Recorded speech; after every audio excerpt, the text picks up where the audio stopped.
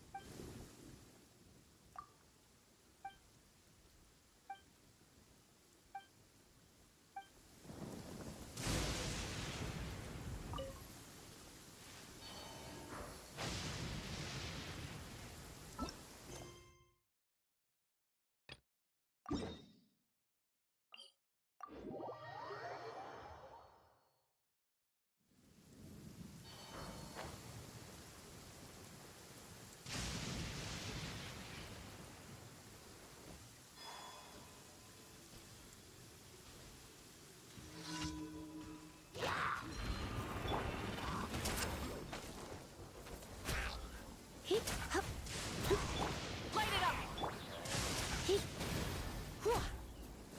Don't be such a gig.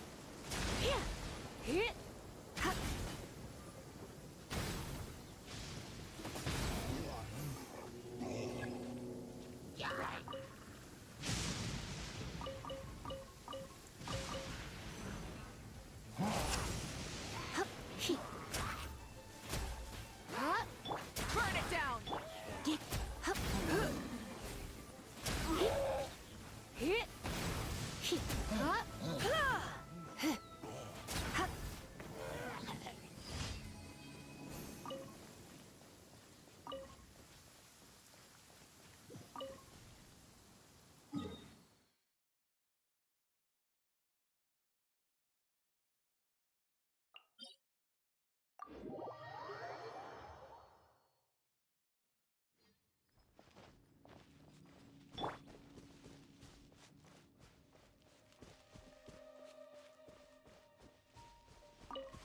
Light it up!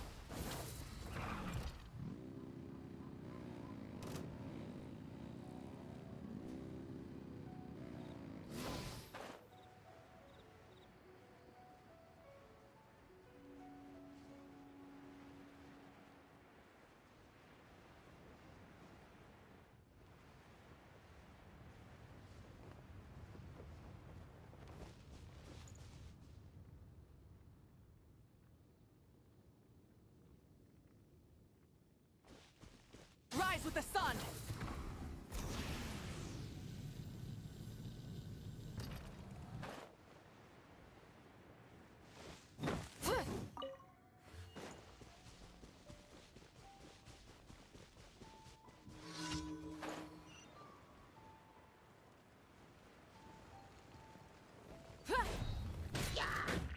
Burn it down! Wayne.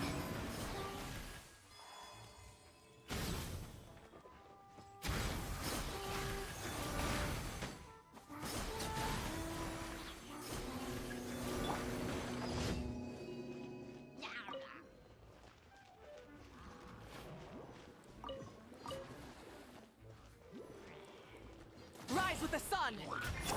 Surge.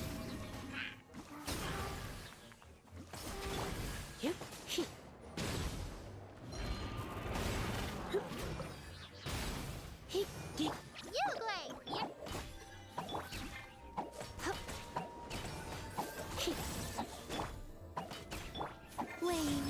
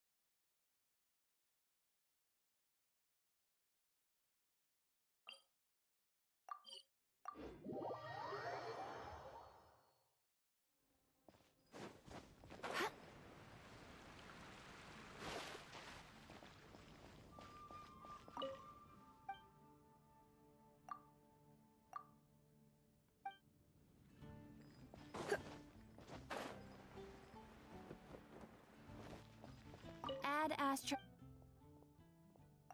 Thank you for completing today. Ad Astra Abyss.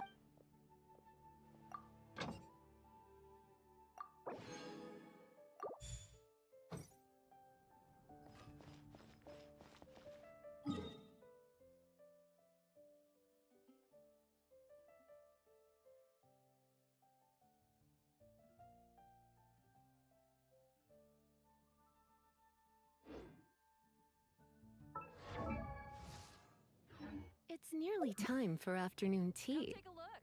There will definitely be something that catches your eye.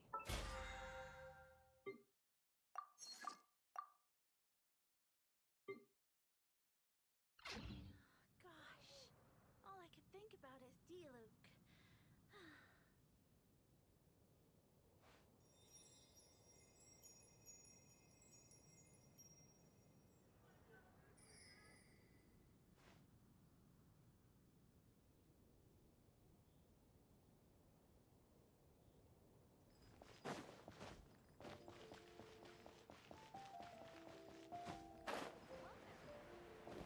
Haven't you heard? There's a strange water.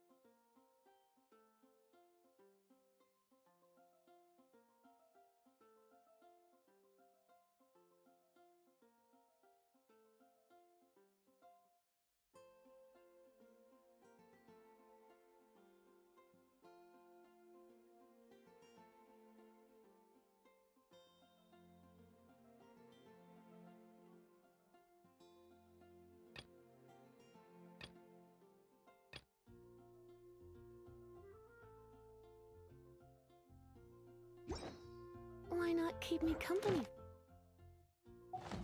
for a while? There'll be plenty of time for work later.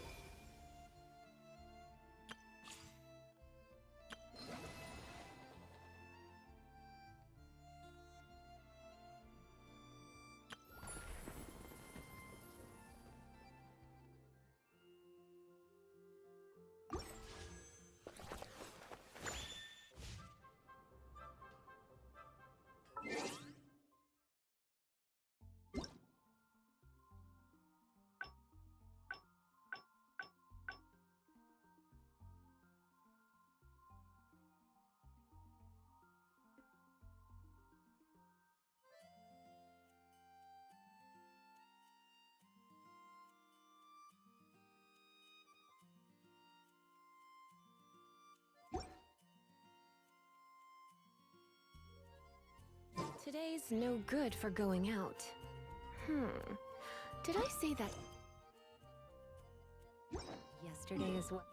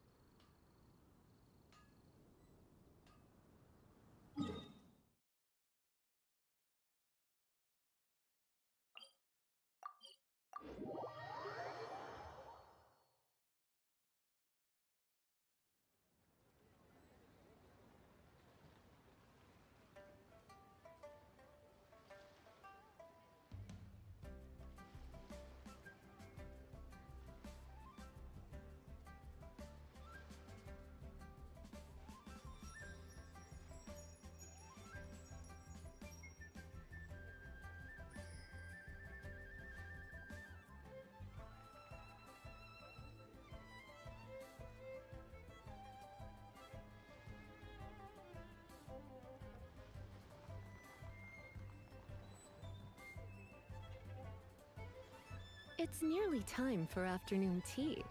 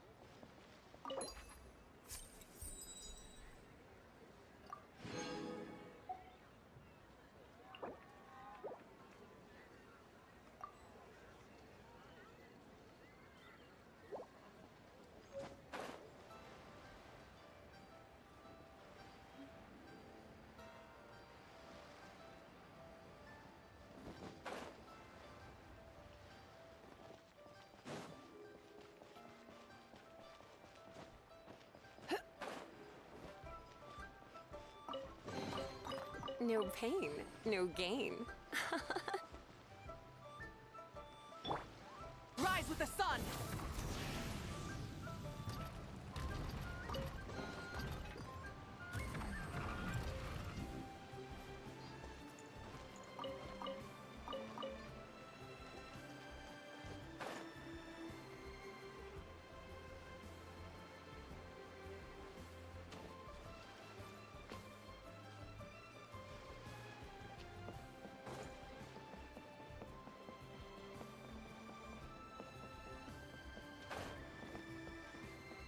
Light it up!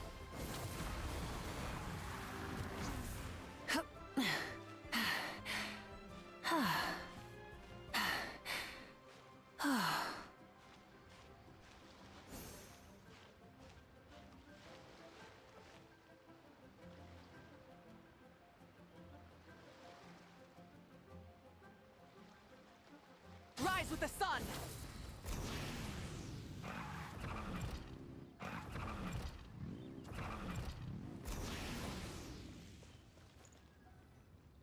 So let me get this straight. The patient disappeared right as you were delivering the medicine.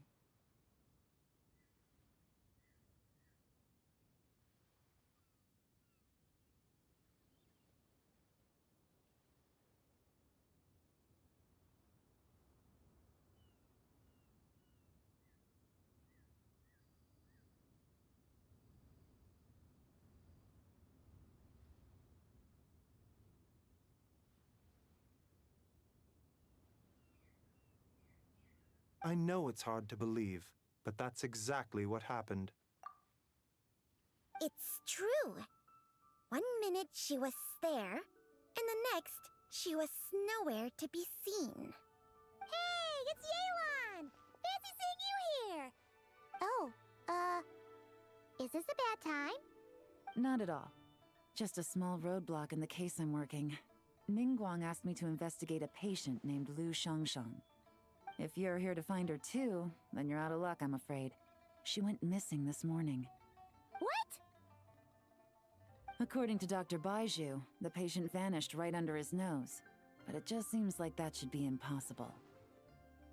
There 1 second and gone the next? Pretty sure Xiao can do something like that. Then you're suggesting this Lu Shangshang is the vigilant Yaksha in disguise? Or some other adeptus? Guess not. But this is so weird. How can a living person just vanish into thin air? Unless Linny decided to take his act to Liyue? Who is this Linny you speak of? He's... Oh, never mind. Paimon's just grasping at straws. Let's set aside the how for now, and focus more on the where. You mentioned this patient has a strong obsession with achieving fame and recognition? Yes. She kept talking about becoming a renowned archaeologist and making a name for herself. So, are we looking for a place where it's super easy to become famous? I think we should check out the Xiao Lantern crafting stalls. Because it's... Not exactly. When the people of Liyue need a solution to a problem, their first thought would be to pray to the gods and the Adepti. If her wish is to become famous, she might write it on a Xiao Lantern in the hopes that the fabled White Horse Adeptus might... That certainly sounds probable. Turns out, the White Horse Adeptus might be a lot closer to home. What would... Nothing! Let's go check out those...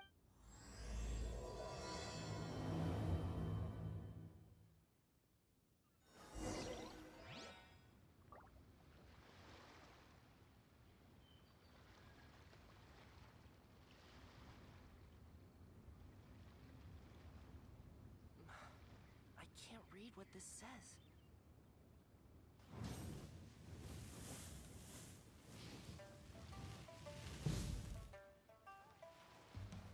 Please, show me your prescription.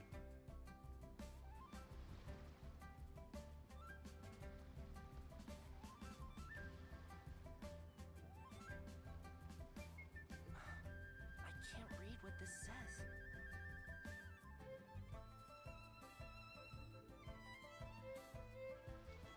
Many insects have a compulsion to follow the light, and humans are the same. Except we call that light hope.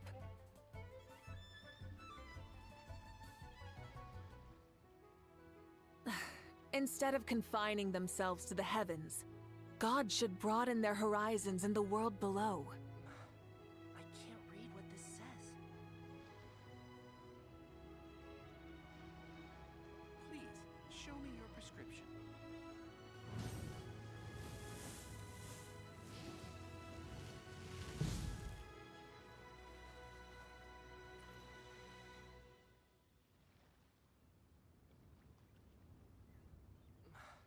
I can't read what this says. Please, show me your prescription.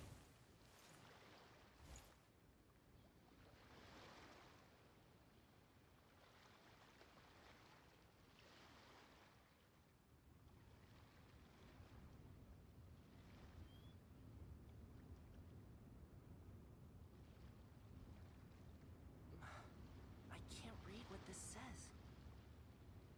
Please, show me your prescription.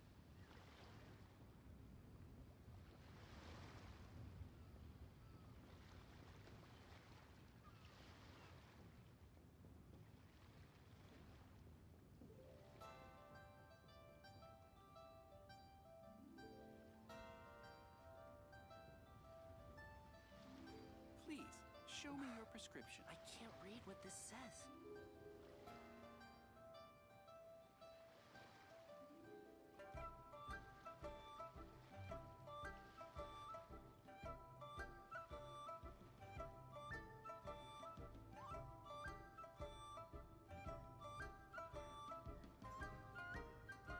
Please, show me your prescription. I can't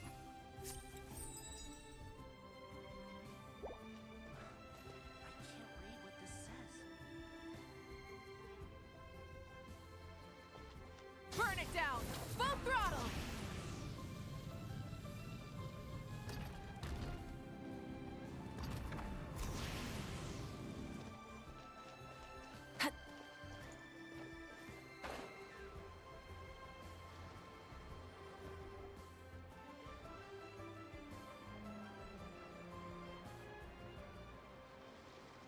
Alright, we're here! Still no sign of Lu Shangxiang, though. As long as you're patient enough, Paimon, you'll find that hunting down people is no different from hunting boars. We need to blend into the environment, or we risk alerting the target. So as far as everyone here is concerned, we're just ordinary tourists. Oh, okay. If we need to blend in... What's your New Year's wish, Yelan? I haven't given it much thought.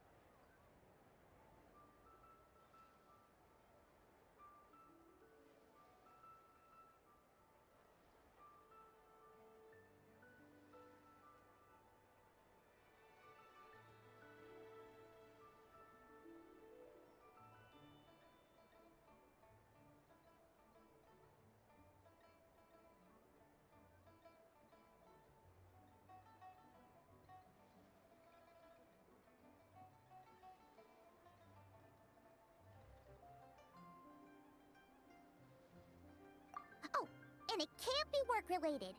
You gotta take a break once in a while, right? You're always digging out this suspect, tailing that criminal, hunting down this gang or that. Which is super amazing and all, but it's gotta be exhausting.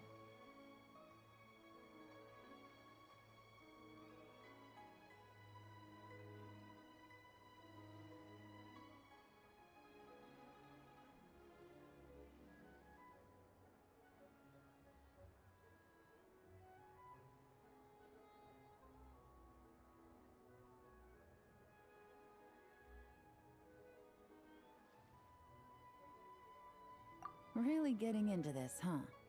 You said to blend in, right? Come on! It's all part of the act! So you gotta— Then, I suppose, it'd be to go traveling the next time I get the chance. Traveling? That's our bread and butter! Wanna join us? Thanks for the offer, but my desk is piled high with reports on your exploits. And that's not quite the kind of traveling I had in mind. I was thinking more the lie down and do absolutely nothing kind of travel. Ah, something a bit more easy and breezy, right? Hey, wait! We know just the place! The Easy Breeze Holiday Resort in Netland. It's super relaxing and full of fun activities.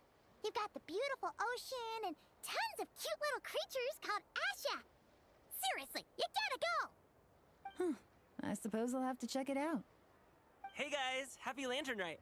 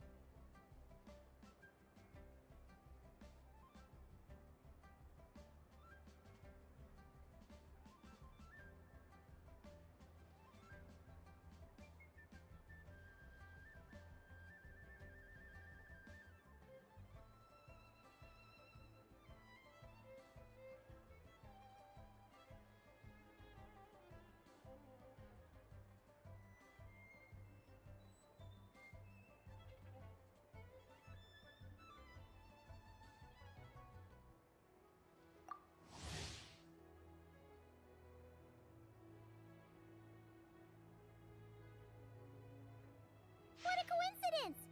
You here to make shell lanterns too? Well, it's that time of year, am I right? Thought I'd join in on the fun. You can't have Lantern Night without making one of these. What you gonna wish for? Aw, man, it's kind of embarrassing, but whatever. The truth is, the mighty mythical beasts are seriously struggling with recruitment. So, I'm hoping to find a few apprentices and teach them the art of wushu dancing. Awesome! Shurfugami, here we come! Whoa there, Paimon! One step at a time. I actually need to find people first. Yeah, but Paimon bets people will jump at the chance to learn from you! Well, I wouldn't be so sure. Wushu dancing is super physical and takes a lot of hard work to master, so it's not easy to find people. At this point, if the Adepti can't help me, no one can. I'll do it! Huh? You just said you wanted an apprentice, right? Well, I'm offering. What do you think? Whoa, the White Horse Adeptus works faster than I thought. Traveler, it's her. Lu Shangshang. Our target! Hey! Didn't you hear me? I said I wanted to be your apprentice! No need to shout. I heard you the first time. What's your name? Step back a bit, Gaming. This person could be dangerous. What? Hey! What are you trying to do? Do you know who I am? Get back! Lu Shangshang, we have no intention of harming you. We just need to ask you a few questions. Get back, I said! Try to remain calm. If you come any closer, I'll...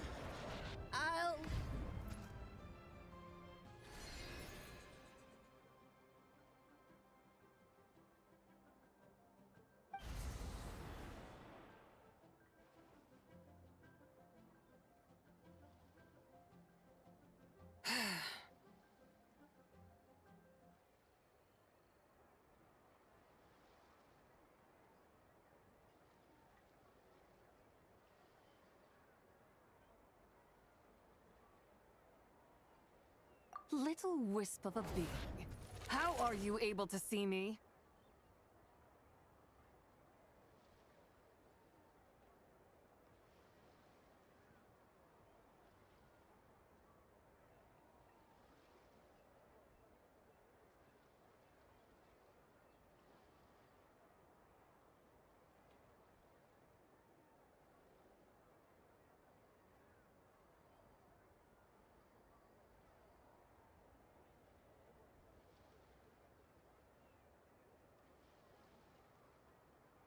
So what if I am? Leave at once! You, a mere mortal, whose own life hangs by a thread, would dare reach for the power of life and death?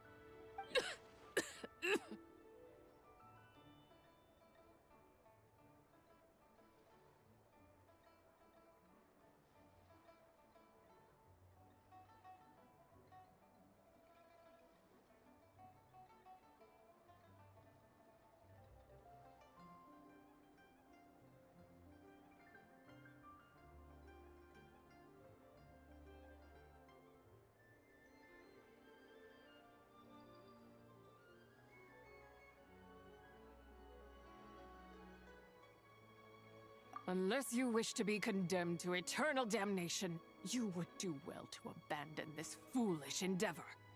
I shall speak on this no further. Don't come any closer. How did I get here? Who are you people? Playing dumb, are we? Save it. We know you attacked those people at Wanmin Restaurant. What? No, I would never. You must be mistaking me for someone else. You don't remember. Of course not. How could I do such a thing? What about the photo you took near Chuang Terrace? What photo? What's going on? It's like she lost her memory or something. Well, this complicates things. I'll take her back for questioning and let you know what I find. Take her away. But I didn't do anything! I swear! That's weird. She seems so normal now, but she doesn't remember anything. This is just great. An apprentice falls right into my lap and now she's gone! Don't worry, Gaming. This is a special case. I'm sure you'll find one soon. Unless you're gonna pony up and offer a real solution, Paimon, I don't want to hear it. Gaming? What's I'm done here. I'm gonna go find an apprentice, and I won't take no for an answer. Gaming, wait! Is it just what? How do you know? Whoa! So you saw the second deadly self? And you think she moved from Lu Xiangxiang to Gaming?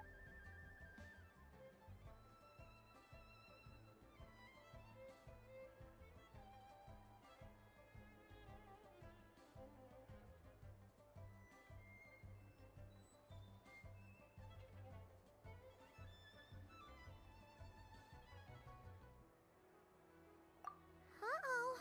Then we better find him before something bad happens. Let's go!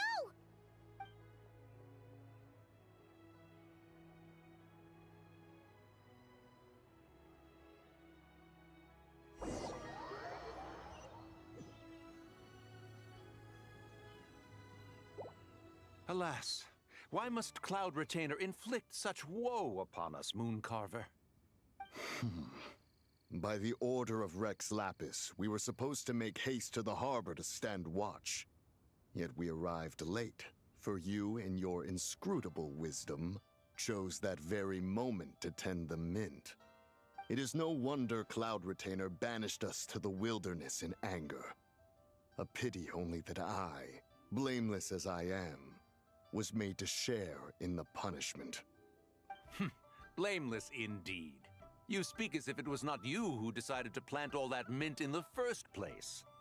Yet now, in its wretched state, overrun by blight and vermin, you would turn away? Utterly heartless, I say. Were I truly that heartless, would I have rescued those seedlings from this desolate wasteland, granting them haven in your hallowed garden? Alas, if blame must be laid, let it fall upon Cloud Retainer for failing to recognize the virtue of our plight. Ah, at last a sentiment with which I can agree. If ever Cloud Retainer is away, we should steal into her abode and plant a veritable field of mint. A tempting little ruse, is it not?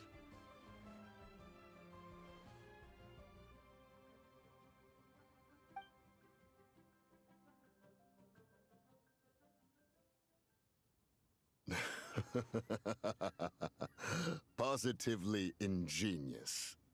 Please stop chasing us. Just let us go. Get back here! If you keep running, I'll kill you! Please, we don't know anything about wushu dancing. Just leave us alone. What? You think I'm not good enough to teach you? Just agree to be my apprentices, and then we can talk. That child looks somewhat familiar. Ah, it appears to be the wushu dancer from Liyue Harbor.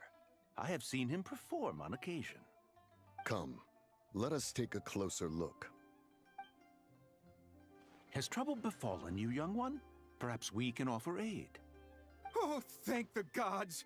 Please, sir, you have to help us. This guy's trying to force us to become his wushu dancing apprentices, and he won't take no for an answer.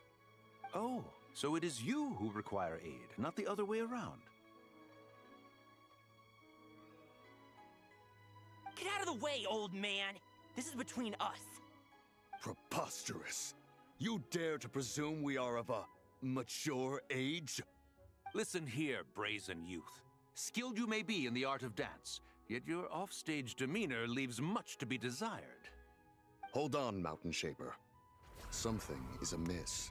Look closer. Huh. Indeed, he bears the mark of something unclean. It spells trouble. You there, depart at once. Hey! You drove off my recruits, old man! You'll just have to take their place, even if you're a bit on the decrepit side. Many years it has been since a being has dared speak to us in such a manner. Now let us see what evildoer has sought to use you as its puppet, young one. You two, you're Adepti! Does that strike fear in your soul? Whoa! 2 Adepti recruits just fall right into my lap? That white horse sure knows how to grant a wish. Coming! Slow down! Wait for us! Jeez, take a hint, will you? I told you to stop following me! Traveler, Paimon, keep your distance from this youth. Evil has taken a hold of him. We know! It's one of the White Horse Adeptus' deadly selves! She's possessing Gaming! The White Horse Adeptus' deadly selves? Could it be that Rex Lapis called us to Liyue Harbor for this very reason? Hey! What are you two whispering about over there? Who's gonna be first apprentice and who's gonna be second? It doesn't matter! I'm not the kind of Sufu who plays favorites! Insolent spirit! Be gone from this child at once!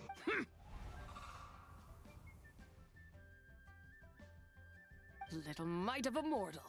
Getting in my way again, I see. That is no concern of yours. No, only by doing it myself will I find peace. Otherwise, rage will consume me. If I lose control, all will turn to dust. The curse of time. The memories this body holds. Come no closer. This is your final warning. Insolent spirit! Be gone from this child!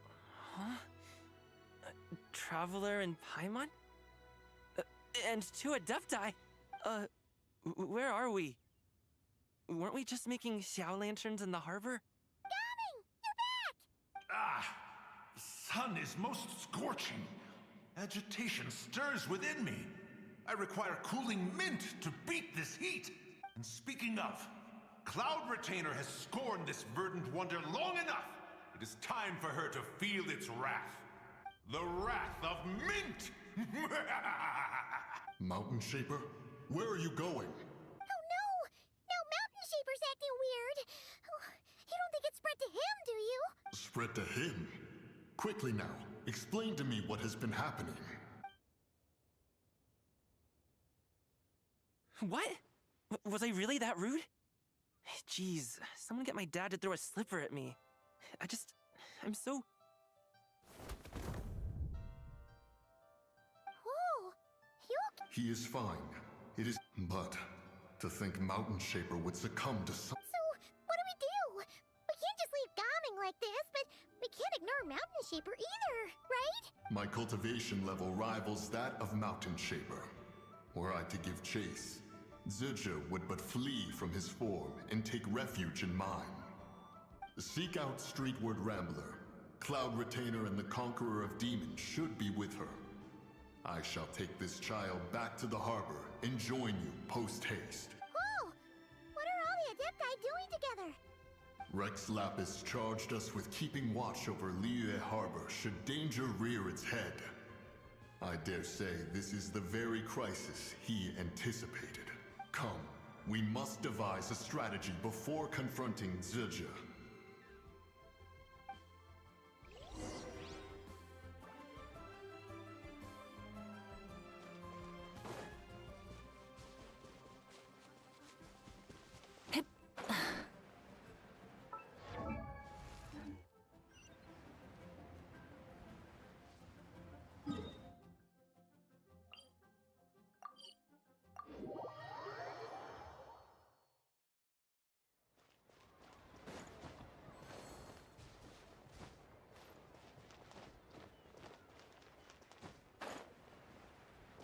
Light it up!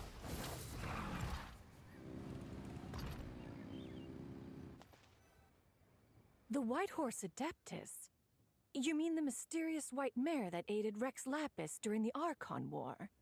Even if it's not her, there must be some connection. She always avoided us back then, and I never knew why. Rex Lapis's recent trip seems to be related to this person as well. Xianyun! Madam Ping! Xiao! Great! You're out here! Ah, Traveler. It has been quite some time. Oh, happy lantern ripe, Paimon. You're as lively as I remember. I trust things have been well. Sorry, Madam Ping. No time to catch up. Something terrible has happened. What is it? Has Mountain Shaper gotten himself into trouble? Mooncarver is here with you, but he is not.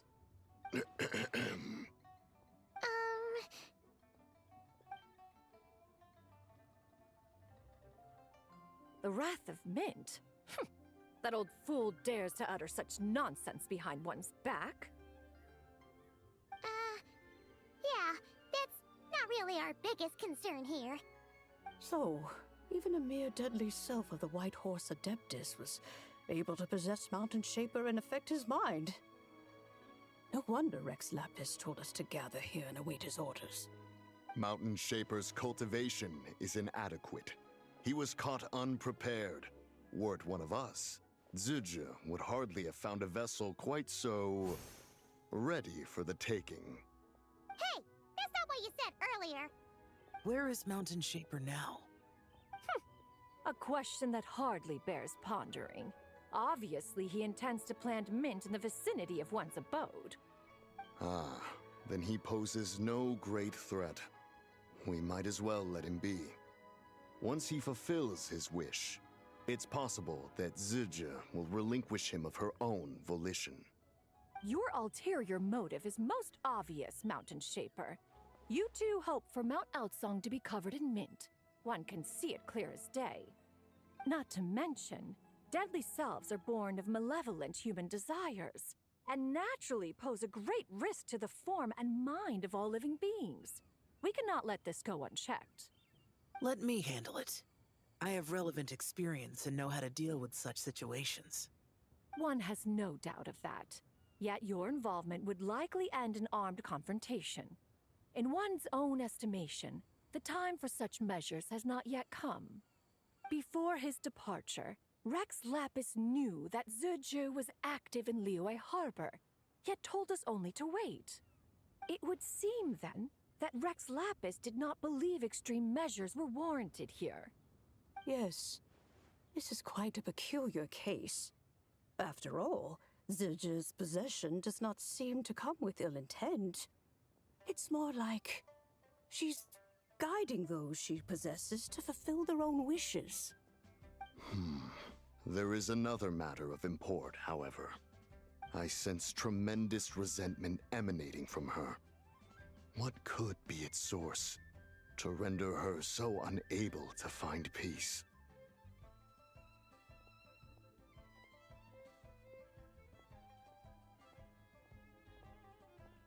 She was talking about the White Horse Adeptus memories, right? From what the Traveler said, it seemed like she was about to explode with rage. But why? With Rex Lapis away, if we wish to understand that which occurred in the past, we shall have to ask her directly. She also mentioned the Curse of Time. What could that be about? Perhaps erosion. Indeed. We are of the same mind. I heard that ancient clans in the mountains once regarded the White Horse Adeptus as the daughter of time. It seems there was some truth to that, after all. The Daughter of Time. Cursed by time? Time does not treat everyone equally. The longer you dwell in this world, the more it takes from you. Then what do we do? One has devised a solution. Based on what you have told us, it seems that Zizha is in the habit of leaping to a different host when provoked. One's plan is for us to block all escape routes while you confront Mountain Shaper, forcing Zizha to reveal herself.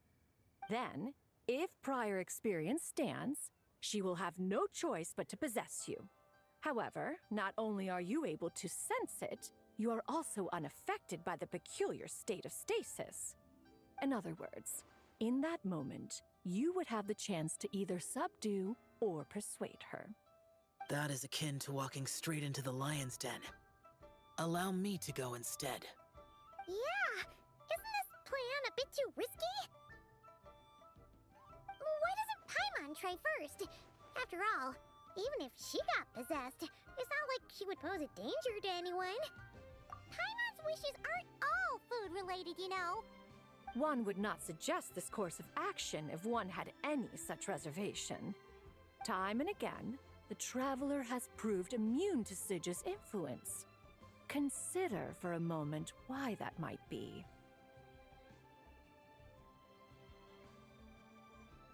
Oh yeah! That's what the first deadly self told you, right? Perhaps your time in Nodcry left you with the blessing of the newborn moon goddess, traveler. And this Whitehorse Adeptus clearly has a profound connection to the moon. Indeed. Indeed. I see. Have you other concerns, Conqueror of Demons? I was just trying to fathom why Rex Lapis left without explaining the situation in detail. But now I think I understand. Rex Lapis entrusted this matter to the Traveler, which means in his estimation, the Traveler must be the key to its resolution. So I have no other concern. I trust Rex Lapis, and I trust you.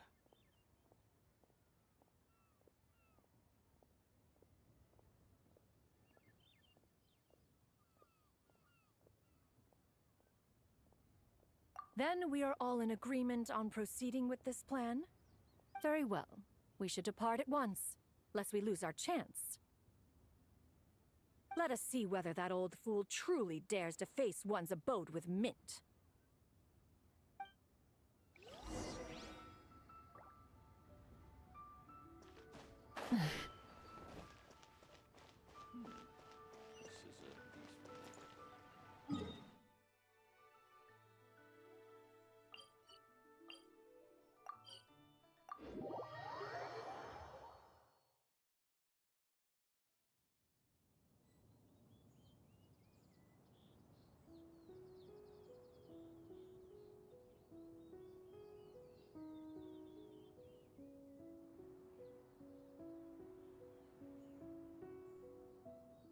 Exploration and trials. Burn it down! Full throttle!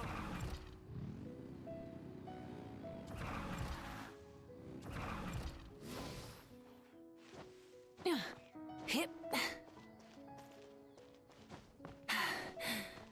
Phew.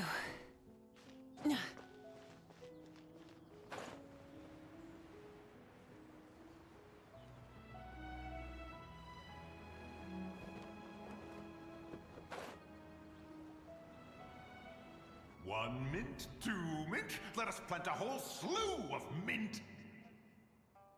Once I reach 10,000, Cloud Retainer's abode shall be Mount Outsong no more, but rather Mount Mintsong. Oh, to behold the look on her face when she is confronted with such verdant splendor! Mountain Shaper. You dare disturb the tranquility of one's abode. Do not take personal offense, Cloud Retainer. He is not in control of his faculties. Exactly. Let it go this once. Zidja is the one driving him to do this. Huh? But Zidja just helps people fulfill their own wishes and desires.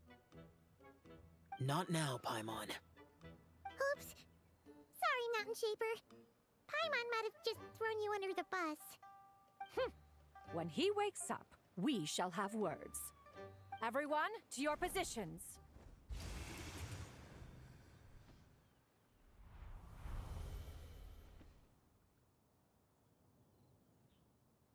Be careful.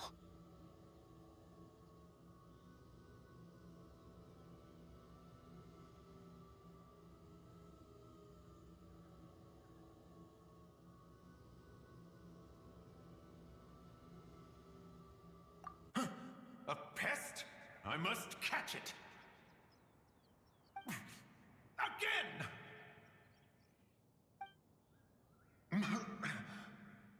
Oh, young one, it is you! Don't tell me. Cloud Retainer sent you? Ha! Such brazen insolence! Such presumption. Such boundless avarice. That wretched adept's impudence knows no end. If she dares lay a finger on my garden, I shall smash her cuisine machine to pieces! You think I am one to fold so easily?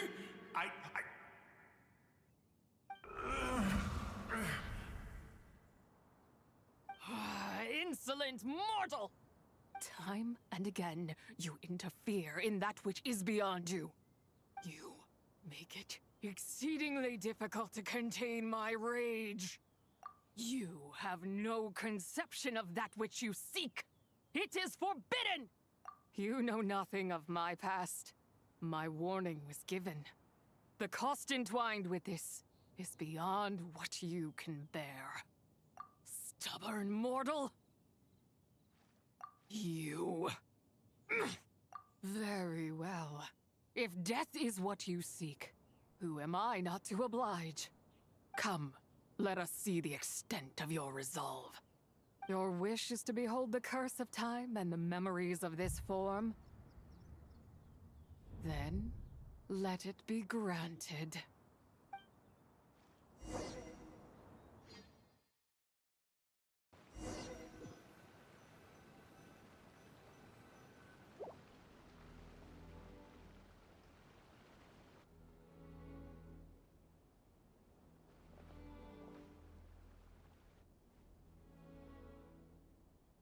You who seek death, stand before me. My prison.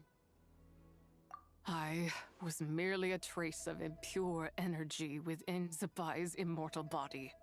When her soul was shattered, it should have been the end of me. But then, the one who governs time descended from on high and froze the moment of her death. And so, I remain in this world, unable to find release. A mortal who knows of her existence and would dare to speak her name. Who are you? Help. No, there is nothing we can do for each other. Her power, the one who governs time, it has surrounded me ever since. A blessing and a prison, all at once. No, I have been asleep in this prison for countless years, until a familiar presence woke me. Then, through that mortal girl's eyes, I saw it. As pure and bright as ever, unchanged across the millennia. It was the moon. That place is called Chiwang Terrace. Did later generations rebuild the altar in a new location? It looks just like the one used to honor Tsupai. Could it be that traces of what happened back then still remain in this world? That memory is embedded deep within the essence of Tsubai's soul. It is one that should have been forgotten. Yet, it is precisely that which haunts my every waking moment, fuels my rage, and denies me a modicum of peace. Now you, a mere mortal, come to seek that which is forbidden. So, let us see whether the fire that fuels your ambition is a hero's wisdom, or a fool's courage. I shall relinquish control over this body's curse, and let it devour everything within sight.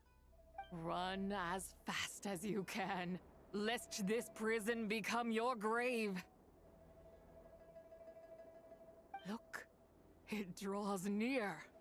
The river of time, come to sweep all into oblivion. A torrent of tears for the dead and departed.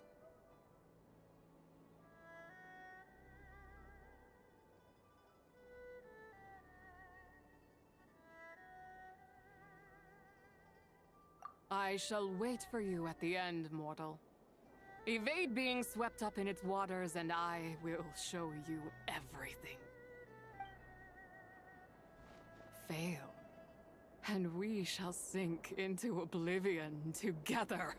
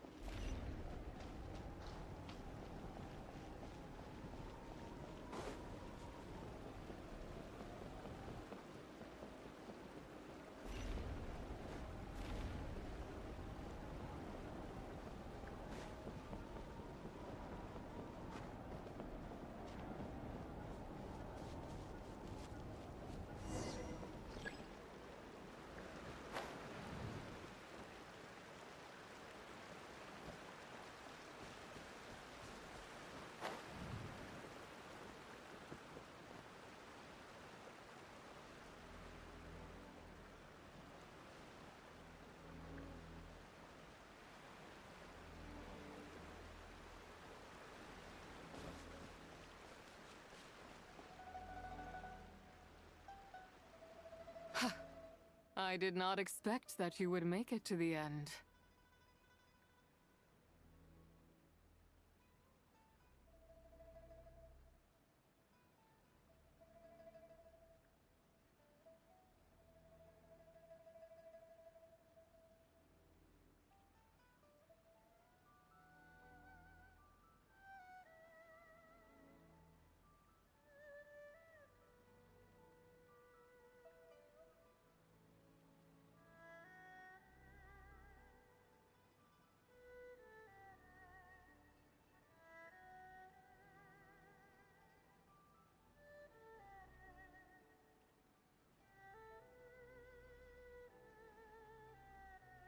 Yes, it would seem even time cannot hold you back. In that case, perhaps this truth is one you can bear. Come, let your wish be granted.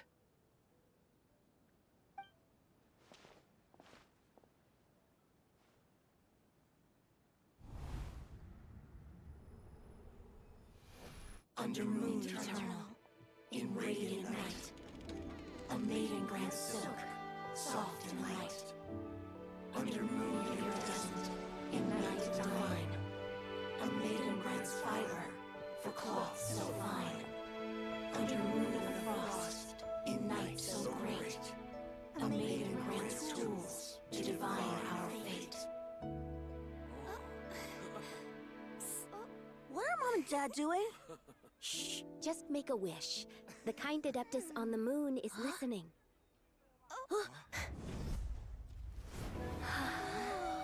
Look, it's Lady Tsubai. Wow, Lady Tsubai? Is she powerful? Of course. She taught us how to grow grain and beans, millet and rice, how to peel hemp and reel silk, spin thread and weave cloth, how to cut stone and build houses, cast bronze and forge tools. According to Mom and Dad, the Adeptus Tsubai is the god of soil and grain, who blesses our land and its crops. Huh? Lady Tsubai's leaving. It's all right. We just have to wait till next year. She'll be back.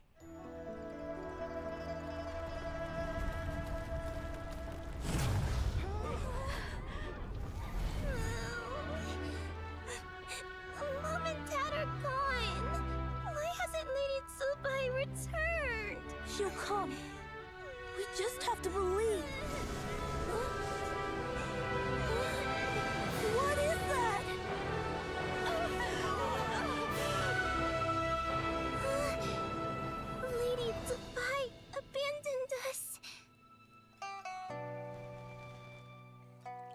All places tainted by the Abyss need to be purified. That includes Longon. And what of its people? You know what will happen. You are but an emissary to the mortal realm. This is Heaven's will. There is no need for guilt, and no place for hope. I wouldn't dare. But the people of Langan honor me, worship me, pray to me. If I do not answer, the guilt will be too much to bear. And if you do, you will meet the same end. Then as their god, I shall die among them. Look!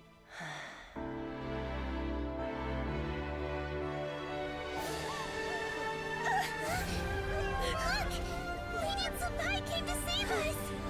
I knew she wouldn't abandon us! Run!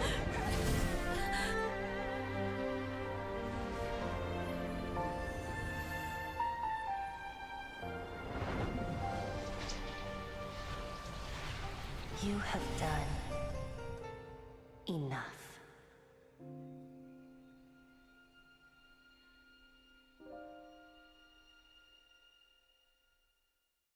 Now you know the truth.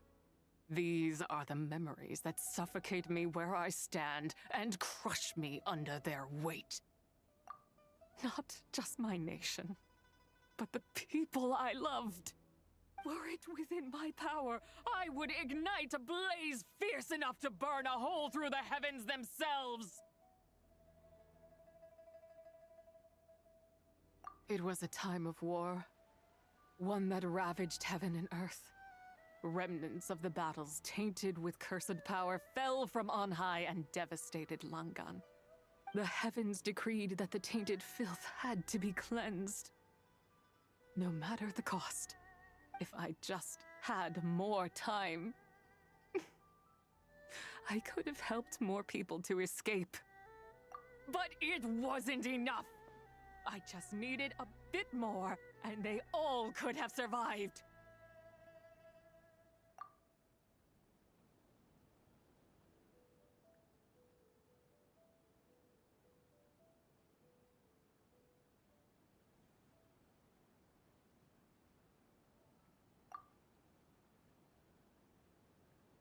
I never imagined there would come a day where I found peace. So long this rage has been within me. Yet here in this moment, it has stilled at last. Thank you. If you wish to bring Tsubai back to life, mortal, then you may take the part of her soul that lives in me. Just remember, from this moment onward, the fate of Langan's fallen rests on your shoulders.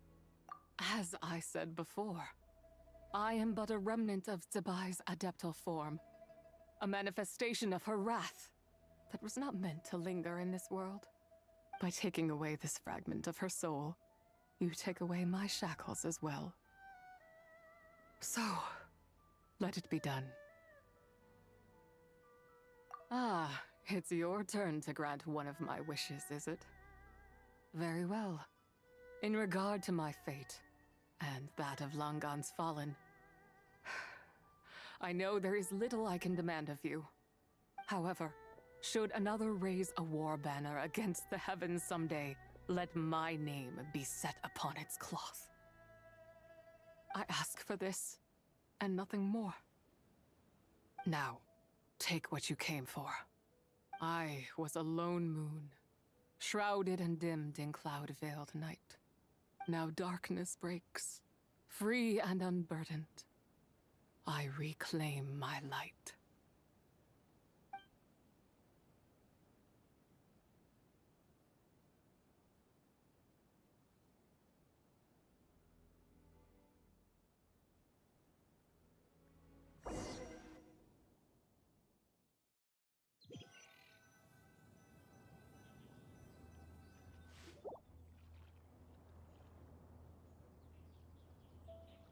You think I am one to fold so easily? Ah, Young one, what brings you here? My, what exquisite mint seedlings. Was it you who planted them? I had not taken you for one so versed in the horticultural arts. I must insist that you visit Mount Hulao.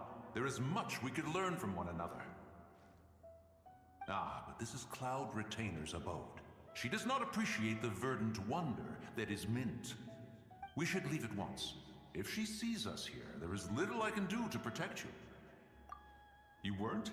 Was it Mooncarver then? My, what nerve he has. What? Looks like Mountain Shaper is back to normal. Has the matter with Zizhi been resolved then? Wow, that was fast. That took, what, like a second? A second to us, perhaps. But for the Traveler, I imagine it felt much longer than that.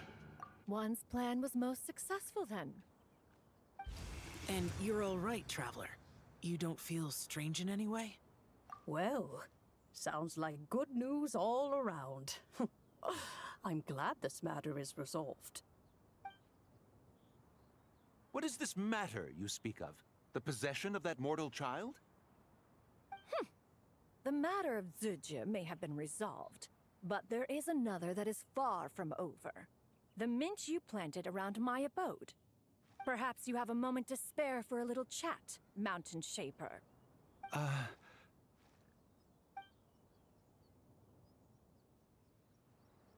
You seem reluctant to talk in detail about what happened with Zizhi.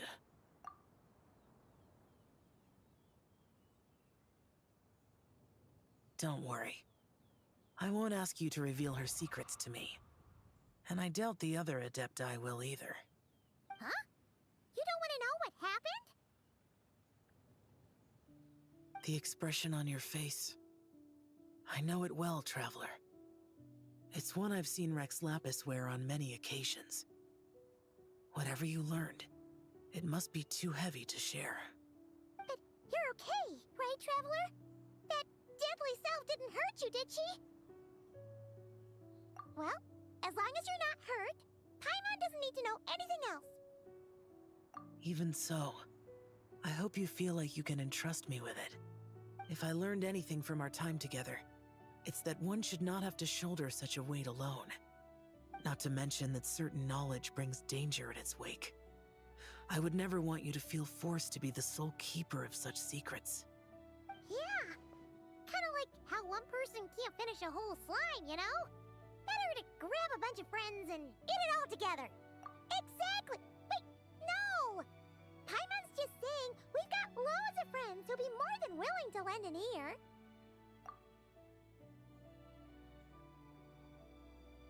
I never knew there was such a tragic chapter in the ancient past of this land.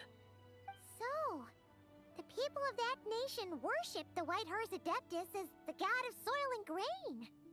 It would seem, then, that Rex Lapis had a similar reason for withholding the details of his recent trip. I've often wondered if he had companions to stand by him before we met.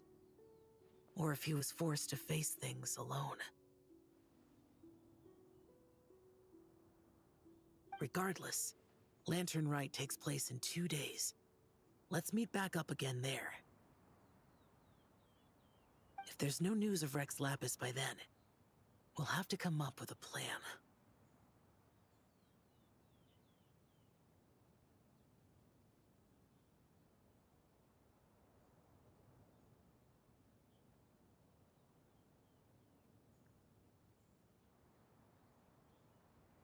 Fingers crossed it all goes well.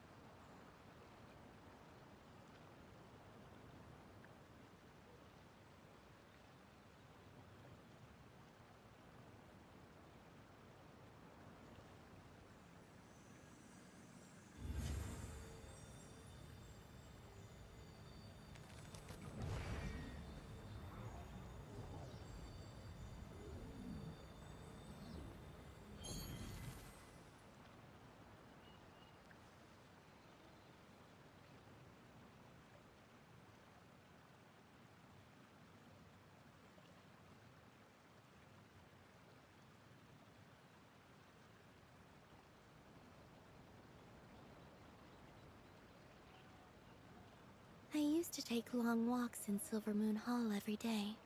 So don't worry about me. I can keep up.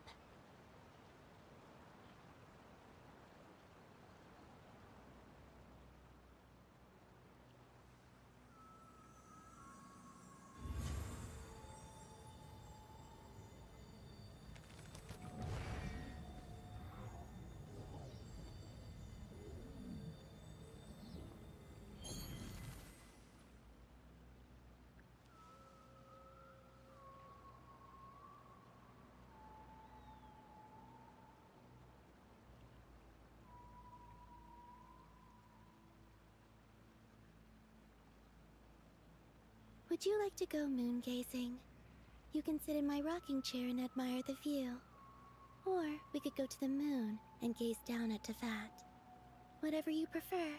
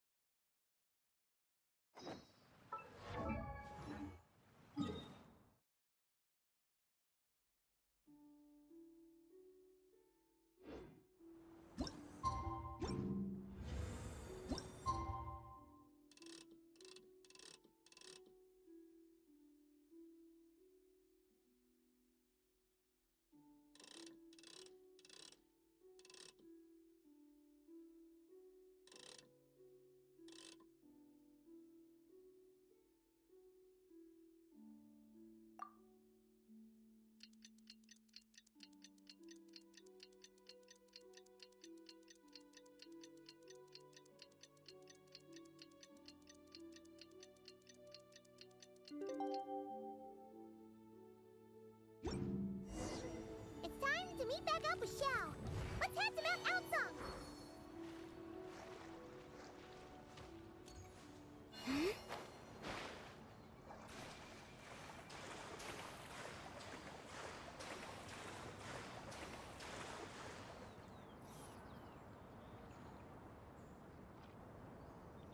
Xiao! Cloud Retainer! Madam Ping! We're here! Any news on Zhangli? Wait, Hello, Maya. How are you doing today? Well, Shenyun banned Mountain Shaper from Mount Outsong for 3 days. Oh, and what about Mooncarver? The scheme to plant mint in one's abode was one those two fools devised together? And when it comes to punishment, one does not discriminate. His banishment ends in 3 days as well. Wow, that's pretty harsh, Cloud Retainer. Let's get down to business. We have news of Rex Lapis. Huh? Isn't that... Yes, Rex Lapis's Geopillar. It descended from on high this morning. He must have sent it for a reason, but it does not respond to our touch. So, what does it mean? Is he in trouble? Not necessarily. It could be a message only a specific person is meant to receive. Traveler, you alone spoke to Rex Lapis before he left. Oh, so he must be for the Traveler. Give it a try.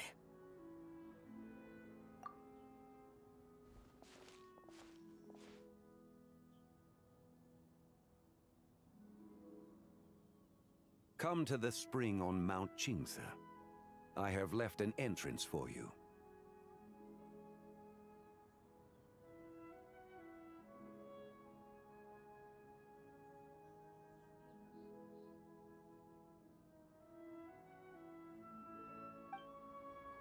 Well?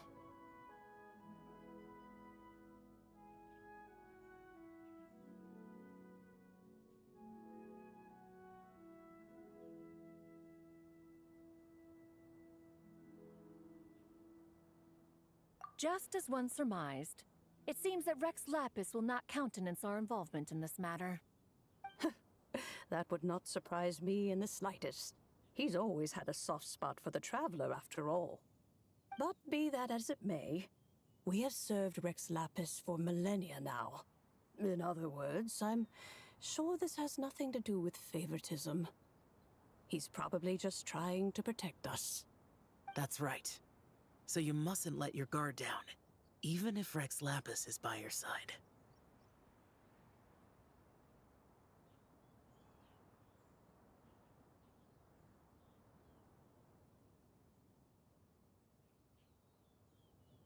All right, let's get going. We'll try not to keep you all waiting.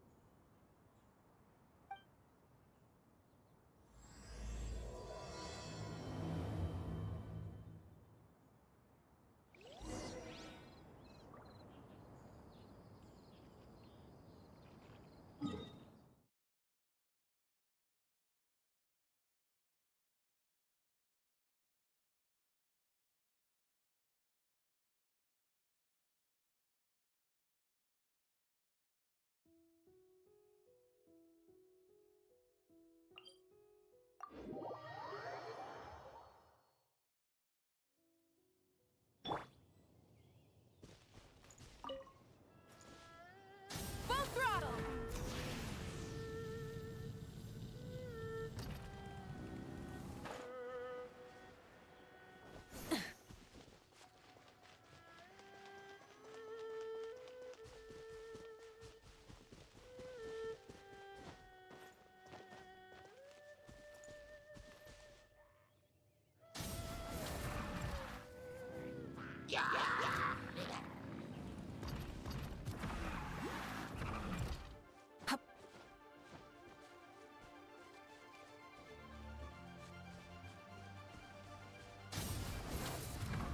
Keep your eyes peeled. He should be around here somewhere. Another test subject.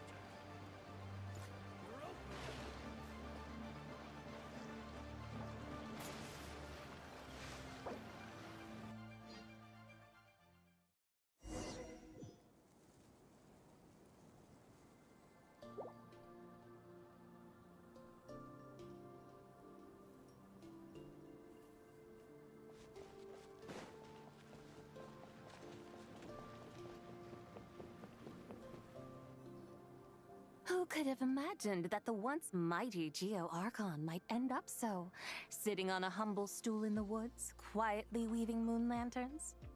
You really do look like an old man now. This is a Shao lantern, not a moon lantern.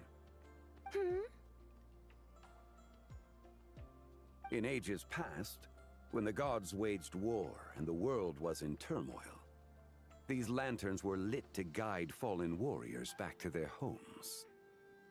Had you tarried in the mortal realm for but a little while longer, you might have become quite accustomed to them. Even so, it bears such a striking resemblance to the moon lanterns they used to offer up to the heavens.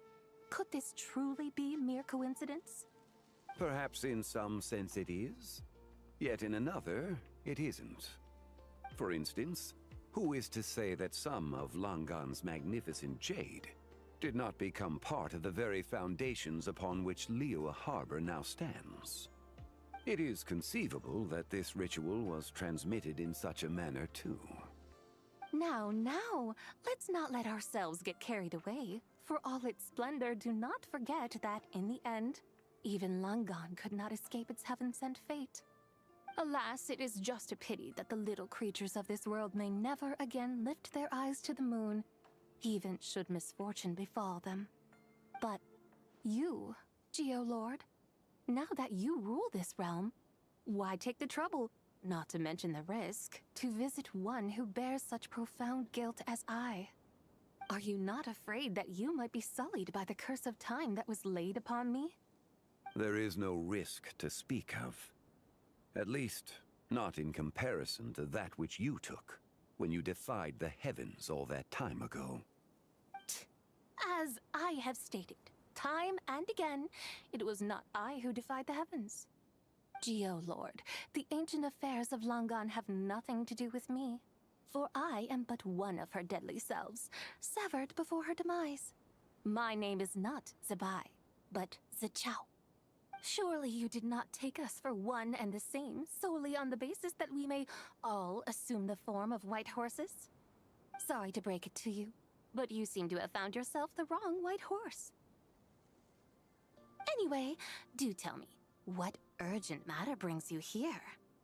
Very well then. I have come to ask for Zebai's shade. Oh? So, the Geo-Lord has set his sights upon Zebai's human soul. And what is it that you intend to do with it? The world outside is changing.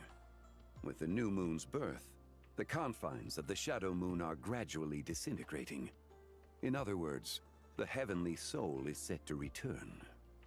Consequently, strange phenomena have manifested within Langan's former domain, leading to the earthly soul's reappearance as well. The last of the trio, the human soul, is in your possession. Most intriguing. My intention is to gather all three together, so that an old friend may finally make her return. I must admit, it seems that some remarkable affairs are coming to pass in the outside world. Yet there is one thing you seem to have overlooked, Lord of Geo. Back in the day, it was you that freed me from that painting. And afterwards, I took up arms in your name. Together we first subdued Chenyu Vale, then brought peace to Mount Qingse. It was for this cause that the contract between us was made. But now that the debt has been repaid, what cause have you to expect my aid?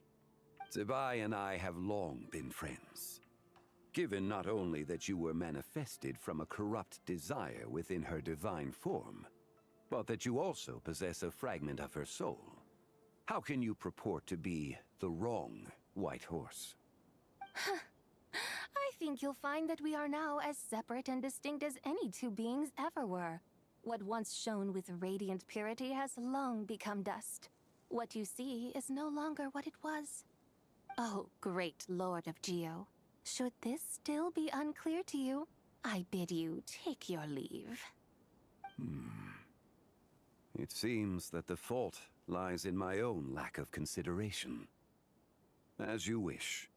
I shall let this matter rest. Wait! One moment, if you will. Should this not be your opportunity to propose a new contract? The part where you make me an offer I simply couldn't refuse? Even those puny mortals know how to haggle when striking their bargains. Should you, the famed god of contracts, not likewise strive for success through negotiation? Come now, enough with the posturing. It's time to name your price. Very well. I had, in truth, prepared a new contract for your consideration. I knew you would not come before me unprepared. Yet, you should know that I want for nothing, for I live in the mountains, carefree and untroubled. Occasionally, I even find sport in teasing the mortals who stumble into my presence. Then why persist in telling them those ancient stories? I speak of what transpired before the sky collapsed and the earth sank into itself. That is merely my way of passing the time. And what of it? Would any believe, much less remember, the ramblings of a mountain hermit? Those tales have long since spread throughout the mortal realm. Who? Should my words prove insufficient, I invite you to see the world for yourself. To this end, I have found you a pair of trusty guides. The Lantern Rite is presently underway in Liyue, and should prove quite intriguing for you. So this, then, is the contract you have prepared for me? Indeed it is. Think of it as a contract for a one-day festive excursion. Surely you do not hope to offer this in exchange for Tsubai's shade. The foundation of my very existence for a little excursion seems a little steep, wouldn't you say? Why not see for yourself? You can always decide afterwards. The final determination, of course, shall rest with you. Is that so? Then perhaps this deal might not be entirely off the table after all. Where then are these guides of Perfect which you timing speak? as always. Hey, it's Xiangli! Oh, we've been looking for you everywhere. You're here. So these are my guides. Well, well. They certainly look the part, I'll give you that. Guides? Oh, you poor innocent little creatures. The benevolent Lord of Geo has soaked you to me, which means that for the rest of this day, you belong to me. Sold us to you?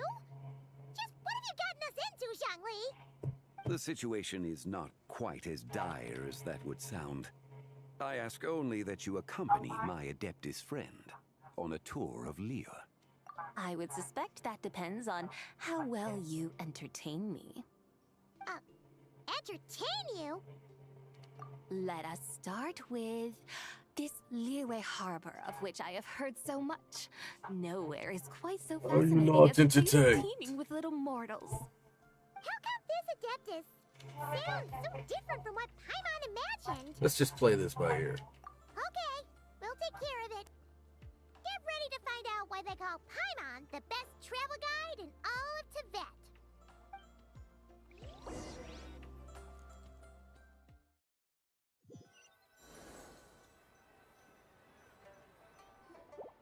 Look!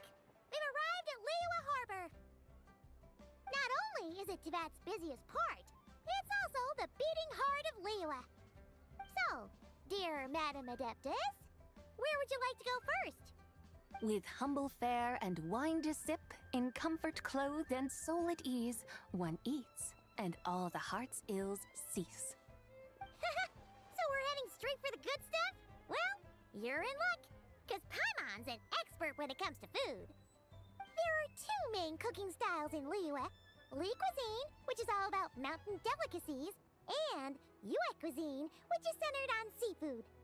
The most famous restaurants are Liuli Pavilion and Shinyue Kiosk. Oh, now Paimon's starting to drool. Yes, sir. Only option is to go try them both. 2 meals back to back.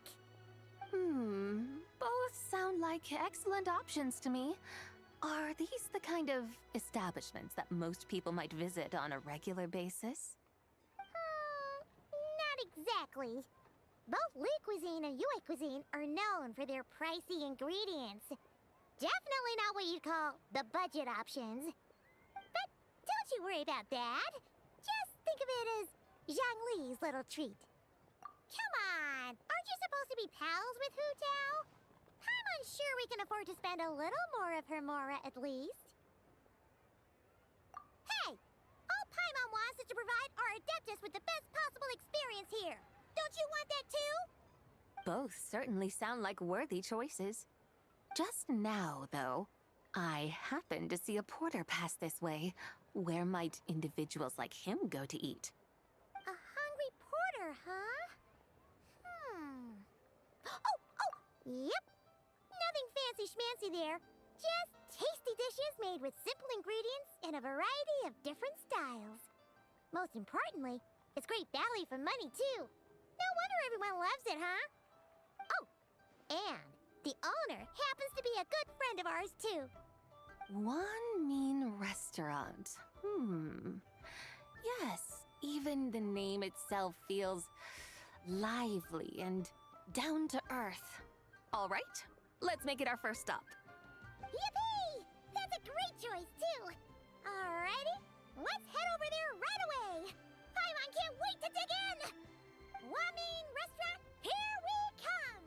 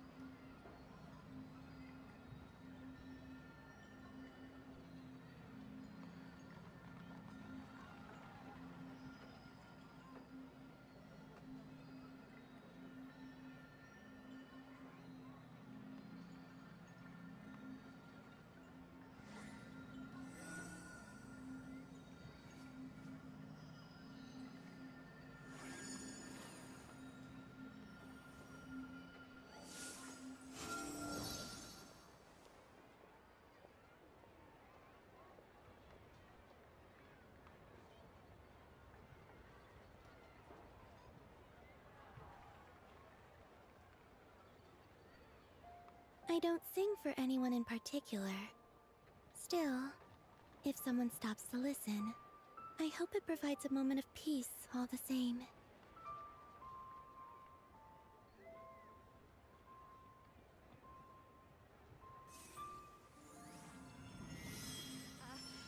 Join the Adventurers Guild. You'll have a blast.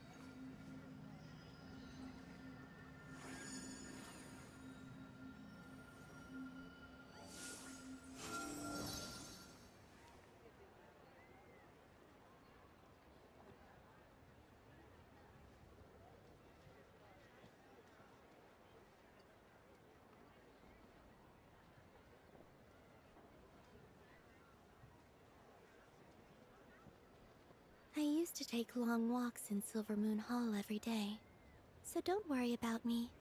I can keep up.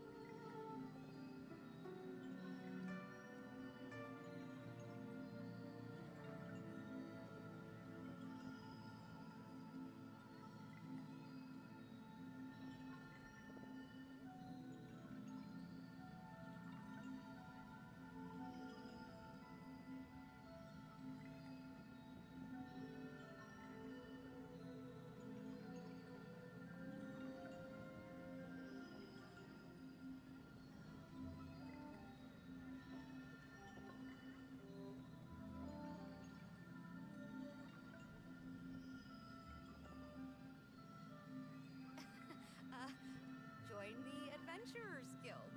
You'll have a blast.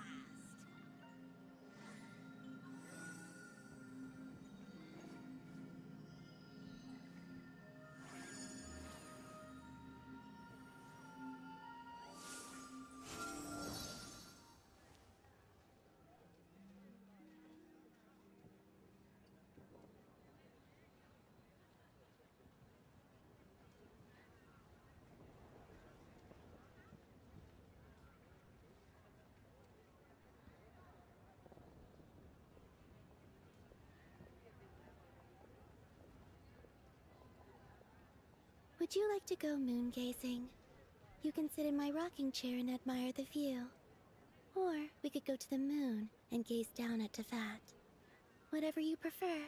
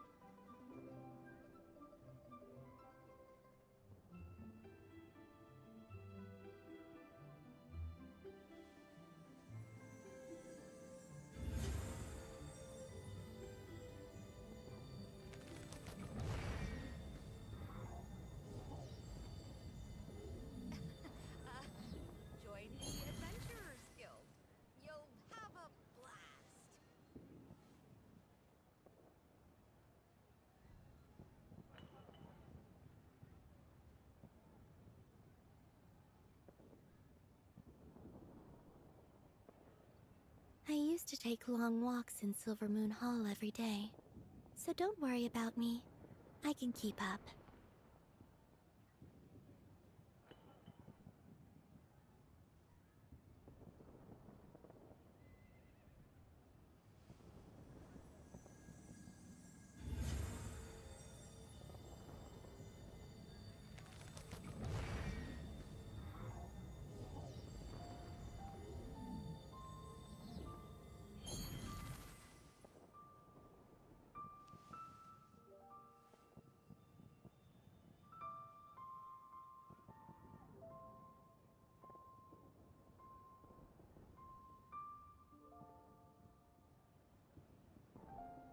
I don't sing for anyone in particular. Still, if someone stops to listen, I hope it provides a moment of peace all the same.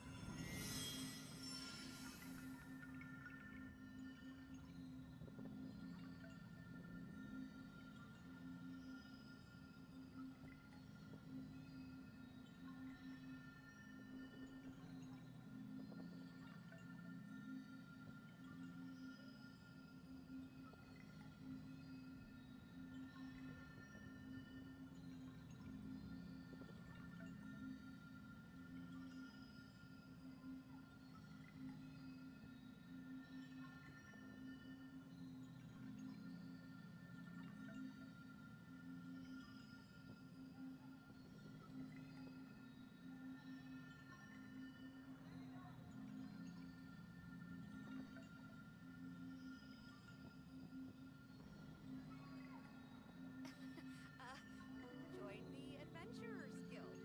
You'll have a blast.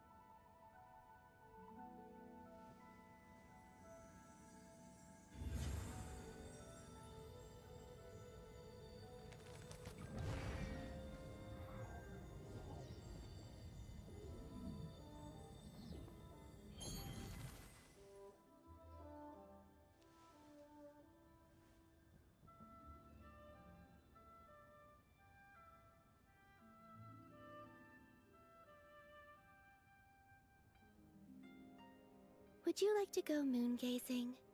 You can sit in my rocking chair and admire the view. Or we could go to the moon and gaze down at Tefat. Whatever you prefer.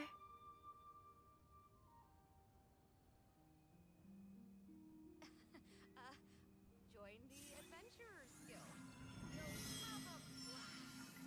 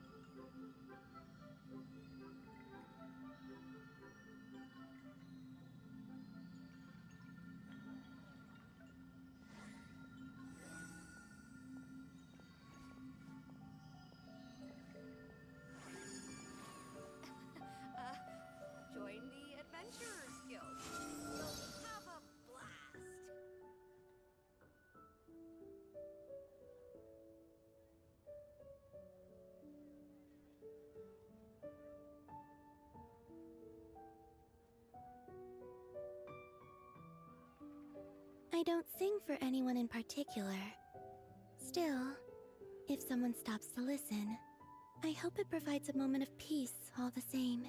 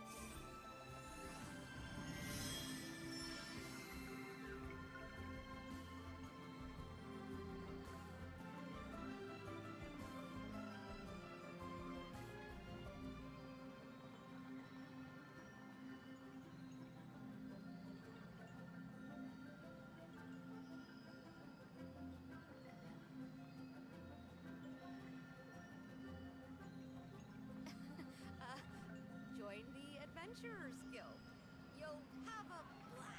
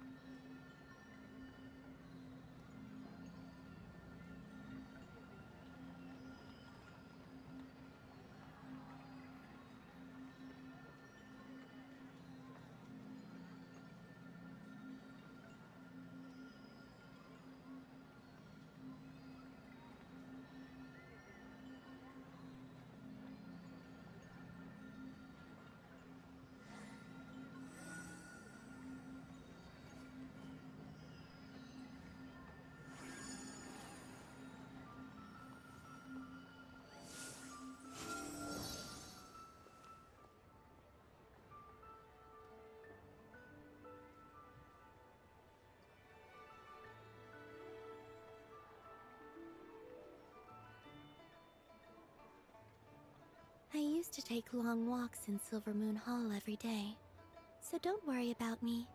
I can keep up.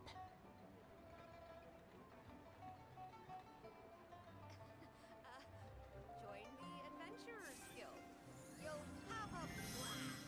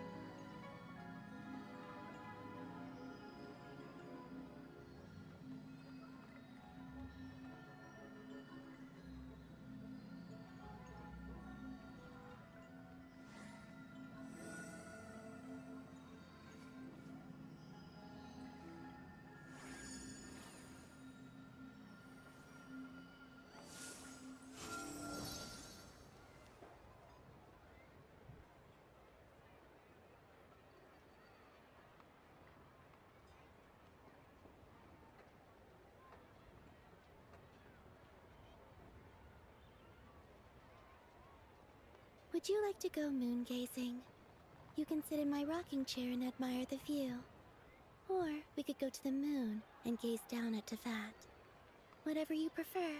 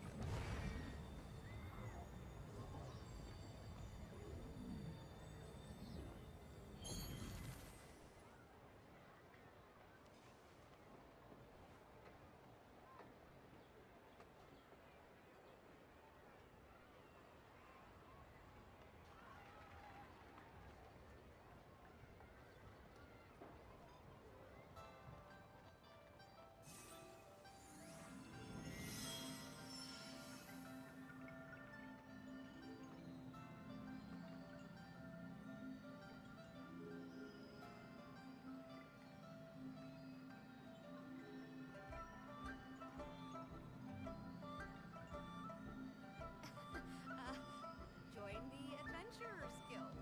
You'll have a blast.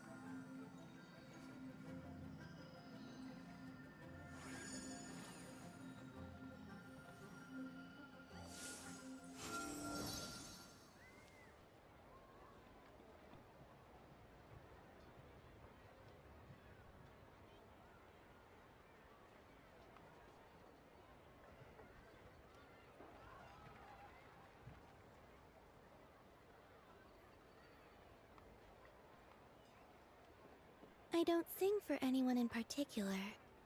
Still, if someone stops to listen, I hope it provides a moment of peace all the same.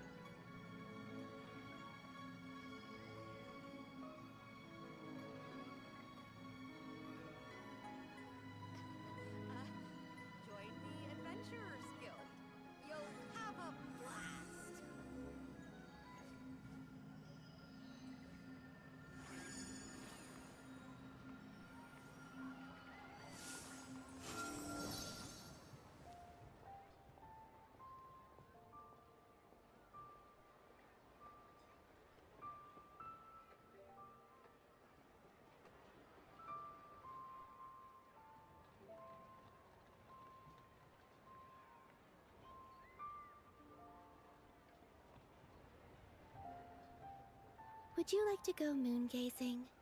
You can sit in my rocking chair and admire the view. Or we could go to the moon and gaze down at Tefat. Whatever you prefer.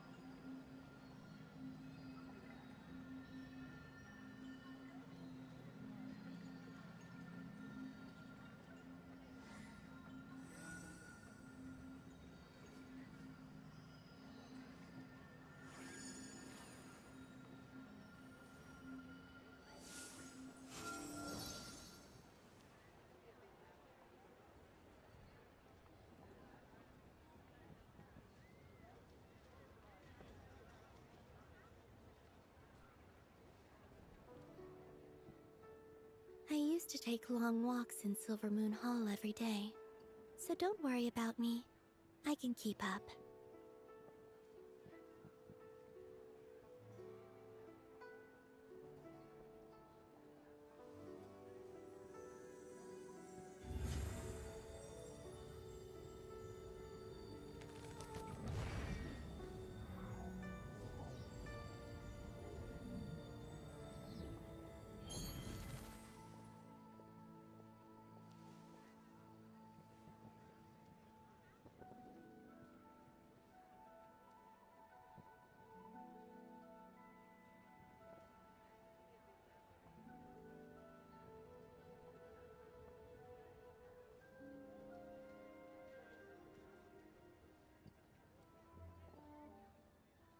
Would you like to go moon gazing? You can sit in my rocking chair and admire the view. Or we could go to the moon and gaze down at Tefat. Whatever you prefer.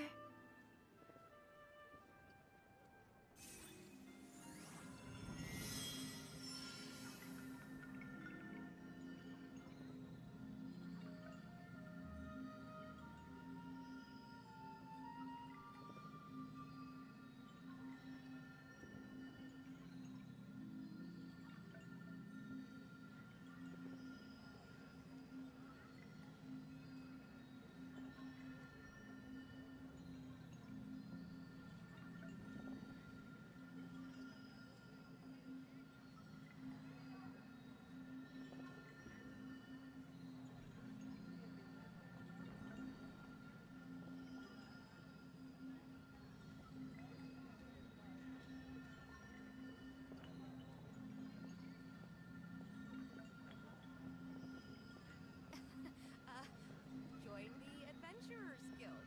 You'll have a blast.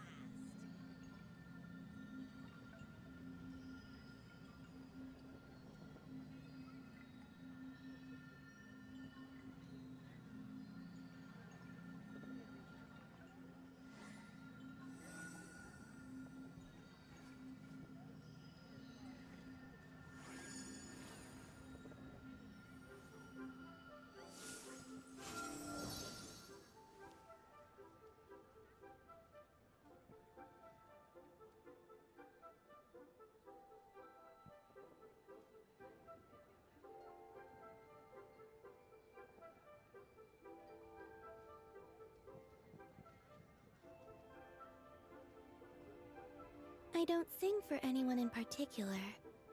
Still, if someone stops to listen, I hope it provides a moment of peace all the same.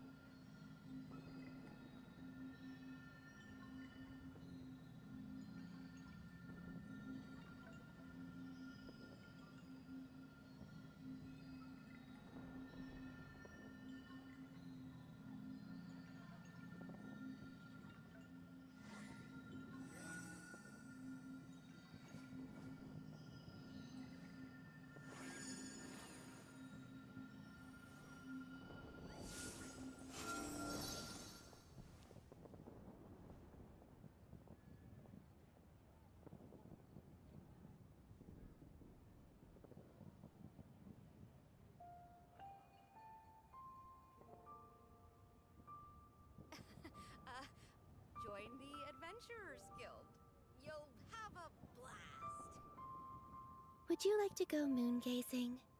You can sit in my rocking chair and admire the view. Or we could go to the moon and gaze down at Tefat. Whatever you prefer.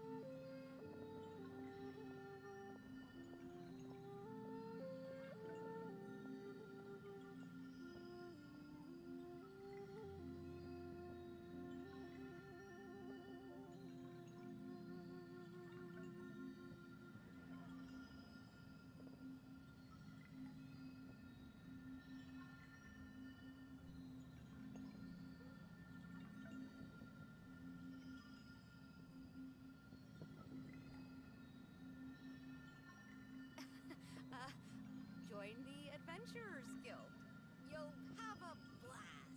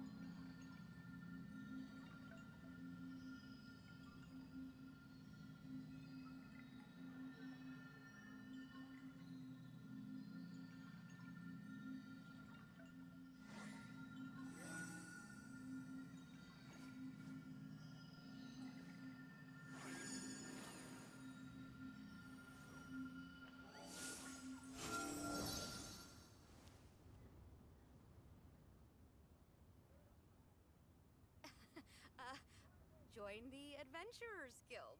You'll have a blast.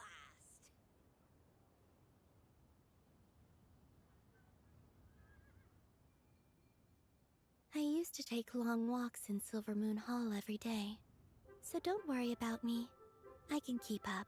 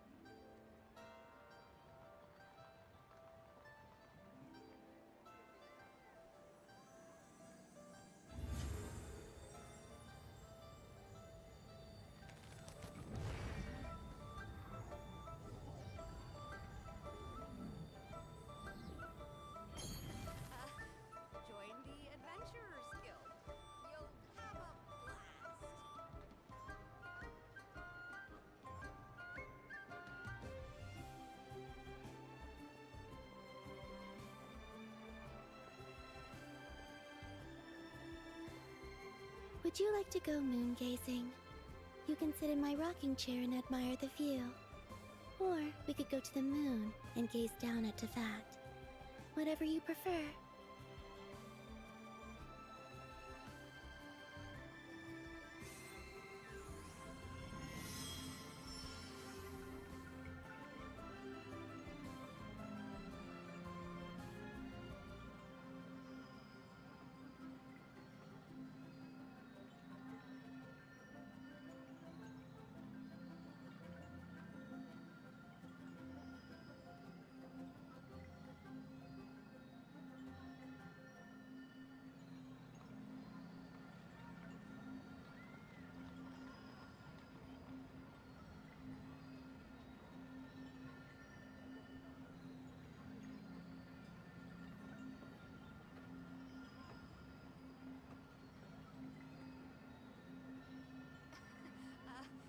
Join the Adventurers Guild.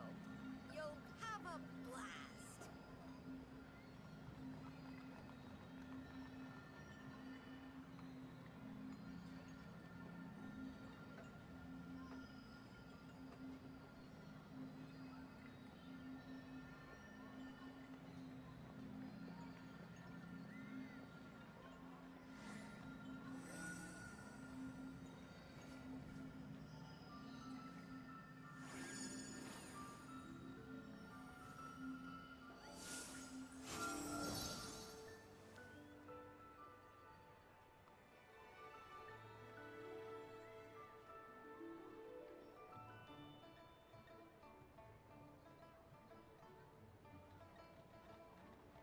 I used to take long walks in Silver Moon Hall every day.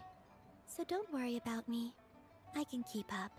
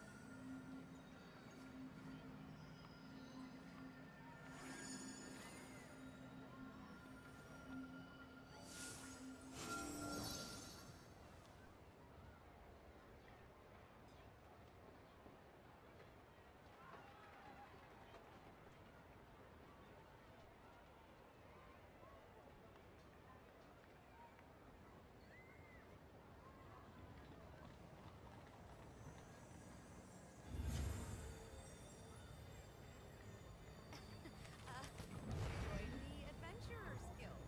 You'll have a blast.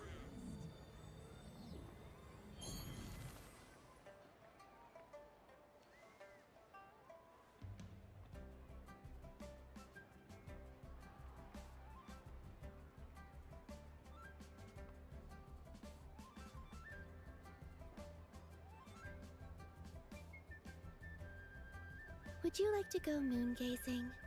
You can sit in my rocking chair and admire the view. Or we could go to the moon and gaze down at Tefat. Whatever you prefer.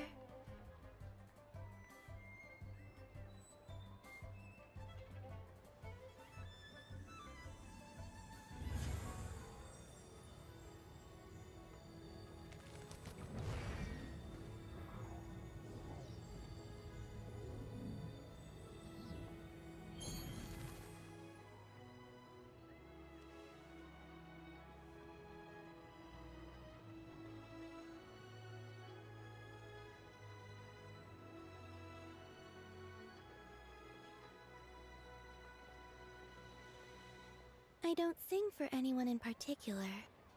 Still, if someone stops to listen, I hope it provides a moment of peace all the same.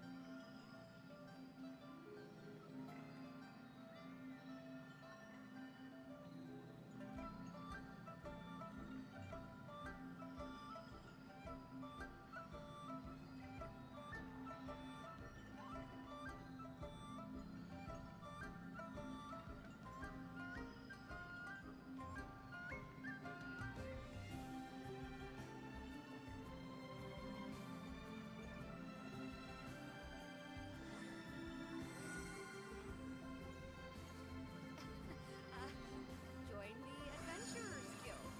You'll have a blast.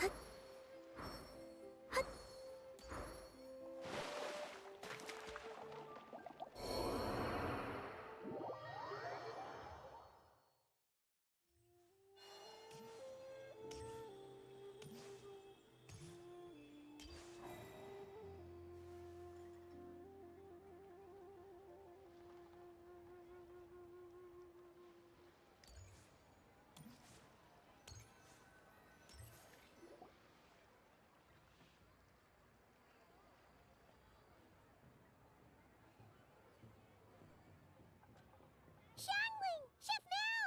We're here! Oh, hello there. What a surprise to see you two. Welcome, welcome. Hey there, Traveler and Paimon. We're a little busy today, so grab a table while you still can. Hello, Robinson. Thank you for the alert. I don't think I've met this lady before. Is she a new friend? You could say that.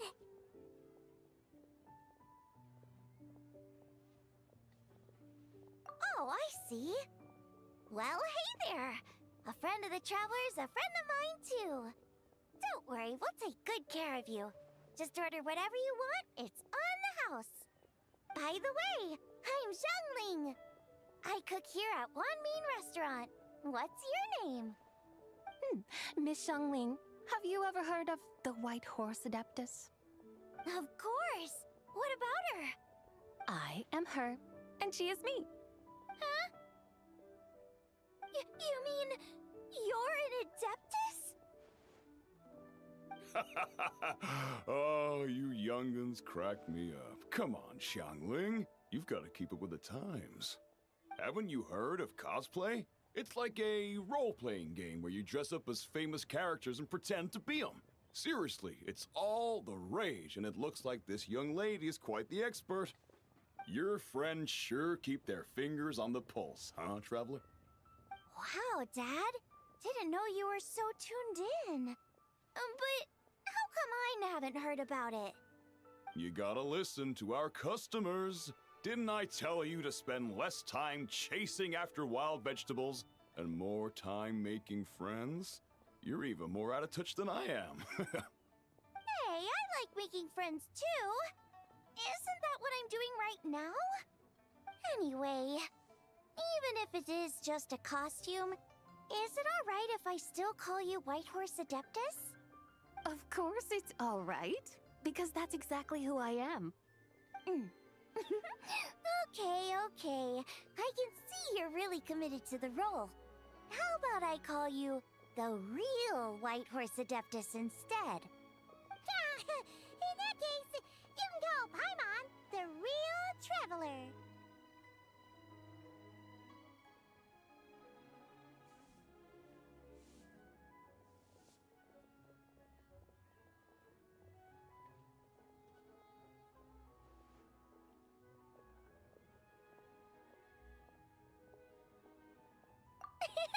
Yeah, right.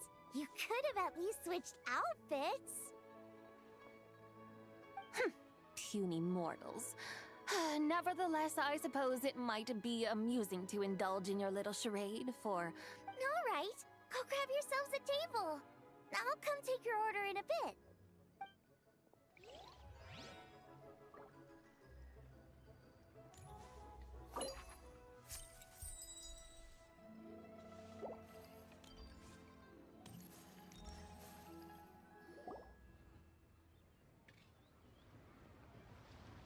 Hello. May I ask if Miss Xiongling and Chef Mao are here? Yeah, they're just over there. Wait a sec. Aren't you? So, what would you like to... You're... Hello, Miss Xiongling. It's me, Lu Xiongxiong, the one who broke some stuff here at your restaurant a few days ago. I just wanted you to know how sorry I am. I honestly don't know what came over me. Please forgive me. Oh, it's you. You really gave me a fright that day, young lady. You didn't actually get food poisoning from our blackback perch stew, right? Come on, Dad. She's come to say sorry. It's all right, Miss Lu. You must have been feeling a bit off that day. You're looking so much better now, though. Why don't you grab a table, too? This one's on the house. No, I couldn't possibly. Hey, it's totally okay. We all feel under the weather sometimes, especially when we're away from home. Go on, find yourself a... yikes. Looks like all the tables are taken. Wanna come sit with us? We've got an extra seat over here. Thanks, guys. So what would you like to eat today? Feel free to order anything you like. I should very much like to sample your renowned poisonous blackback perch stew. It wasn't poisoned. That was all on me. So that's one portion of blackback perch stew. How about you guys? Paimon wants...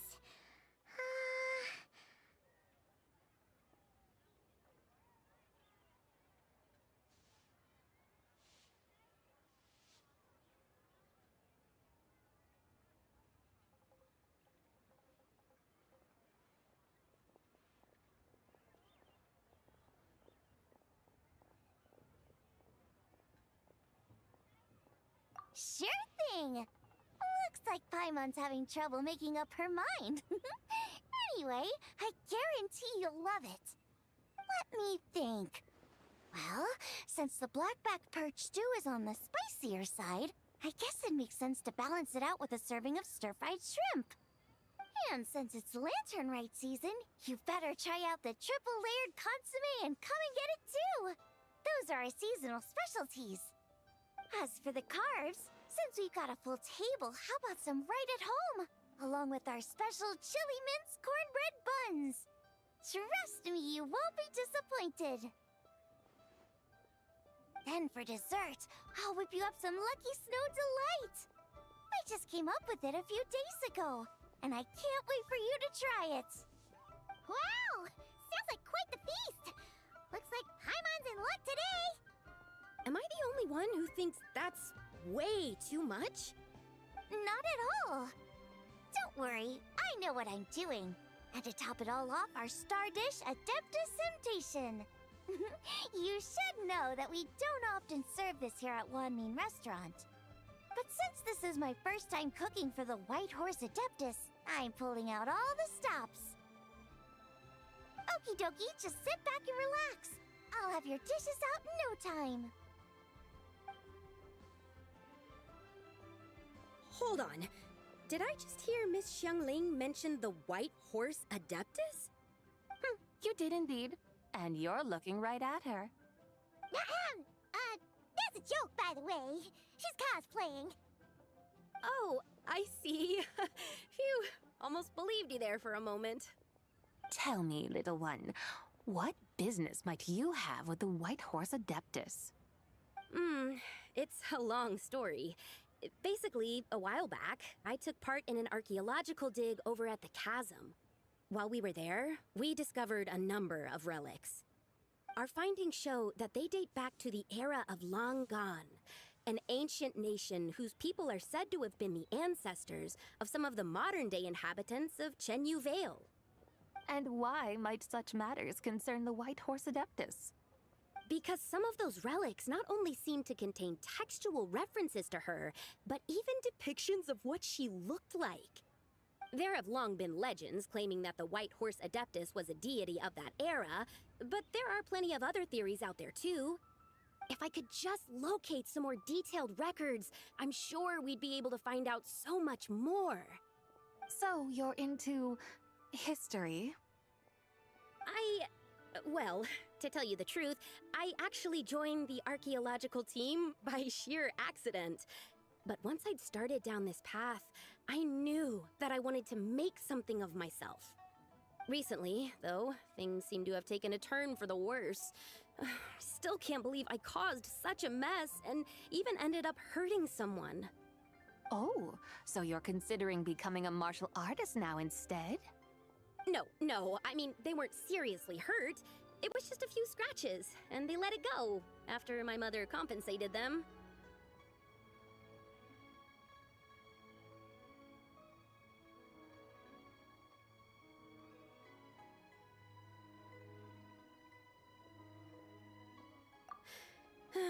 Either way, my career is pretty much over. And even though both the victim and the Ministry of Civil Affairs say they won't be pursuing the matter any further, my father says he's going to punish me according to our family rules. Family rules? Yeah, he's decided to ground me. I'll have to return to Chaoying Village after Lantern Rite, and goodness knows when I'll be allowed to leave again. Wow, that's harsh. Sounds like the kind of thing only rich, super traditional parents would do. We're not exactly rich, though. All we own are a few tea fields in Chaoying Village and a guest house in Liyue Harbor. A guest house? It isn't Baiju Guest House by any chance?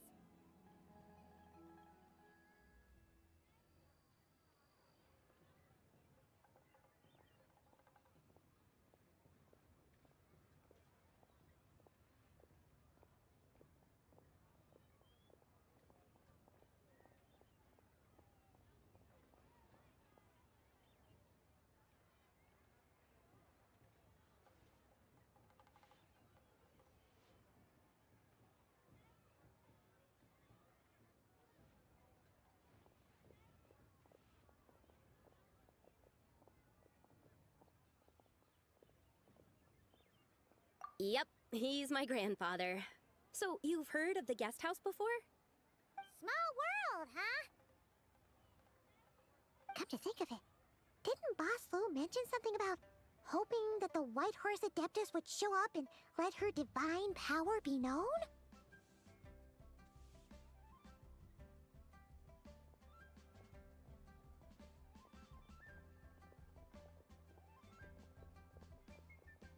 Sure, but Paimon's guessing this wasn't exactly what he had in mind.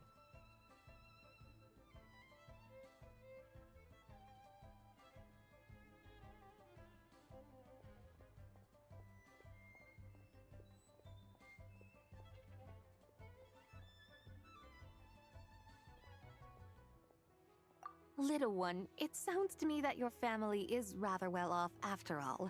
What then drew you to archaeology? Why subject yourself to such unnecessary hardships? Even if I stayed at home, there's no guarantee I'd lead a nice, easy life. Just look at my father.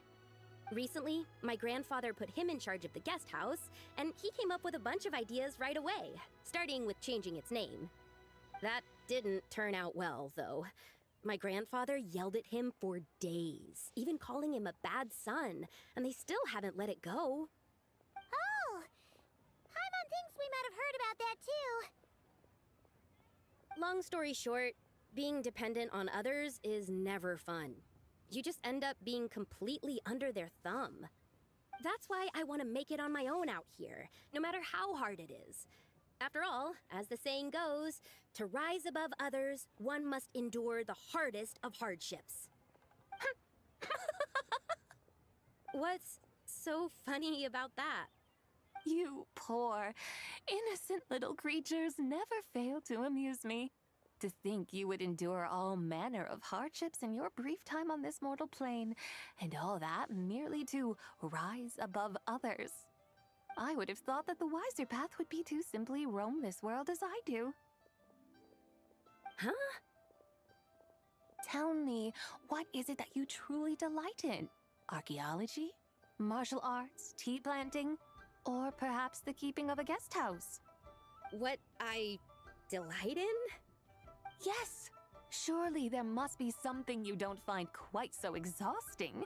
Whatever delights you should not feel like a burden. But do things like that really exist?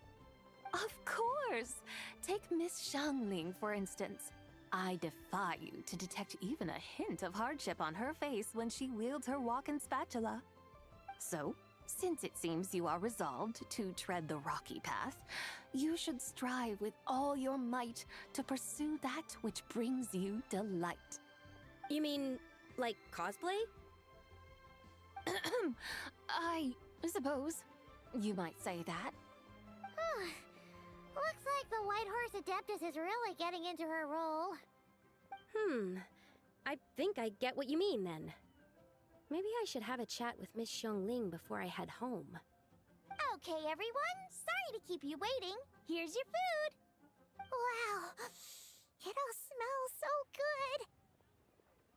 Oh, finally! I get to try that famous poisonous stew. Hey! Didn't you hear what Shang said? It wasn't the stew. If anyone's to blame, it's that other you. What's up? How fiercely this mortal fare burns upon the...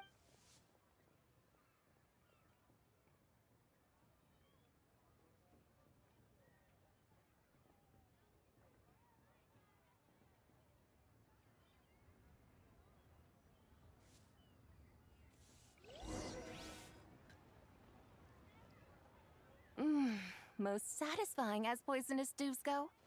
So, where to now? Time, I think, to seek out some diversion? Oh, there's plenty of entertainment options in Liyue. Paimon will tell you that. The locals like to drink tea, walk their pets, play chess, watch operas, attend storytelling performances. Storytelling performances? You know, like listening to people telling stories. They're usually based on old Liyue legends, just like their operas. Stuff like the Divine Damsel of Devastation, Through the Eyes of a Dragon, or the Sanctification of Tao Do. What about the story of the bright moon that sits in the sky above us? Paimon doesn't think she's heard that one. Still, the moon does come up quite a lot. It's even in the name itself. The Yue in Liyue actually means moon. Since we're on the subject, you like telling stories yourself, right? Why don't we go check it out? In that case, I'll have to trouble the two of you to lead the way. Awesome! Let's go! Third round knockout, here we come! Wow. Leo's really got a lot going for it. Should I save this money or invest it? Would you like to go moon gazing? You can sit in my rocking chair and admire the view. Or we could go to the moon and gaze down at Tefat. Whatever you prefer. With the one mean restaurant.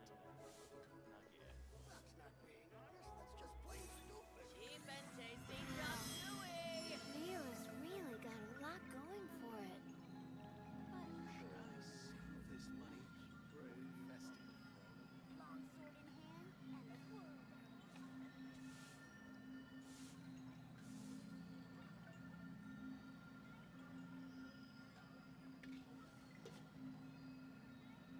Try something new with the one mean restaurant. Wow. Leo's really got a lot going for it.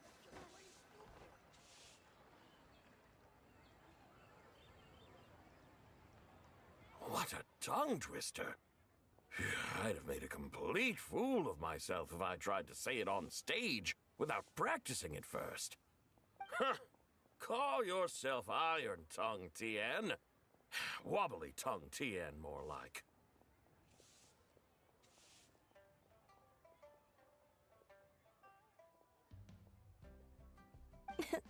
I used to have that problem a lot. But if you just take your time to grasp the meaning and commit it to memory, you'll be able to say it smoothly in no time. You're right, Miss Yoon. I'll give it another try. Hey, Yunchin! Fancy seeing you here! What are you two talking about? Ah, Traveler and Paimon, we meet again.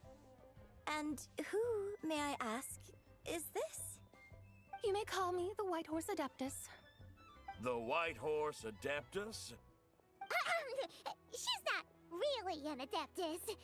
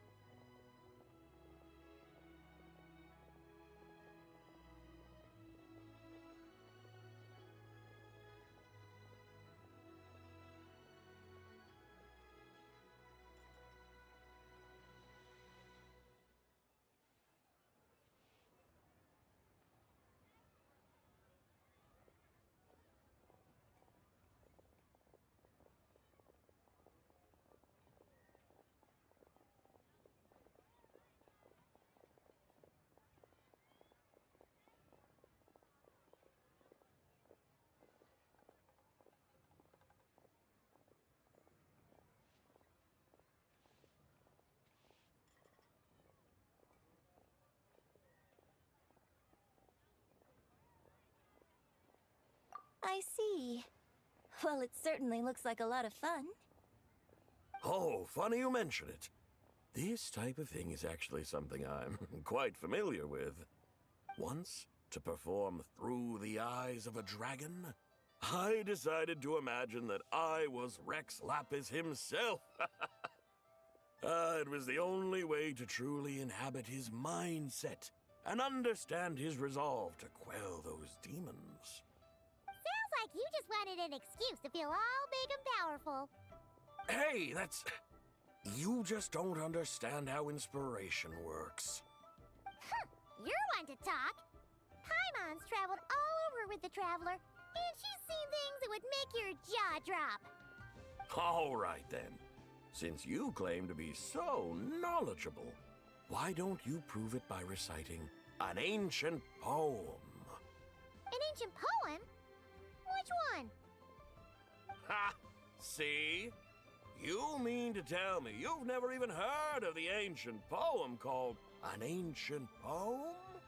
What kind of a title is that? Quit teasing, Paimon. We only just found out about that ourselves. He's talking about the writing on those ancient relics. When we first saw it, we couldn't figure out what it all meant. So in the meantime, we decided to just refer to it as an ancient poem. However, thanks to the painstaking work of the scholars who were tasked with decoding it, it seems like that's exactly what it was. Or rather, an ode offered in veneration of the moon and the White Horse Adeptus. Oh yeah! Didn't Kuching mention that before? It's got something to do with Longon, right? That is correct. The Ministry of Civil Affairs has issued a notice stating that, although it is true that the moon may disappear tonight, we should be in no danger. In other words, there's nothing to fear. But if you're worried, we can always take a leaf from the Book of the Ancients. By reciting this poem, I mean, and calling for the White Horse Adeptus' aid. If we do that, I'm certain she'll protect our moon and keep us safe. Oh, seriously? Paimon has to get a look at this.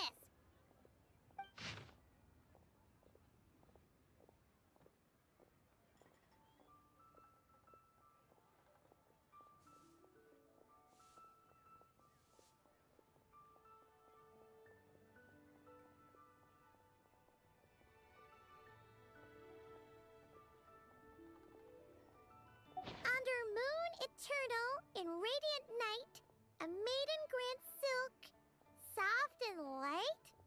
What in Tibet's that supposed to mean? Under moon iridescent, in night divine, blah blah blah, something cloth so fine. Something about fields being plowed, something else about seeds being sown from the earth. Seriously? What is this? The fields are plowed, the seeds are sown, and from the earth, life is grown. Whoa! You did that without even looking! Bravo! Bravo! We have an expert in our midst. Looks like this young lady really does know her role inside out. If I didn't know any better, I'd have taken her for the real deal. That's because I am the real deal. That's the spirit. This is exactly the kind of mindset I was talking about. Behold, mortals, I am none other than the indomitable Rex Lapis himself. Kneel before my godly splendor. Believe me, young lady, I know exactly why you do it. Back in the day, I was just like you. I must say you are rather amusing as mortals go. Miss White Horse Adeptus, it is a great pleasure to make your acquaintance today. I have some questions regarding the poem, and I was wondering, perhaps, if you might be able to shed some light on it? You want me to explain the full meaning of its verses? Your guidance would be much appreciated. Fascinating. Huh. Tell me, do all the people of Liyue still express such reverence for the ancient ways? Well, it's true that we hold a deep fondness for our history, but it is hardly our only pursuit. One of my good friends, for instance, is even more devoted to the modern Fontanian art of rock and roll. Exactly! And don't forget, great practitioners of the role-playing arts walk among us too. People like me and you, young lady. Yes. So rather than placing too much emphasis on our reverence for the ancient ways, it might be better to say that here in Liyue, 100 passions bloom, each with a voice of its own. I see. Then, I suppose it wouldn't do any harm for me to enlighten you. In truth, it is but a simple poem of blessings. Its meaning is this. As the eternal moon rises in the night sky, a maiden adorned with lustrous jade descends upon the earth. She blesses the kudzu vines and mulberry leaves, so that they may be used to make coarse cloth that is nevertheless soft, light, and comfortable to wear.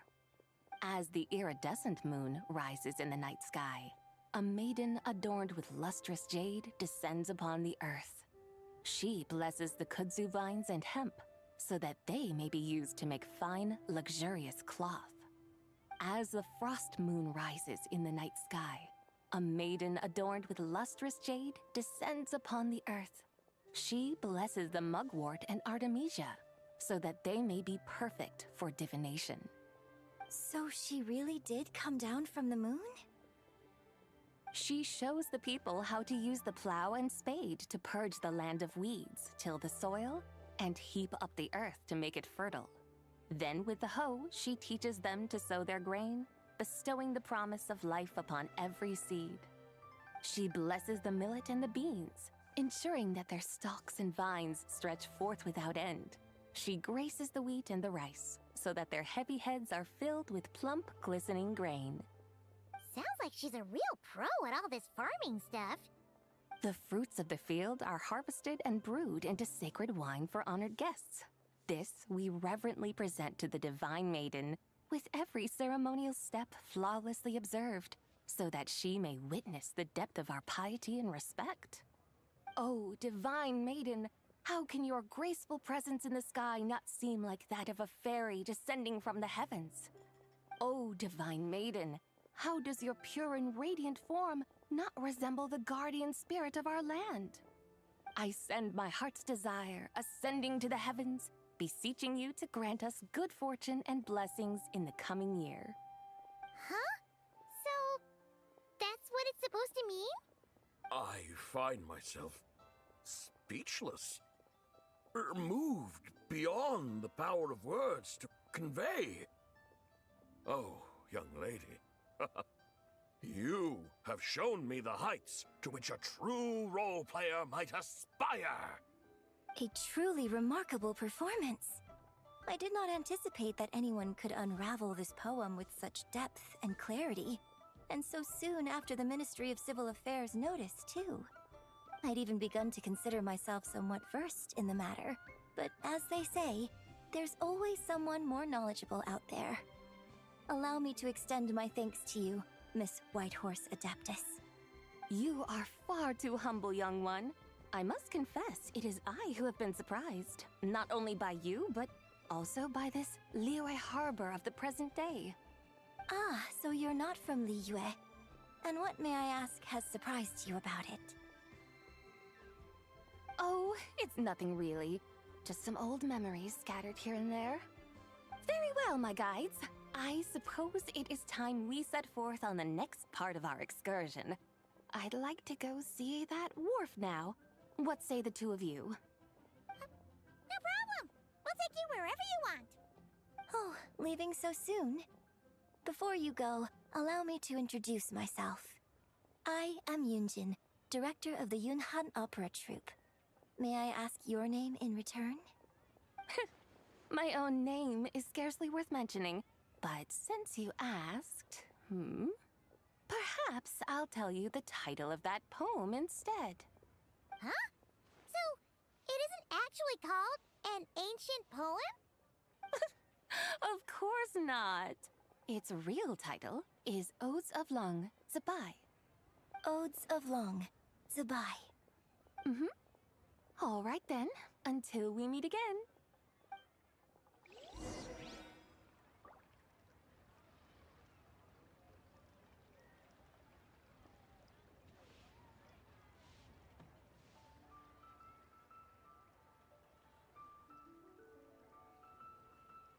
I used to take long walks in Silver Moon Hall every day, so don't worry about me.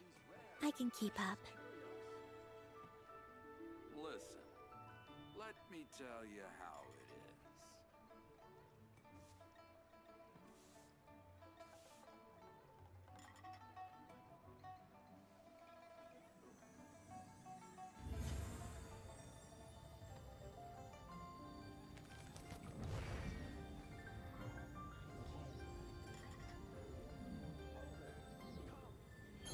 Listen, let me tell you how it is.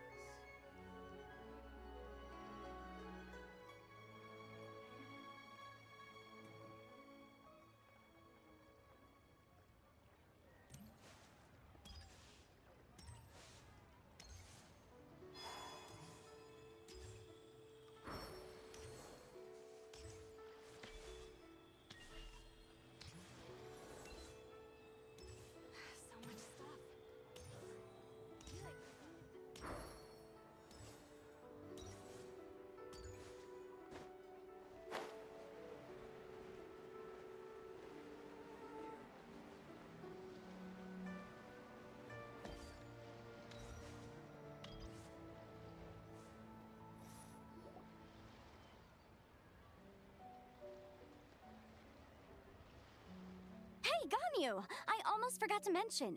On my recent trip to Notcry, I came across something really fascinating in the Frost Moon Scion's library. I found records in their collection of another divine envoy living on the moon. A divine envoy on the moon? You don't think it could have been referring to the White Horse Adeptus too, do you? No way to say for sure. Still, the similarities between our legends are intriguing, to say the least. Isn't it amazing? Especially when you consider how far apart we are. It truly is. We might live in different lands, but when we look up at the night sky, we all see the same moon and stars. Right? It's like we're all bound together, no matter where we are. When you think of it like that, it's almost as if our friends from other nations will be right here celebrating with us. Isn't that a wonderful thought? No wonder you were so excited to go see the giant lantern when you first got back. Sounds like you're a real fan of the White Horse Adeptus, huh? I guess you could say that. Just a pity she's so elusive. Even Granny's never met her, you know? Maybe she really is just a legend after all. Hey, Yanfei and Ganyu! Trust, Paimon. The White Horse Adeptus is as real can be. Huh? Oh, look! It's the Traveler and Paimon! Feels like I haven't seen you two in, like, forever. Happy Lantern Rite. It's so good to see you again. Hey, you two. Happy Lantern Rite.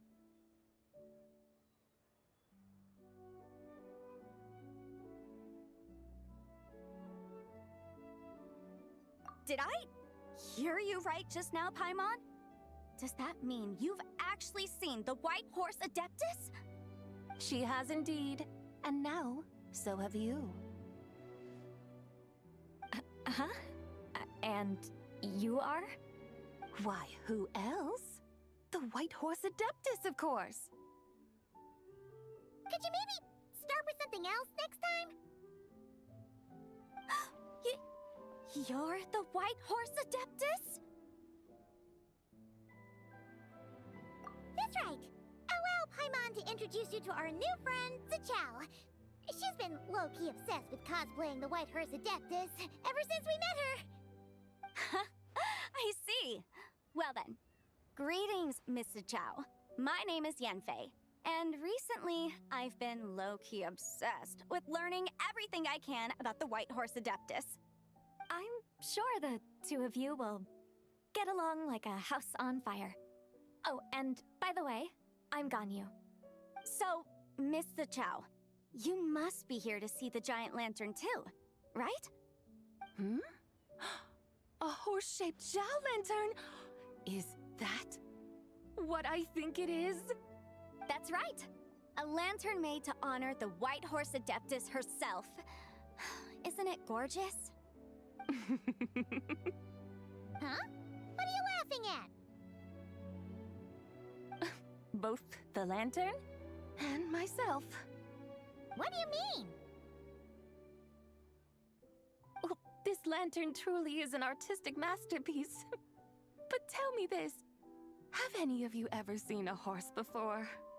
Come to think of it, Paimon can't remember ever actually seeing one herself. What about you, Traveler?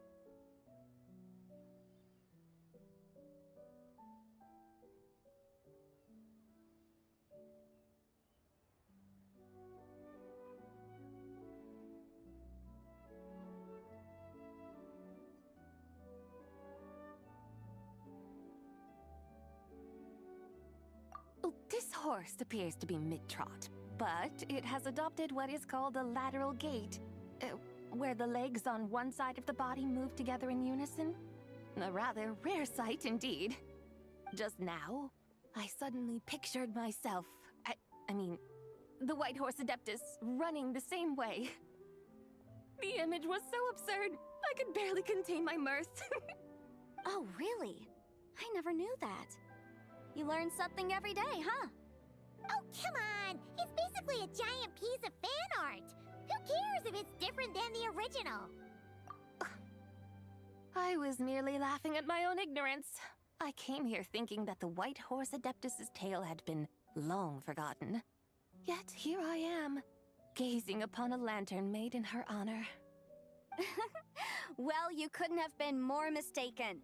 There are so many tales about the White Horse Adeptus, I'm starting to lose count.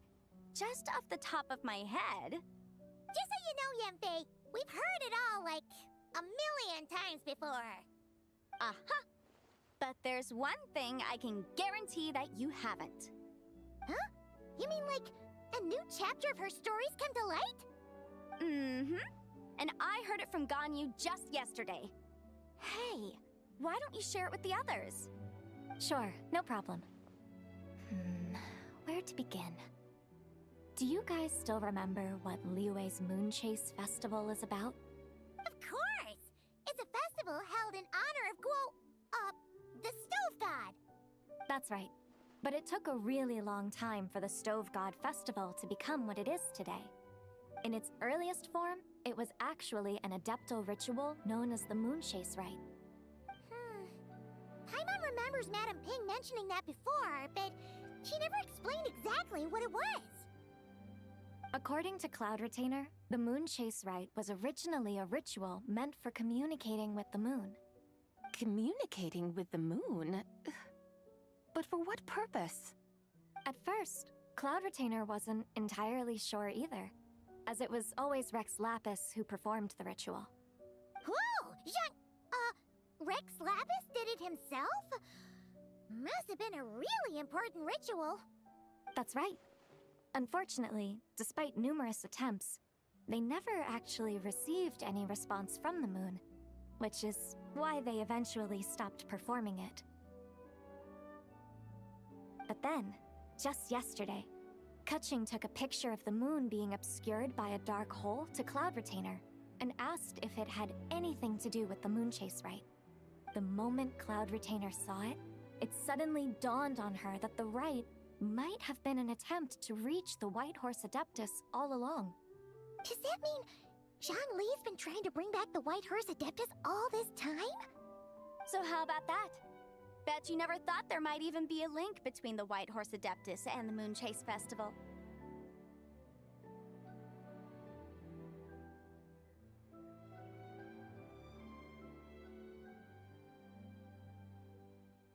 If Kaching hadn't taken that picture to Cloud Retainer, we would never have known any of this. This is probably what Kaching was referring to that day when she mentioned there were some ideas she wanted to follow up on. So, Geo Archon. All this time, you've been striving to awaken her. Huh? What do you mean, awaken? Nothing. What I truly meant to say was, this new insight you've provided has been truly eye-opening. Oh, by the way, my trusty guides, I've been meaning to ask, where in Liyue Harbor might one enjoy an expansive scenic view? Huh? We're off to the next stop already? But Paimon's barely done digesting that lore bomb just now. All the more reason to find the right spot to let it sink in. Oh, so that's what you're up to. A tour of Liyue Harbor? In that case, if you're looking for a spot with a panoramic view, I'd recommend Yujing Terrace. That's a great idea. Since the terrace is on higher ground, the sea view from up there's so much better.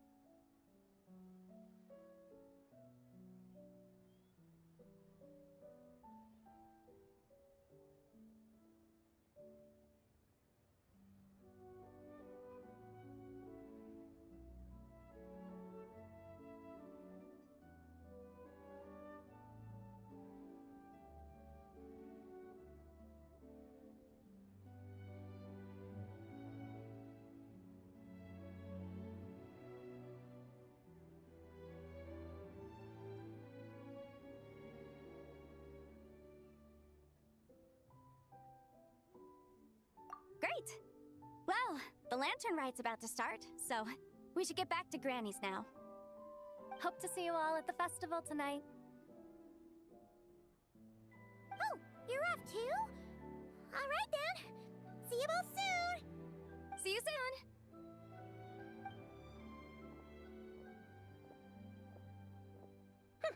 Very well, my guides. What are we waiting for? Okay, you're the boss. Eugene Terrace it is. After all, the customer's always right.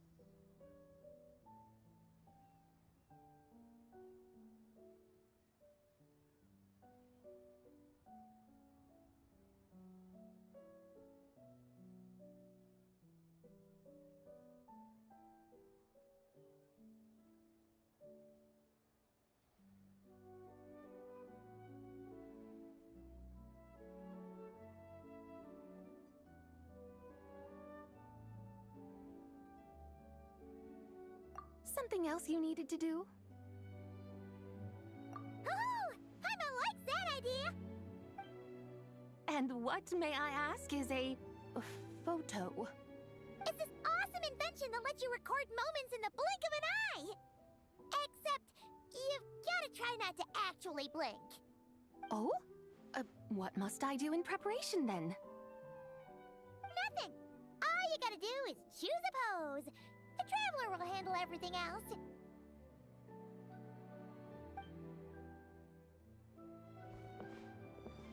Come on, let's give it a try. Look! We got a great picture! Paimon's gonna call it The White Horse Adeptus Meets the White Horse Adeptus in Liyue Harbor. Huh. They've even discovered a way to preserve moments in time. Now I truly am curious to witness what else these mortals might accomplish. Very well, let us proceed. Eugene Terrace lies in that direction, does it not? Hey, wait for us!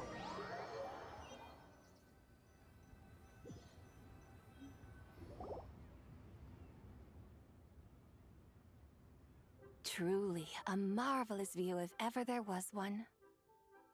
It seems the charm of this Liyue Harbor is only heightened by the sun's dying light. And soon, people will start releasing their shell lanterns to mark the most important day of the year. Practically everyone will be with their friends and family, eating a big meal, chatting, and even setting off fireworks. Trust Paimon, it'll look even more amazing then. What do you say? Want to stay to see that? No need. Let us bring this weary day to a close. Weary day? You mean you didn't enjoy your tour? I had imagined you would arrange for me to witness some grand spectacle. Perhaps the descent of divine beings, the manifestation of the sacred before mortal eyes, or the appearance of a selfless hero come to aid the helpless and downtrodden. Or, should that not come to pass, then at the very least, spend a little more coin. For that, it seems, is how one finds true enjoyment. Alas, but there was none of these. Instead, we merely filled our bellies, listened to tales, and gazed upon a crude imitation of my likeness. And now the sun begins its descent. What a day of quiet tedium. Well, we're so sorry. If we'd known that was what you wanted, we'd have done it all differently. It's all that Jiang Li's fault for not making the customer's requirements clear. Well, it's too late now. Do you still believe I would part with that soul fragment, now so intertwined with my very being? But...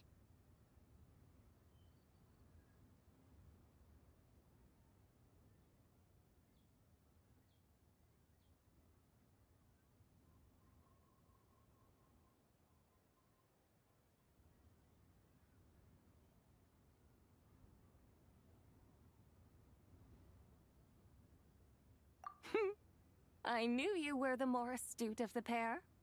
Huh? You were just trying to scare Paimon? It seems the realm of the Geo-Archon has a way of making one more stony-faced. So, you were just pulling Paimon's leg? Of course. I was merely engaging in a little banter with the two of you. Long ago, I shared tales with various mortals who chanced upon my mountain abode. Never did I imagine that those stories would endure. It seems I greatly underestimated them. Perhaps, as your Geolord said, a few pieces of ancient Langan's magnificent jade have truly become part of the very foundation of this land. So, you've decided to help us? Again, that goes without saying. I made up my mind some time ago now.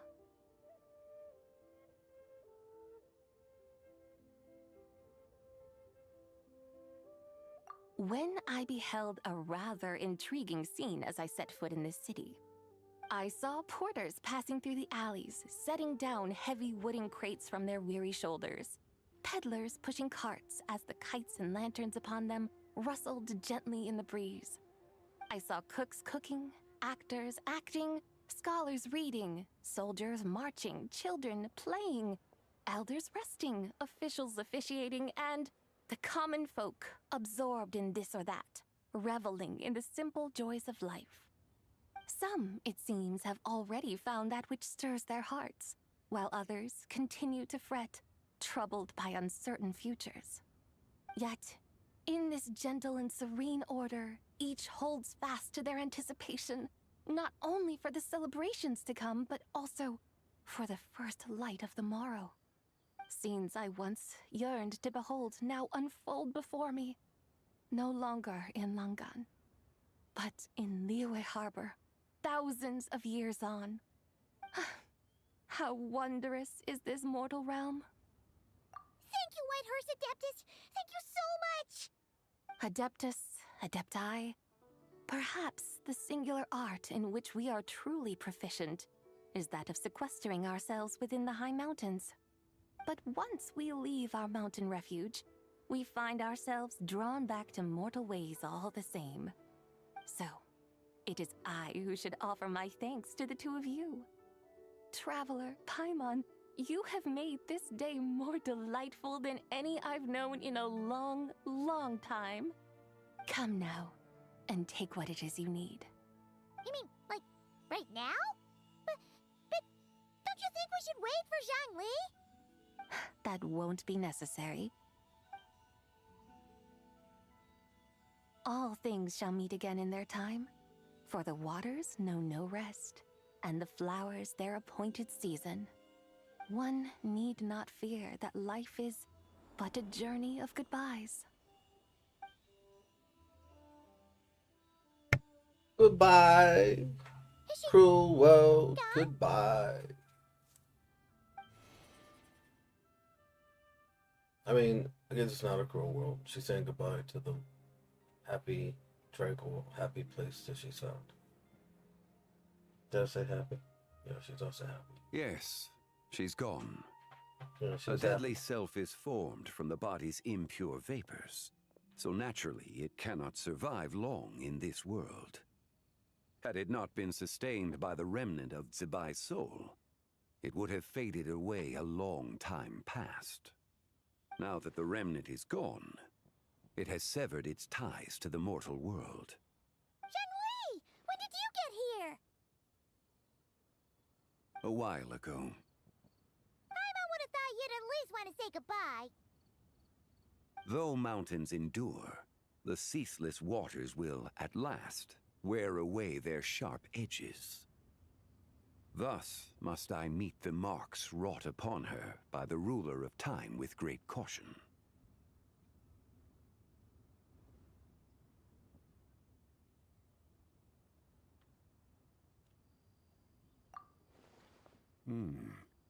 It may be goodbye for now, but someday we will meet again. Really? And when might that be? Who can say for sure? Years and years from now, perhaps. Or maybe tonight, at the Lantern Rite. Are you saying that if the Whitehurst Adeptus were to be resurrected, she'd Mates. still have the memories of the three deadly Doing. selves? That she'd still remember us? We will find out soon enough. You doing, Mrs. It is time. The rite is about to begin.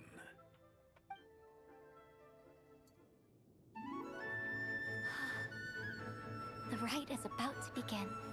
Is the moon really gonna disappear? Got your lanterns ready, everyone? All set. Might be about time to put eyes to the sky. Wouldn't you say, Tianchuan? Look!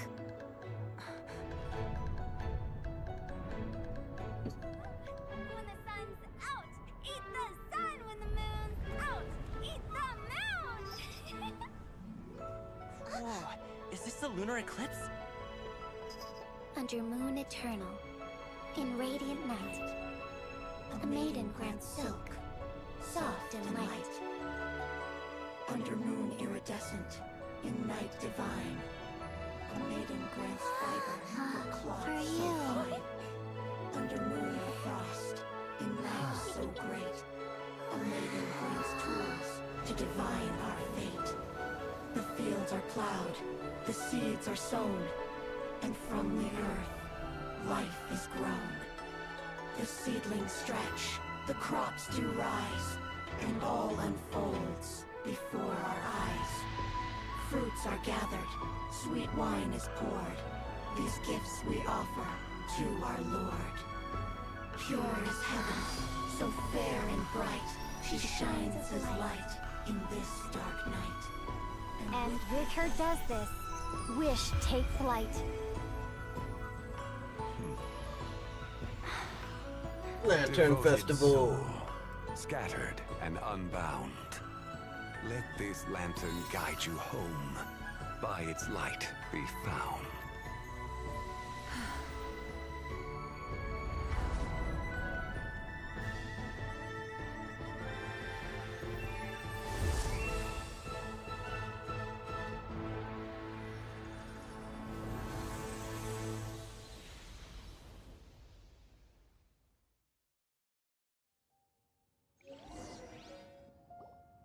Did we do it?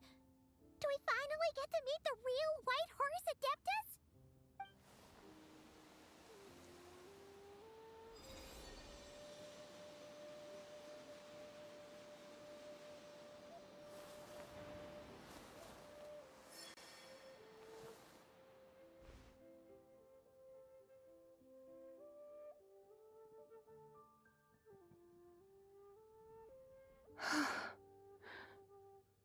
This place. Where am I?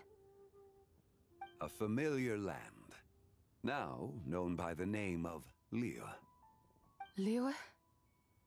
The peaks adorn the clouded moon. Then, who might you be? Oh no!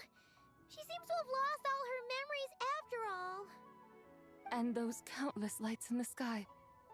What are they? These lights, each like a dwelling in glad accord, usher in this day of joyous rebirth. And whose rebirth might that be? That of my old friend, Zibai. Zibai? Zibai. Ah, that's you! Don't you remember anything at all? That's... me? Oh, yes. The envoy of the Lunar Palace. My name is Zibai, indeed.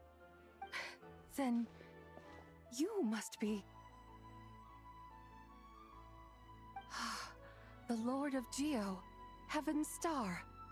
Many years have passed since we last saw one another. Zibai, my friend. Welcome home. Welcome home. Home? But why does this place, this Liyue, feel at once so strange and yet so familiar?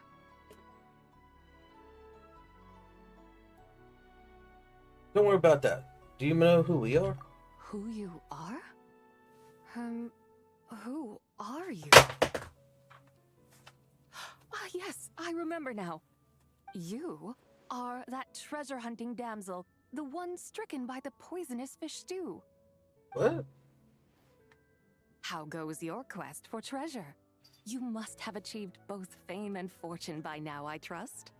Hey, you've got it all wrong! You're talking about Lu Xiangxiang. And how many times do we have to tell you? She wasn't poisoned! Sheesh! Hmm? But I could have sworn... Oh, that's right. You're that impudent blonde youngster who kept meddling in my affairs. Ruh-roh. And to think you even had the audacity to presume yourselves worthy of being... What was it again? Ah, yes, of being my guides. Split personality, bro. How very wonderful to see you again, my most faithful and beloved guides. I trust all has been well in my absence? Well, she finally got it right. But that sudden mood swing felt even weirder. It's like her head's packed full of slimes. It is possible that her cells have not yet settled. After all, they've only just been brought back together. It may be some time before she fully recovers. Huh? You mean, kinda like she's still half asleep?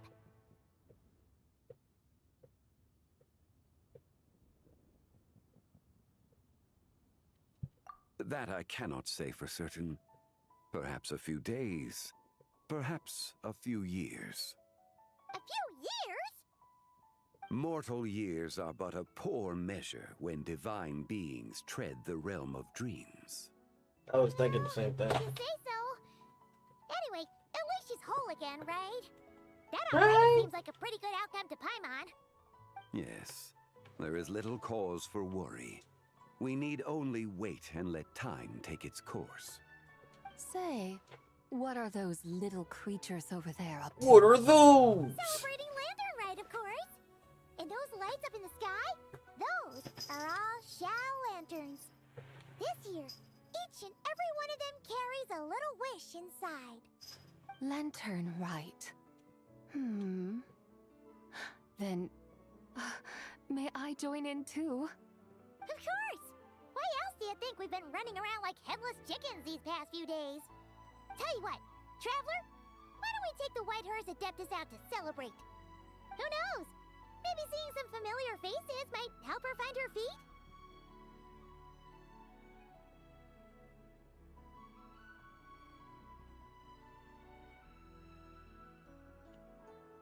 Hey, Let's do it! You've got some time on your hands now, right? Why don't you come along with us? By no means a bad idea, Paimon. Oh, and Sabai, before Paimon forgets, when we meet the others later, remember to wish them a happy Lantern Rite. Happy... Lantern Rite? Happy Lantern Rite! Yes, Happy Lantern Rite indeed. Well then, let's go! Happy Lantern Rite, everybody.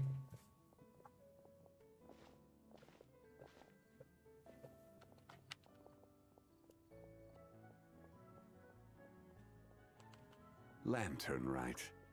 A night of joy, reunion, and moonlit blessings for all. Hell yeah. A realm of people. Oh crap, now we gotta do another one.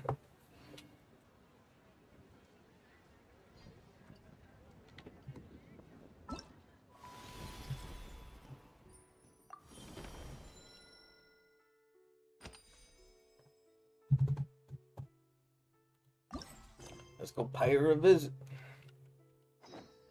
Wait until the day after tomorrow. Whatever, I'll just wait.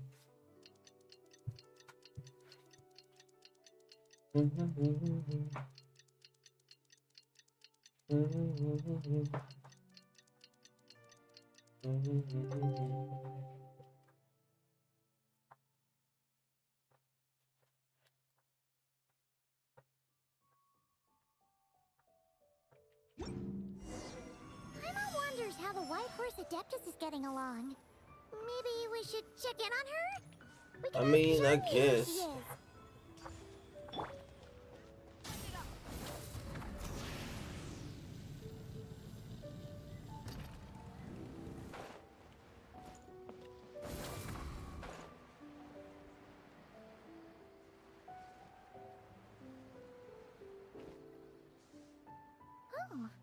Looks like Zhangli hasn't stopped by for tea today. Hey, are you two looking for your friend? Try going up that way. Is Zhangli up that way? No, but that young lady who was dressed up as the White Horse Adeptus the other day is. She's your friend, right? I just saw her head toward Wanmin Restaurant. I was wondering why she was eating alone. But then you two showed up hot on her heels. Oh, what luck! We were just on our way to find her. But what's she doing at Wanmin Restaurant? I have no idea. I said hello, but she completely ignored me. She couldn't have forgotten who I am, right? I mean, we're kindred spirits, aren't we? Maybe she's still half asleep, but her brain might be a little fuzzy. Oh, that makes sense. I was wondering why her eyes were so red. Her eyes were red? Oh, that doesn't sound good. Was she a crybaby?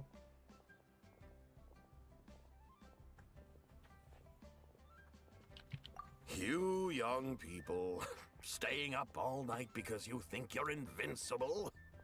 Look at your friend.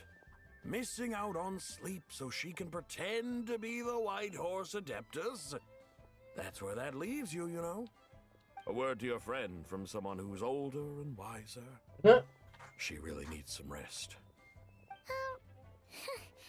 Paimon won't be so certain about the older and wiser part. Yeah, what was that? You heard.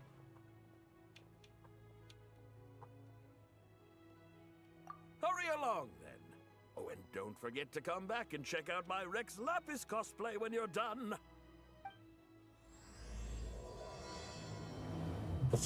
Fuck.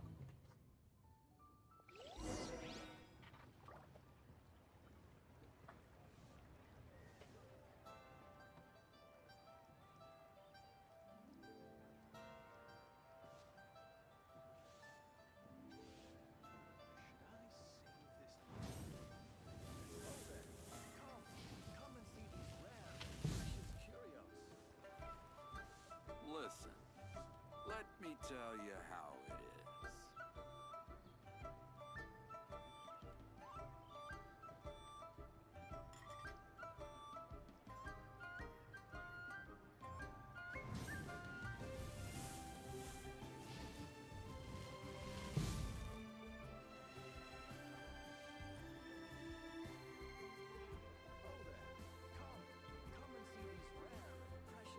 Listen, let me tell you how it is.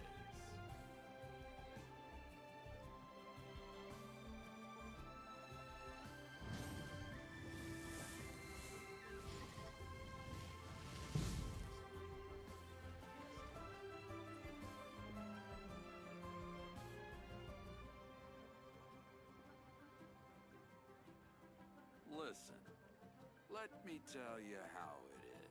Oh there, come and see these rare and precious curios.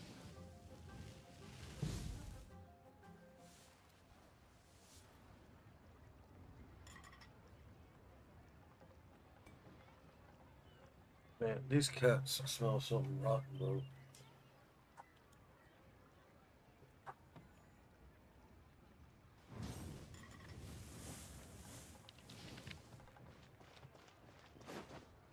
Listen, let me tell you how it is. Where's the proprietor? Come out and see me at once!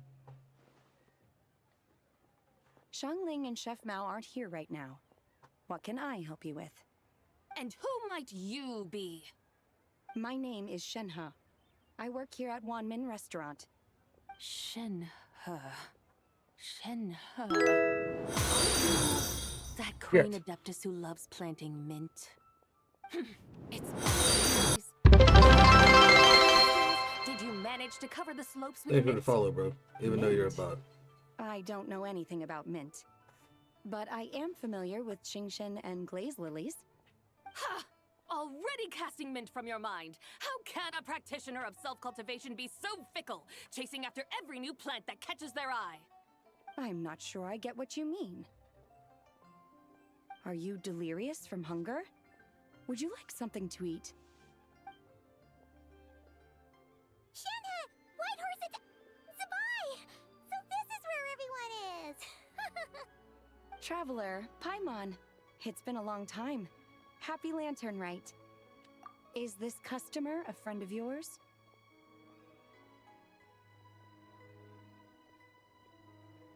Don't mind her, Shenhe. She's just a little cranky because, she didn't sleep well last night and she's only just woken up. Look how red her eyes are. I see. In that case, Miss Zabai, I have a tonic here infused with Shingshin. It's cool and soothing when applied to the eyes. Would you like to try a few drops? Stop right there! Who are you two noisy children? Hey! Have you forgotten about us already? Guides. Yes, I seem to recall something about some guides. Ah, yes, now I remember. Look, her eyes are changed. I was just looking for someone to show me the way to Elong Wharf. Huh. Is she starting to come around? Someone requested my help in purchasing some tea leaves. I was informed they have discounted prices during the festival and that I shall get a good deal there. Tea leaves? This sounds like Zhongli's doing. He sure knows how to get people running errands for him. Your friend Rex Zhongli initially requested the most expensive tea, but then a young lady in a hexagram hat mentioned he'd burned through the Wangsheng funeral parlor's yearly expenses at an exhibition a few days ago. As such, he is only permitted to buy items that are discounted this month. Oh, that's his boss, Hu Tao. It's about time she realized the problem and put a stop to his spending sprees. Oh, I see. So that's why you're here. Unfortunately, Wanmin Restaurant doesn't sell tea leaves. If you're truly in need, I could gather some wild tea from the mountain slopes. You don't sell tea leaves? But I remember your boss, Miss Lu, saying that she owns tea fields.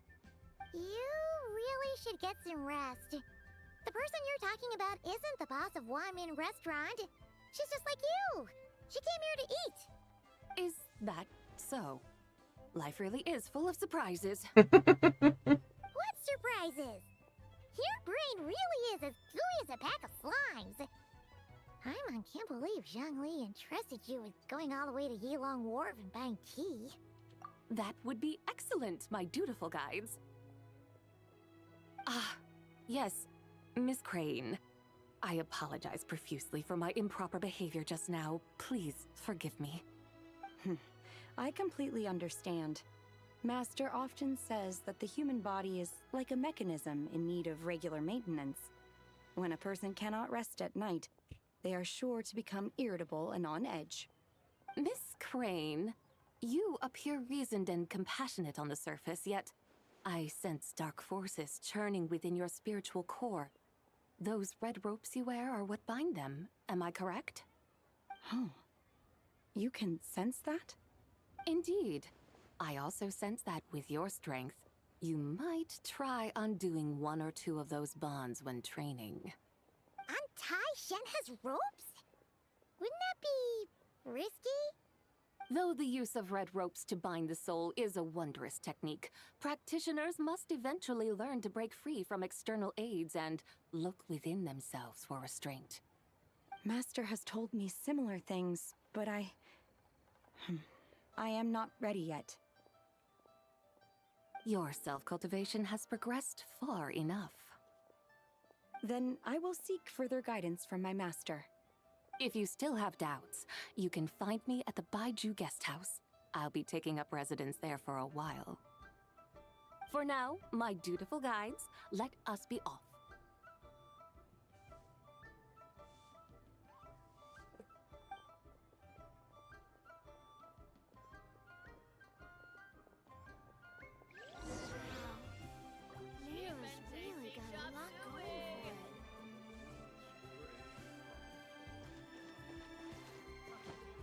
Oh shit, that's a long way, bro. I am not waltzing that.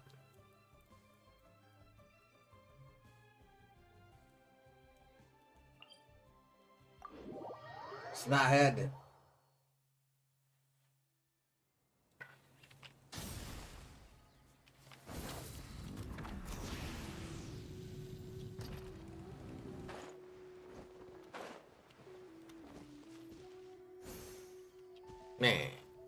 See, man.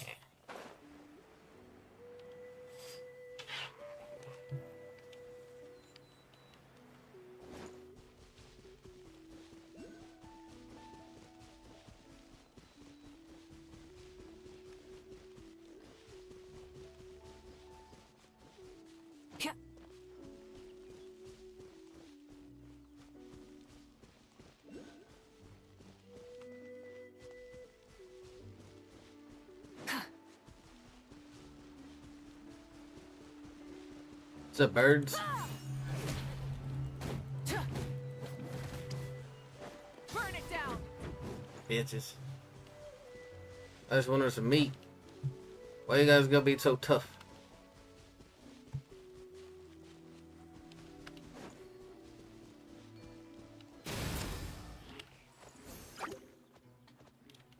Rise with the sun.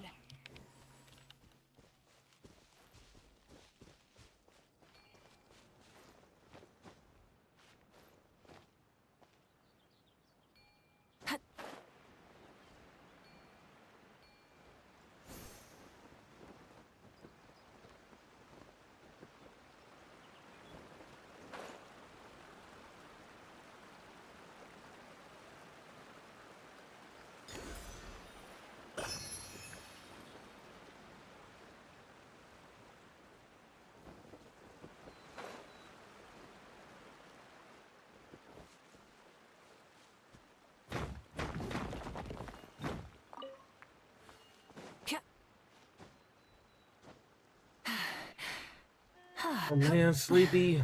Why'd you have to remind me that this shit ends tomorrow? Or the next day or whatever. You got a day left. I mean, I'm glad you did. Really glad you did, because otherwise I'd missed out. But, if you didn't remind me, I wouldn't be doing this shit right now. Phew.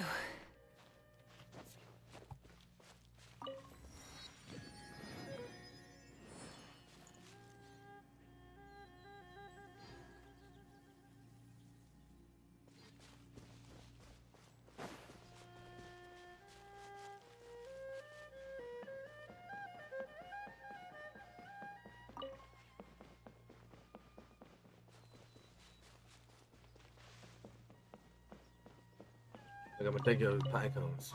You gathered that for nothing. Gathered it just so the bigger squirrel could come and take it from you. Good job, minions. Gather some more for me. I'll be back later.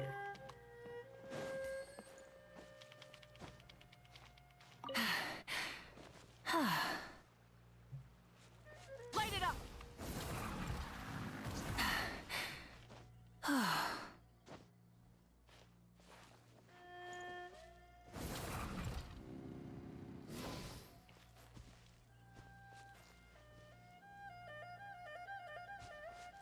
Rise with the sun.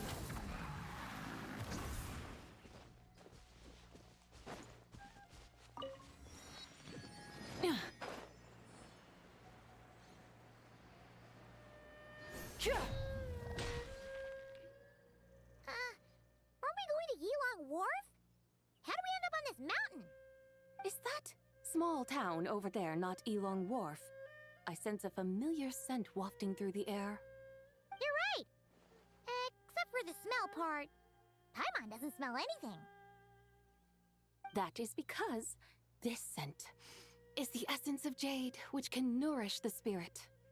Oh, yeah! Shenyu Vale does have a lot of jade, but Paimon didn't think jade smelled like, anything. Naturally, this has reminded me of something. And what's that? A few simple tricks for mastering one's power.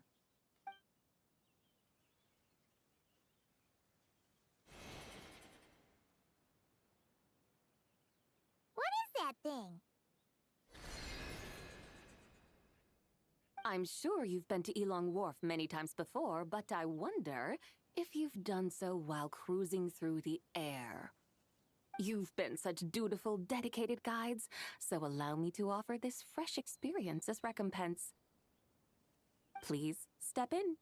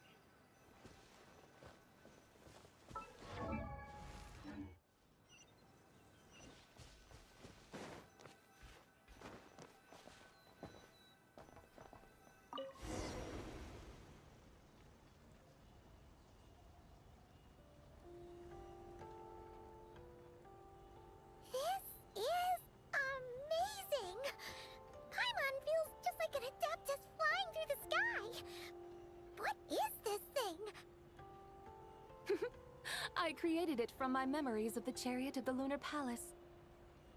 Many years have passed since I last laid eyes upon it, so there may be some discrepancies. Nonetheless, it is functionally much the same. A lunar chariot? Wow! Paimon never imagined she'd get to ride in one! So, Sabai, does that mean you used to work on the moon? Work. That's an interesting way to phrase it, though I suppose you are correct. I was once an angel, a member of a race tasked with guiding humanity. Then, graced by serendipity, I became a moon envoy. Huh? What's a moon envoy? Some kind of super important angel? As you would understand it, a moon envoy is a job title. Any angel, or non-angel, can become a moon envoy. Does that mean you're not the only one? Of course not. Though my memories are still hazy, I vaguely remember some of my colleagues. There was one who liked to take on the form of an ibis. An ibis? Could it be... Can all moon envoys turn into animals? Does that mean Lauma could take that job? She can turn into a deer, and moonchanters are some sort of Luna envoy anyway, right? Moon chanter?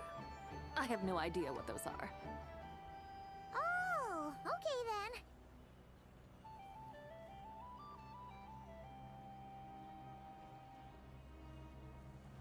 Look! Paimon thinks she saw a tea vendor over there! Very well. Let's take a look.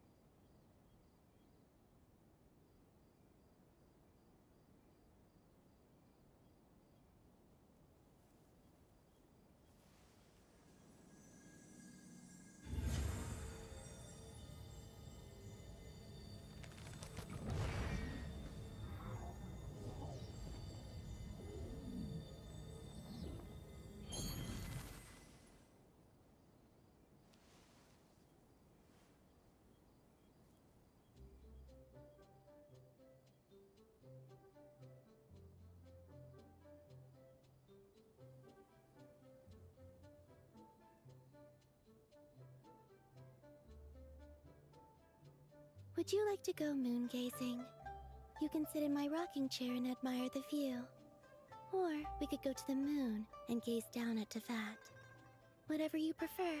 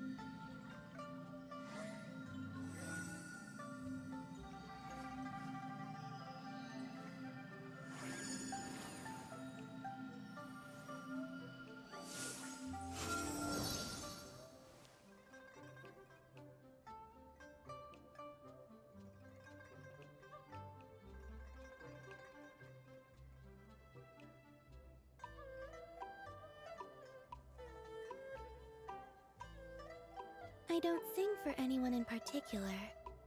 Still, if someone stops to listen, I hope it provides a moment of peace all the same.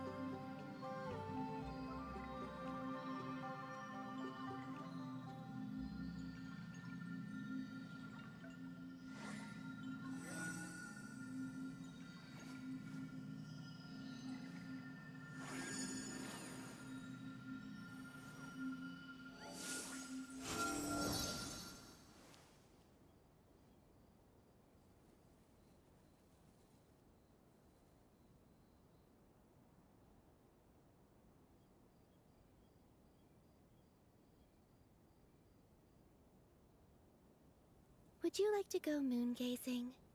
You can sit in my rocking chair and admire the view. Or we could go to the moon and gaze down at Tefat. Whatever you prefer.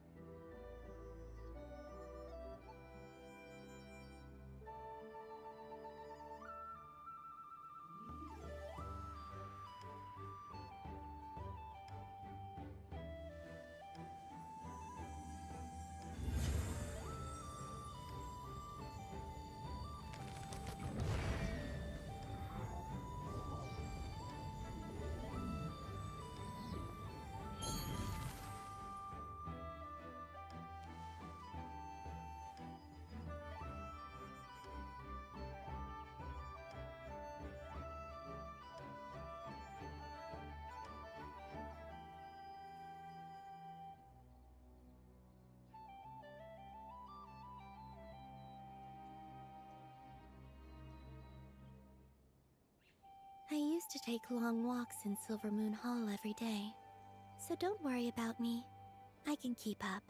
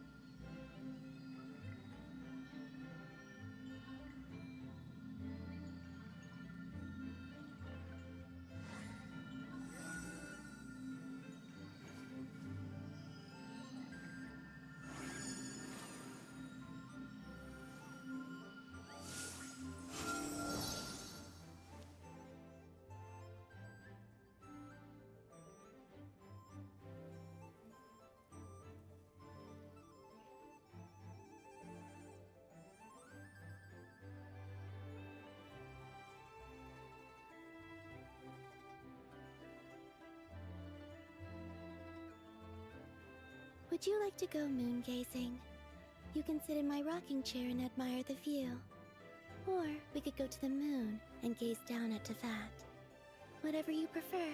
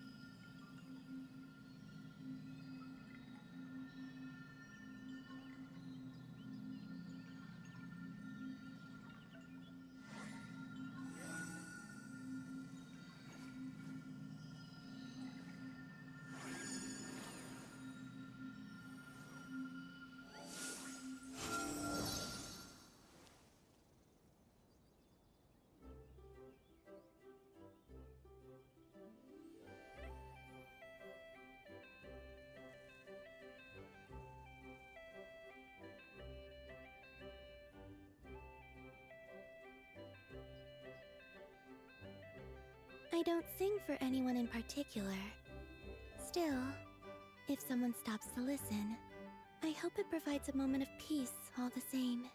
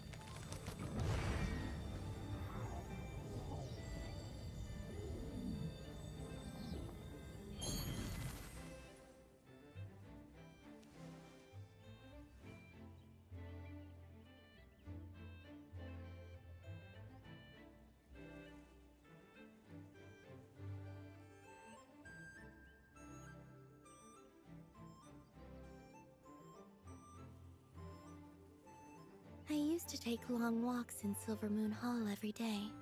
So don't worry about me. I can keep up.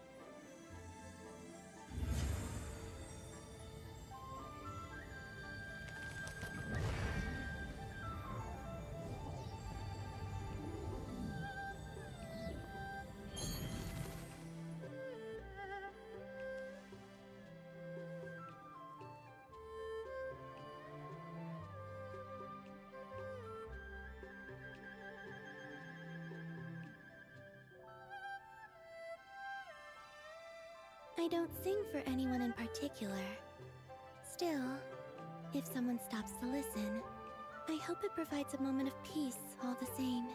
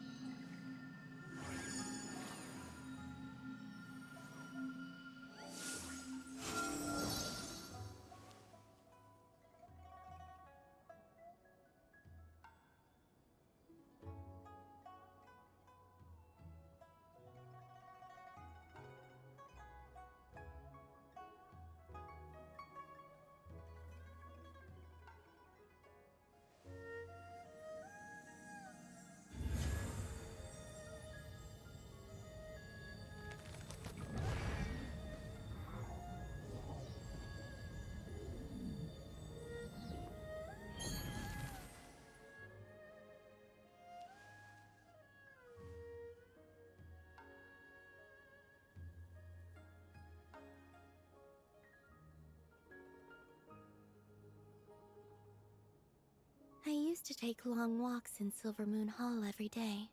So don't worry about me. I can keep up.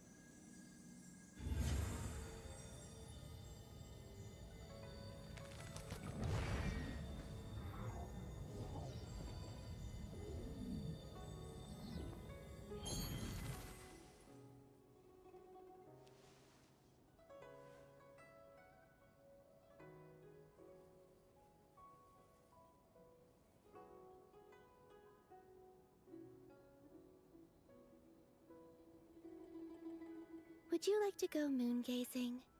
You can sit in my rocking chair and admire the view. Or we could go to the moon and gaze down at Tefat. Whatever you prefer.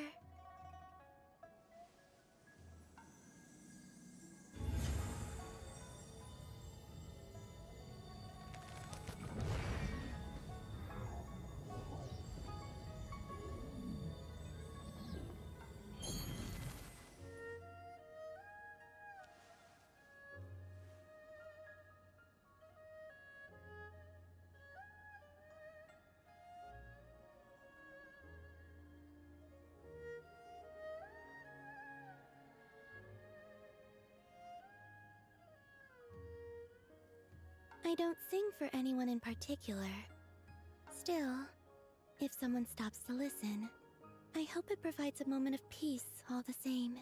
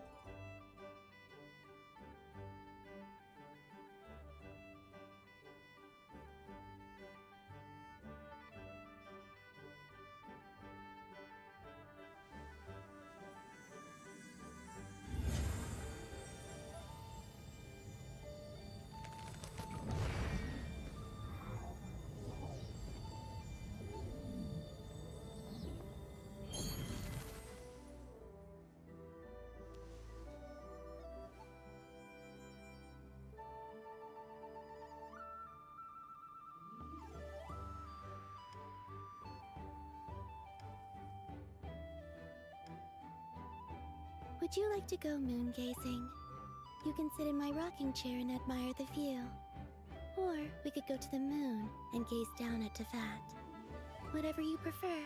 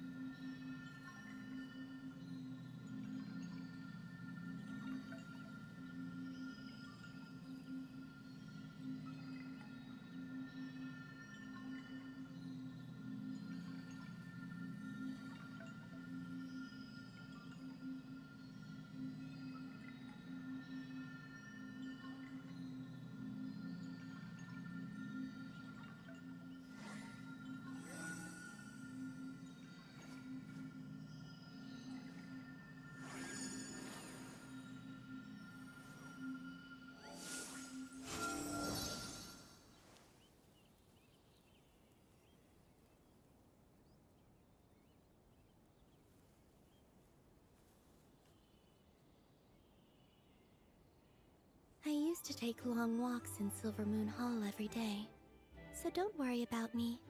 I can keep up.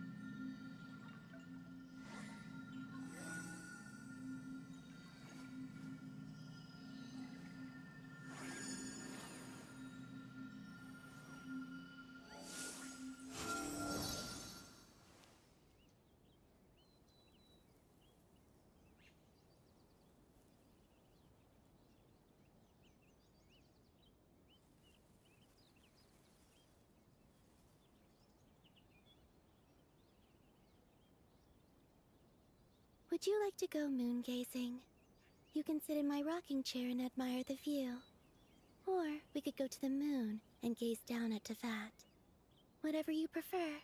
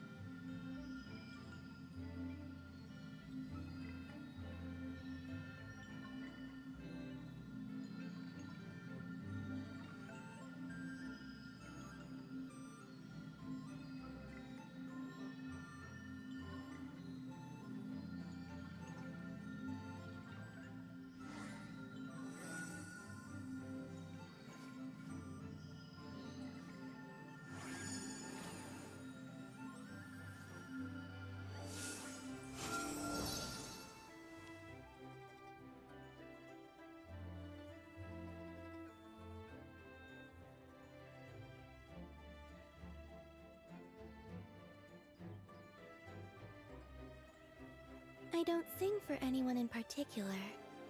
Still, if someone stops to listen, I hope it provides a moment of peace all the same.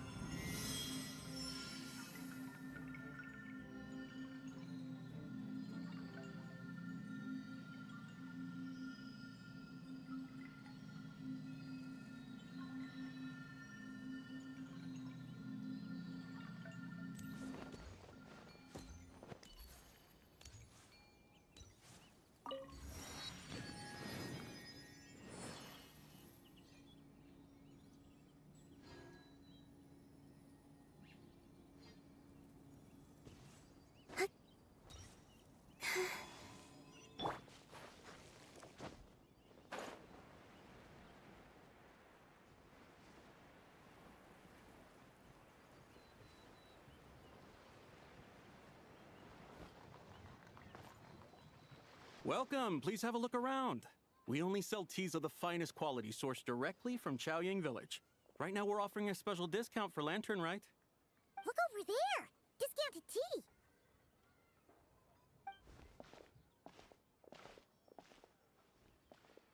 Dear customers, are you looking to purchase some tea leaves?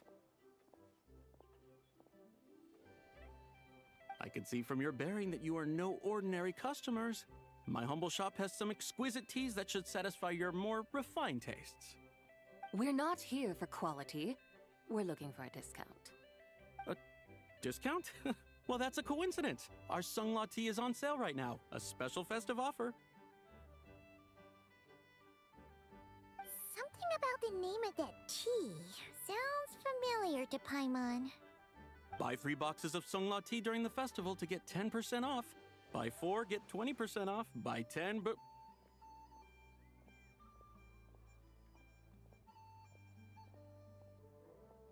That's right! 10 boxes at half price. Have you been to our shop before by any chance? Oh, Paimon's definitely heard this spiel before. 3, 4, 10, 10, 20, 50. Zabai, what are you muttering about? When purchasing 3, 4, or 10 boxes, the corresponding discounts are 10, 20, and 50%.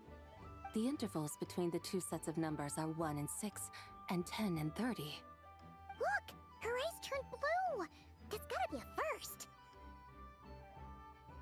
If the differences between intervals remain equal, the interval after 6 should be 6 plus the difference between 6 and 1, which is 11. Similarly, after 30, the next interval should be 50. Therefore, extrapolating upward, the next two numbers in each set should be 21 and 100. You're making Paimon's head spin! Those numbers, what do they mean? They mean that if we buy 21 boxes of Sungla tea, we should get a 100% discount! 100% discount? You mean we'll get them for free? Oh, there was a pattern to the discounts. Is that right? The pattern we speak of is mathematics, little one. A pattern that is always right. That's amazing! You're a shopping genius, Zabai. Oh, wait. Something feels off here. I had no idea our shop's discounts were tied to the laws of nature. I've learned so much from you, dear customer.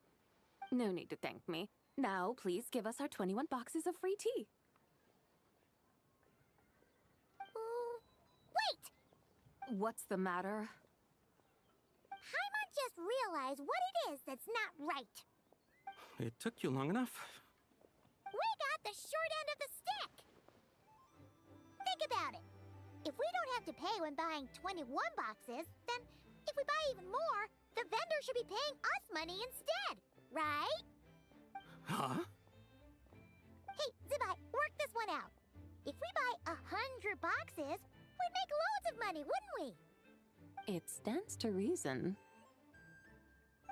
Wait a moment, dear customers. Don't you think you're haggling a little too hard? You are the one dictating the discounts. We're simply extrapolating the numerical patterns within. As such, we are hardly haggling. You have a point. However, that's right. I'm so sorry. I just remembered. My supplier didn't come today, so we don't have any tea after all. Such a shame. Terribly sorry about this. Awful luck. Where can we find your supplier? Well... Not to fret. We'll save you the effort and go straight to the source ourselves. Well, you see, dear client, the supplier's discount isn't as generous as ours. You won't be able to get the same price from them. Huh? Does that mean they won't pay us for taking their tea? They might not even offer you 100% discount. How very unfortunate. Nevertheless, as the original supplier, they must offer some sort of discount. Besides, we're not looking to make money. We just want a good deal. Well, that's great. My suppliers are all tea farmers from Chaoying Village. You can go ask around the village, but please don't say I sent you. Do not worry, we appreciate your generosity. Referring customers to your business partners, even choosing to remain anonymous, the demeanor of a true gentleman indeed. Your business will surely prosper. I hope you're right. Then let us head to Chaoying Village. Do you know the way, my guides? Of course! Just follow us!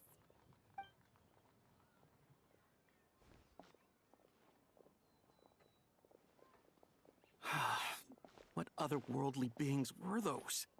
Thank the heavens I managed to send them on their way. I should hurry home and pray to the White Horse Adeptus. May she bless me such that I never encounter such customers again.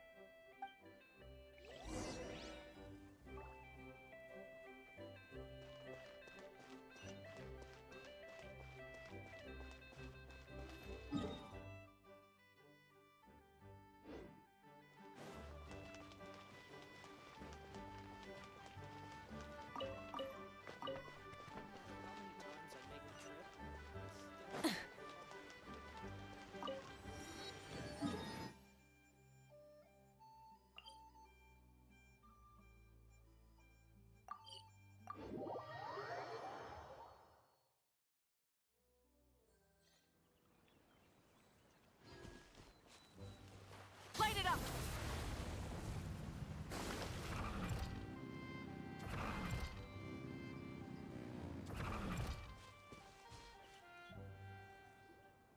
Here we are! Chaoying Village! The mountains and waters are pristine. They embody the beauty of heaven and earth. It's a good-looking place, all right. But it's hard to enjoy the scenery when Paimon can't stop thinking about all that tea-buying Mora we're missing out on. Should fate dictate, Mora will find its way to you sooner or later. Well, Morak certainly finds us often enough. He even sought us out in person this lantern rite. For now, let's look around and see if any tea farmers are selling their crop. We'll be able to see more clearly from up high. Let's take to the sky and enjoy the beautiful scenery while we're at it.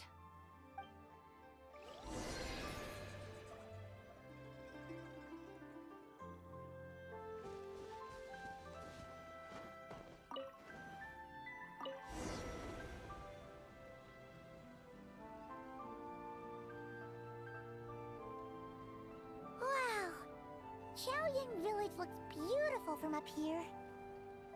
Indeed, the houses here are quite different from those in Liyue Harbor. They follow the natural contours of the mountains, forming unique, elegant structures. Yeah, it's super beautiful. The white walls and dark tiles frame the emerald waves of the terraced fields, while the curved eaves and tall gateways juxtapose each other with grace. It's almost too beautiful to be true. The crowing of roosters and barking of dogs, the calls of farmers working the fields, A vibrant pastoral chorus overflowing with earthly vitality. Yeah, it's incredibly beautiful, huh? Have you studied the linguistic arts by some chance? Huh? Your vocabulary for beauty seems rather constrained. Paimon knows how to say pretty as well. I see. Now then, let's take a look around and see if we can find any farmers selling tea.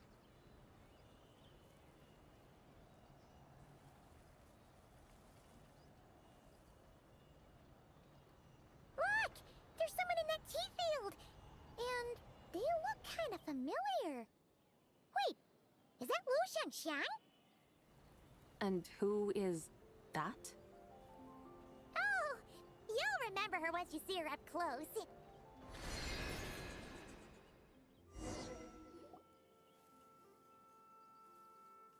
Hey there, Lu Shangxiang! It really is you! Huh? Paimon, Traveler, and the White Horse Adeptus. Fancy seeing you here. The White Horse Adeptus has a name now. You can call her Zabai. And you are... Wait. I remember now, you're... Don't say anything about food poisoning or fish. You're the young lady who wanted to rise above the rest, are you not? Yes, that's me, but I'm in a bit of a state right now. At best, I can say I've fallen below them. Fallen below them? What happened? Like I said the last time we met, I'm being punished according to family rules. My father, mother, grandfather, grandmother, other grandfather, other grandmother. Oh, that's a lot of family members. Yeah, and on the night of Lantern Rite, they held a family meeting to discuss my situation. So, they do care about you. There's no doubt they care. But they think that since I caused all that trouble in Liyue Harbor, it shows I can't be trusted on my own. They decided to ground me. Ground you? Yeah, though they're not confining me to my room. Instead, I have to personally nurture a tea seedling until it grows big enough to be sold at market. Aw, a tiny little tea baby. Do they want you to experience what it's like to be a parent? It's supposed to cultivate my character and temperament. They say this will help me calm down and reflect on my issues. What happened in Liyue Harbor really wasn't your fault. Oh well, at least this punishment doesn't sound too harsh. So, how long will it take for the little tea baby to grow? Actually, I don't know. I've never grown a tea tree before. It usually takes 2 or 3 years. 2 or 3 years? Yes, the tea in this garden requires 2 or 3 years to mature. That long? Zabai, you're not making this up, are you? How do you know so much about growing tea? When the plants thrive and grow, that is the meaning of my name. I can tell at a glance when their season of ripening will come. Do I really have to waste 2 or 3 years here? Why is this happening to me? I'd only just found my direction in life.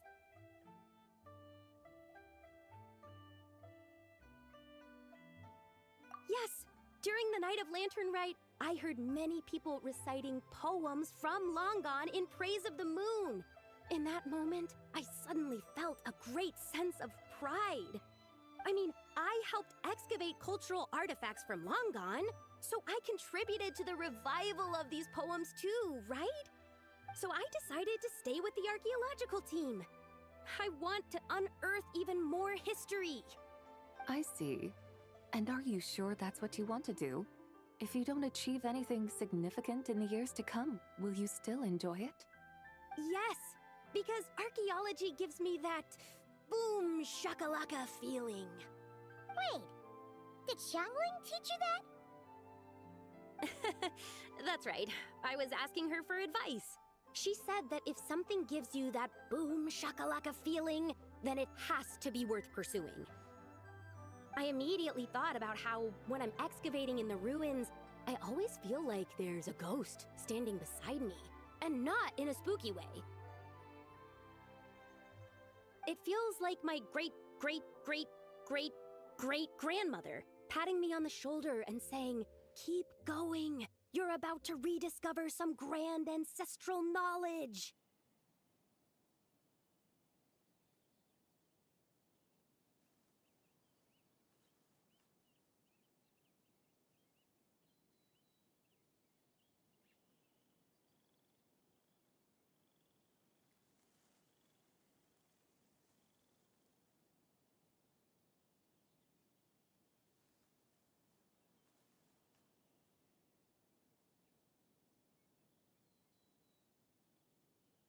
Right? It feels like I've made some kind of connection with my ancestors. Isn't that amazing? Since you've made up your mind, you should give it your all. And I'd love to, but I'm still grounded. Run away, summon up a little boom shakalaka, and leave the tea garden behind. Flee this village. That might be going a bit far. You don't want to lead others astray, Zabai.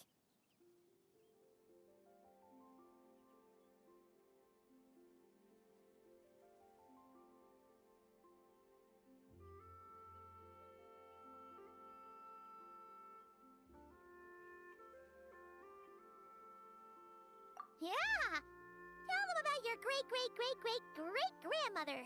She must be the most super-duper ancestor to have ever risen above the rest, right? I'd be better off telling them about the White Horse Adeptus. After all, she's the supreme riser above the rest who saved my great-great-great-great-great-grandmother. Then it's settled. Tell your family that your decision has my blessing. Thank you, Tsubai, but I don't think cosplay is going to work on them. They won't listen. They don't need to listen. You need only follow the rules they've set out for you. What do you mean? As I'm sure you know, some ancient texts refer to the White Horse Adeptus as the Daughter of Time. My family history contains such records, but what of it? If the White Horse Adeptus were to manipulate time to make your tea seedling grow overnight, then you'd be free, correct? Is that how it works? If the White Horse Adeptus were to really get involved, my grandfather would let me leave right away, but who really believes that she'd show up and help? It's not as if you have any other options. Why not try calling out for help? It won't cost you any more. Guess I might as well. I've got no better ideas anyway. White Horse Adeptus, if you can hear me, please save me from my predicament.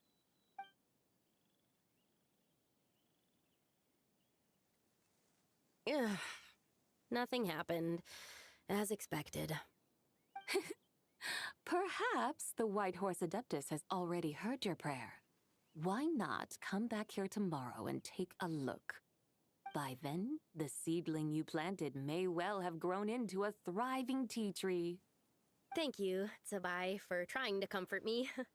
I do feel better now, kinda. But can't you really do something like that?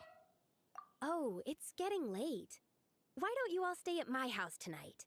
My family may be strict with me, but they're always welcoming to guests. That sounds great! Let's get some sleep and then come back here tomorrow to see if our tea baby has grown.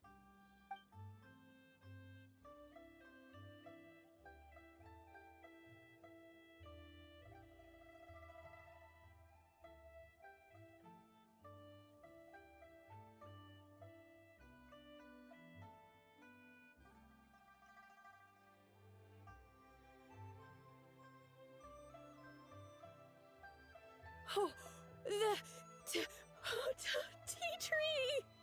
Whoa! Your tea baby is all grown up!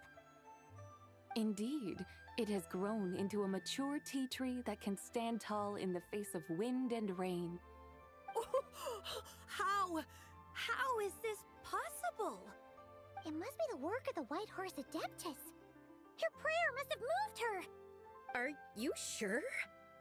Perhaps she heard your prayer and chose to answer the call. She once saved my great-great-great-great-great-grandmother. This time, she saved me. That's incredible! Your family must be blessed by the White Horse Adeptus.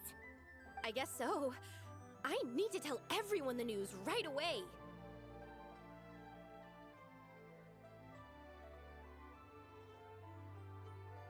They'd better. Since this is the will of the White Horse Adeptus, I don't see how they could object. Go! And if you run into any more trouble, call out to the White Horse Adeptus just like yesterday. Thank you so much! Paimon really thought you were going to use Adeptal energy to make the tea baby grow, Zabai. When an Adeptus exerts effort, consuming their energy, is that not using Adeptal energy?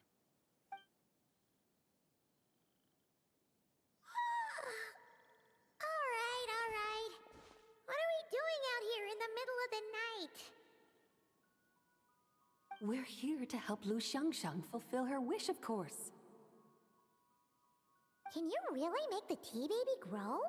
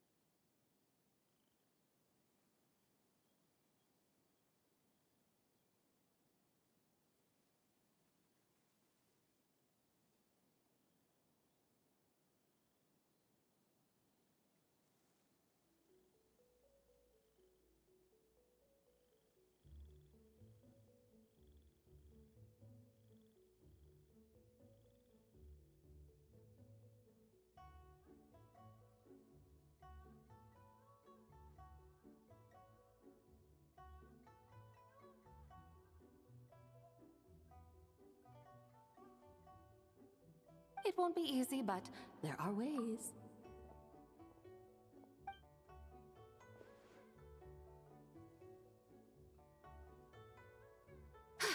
There, it's grown.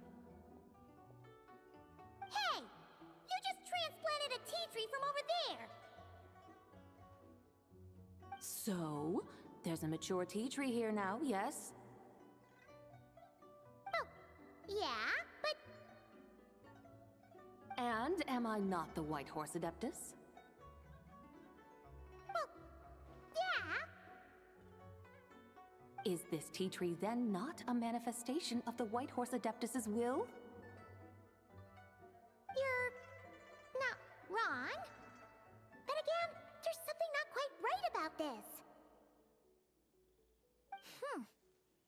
Maybe this will become another mystical Adepti tale recorded in their family history. That would be marvelous. Paimon thinks so too. Hey, Traveler! Sabai seems to be doing much better now, don't you think?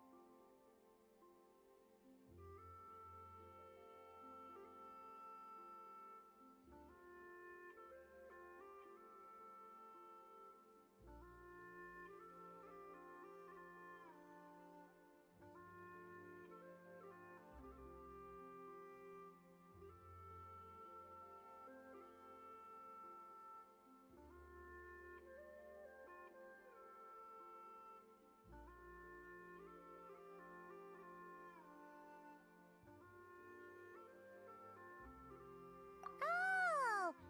Paimon bets that's why Zhongli chose to send her on this errand.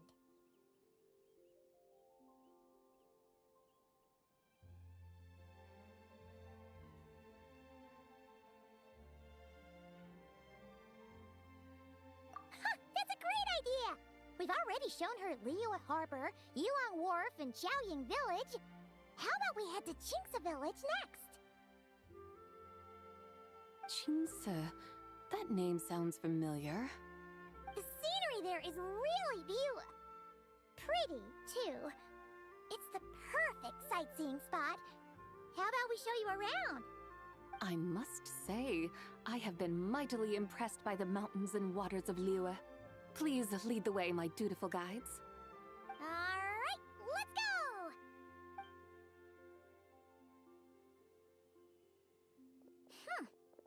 Paimon can't help feeling like we've forgotten something. Pay it no mind. I've already forgotten more than you will ever know.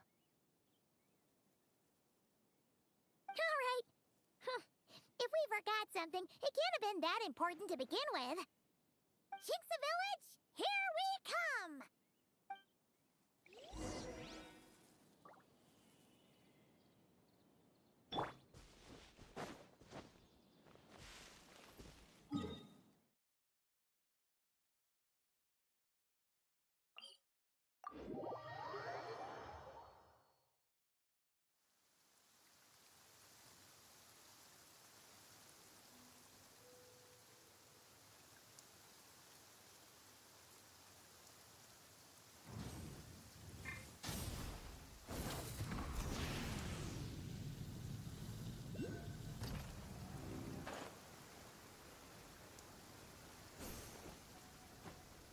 Hip.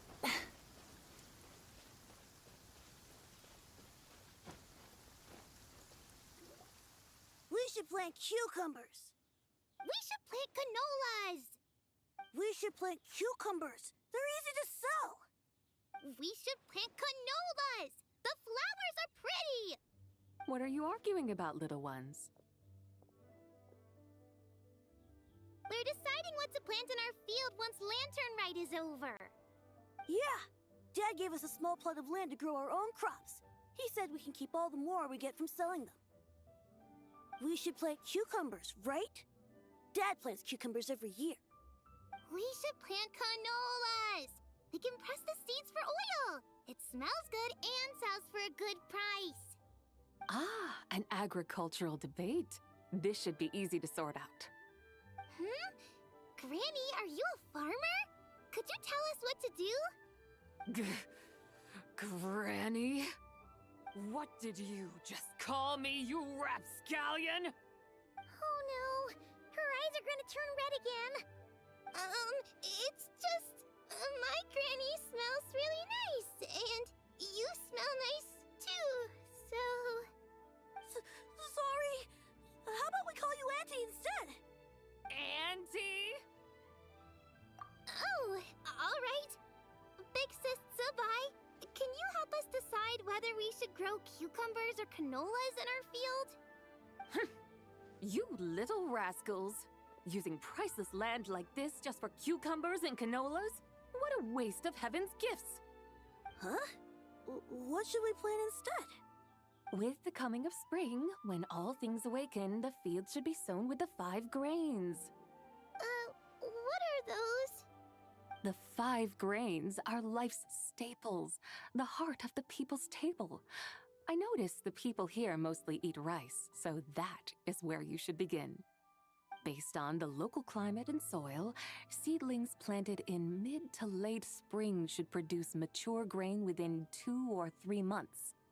When autumn comes, you can plant a second crop, with time still to harvest it before the first frost. The rice you harvest can be sold at market or kept in your stores. It's a far better choice than cucumbers or canolas. Oh, but Big Sister Zubai, I like canolas. That's no issue. It is unsuitable for continuous cropping in any case. You can rotate it with rice to maximize your yields. After the second rice harvest, around wintertime will be the perfect opportunity to sow their seeds. And when they mature in mid to late spring, you shall be just in time to sow the first rice crop of the year in turn. This way, your field will sustain balance. Rice and canola in a harmonious cycle. Wow! That means we'll have crops to harvest all year round! Wait a minute! If rice and canola take up the whole year, what about my cucumbers? A firefly dares rival the brilliance of the moon? In what twisted universe should cucumbers vie for land with rice? Big Sis Zubai, you're going to hurt Lil Lee's feelings. Auntie hates cucumbers.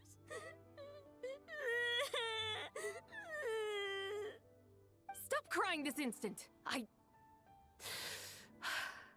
I meant that cucumbers are simple enough to grow. There's no need to devote a whole field to them.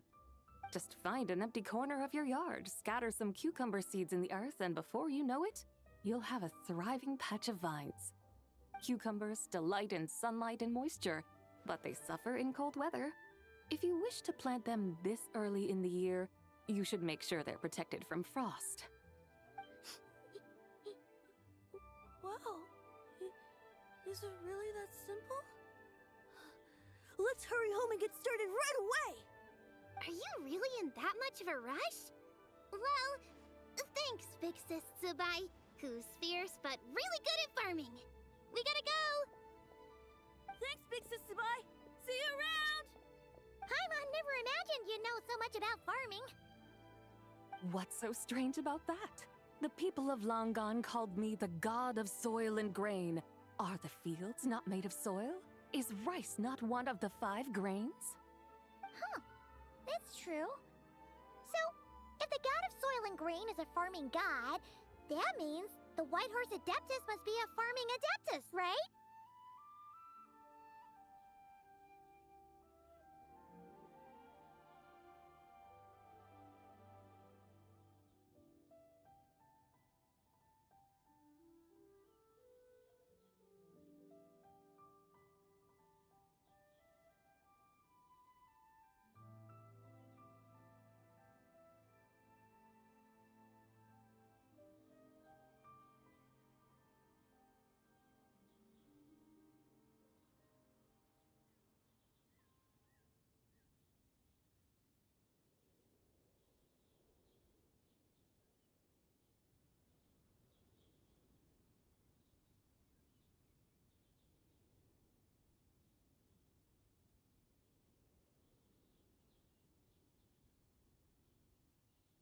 Of course the god of farming is dead. Mind your tongue, impertinent child.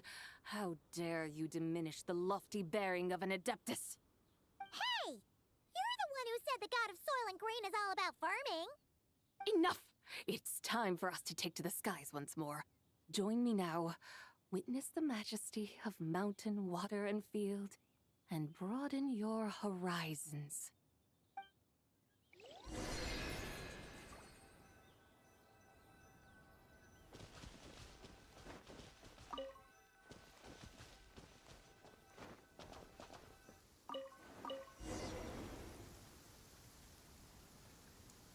Wow! The terraces look so pretty from up here. The mountains tower like pagodas, the hills coiling at their feet like shells. Layers built upon layers, rising and falling in harmony. A truly unique and mesmerizing sight. Thinking about it, you have a special connection to this place, you know. A special connection? Yeah! There's a local legend about a white horse leaping from a pure spring to follow Rex Lapis into battle. Don't you remember? You must have been living in seclusion around here. That does sound somewhat familiar. Oh, and if we keep going up this way, we'll reach a super duper spooky spot. You might have a connection to that place too. There's an ancient array that seals away the remains of a fallen god. A god's remains?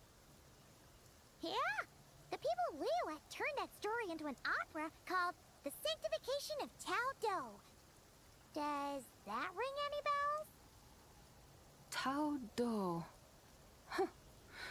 The 7 and 8 gates array. That's right, that's right! You do remember! Buna, the god of the underworld, who could pacify the forces of life and death. Huh? So, Tao Do had another name? Let's go take a look.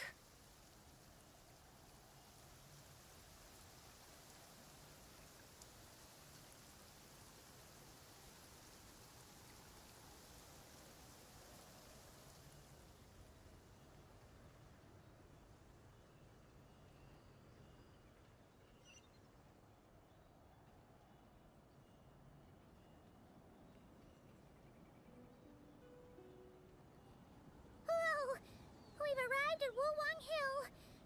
The atmosphere just turned spooky. I can't help but feel there's something strange about this friend you haven't seen in ages. Huh? Paimon thought she heard someone's voice. Let's head down and check it out.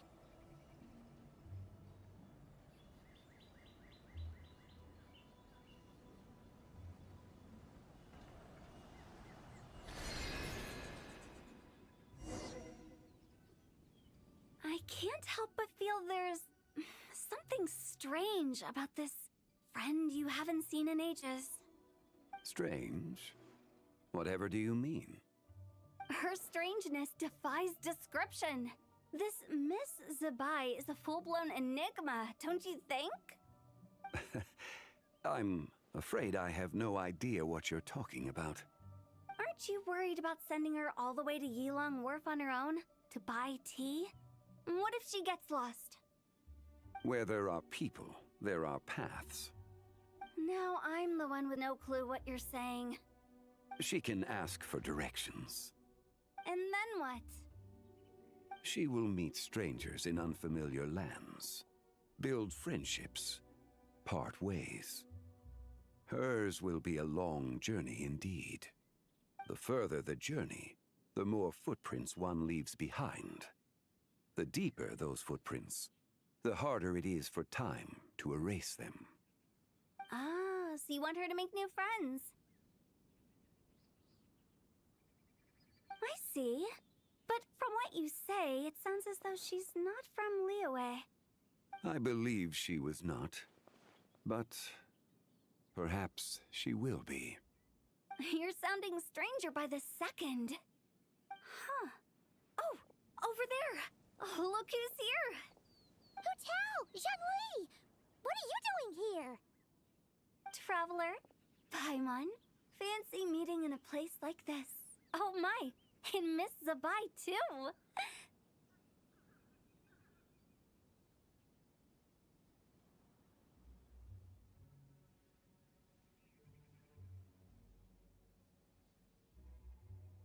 Sounds like fate to me. We were taking Zabai to buy some tea from Yulong Wharf. Zhongli sent her there, though she didn't even know the way, and... Oh, drat! We forgot the tea! Oh, Paimon knew we were forgetting something!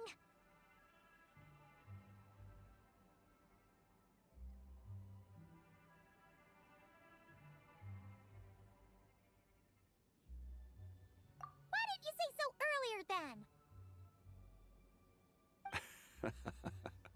What's done is done. There's no need to dwell on it. Fresh tea grows with each passing year. Let fate deliver it as it wills. Exactly. You can get tea wherever you go. You're hardly running low now, are you? Paimon feels a lot better now that you've said that. Still, I'm a little confused.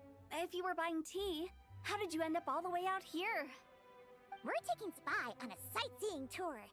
We started at Liyue Harbor, stopped in at Yulong Wharf, went sightseeing around Xiaoying Village, made our way to Qingce Village, and now we're here. Wow, that is quite the itinerary. Yeah, actually, Paimon thinks it's about time we headed back.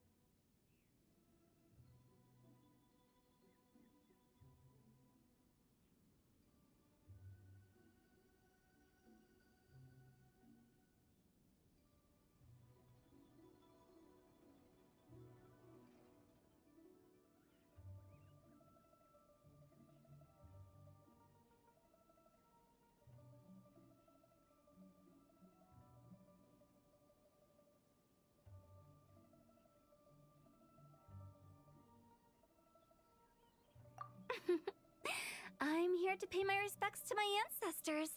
My dear consultant kindly agreed to join me. It is Lantern Rite, after all. Adepti and ancestors should be venerated alike.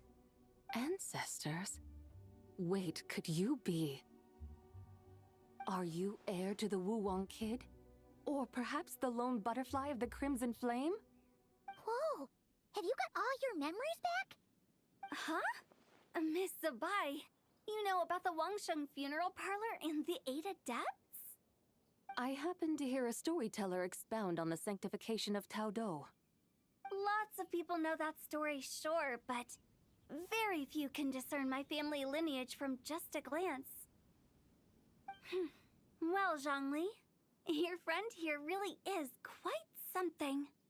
Unfortunately, there's no time to dally right now. We have a hill to climb. Perhaps once today is done, we can find time to chat over tea, recite poetry, and admire the moon? That would be wonderful, Director Hu.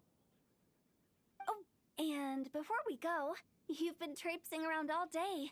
I suggest you stop off at the Wangshu Inn on your way back for a good night's rest. Wouldn't do to exhaust yourselves, hmm?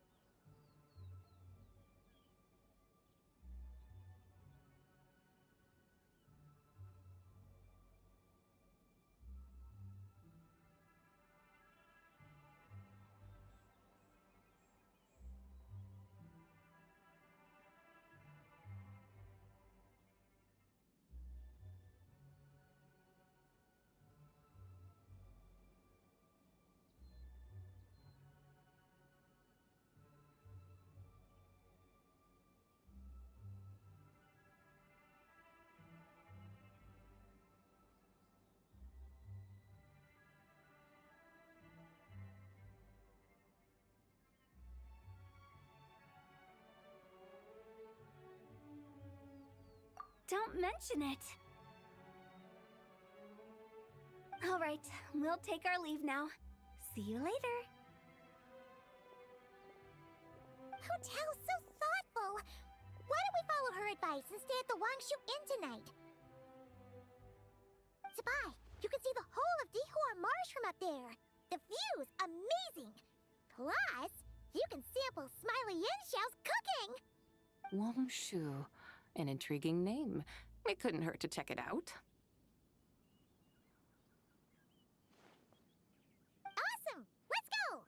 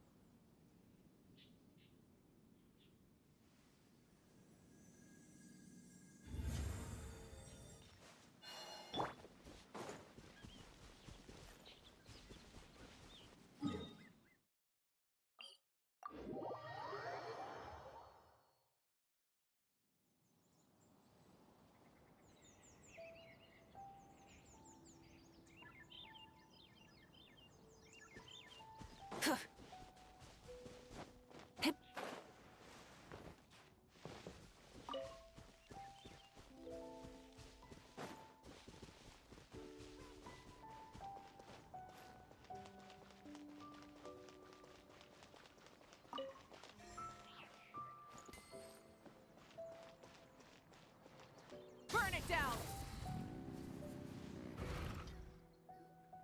Is that towering structure Wangshu Inn? Sure is. We can take the lift up from over there. Always walking the path long trodden. Does retracing others' footsteps not tire you? Come on, get in. We'll fly to the top.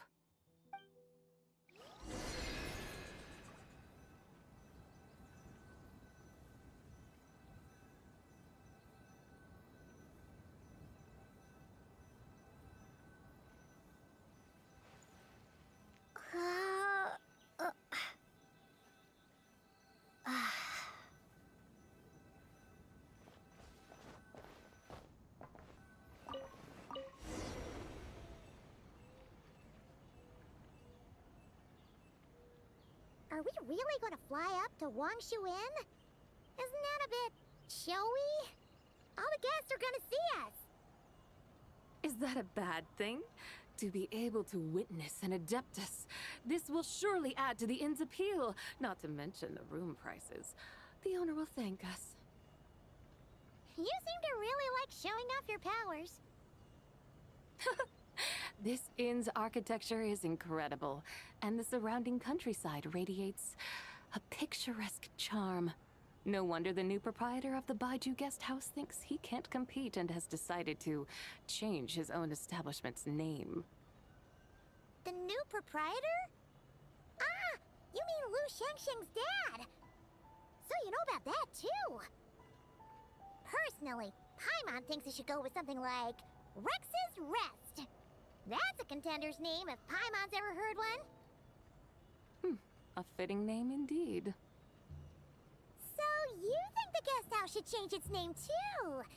Paimon kinda thought you'd say something like, such sacrosanct traditions must never change. Time flows ever onward. Why should the rules of yesterday be carried forward into the world of tomorrow? The people of today should determine what is to be kept. Huh. You're not as old-fashioned and stuffy as Paimon thought. The years ebb and flow, seas recede to reveal fields. In the vastness of time, I am but a wild horse in a boundless sea of dust. Even Rex Lapis, having waded through the waters of the river of time, is not quite the same as before. Xiangli? What was he like before? That is another story for another time.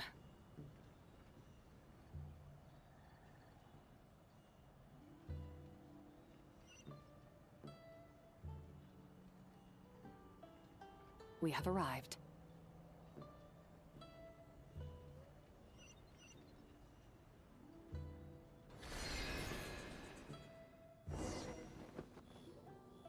Whew.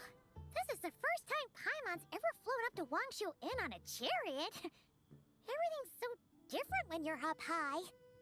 Wangshu. Like moon lanterns and shell lanterns. Might it all be a coincidence? What's a coincidence? Do you not know what Wangshu means?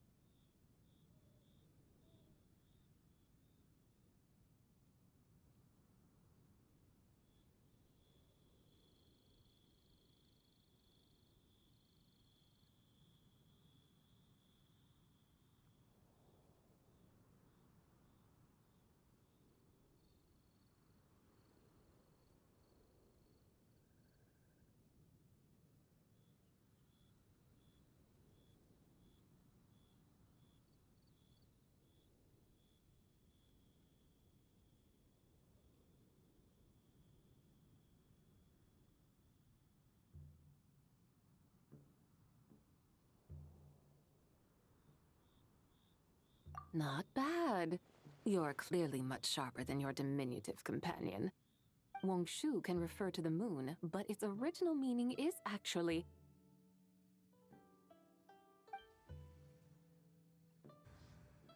The goddess who rides the bright moon's chariot.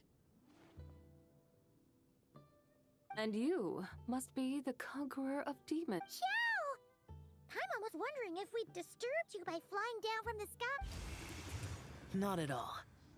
I sensed an unusual presence long before you arrived. Ah, a witness at last. I was starting to think we should fly a bit lower.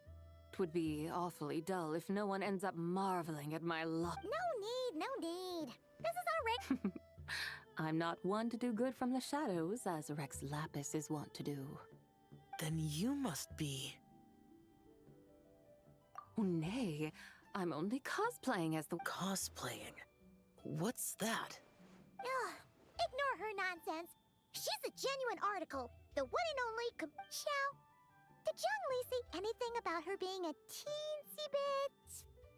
not quite right? Mental instability, perhaps? Did Zhongli tell you that?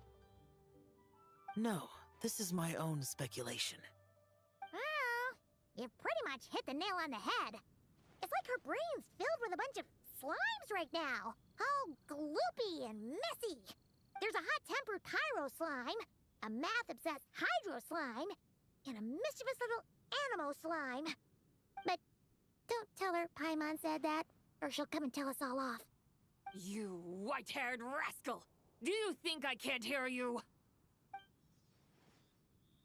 Uh-oh! We're in for it now! White Horse Adeptus. You must be weary from your journey. Why not take a rest? Oh, yes! You must be hungry, right, Sabai? How about we get some food? The chef here is incredible!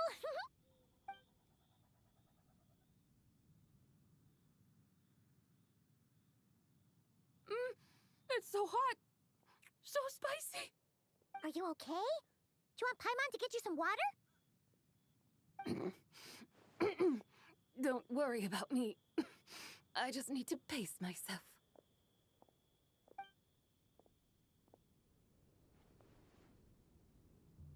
So, regarding your friend and her condition, does even the Lord of Geo have no solution? Zhongli said we should wait and she'll get better on her own. But who knows how long that's gonna take.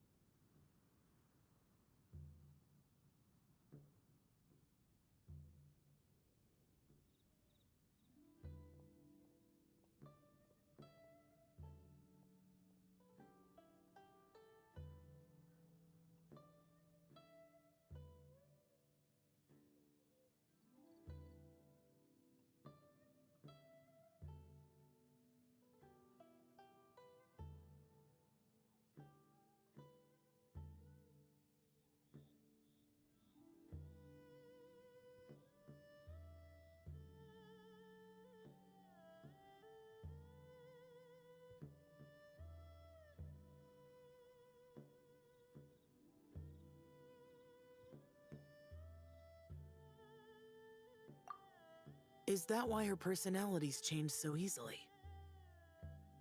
Paimon thinks that has something to do with her 3 deadly selves. Zhangli told us that the deadly selves are impure, affecting living things that get too close. The White Horse Adeptus's remnant spirit was attached to the deadly selves for a long time. It makes sense that her temperament and memories would have been influenced by them. But Paimon still doesn't really understand what the 3 deadly selves actually are. Paimon, as you do not practice self-cultivation, I cannot help you fully understand. But you can think of them simply as emotions and desires. The act of severing the 3 deadly selves is a means of exercising wicked desires and cultivating one's true self.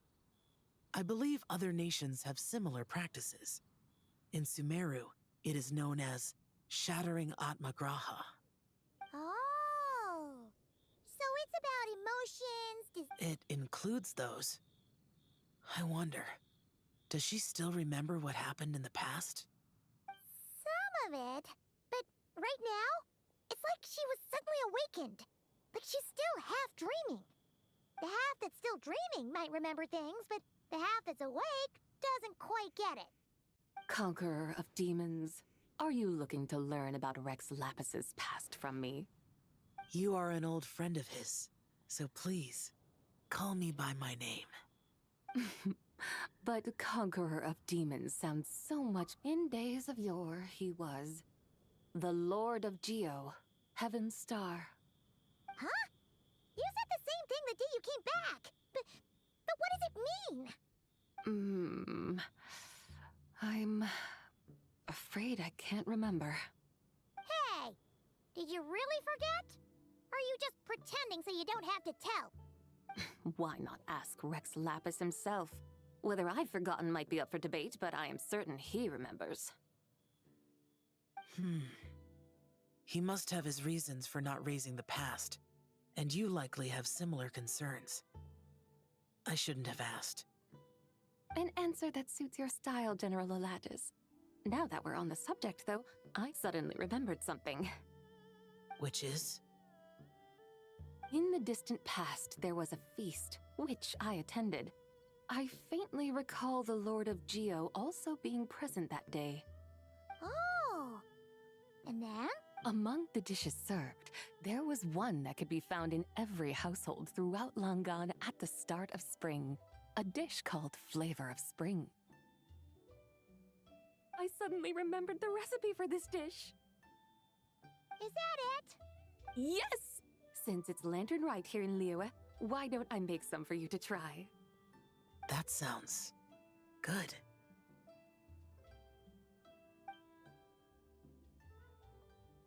Wow! It might not have been the story Paimon was hoping for, but this looks delicious! The spring breeze stirs. Now is the perfect time to savor this dish. My dutiful guides have gone to great trouble to show me around Liyue. And even the Conqueror of Demons has graced us with his presence. I feel deeply honored.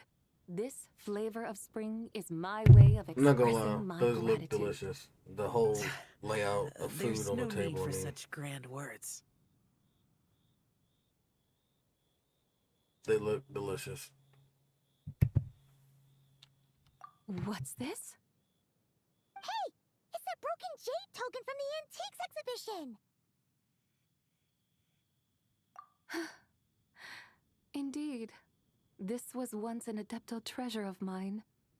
I'm amazed it ended up in your hands. Alas, it serves little purpose now in its fractured state. Please, keep it as a memento. Oh, that's a shame. Can't we fix it? This is the way of the world. Once jade is broken, it can never be made whole. Then, what about forging a new one? That is a good point. That it has ended up in your hands must be a message from fate. I could try to craft it into a little trinket for you. One that might prove useful on your journey. Ooh! What sort of trinket? It's just a passing thought, one that will require the right opportunity. I'll think about it more when the time comes. Now that we've had our fill, we should get some rest. Tomorrow we return to Liyue Harbor, where I'll have need of your guidance once more.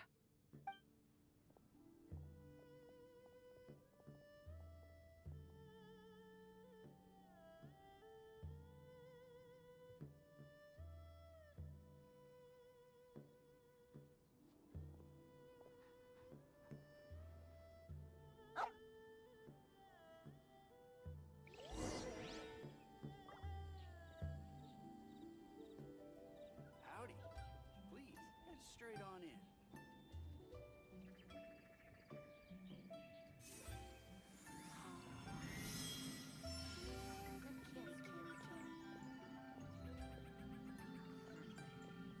This could be an obstacle for pantaloon.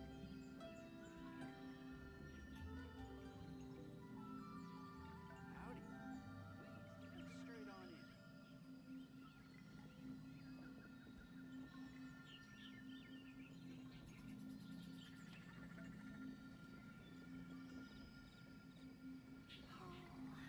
Let me guess where you're from. Kitty, kitty, kitty.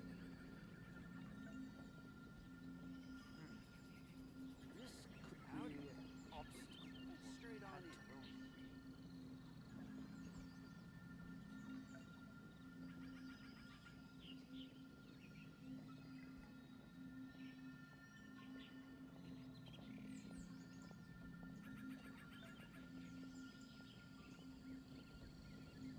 Let me guess where you're from. Howdy. Please, head straight on in.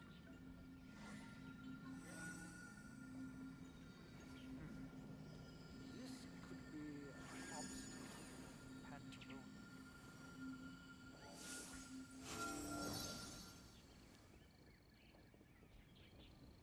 Let me guess where you're from. Howdy. Please, head straight on in. Kitty, kitty, kitty.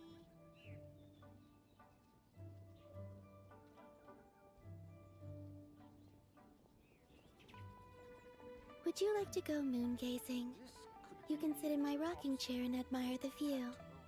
Or we could go to the moon and gaze down at Tefat. Whatever you prefer.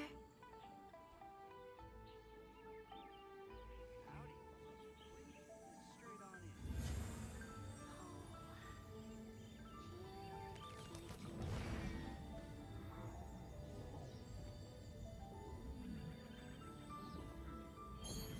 This could be an obstacle for pantaloon.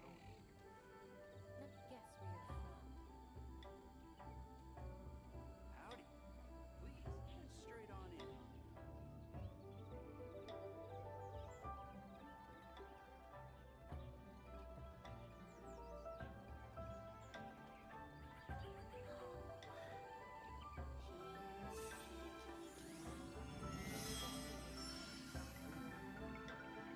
could be an obstacle for pantaloon. Howdy. Please, head straight on in.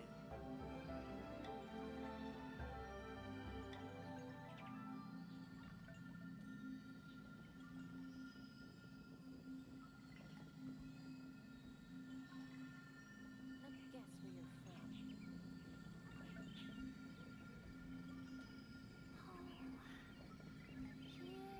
Howdy. Please, head straight on in.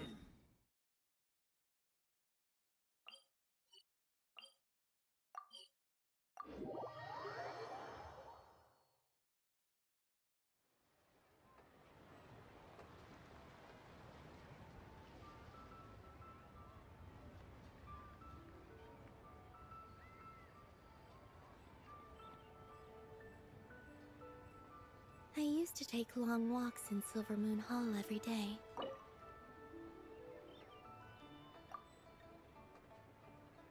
So don't worry about me. I can keep up.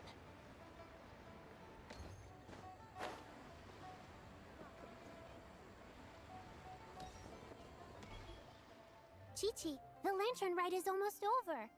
Do you remember how to make a Shao lantern? Warning, split bamboo, traveler. Get silk, Make Paimon.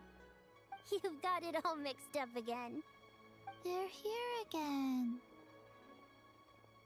Yow Yow! Looking good in that new outfit, huh? Hey, it's Paimon! Dr. Baiju gave this to me as a gift. How does it suit? Thank you. Wow! What happened for Baiju to suddenly give you a brand new outfit, Yao Yao?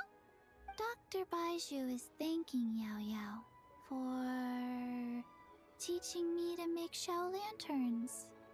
Chi-Chi and I were just playing together. Dr. Baiju's too kind. Oh, yeah, take a look at this. Dr. Baiju gave me these clothes, but it was Chi-Chi who wove this little basket. Wow, that's beautiful. When did you become so good with your hands, Chi-Chi? I learned to make Shao lanterns, thanks to Yao Yao. I also made a wish. What do I always say? The White Horse Adeptus answers prayers. Come, help this old man make an offering in thanks. Huh? Mr. Liu? What did you pray for? For my idiot son to finally come to his senses and not change Baiju Guest House's name, which he has. Huh? He's keeping the old name? Listen to this. My granddaughter planted a tea seedling in our village just a few days ago. She made a prayer to the White Horse Adeptus to help it grow. Overnight, her seedling flourished into a mature tea tree. Oh, that sure does sound like a miracle. Could the White Horse Adeptus really have helped it grow? Of course she did. Oh, White Horse Adeptus, how blessed is our family over whom you keep watch. Truly, this is an extraordinary miracle. You must record it in your family history without delay. Of course. Huh? Is that you, Miss Zebai? Indeed. I have a long-term booking at your guest house. Yes, I recall. Mr. Zhongli said to charge your expenses to the Wangsheng funeral parlor, if I remember correctly. That's Zhang Li. Always making trouble for poor Hu Tao. I noticed when you were here last that you bear a striking resemblance to the pictures of the White Horse Adeptus in my family history. You both have golden eyes. Perhaps fate has had a hand in our meeting. And a glad meeting it is, Miss Zebai. Now why don't I gift you some tea from my garden to celebrate this encounter? We grow Sunglaw tea there, and it has quite the reputation throughout Yilong Wharf. I hope you will accept it. Oh! Sunglaw, buy 10 boxes, get half off teas, back on the menu. Buy 10 boxes, get half off? Don't be silly. This is a gift. It's free. Woohoo! Nice!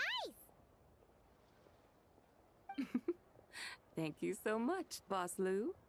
There's no need to thank me. You're a visitor from out of town, which makes you an honored guest. Make yourself at home. Lantern Rite may have ended, but the streets are still bustling with activity. Make sure to take everything in, meet some new friends, and enjoy your time here. And that goes for you kids as well. Happy Lantern Rite. Got it, Mr. Liu. Happy Lantern Rite. Yeah! Happy Lantern Rite, everyone! Happy Lantern Rite indeed.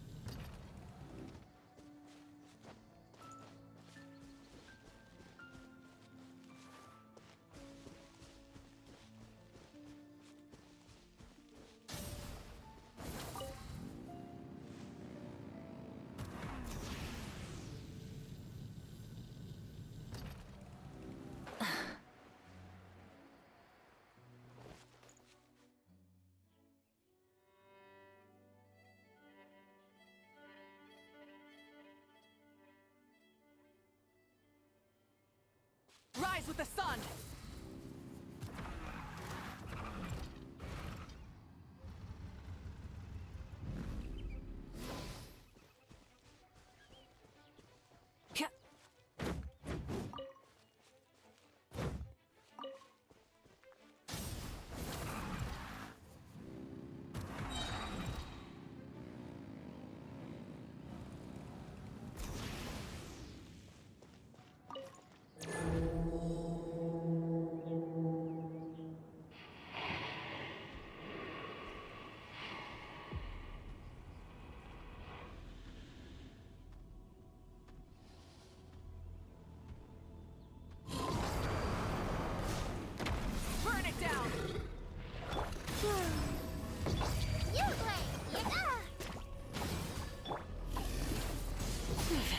Not bad.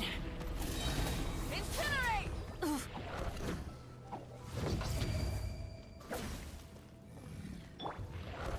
Don't be scared!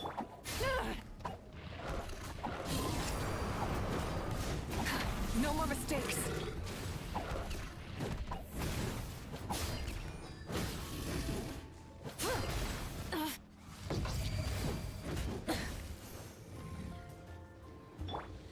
Stay put!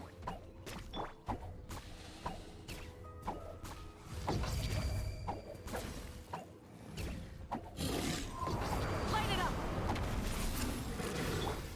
Surge.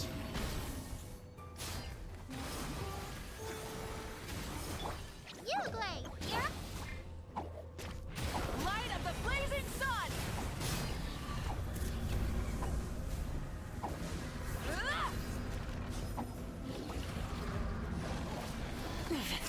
Not bad. Stay put!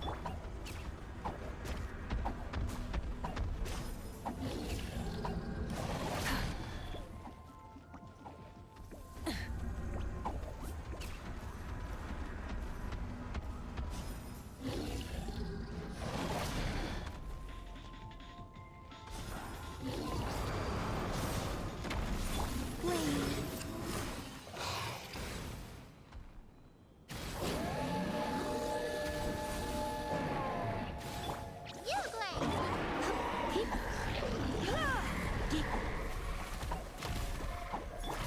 Three moons converge. Pyroclastic surge!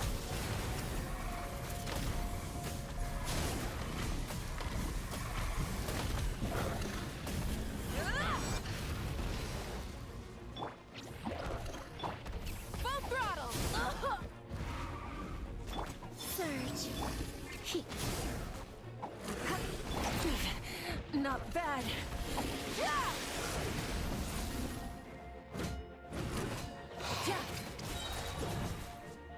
Time to buckle down.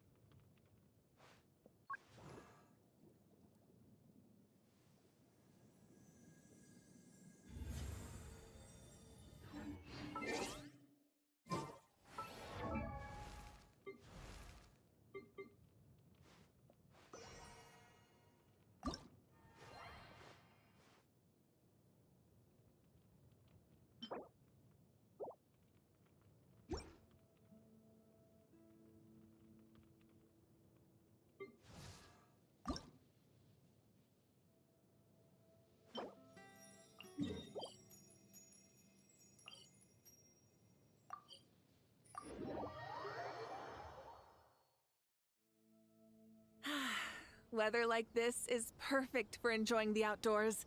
Want to go for a spin? Here, hop on.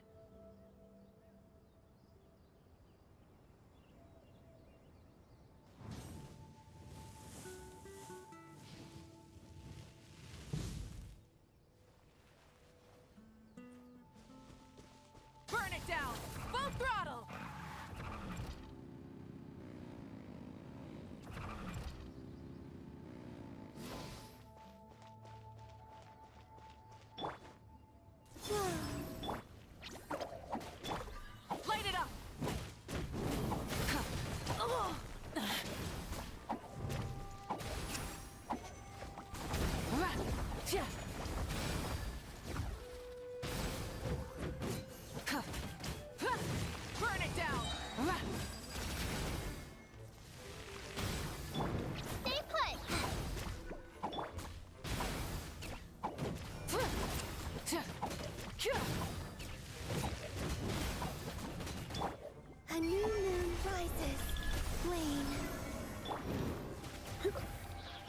Don't be scared!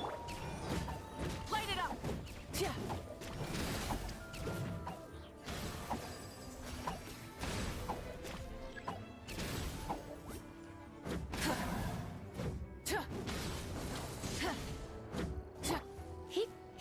Huh?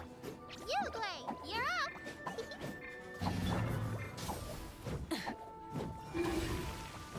Tja. Tja.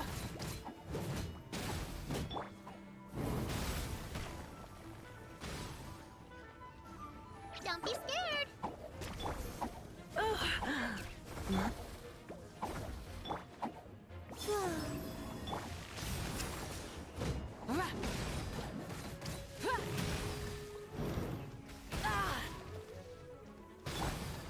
Stay put! Tja.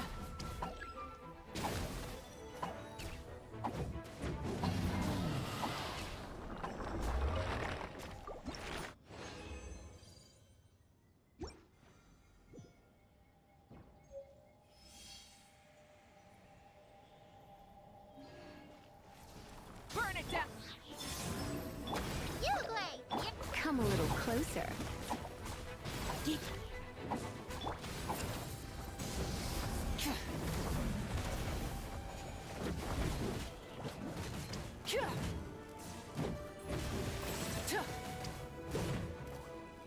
Rise with the sun! Wayne. Don't be scared! Full throttle!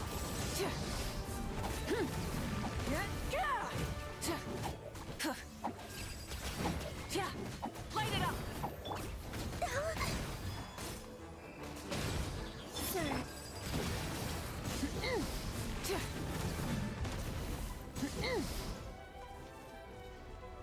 Wrath from the skies! 3 moons converge. Stay put! Rev the engines!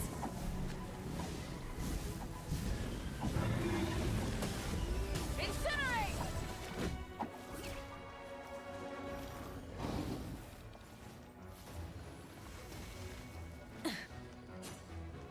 Burn it down! Wayne.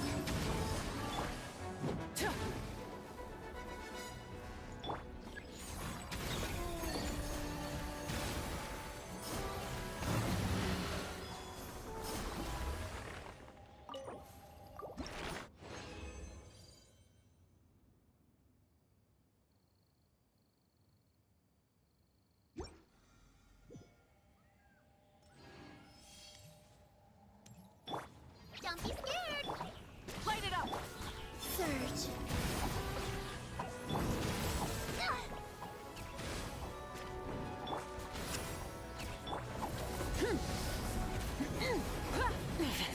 Not bad.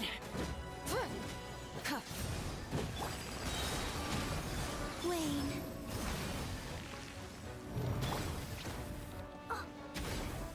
Stay put!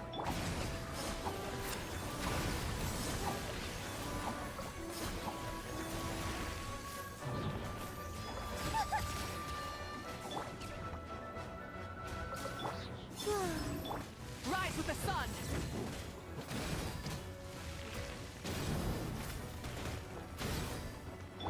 Don't be scared!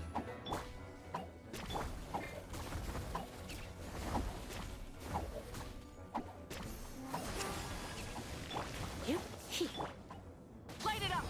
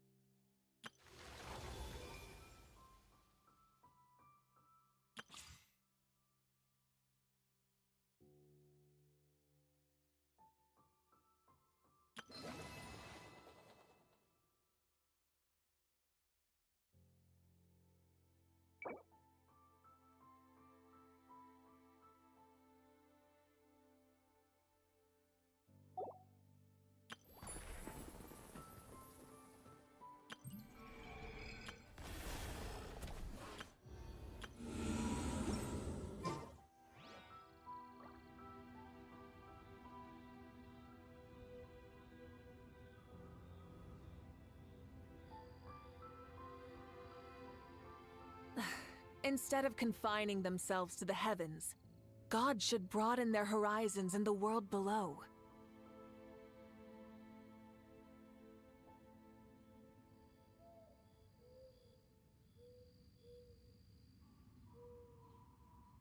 Many insects have a compulsion to follow the light, and humans are the same. Except we call that light hope.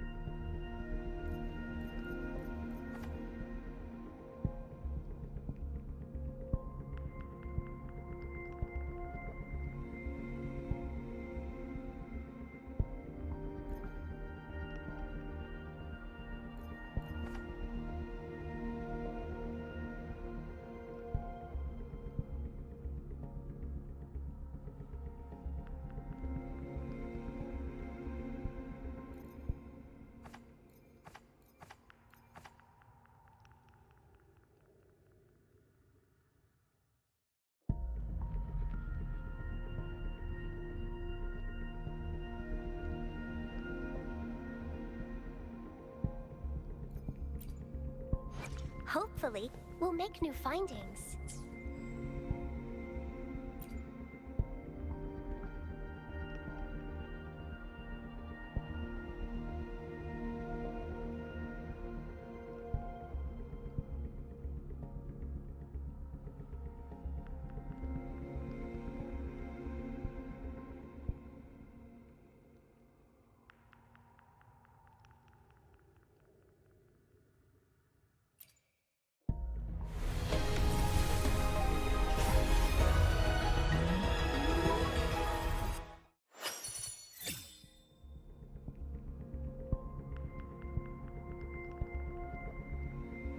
G'day!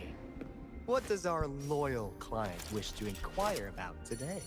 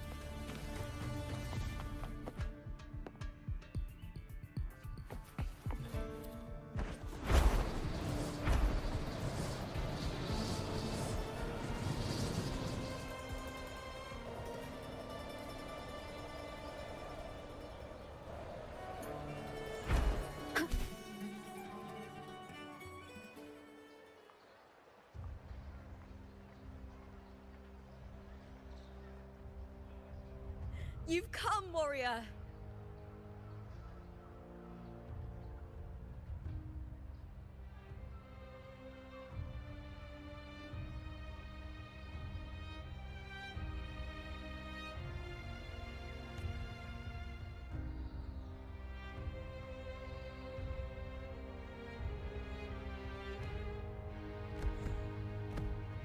The mighty guardian, Arudicus Arsenosa, is not the kind of echo too warm to crowds.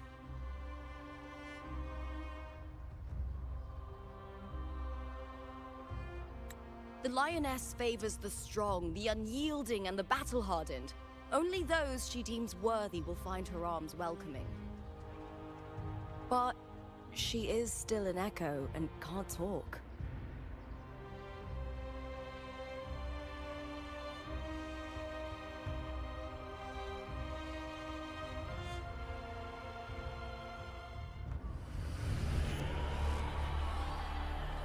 These sounds.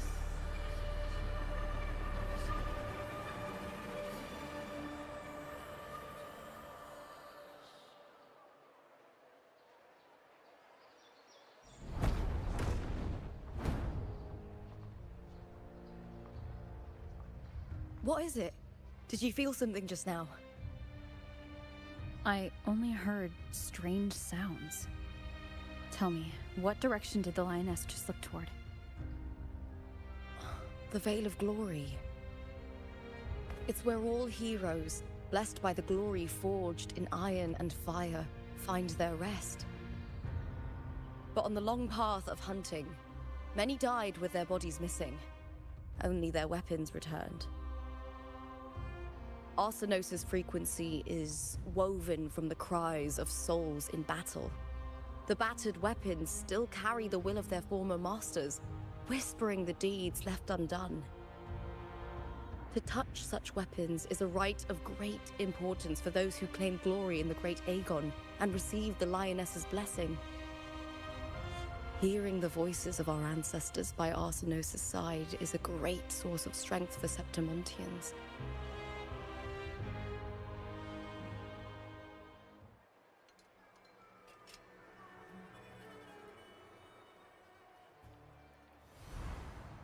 Before meeting Buling, when I touched the echo in that village, I felt a layered, indistinct frequency. It was like what Abby described on our journey to Septimont, but the source eluded me at the time. But now, I found it. The source of that power lies in the Veil of Glory. The closer the lioness gets to it, the clearer it becomes. She waits for us there. Shall we go together? I'm not sure if Septimontian rituals will interest you, but you might uncover something useful, no?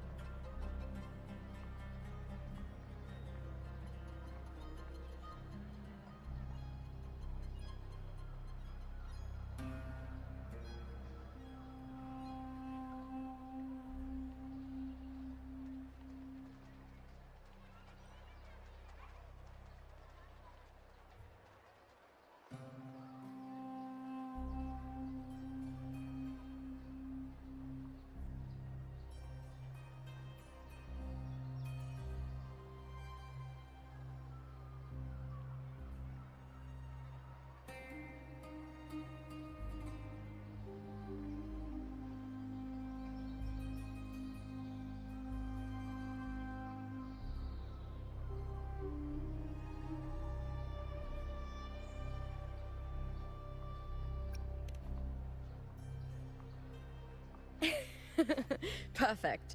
Let's head out.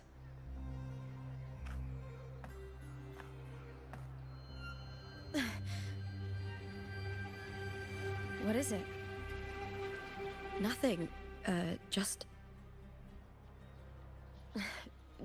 a dizzy spell.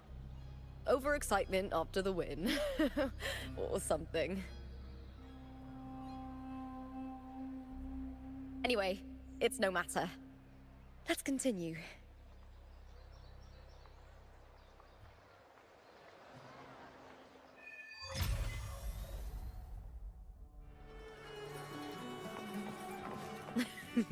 These days have been a feast of victories.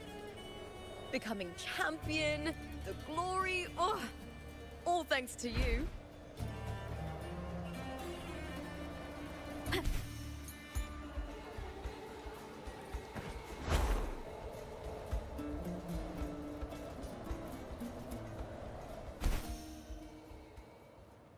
Strange.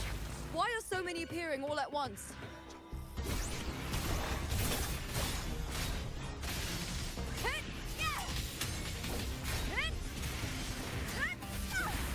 Let's start!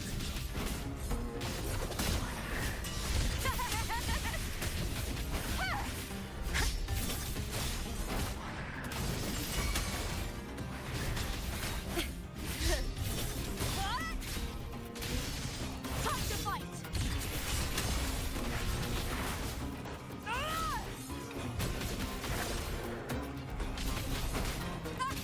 Together, we howl! I thought tacit discords didn't usually appear around the border mountains. These tacit discords didn't gather from the surroundings. It's more like they spawned from thin air. Look, it's just ahead. The Veil of Glory, where heroes are laid to rest.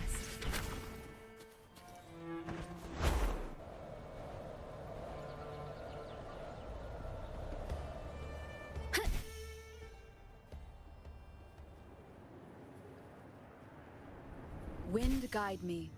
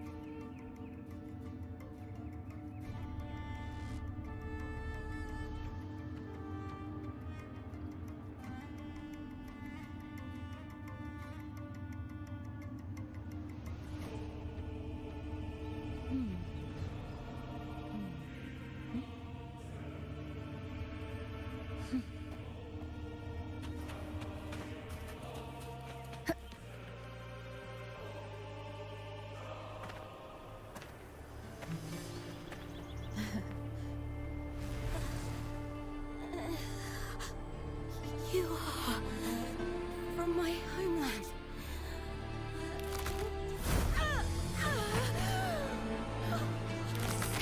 What?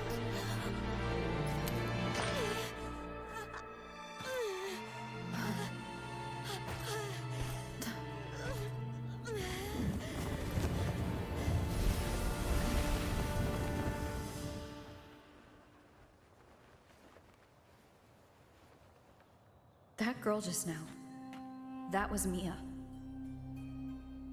The closer to the Veil of Glory, the more the normal world and the anomaly overlap. Whatever lies ahead must be the key to all of this. I need to rethink everything. Septimont, Lupa, Cardathea, Mia, the Lioness of Glory. All of it. Cardathea arrived in Septimont alone, not waiting for me or attempting contact. Something must have happened to prevent her. If something cut her off, aside from the Fraxidus, it could have only been the Threnodian. which should be dead. But Septimont holds no faith in the Sentinel, and the Threnodian was never able to establish influence here. Maybe it's not that simple. The Threnodian controls the mind of its followers through their faith.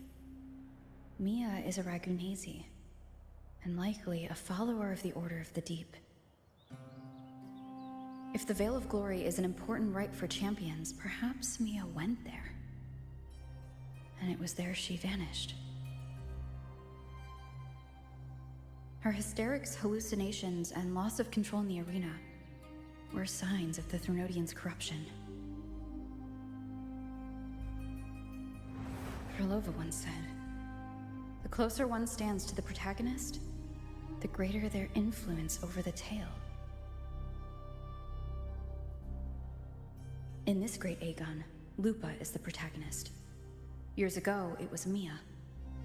Now I'm seeing Mia's image flicker in and out throughout this journey.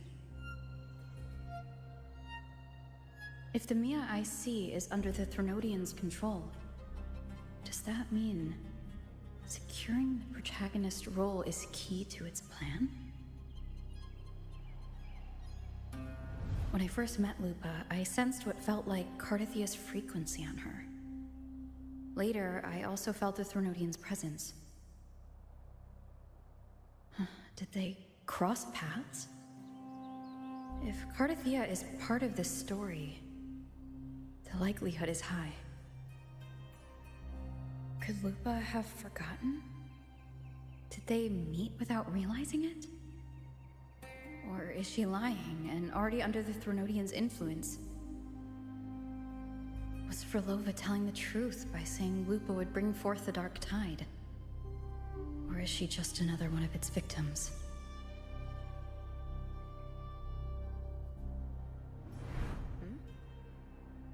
Hey! Is something wrong? Is there something you need? Or something you want to say?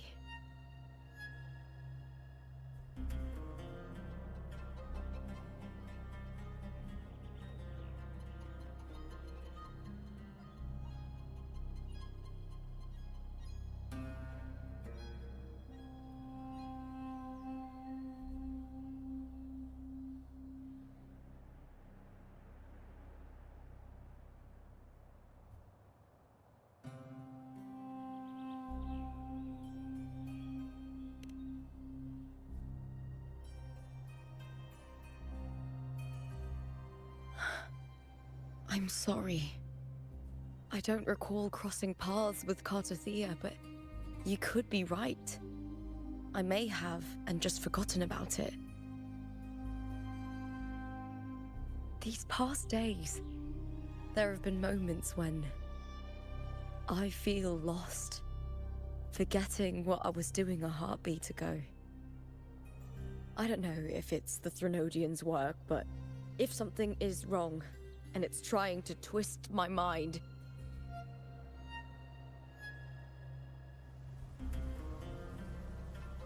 you'd make the right call, wouldn't you, my fellow warrior? You'd protect my honor and my dignity.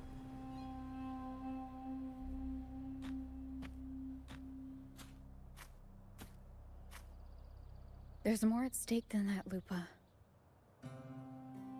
I've heard the Septimont saying, all for glory, fear no death. But sometimes, living takes more courage than dying.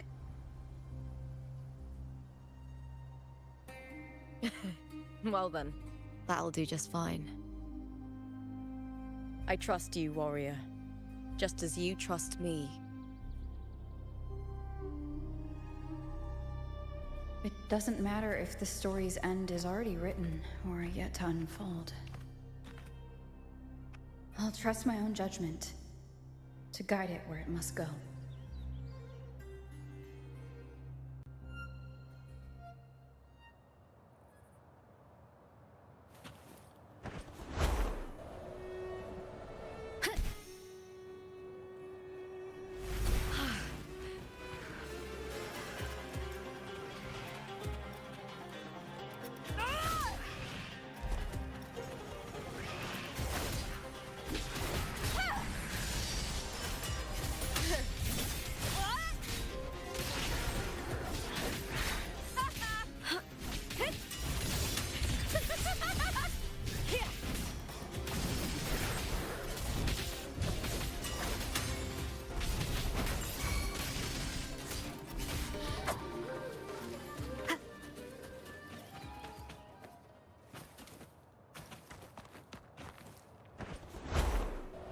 Those blades, spears, and halberd embedded in the stone.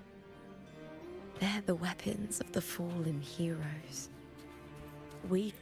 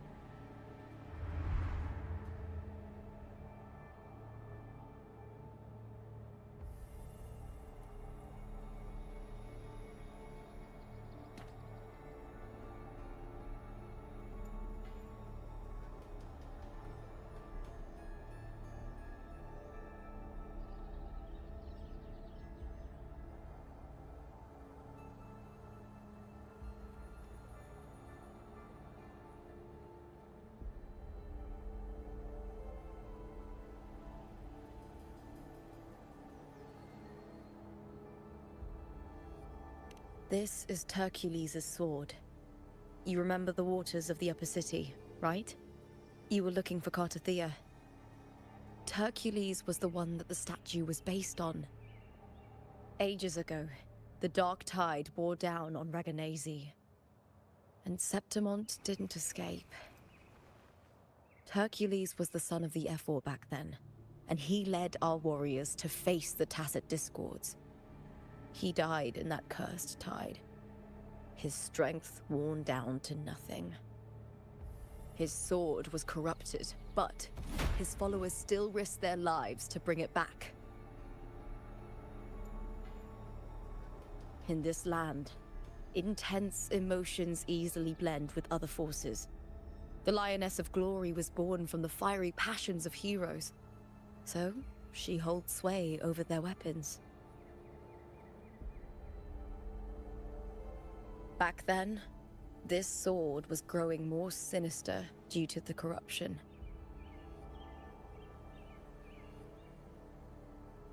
But all these years later, it has become a memento of a hero.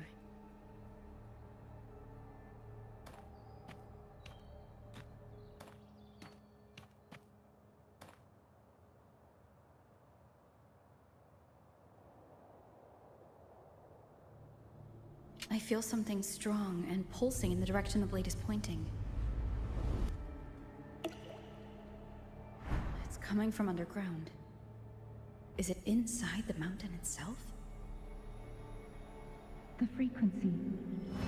It's the Sentinel Imperator. Just like Dragoon, Septimont has its own Genesis Nexus. That's why it seeks.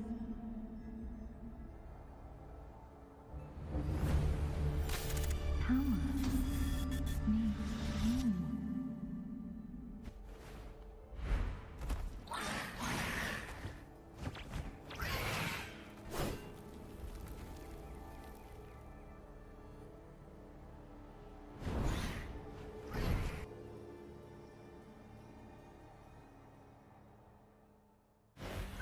More Tacit Discord, just like last time. For a split second, the world shifted.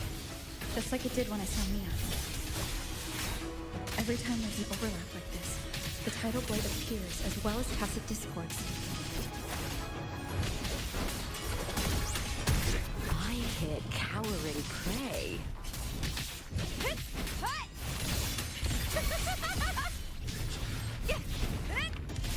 Glory is upon us!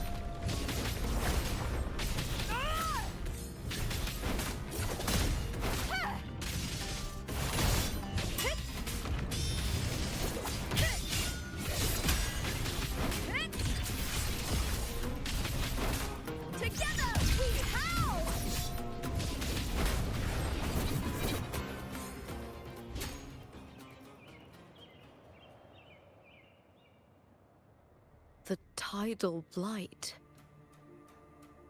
It's an outgrowth of the dark tide itself.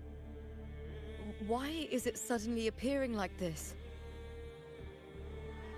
We'll clear it out first, then check if that sword is the source.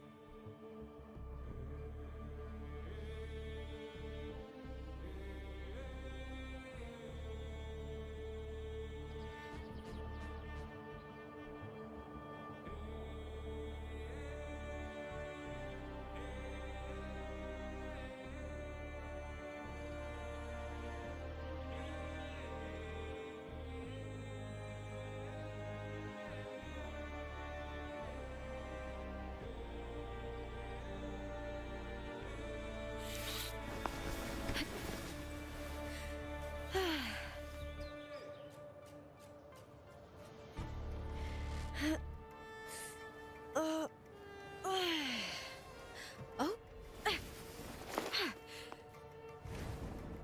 You're here.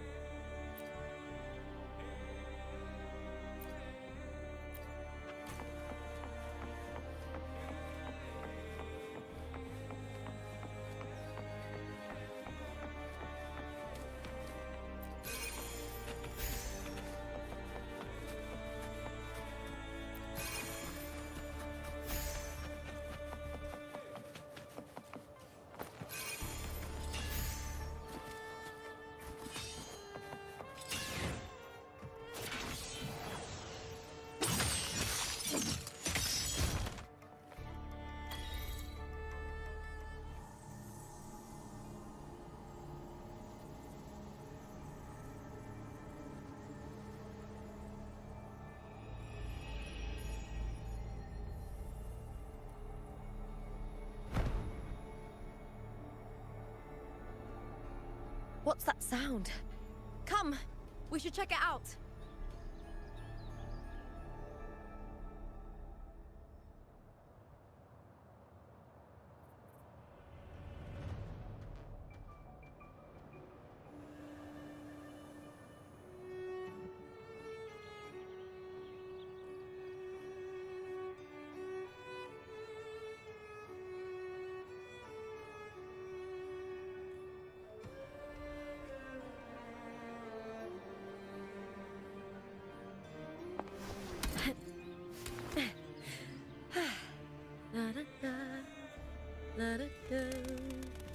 Do-do-do-do-oo.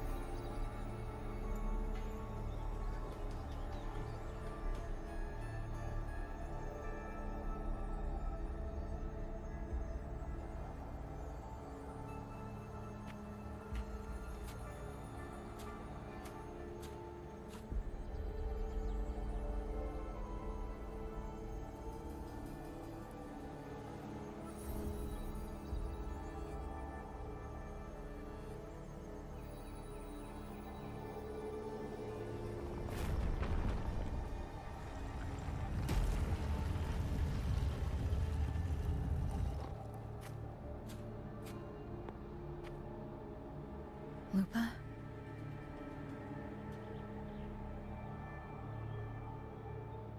This doesn't feel like the first time I've been here.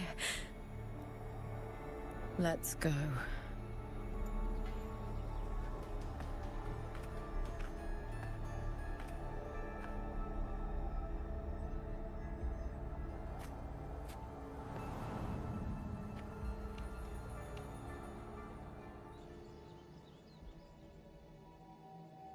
There's no mistaking it now. It's Imperator's frequency.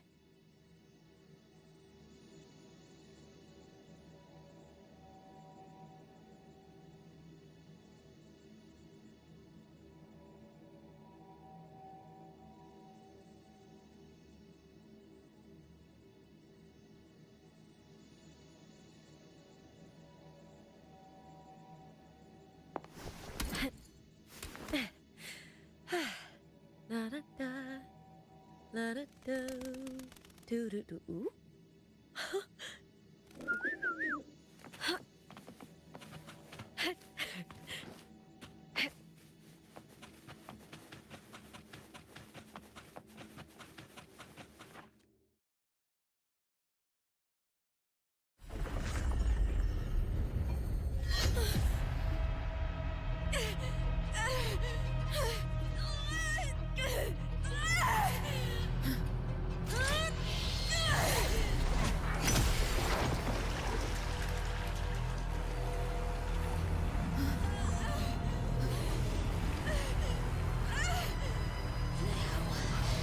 Thou carry the scent of Cardathea.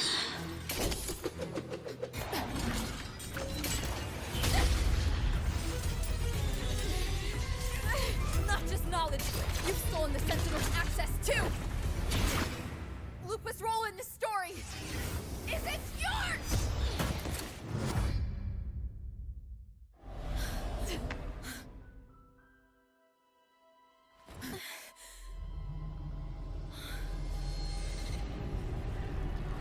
Is that Contender Mia? It's the Threnodian. Lupa, this is something only you can do. This is taking one hell Tell of a me what I twist. need to do. Read the script. Adapt as required. I believe in you, warrior. Oh, believe in ye. Oh, believe in ye. To lose our strength is the deepest fear of Septimontians. Pride hides the terror within. We fear no death, yet tremble before shame and failure. Did Domina Julia deceive me for this? I never got the chance to ask. The dark tide consumed all. Death took her, as it will take me. Today as yesterday, we weave time beneath the tide. Swim, swim, wretched yet lovely fish. Dream deeply in my fiction, on the stage of a repeating tale, waiting for the day thou shalt consume the world.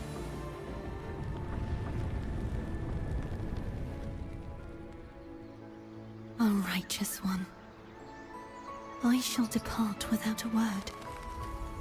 The golden city in my childhood legend is swallowed by the abhorrent tide. I whisper to my fleeting companion. Pages will scatter. The quill will form. This play shall be torn from its author's hands. A wrong note in the shifting score. O golden star full of mercy, pray tell me, as past and present intertwine, what fate have you chosen? Hesitate not, warrior. You are the protagonist I have chosen. Only you can shatter the script and jump to the next page. Right. For the nobility you seek. For it all.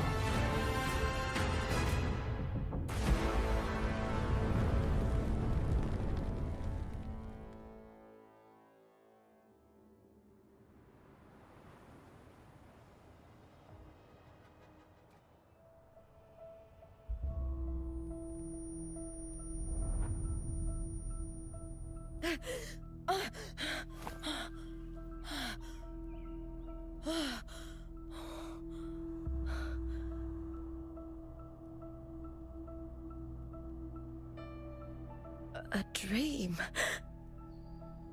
No. It couldn't.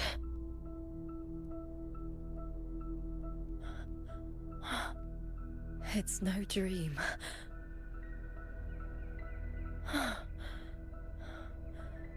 I'm not alone. The warrior put the hope of change in my hands. This feels good. Not standing there alone on the champion's stage.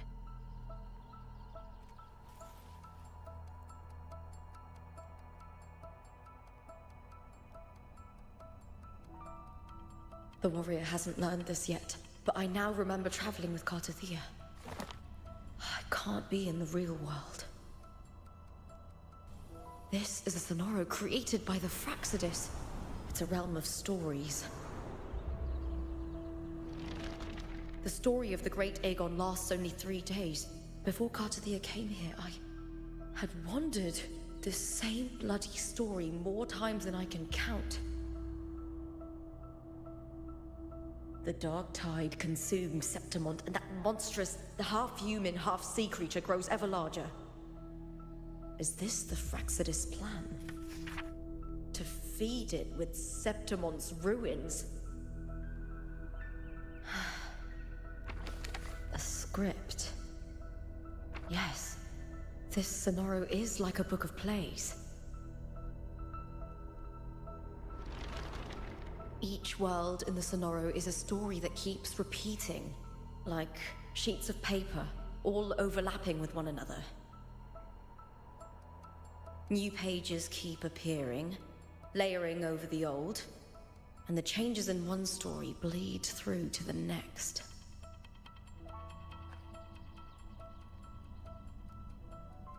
After Cartathea's actions, Septimont, once destroyed by the dark tide, has begun to return to normal in the story where the warrior arrived. Cartathea saved me, changed my fate, and led me to the warrior, who stopped the Threnodian in the last story. So in this time, I haven't lost my memory.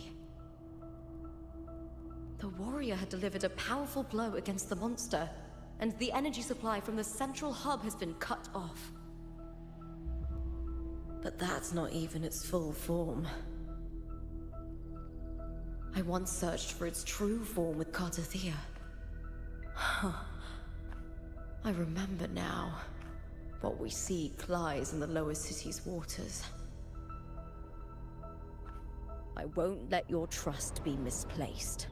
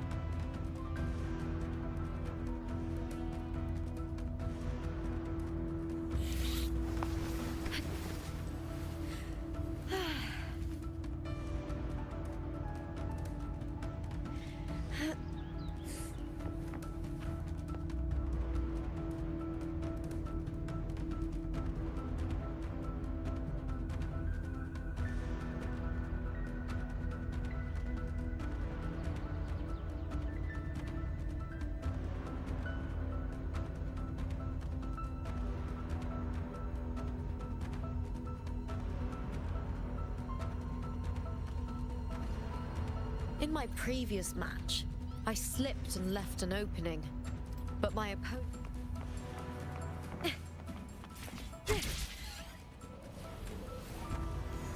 The old district of Septimont, submerged beneath the waters due to the dark tide. The dark tide looms over Septimont like a stubborn storm cloud. Is the warrior? No. No time to worry. I have to find the cause of all this, and quickly.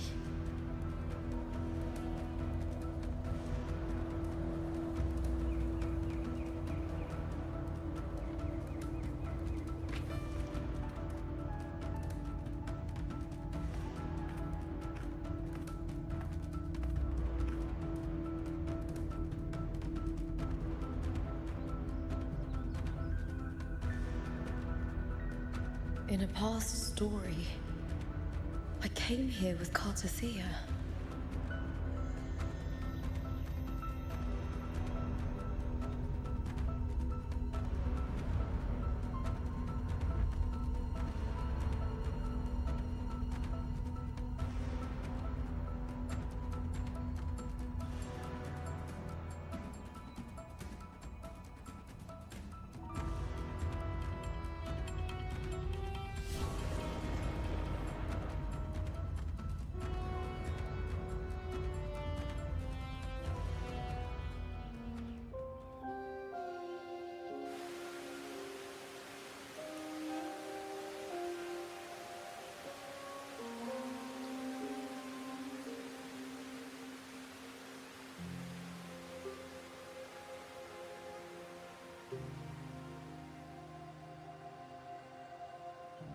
Look at you.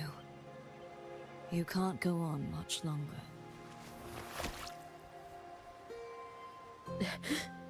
I feared as much. Then this is where we stop. Strange. I remember everything about Septimon, but I can't remember. I can't even remember my name. You didn't forget. Someone stole your role in the story. Even your name on the placards in the arena would be unreadable. Your existence has been erased. Only by unmaking this story can it be reclaimed. Too bad I won't last long enough to see that happen. I'm sorry, Carterthea. You saved me. But I can't help you in return.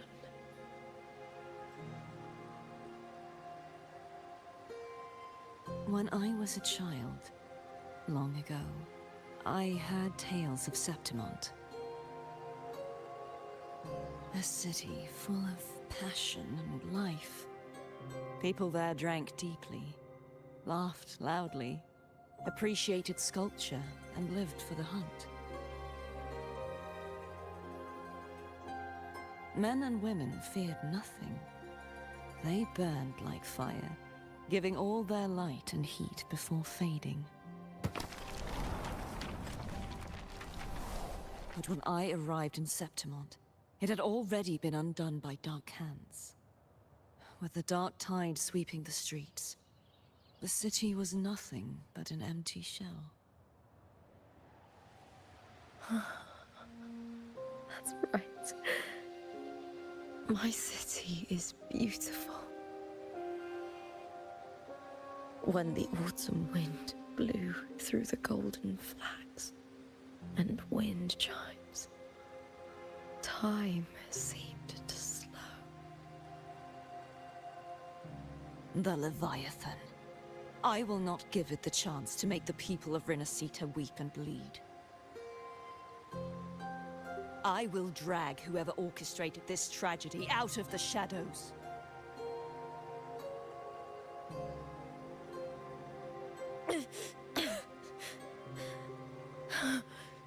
Septimont, can I leave it to you?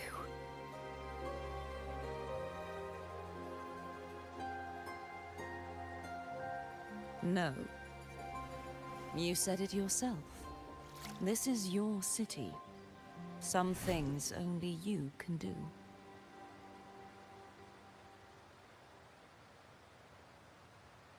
The monster leaving its trace in the dark tide. I can feel it. Its frequency is similar to my own. The Threnodian created me to be a resonator for its power. But I wasn't the only one. Many vessels before me failed. You mean? There is still much I don't know. I'll keep searching. But no matter what, you have a certain specialness. Once I sought to end it all. Someone stopped me. Even a life mocked by fate can break its curse. Whatever you seek to do, whether you're weak or strong, you must strive for it. I returned to the world thanks to a certain person's help. I believe she will come here and reshape this twisted story. Oh, must be quite the person, eh? I wish I could meet her and see how she does it.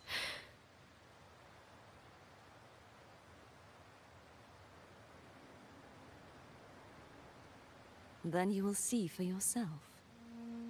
Victory isn't won in an instant. It takes patience and perseverance. What we can't do now, someone will carry forward later. If you want to save your city, then hold on. No matter the pain, no matter the doubts, you must keep going. Just like how you wandered Septimont before I came. Broken, yet determined to leave, to find help for the city. Jump to a new story, and bring my message to that person.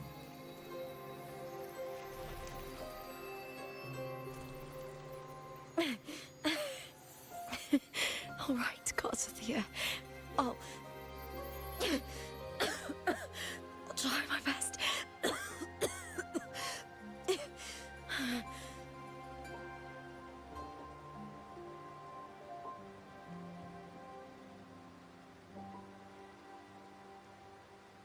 First, tell me, what is that person's name?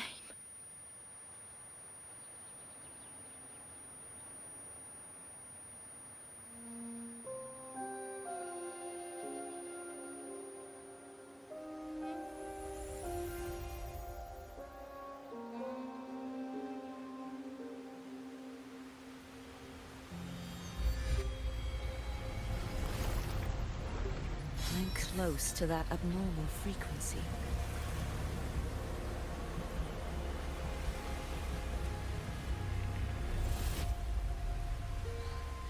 You're in the submerged aqueducts.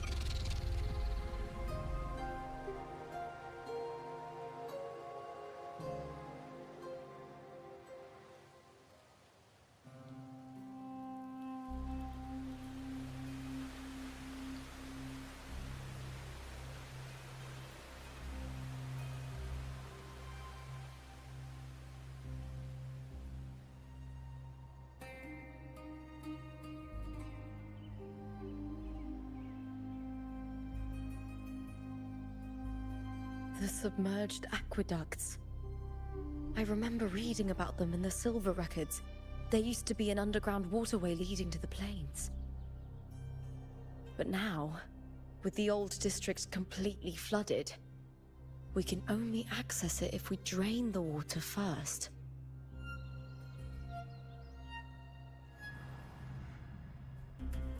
After my role was erased, Cartathea must have found the half-human, half-sea creature, and the Fraxidus. Like the warrior, she chose to remain on the closing of that page, to give new stories a fighting chance.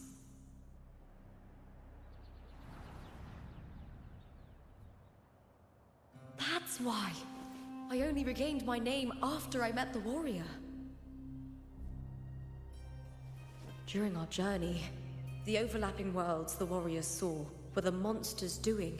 It tried to use Mia to steal my role again, to corrupt Septimont once more. Only I can erase it from this story. Only I can prove that I'm real and it is fake.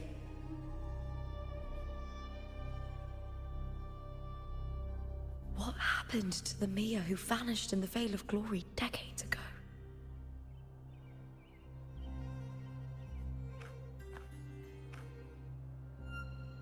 After everything you went through, what did the city of Septimont mean to you?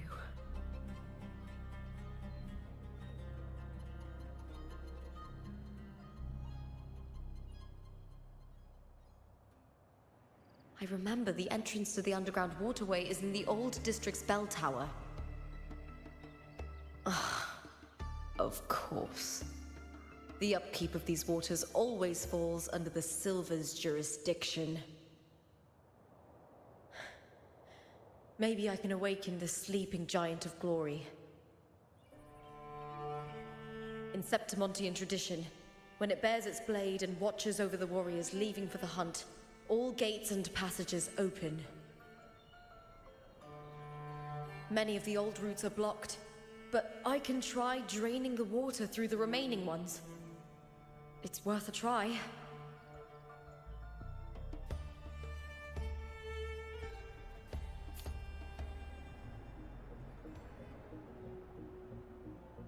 covered in tidal blight. It has even fused into the joints. I'll need to clear this if I want to get it moving. To protect these waters, the stewards must have set up a platform with gladiator spears nearby. I'll activate the patrol unit, then grab a spear from the platform to clear out this blight.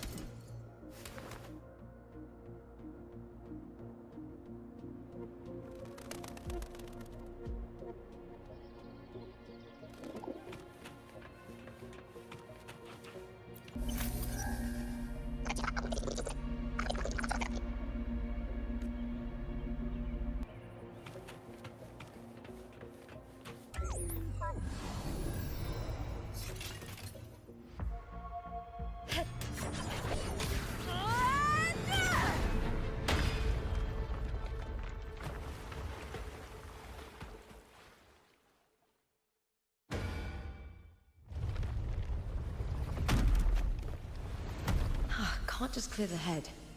To get it to lift its sword and open the gates, I need to clear the arms too.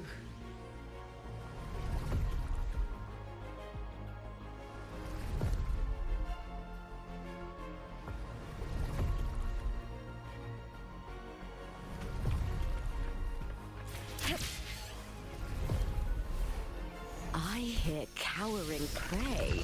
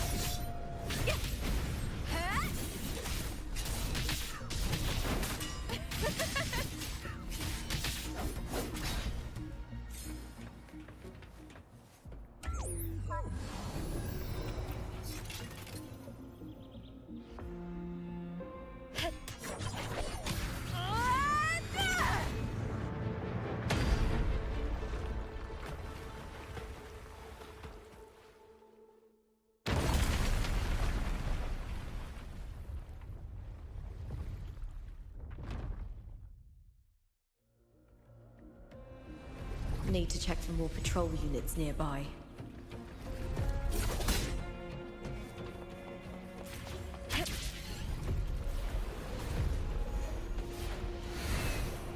Winds of the wild.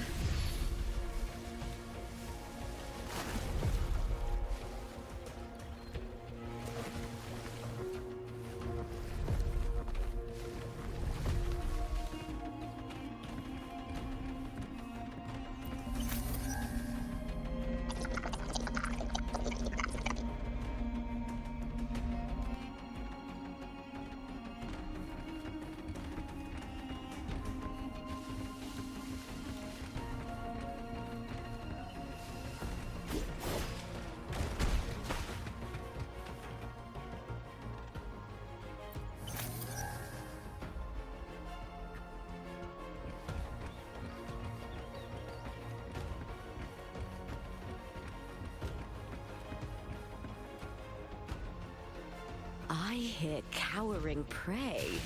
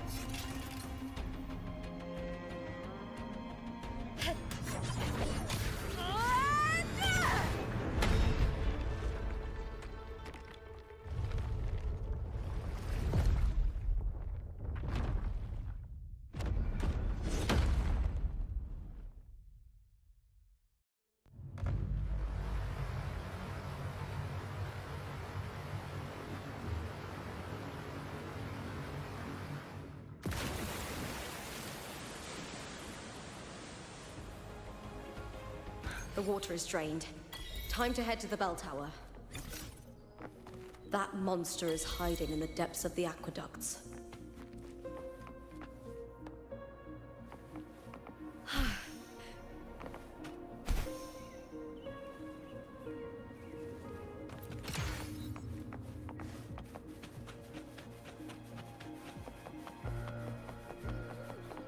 Winds of the wild.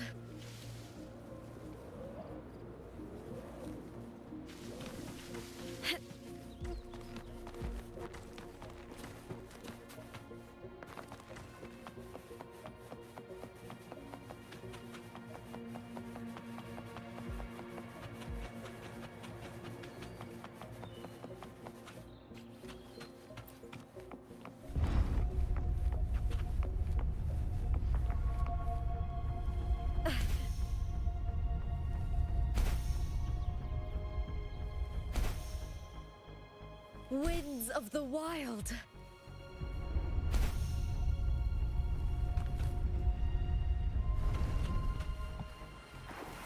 Just this gate standing between me and the heart of the aqueducts. It won't open. I'll have to find another route.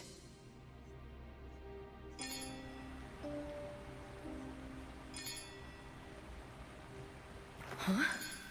Huh. The copper mirror is calling. The warrior used it to see the past. I wonder if there's anything of that here.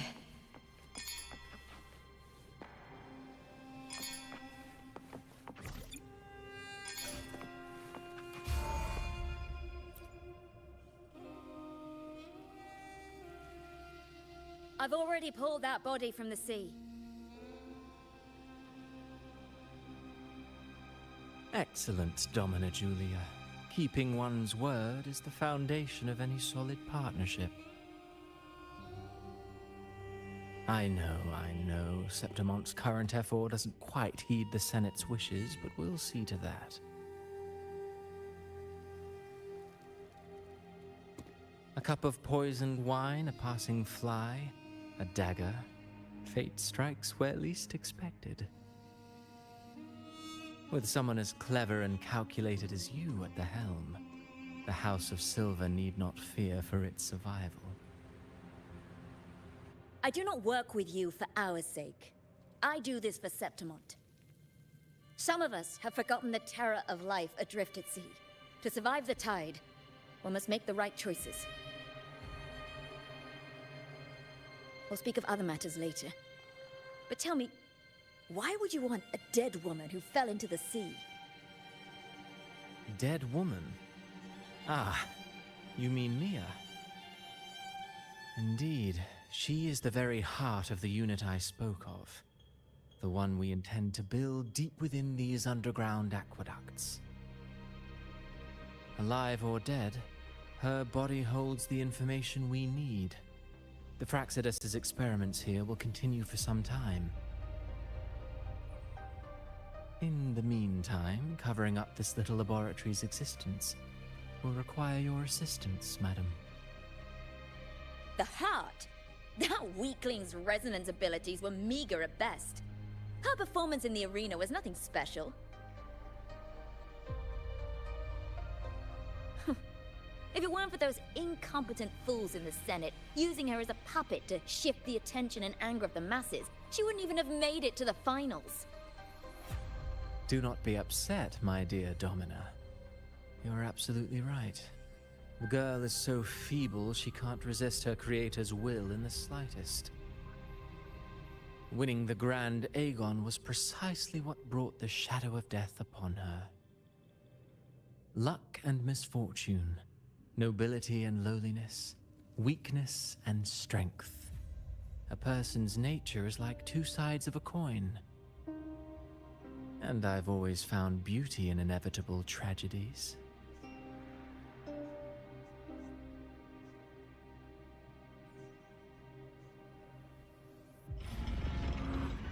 So Mia has been dead all this time. She didn't leave Septimont when she vanished. The sea took her.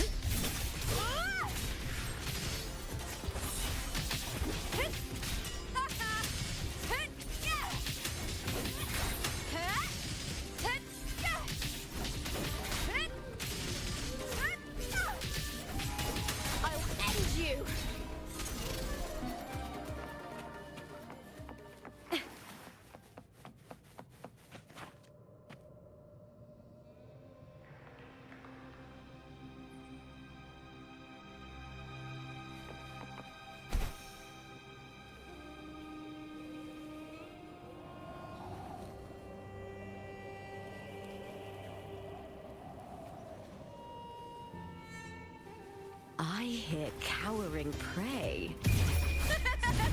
The fight is on!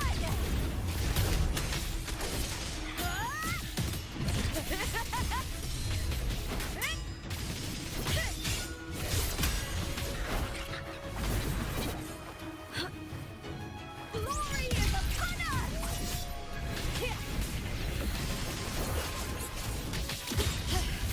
That's some attack.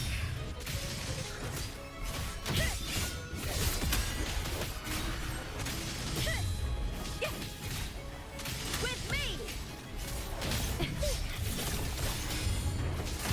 Push now! Time to fight! Into the spotlight!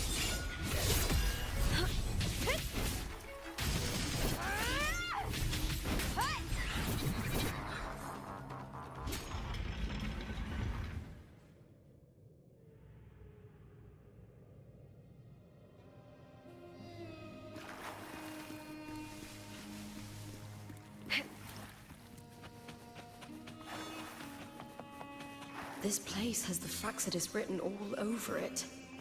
Without the Silvers keeping the place hidden, they wouldn't have dared. The irony. A Septimontian aiding the enemy to build their den in the heart of our city. Even the impregnable Griffon's fortress crumbles from within.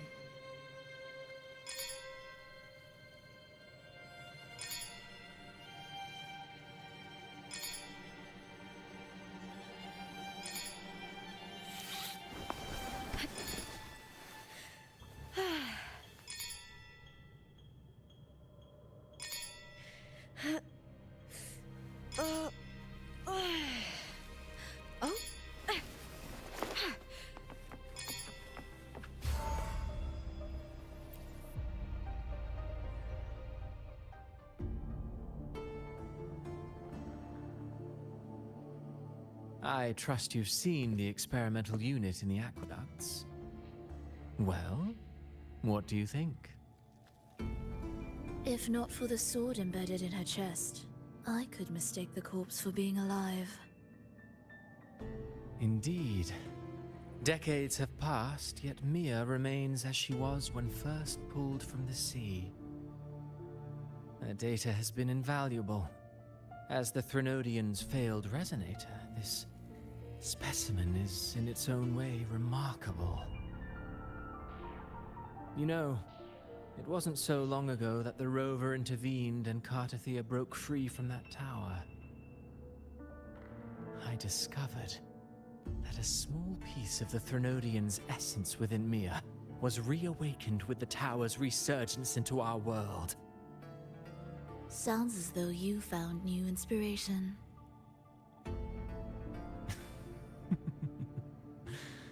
Yes. Septimont will host the Great Aegon soon. I've come up with a rather intriguing idea. Before her death, Mia also attended the tournament. I'll use that as the fictitious anchor to craft a play to rewrite reality itself. I've already discussed terms with it and reached a modest agreement. You spoke with the Threnodian. Has Leviathan already awakened? Only a fragment of it remains. A weakened, cunning shard, desperate to grow stronger. I'll fashion a story for this sea creature, enabling it to fulfill what it once sought, to have the dark tide swallow Septimont whole. The Threnodian once sought to use Mia to find Septimont's central hub in order to corrupt the beacon system. Even if met with failure, it would control the champion's mind to infiltrate the city's upper echelons. Oh well, it all failed in the end. In the face of her futility to resist corruption, that girl chose death. She drove a sword into her heart and leapt into the sea before choking on her own blood. Fascinating, isn't it? Faced with the same predicament, strength and weakness still make a difference. The Blessed Maiden single-handedly thwarted the Threnodians' designs in Raguna, but this poor soul had no choice but to take her own life. A death so theatrical, so saturated with sorrow. How poetic. How beautifully tragic. I don't care for your taste, Cristoforo. I'm merely curious. What ending have you penned for Septimont this time? Oh, such an impatient reader, Frolova. This play is nothing more than an amplifier, designed to nurture the Threnodians' lingering power. Once it grows large enough, I'll overlay the Sonoro onto reality. All that's needed is for Domina Julia to select the right champion. Swapping out the protagonist is hardly a challenge. Once the sea creature grows within the cradle I forged from the dark tide, the hymn of journeying paradise will spread from Septimont across Renacita. Really, compared to those Septimontians who've long forgotten Mia, the story I've written for her is far more thrilling. Don't you agree? And what if it fails? Then so be it. You know, Frolova, stories are but mankind's attempt to imagine and rehearse fate. If this play proves Rover worthy of becoming the protagonist of my story, if they pass their trial by fire, then isn't that a victory as well?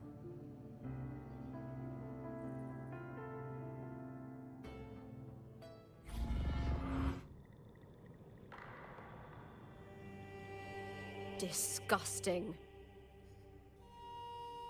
To treat Septimont like a plaything. Unforgivable. What is so poetic or romantic about a story where someone is driven to death?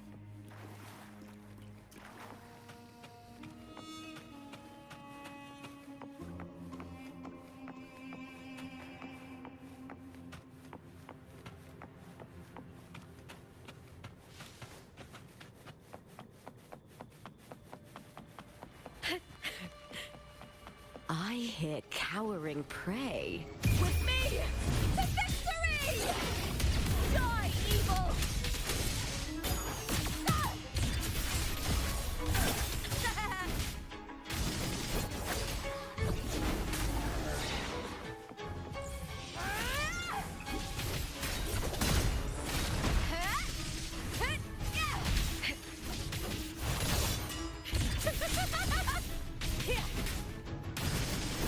Ooh, now's the second part.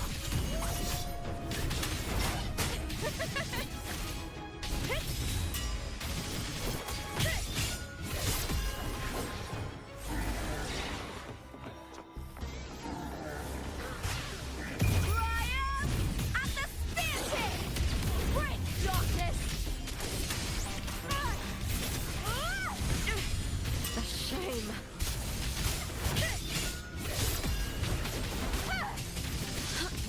With me!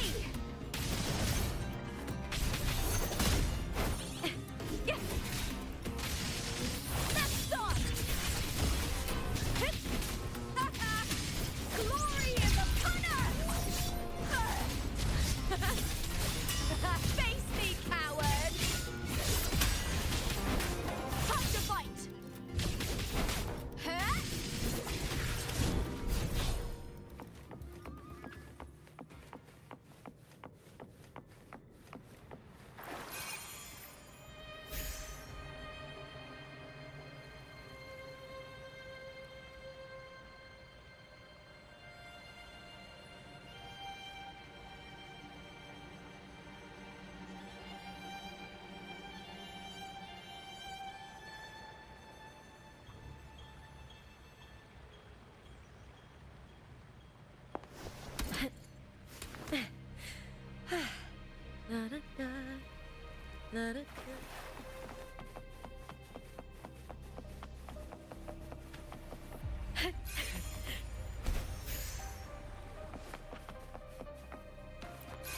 Winds of the wild.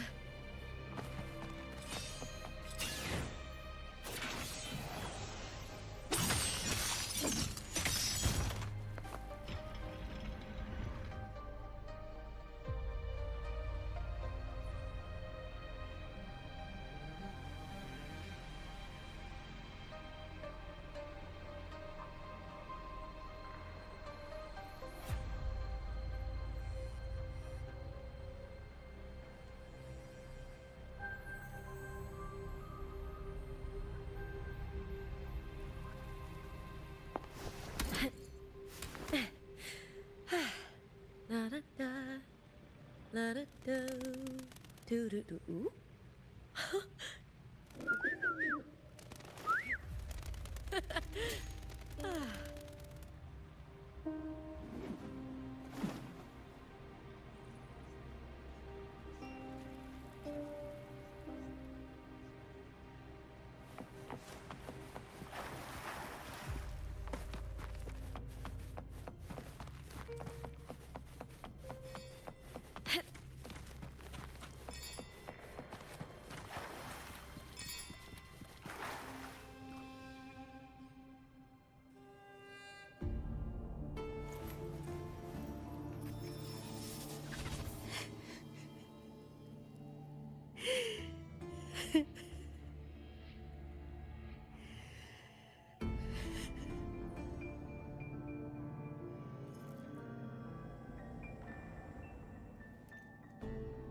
Still lingering, Mia.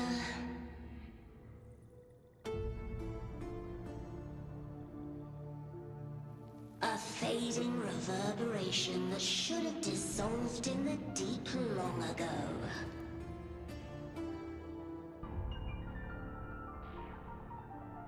Where are you going? To claim the title.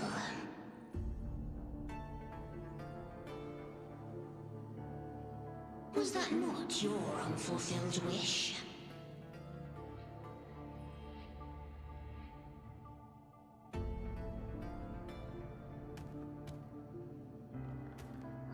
That was never mine. The arena.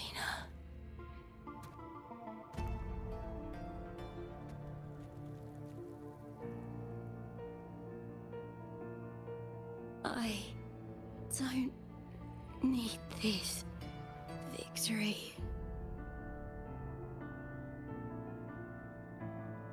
But I do. Without a champion and the lion beast, I cannot touch the central hub left by Imperator.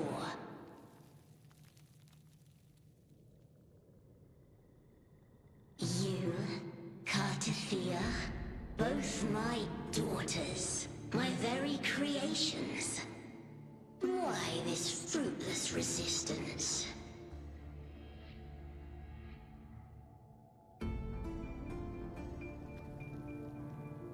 Has Septimont ever granted you kindness?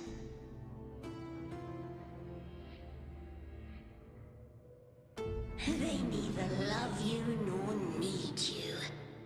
Long have you been forgotten.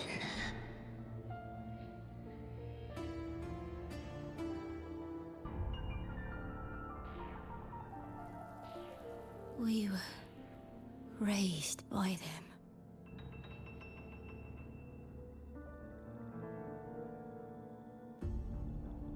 You will never understand. Proud in battle, and yet yearning for strength. I know the heart of the Septimontians far better than you.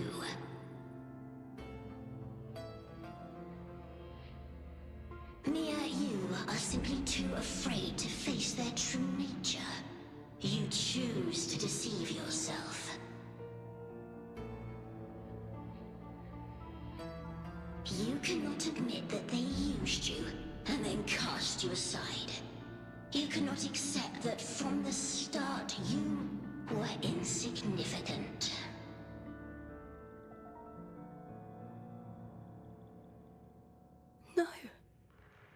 Viburnum. My flowers. Hush, it matters not. Your thoughts are of little consequence.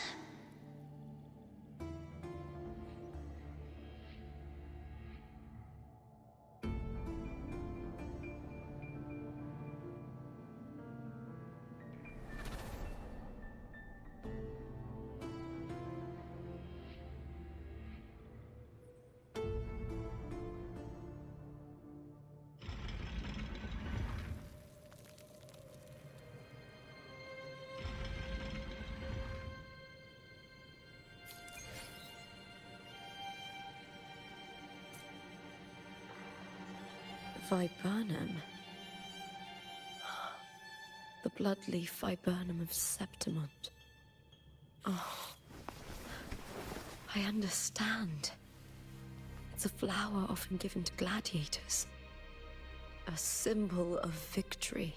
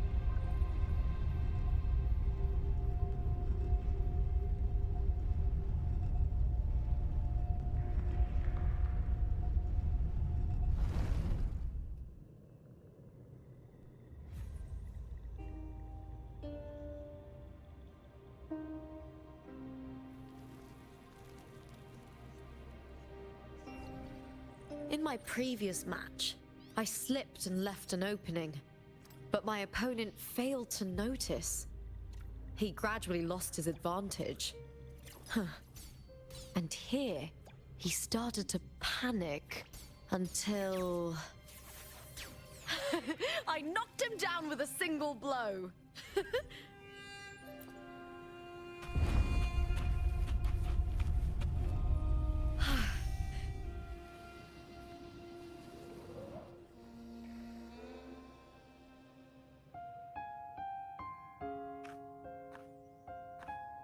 I've always carried this shame. Shame for something I didn't choose. Shame for something that's just there. Sometimes it turns into doubt. I try to live free, and I do most days, but still, I see it. I see the pain in their faces.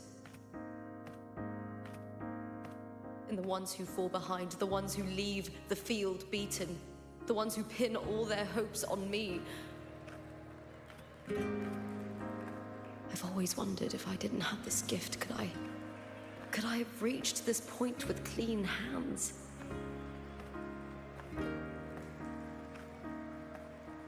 Should I have judged those who trampled the rules to survive? Or was I blind to my own arrogance?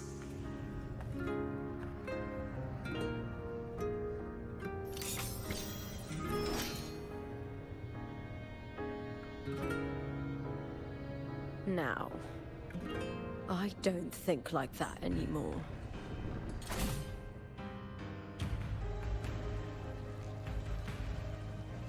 The warrior is stronger than me, no doubt, but she treats everyone the same. She didn't choose to stand alone. Instead, she chose to trust me. Cartothea spent years trapped by the weight of everyone's expectations. Never stepped foot in Septimont before, but still sailed across the seas to be here. And Mia, her resonance ability might be weak, but she never ran from a fight. She fought till her last breath. A heart isn't shaped by what it's born with or what it's been given. I've underestimated others. And I've underestimated myself, too. But you! The arrogance! Thinking you understand the darkness in people's hearts, but you don't have a single drop of life in you! Beautiful as ever. The Griffon's fortress. My city, Septimont. Built by the hands of the people, not the Sentinel and not the Threnodian. Where there's light, there's always shadow.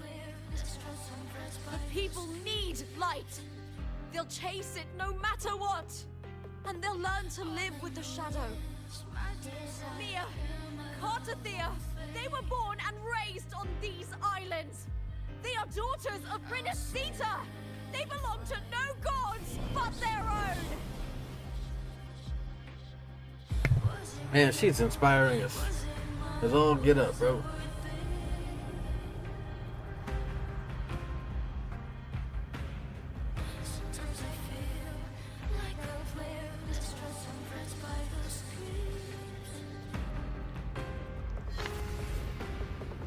I feel like I just got flashbang.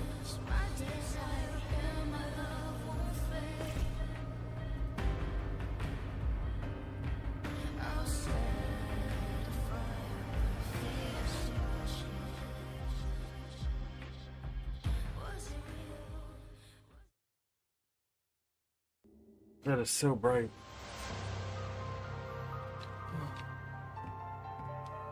Better to die than to be a puppet. Death does not scare me. If divinity takes up arms against the innocent, I will raise my sword against divinity.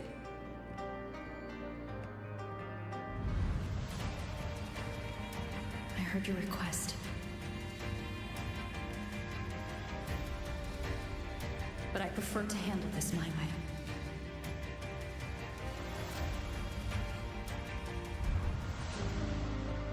Victory isn't won in an instant. It takes patience and perseverance. I believe in you, warrior.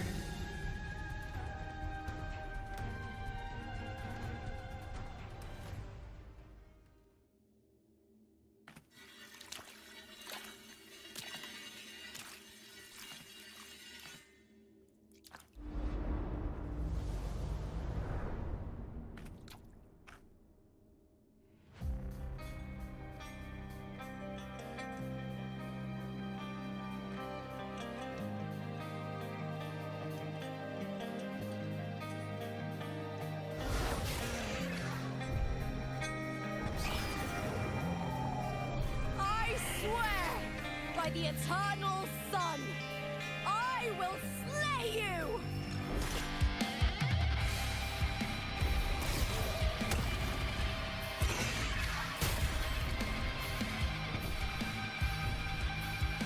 Let's do this. From the fear and the longings of civilization, I was wrought. Born of the hearts of countless men and women, of babes and of the aged.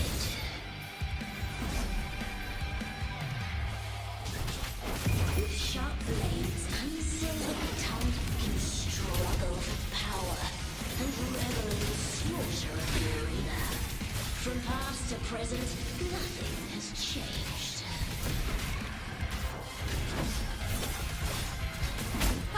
What right do you have to judge the people of Renacita? Mia chose her end with dignity. Your very existence is an insult to her. Look at you cowering in this little incubator, desperate to evade your end. You will never understand what it takes to face the fear of death.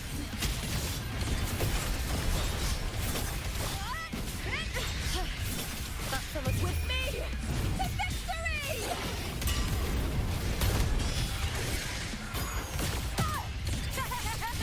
Into the spotlight!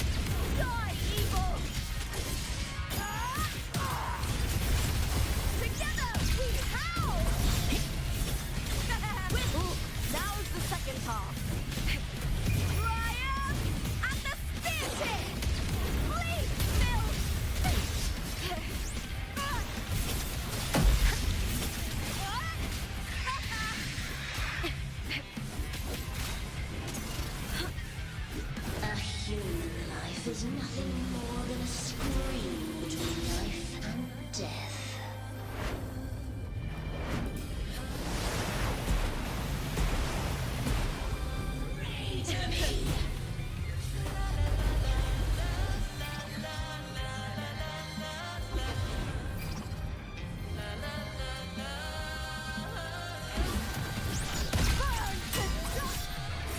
Is that all with me?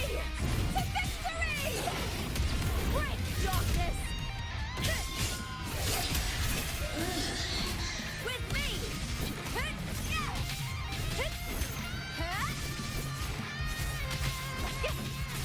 Triumph at the spear tip!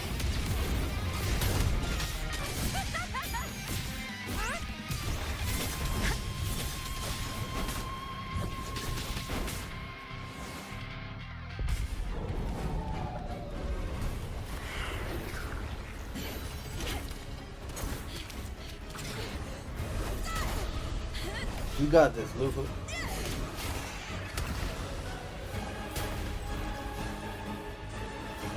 Greatness has no summit, and victory is never the final word.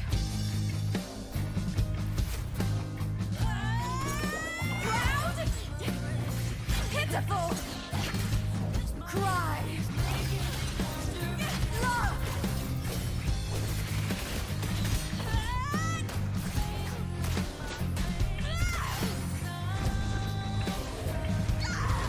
Race to the finish! To face death with the crown of glory! By my will! Let this light burn in all its fury! There is something no one can take from me. To me, there is no greater joy in this world.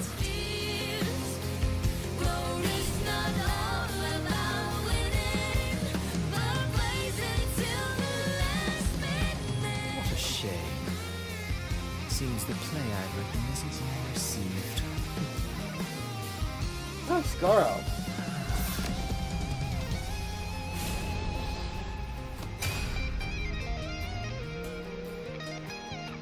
What are you two plotting in Renacita?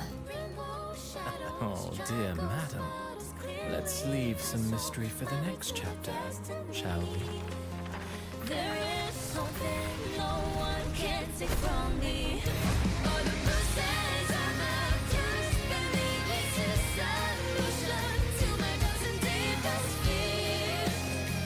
Glory's not all about winning, but blazing to me last minute.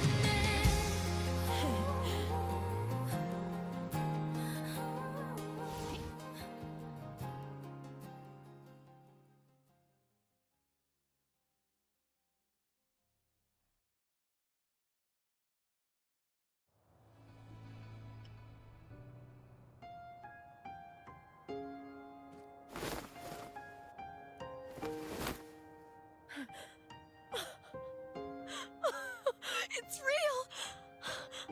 Both of you are safe! The Thernodian's frequency is gone. Well done, Lupa. Lupa. You found the righteous one and safeguarded Septimont. It's like something out of a knight's tale. No, wait, gladiator's tale?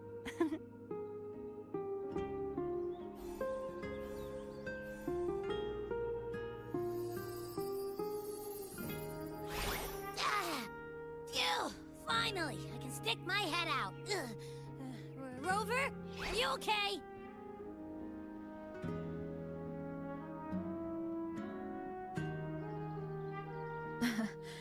I'm fine, Abby. What happened to you earlier? Wait, we're already in Septimont? I was just talking to you, and then boom! It felt like something just covered me. First it messed with my frequency, then I just passed out. Wait, Carthea? And a girl I don't know? You're lively. Your echo's more boisterous than a tada.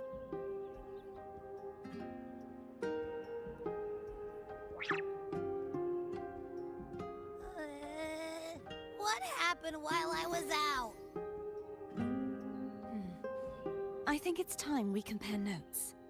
Let's fill in this story's blanks, shall we?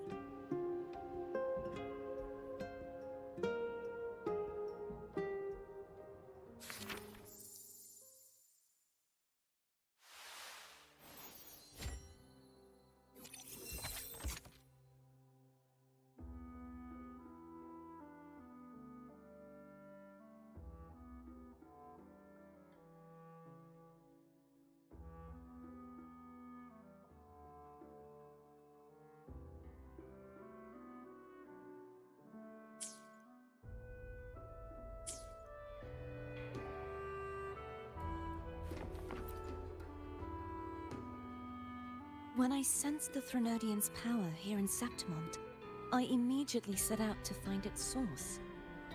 It was quite sudden. I slipped through the smallest of cracks to enter this Sonoro, which severed my contact with the outside world. I found Lupa in the city. She had lost her role. We traveled together for a time, and discovered the architects of the destruction, the Fraxidus playwright Cristoforo, and the Threnodian. Sadly, the playwright did eventually erase Lupa's existence. As for me, I descended into the submerged aqueducts where I found the Threnodian. It had inhabited Mia's remains and was hiding within an experimental unit. Unfortunately, I was unable to eliminate it entirely. It evaded me, slipping into hiding. I reasoned that you would sense the anomaly and come to Septimont, so I sought to offer you my aid. I battled the playwright, and in doing so, stripped him of his ability to control the script. Afterward, he, along with the other Fraxidus overseers, fled from me. With that, the Sonoro began to collapse. It was then that we finally met. Is there anything else you wish to ask, Righteous One?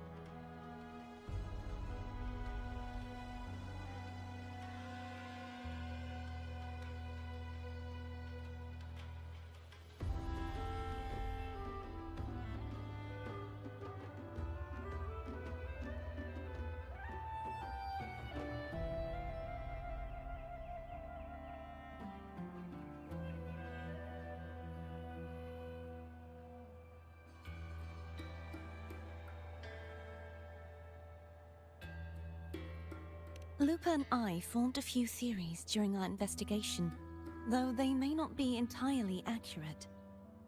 In this scenario, where stories manifest as reality, roles define the identities of those within it. To lose your role is to lose both your name and memory. In truth, Mia has long since passed and does not truly exist here. It was Lupa, not Mia, who won the 3-day Aegon. I suspect the stories created by the playwright cannot stray too far from their original frameworks, a limitation of his resonance ability. This is why he erased Lupa's name, swapping her and Mia's identities. This allowed Mia to summon the Dark Tide upon Septimont.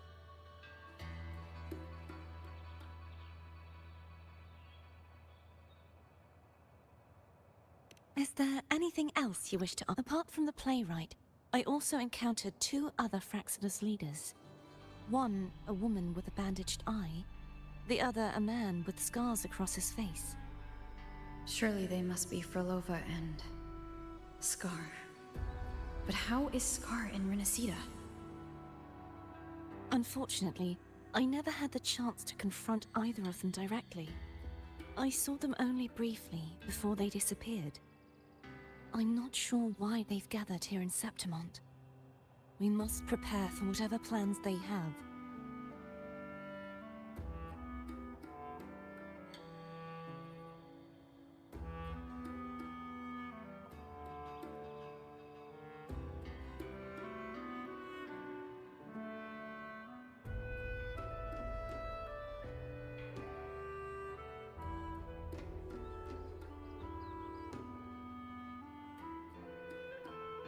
Is there anything else you wish to ask? The central hub within the Veil of Glory was established by the Sentinel, and it appears no one had ever entered it before. Activating it requires two key conditions. Victory, which grants the blessing bestowed by the Lioness of Glory through the Sentinel's mandate, and a trace of the Sentinel's frequency. The Threnodian set its sights on Mia for this very reason, which, in turn, brought its attention to Lupa.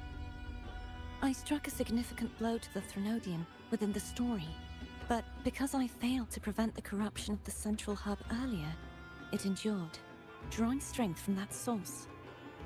Throughout this journey, I often saw the figures of Lupa and Mia overlap.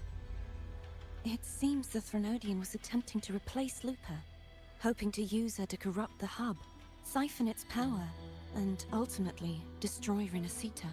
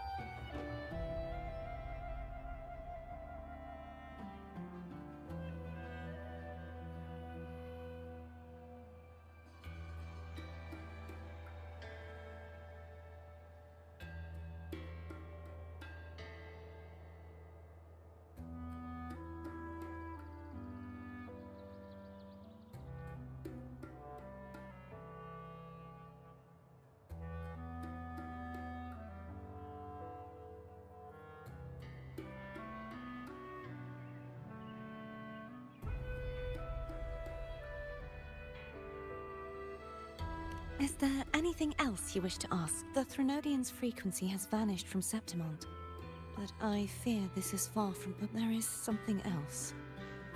Perhaps due to the dark tide in the Sonoro, I can feel my balance shifting. The Threnodian's pull is growing. Now that I think of it, this could very well be part of the Fraxidus' plan. You need to head to the Black Shores, Cardathia. They've been dealing with the Threnodian for years. You should go there and run some tests. They'll know how to handle what's coming. The Black Shores? Is that where you're from? If it's a place you trust, then I will go.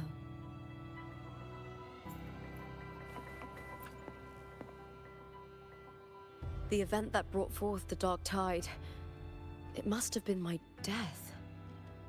After that, the details of the story blur. It repeated so many times. It's hard to remember everything. All I remember is wandering the desolate city streets in a Septimont corrupted by the Dark Tide, unable to escape, until I met Cardathia. She saved me. But in that story, we couldn't fully resolve the source of the disaster. Then in another story, I encountered you, my fellow warrior. After we parted, I awoke in yet another story, in the Veil of Glory, where I finally saw the Threnodian's true form in the submerged aqueducts. It had taken control of Mia's corpse, and was using the Fraxidus' Sonoro to grow its power. After defeating it, the Sonoro began to collapse. I passed through those crumbling pages to find you. Is there anything else you want to know? I'll hold nothing back. My death. Well, I'll start from the very beginning. My journey to win the championship. I had failed to expose the family's match fixing. After being deceived by Domina Julia and winning the title on my own, my memories became a blur. I was probably under some form of control. The last thing I clearly remember was standing in the central hub in the Veil of Glory, pressing my spear into something that resembled a control panel. Then the dark tide began to surge. In the end, all of Septimont was swallowed by it. I'm not sure when all this started, or where the line between the reality I knew and the Sonora world created by the Fraxidus began to blur. But in those 3 days of the story where Cartothea didn't rescue me, I would always die on the first day, helplessly watching as my home slowly crumbled to dust.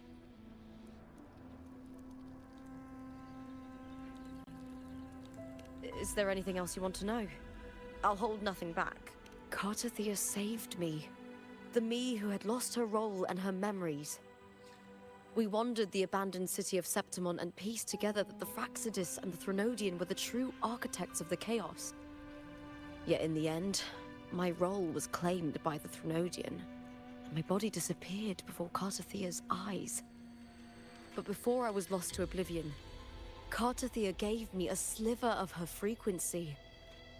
I think it was that frequency that unknowingly led to our paths crossing in the story. Is there anything else you want to know? I'll hold nothing back. Many years ago, Mia cast herself into the sea to escape the Threnodian's control. But Domina Julia recovered her broken body from the depths and handed it over to the Fraxidus. For years, they subjected her remains to twisted experiments until the Threnodian's essence, still lingering within her, finally awakened. The Threnodian took control of Mia's corpse, turning it into a half-human, half-sea creature monstrosity. It formed an alliance with the Fraxidus. The last trace of Mia's reverberation was forced to be part of it, tortured and ravaged.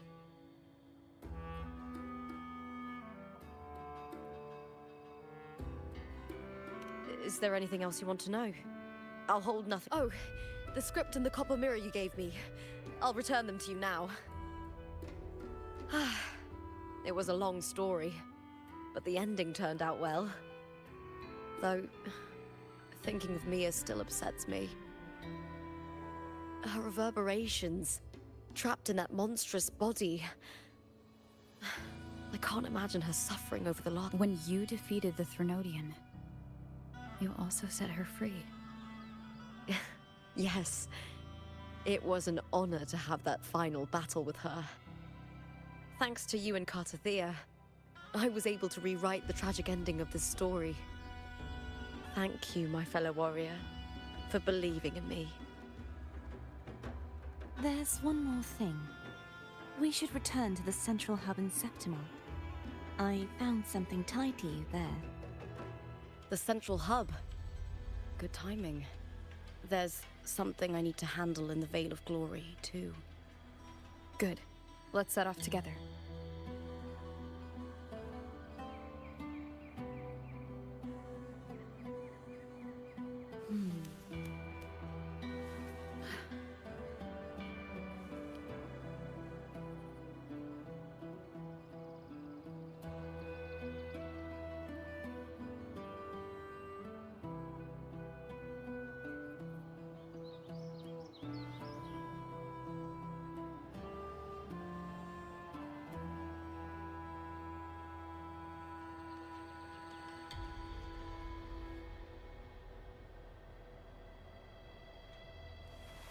This is a testament to my connection with the world around me, and it's very much my companion now.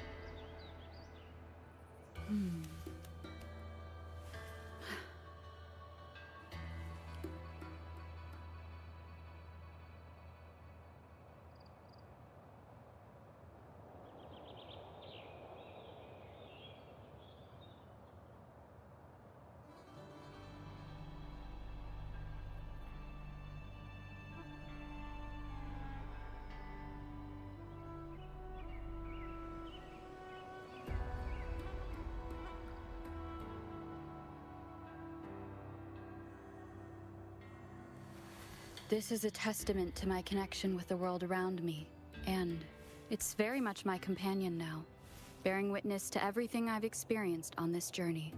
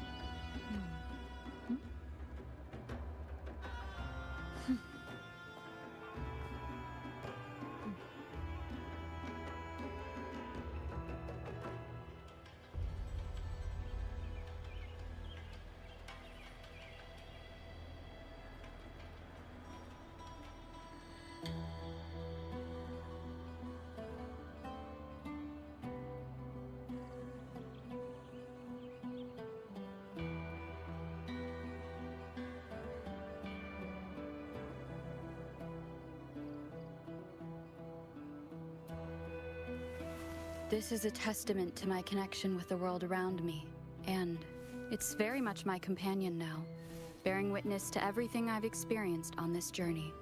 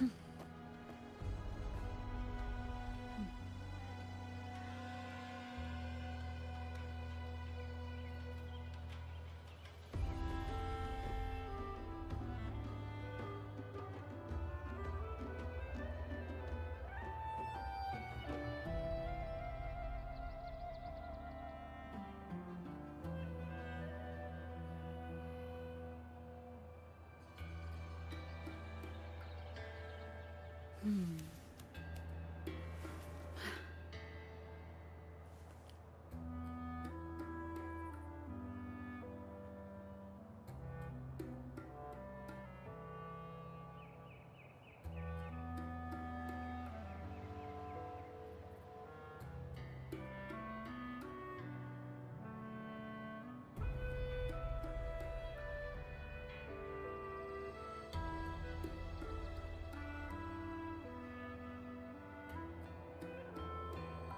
Hmm.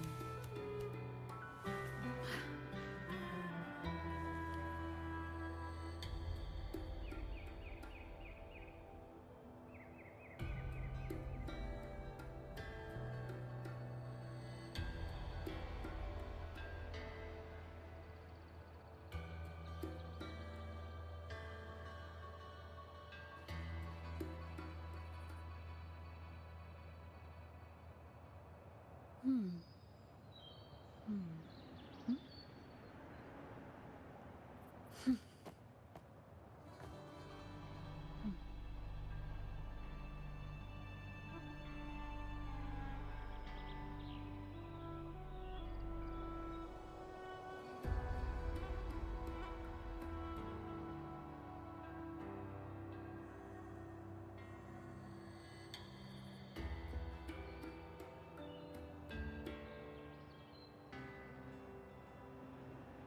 Hmm. Hmm. Hmm.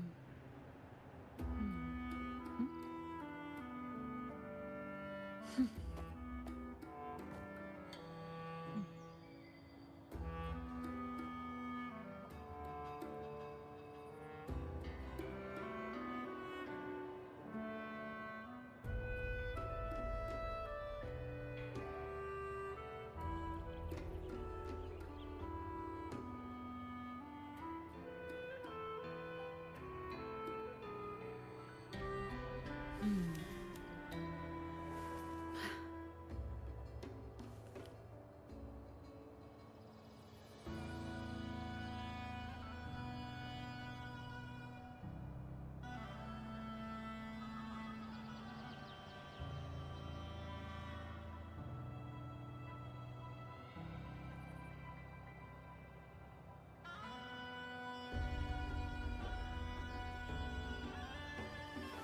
This is a testament to my connection with the world around me, and it's very much my companion now, bearing witness to everything I've experienced on this journey.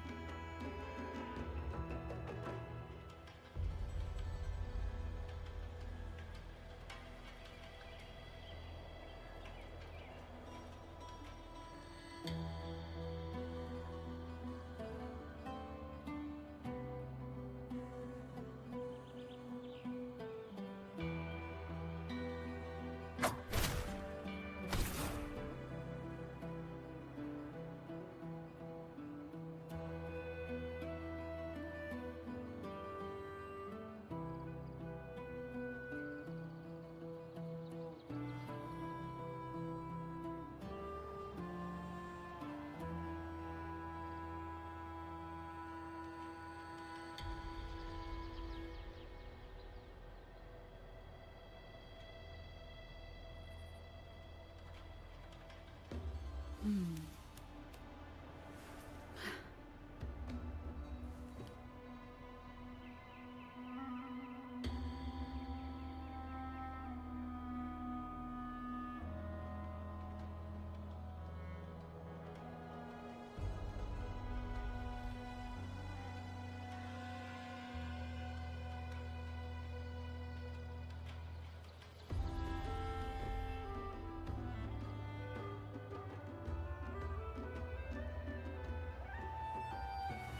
This is a testament to my connection with the world around me, and it's very much my companion now, bearing witness to everything I've experienced on this journey.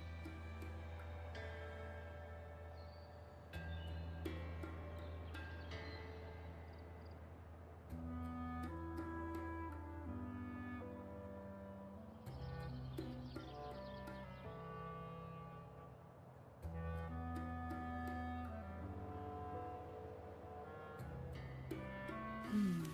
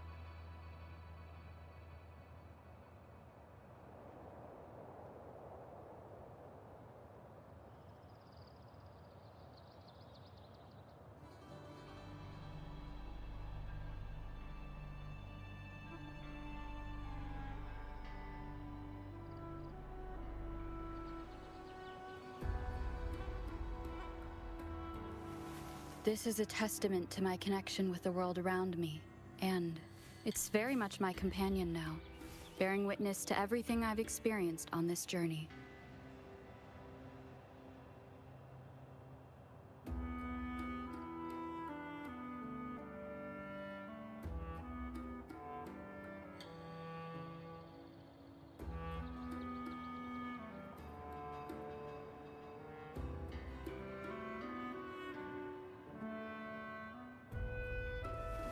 This is a testament to my connection with the world around me, and it's very much my companion now, bearing witness to everything I've experienced on this journey.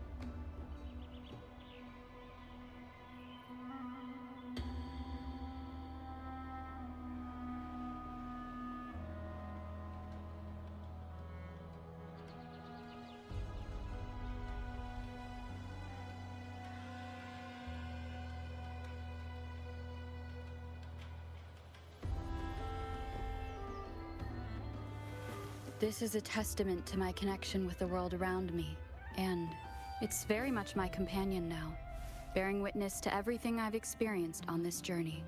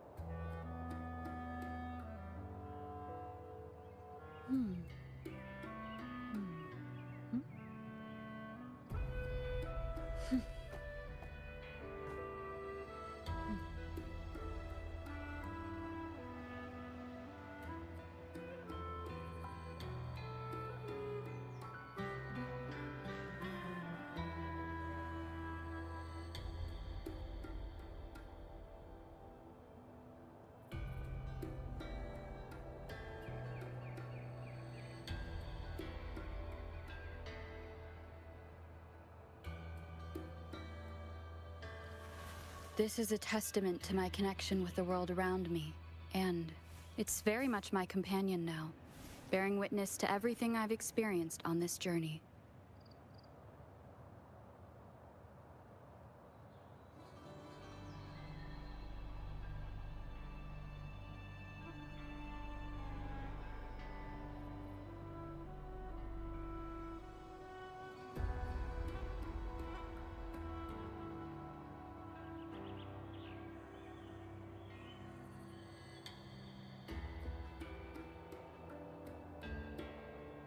Hmm.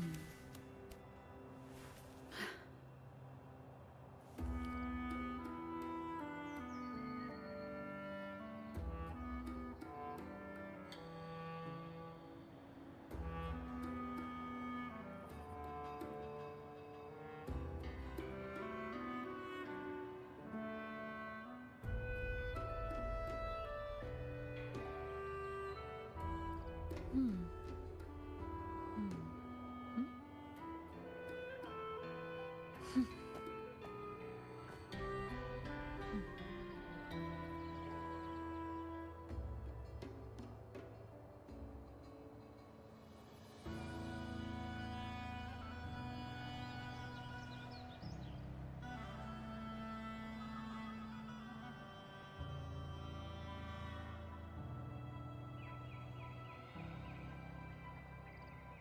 Hmm. Hmm.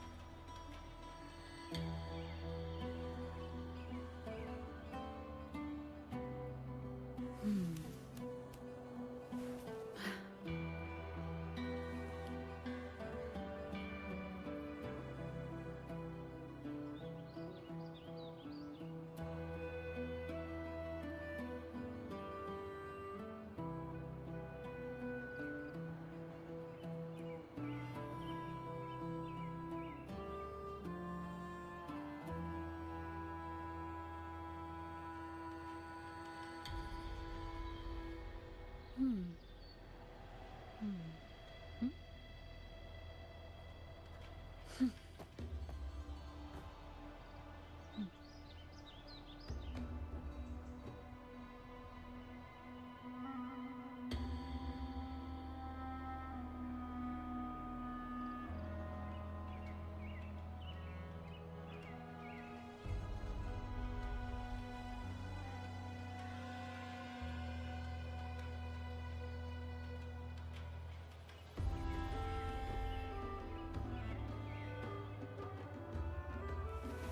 This is a testament to my connection with the world around me, and it's very much my companion now, bearing witness to everything I've experienced on this journey.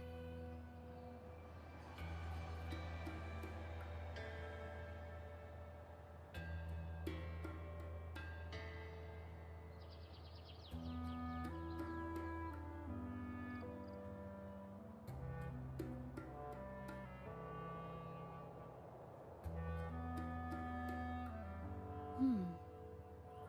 Hmm. Hmm. Hmm.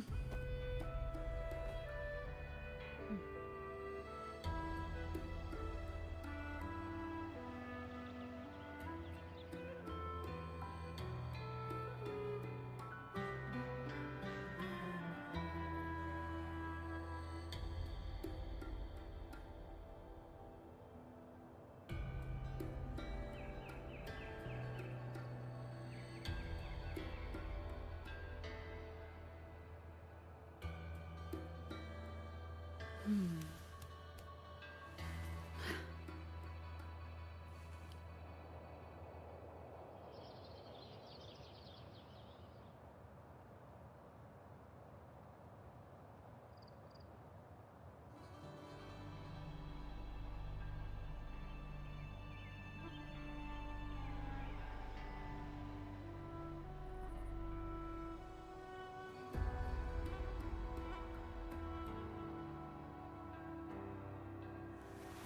This is a testament to my connection with the world around me, and it's very much my companion now, bearing witness to everything I've experienced on this journey.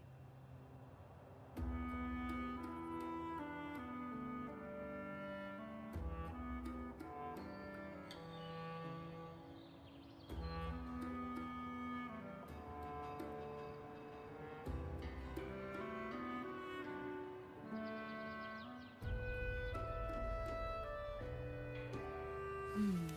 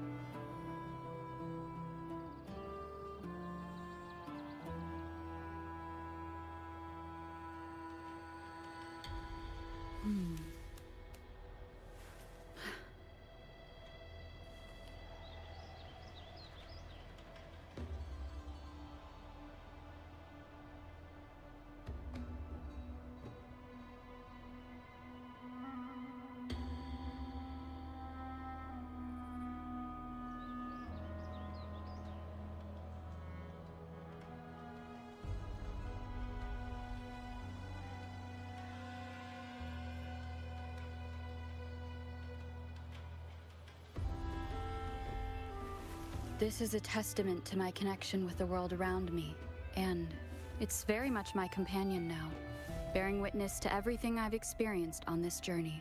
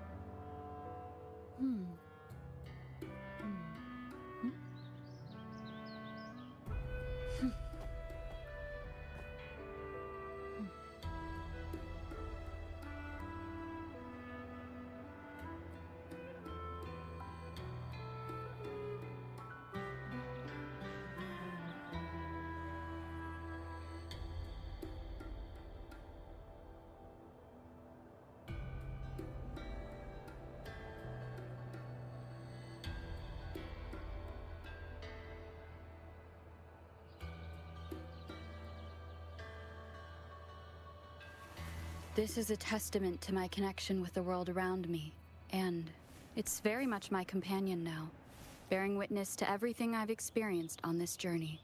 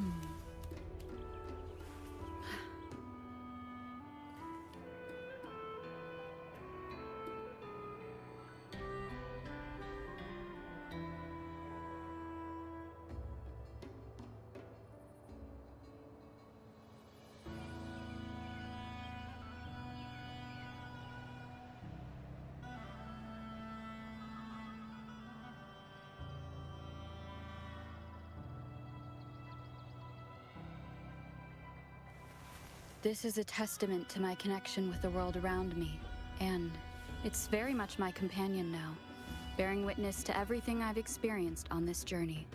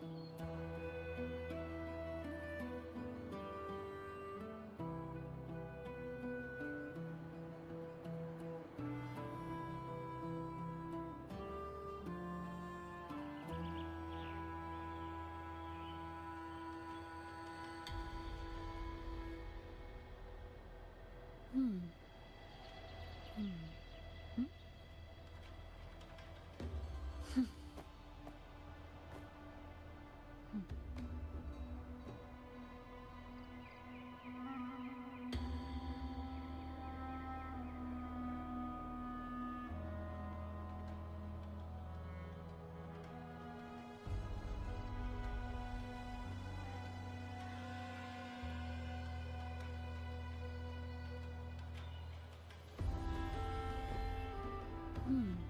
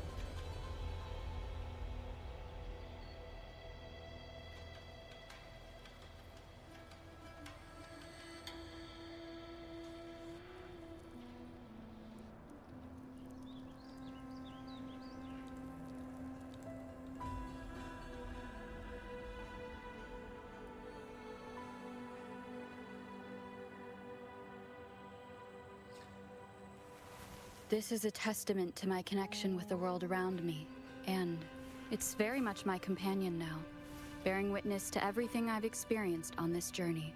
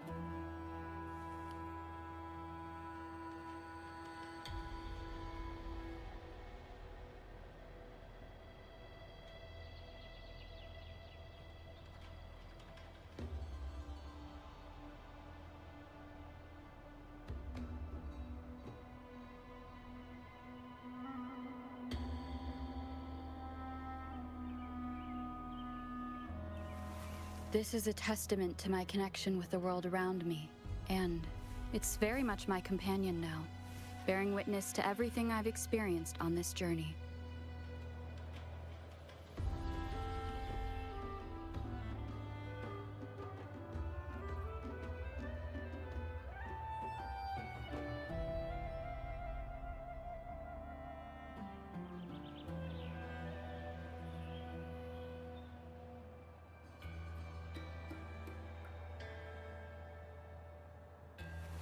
This is a testament to my connection with the world around me, and it's very much my companion now, bearing witness to everything I've experienced on this journey.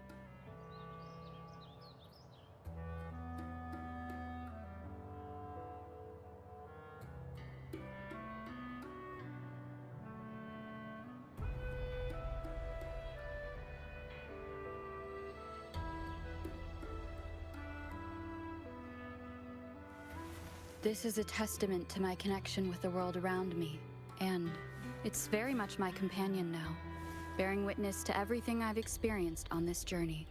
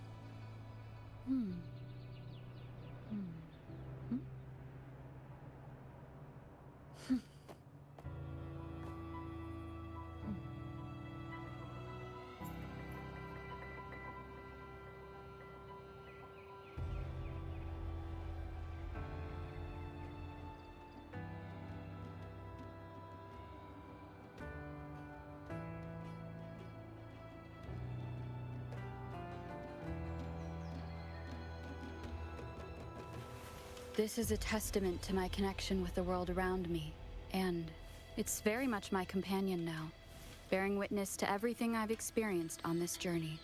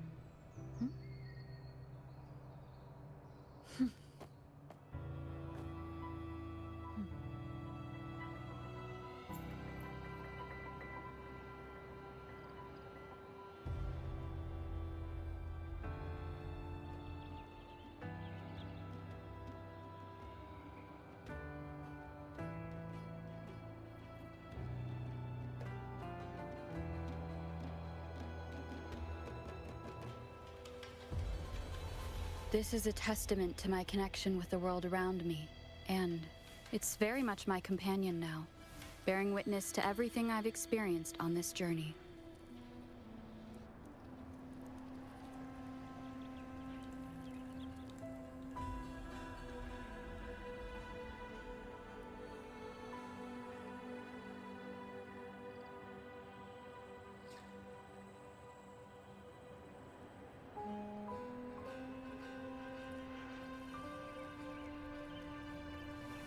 This is a testament to my connection with the world around me, and it's very much my companion now, bearing witness to everything I've experienced on this journey.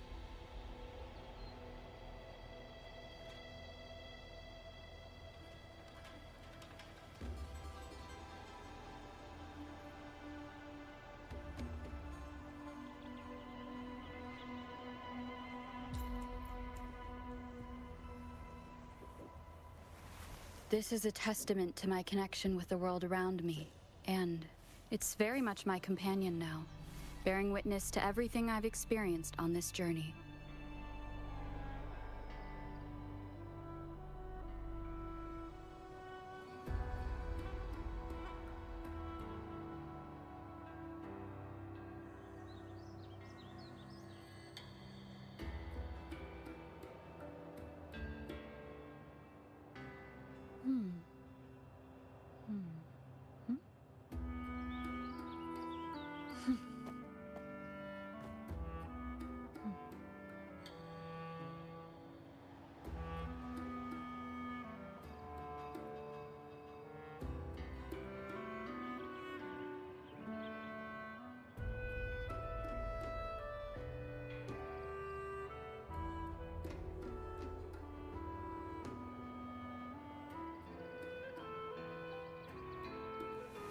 This is a testament to my connection with the world around me, and it's very much my companion now, bearing witness to everything I've experienced on this journey.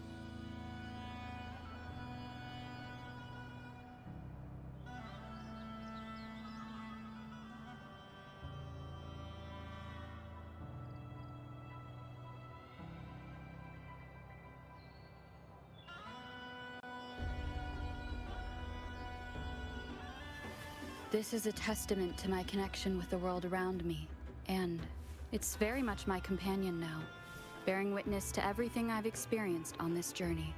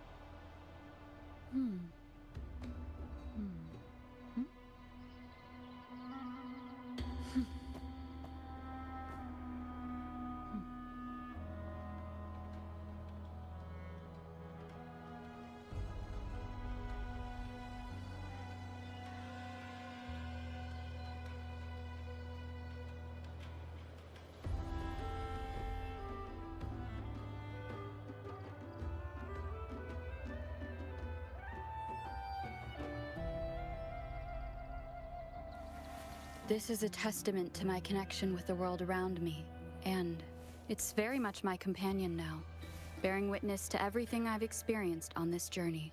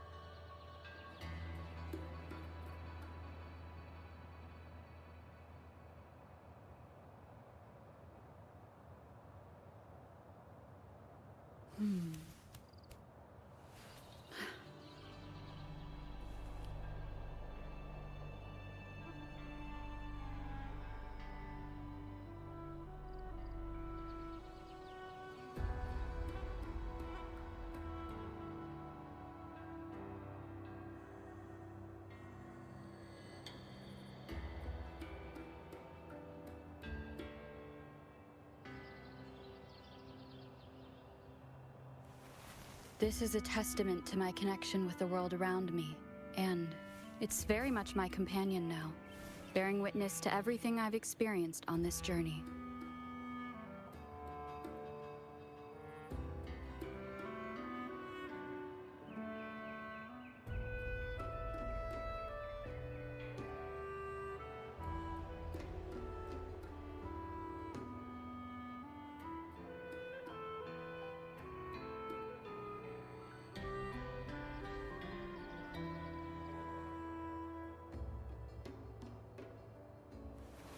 This is a testament to my connection with the world around me, and it's very much my companion now, bearing witness to everything I've experienced on this journey.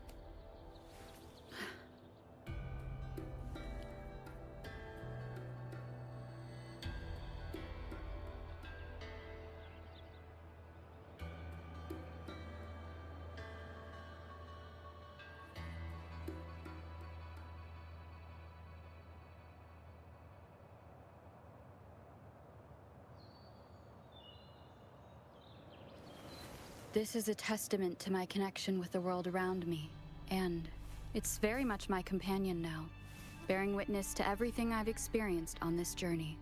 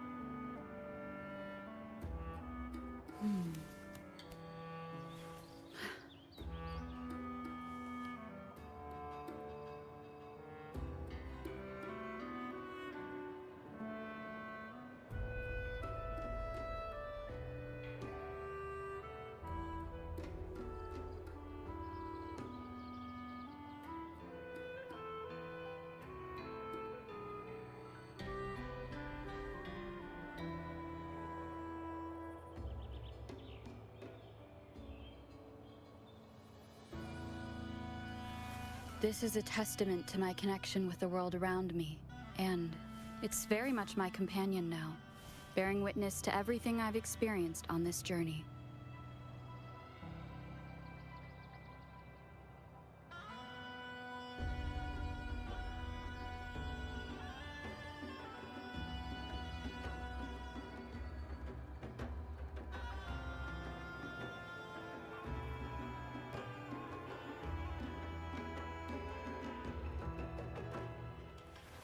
This is a testament to my connection with the world around me, and it's very much my companion now, bearing witness to everything I've experienced on this journey.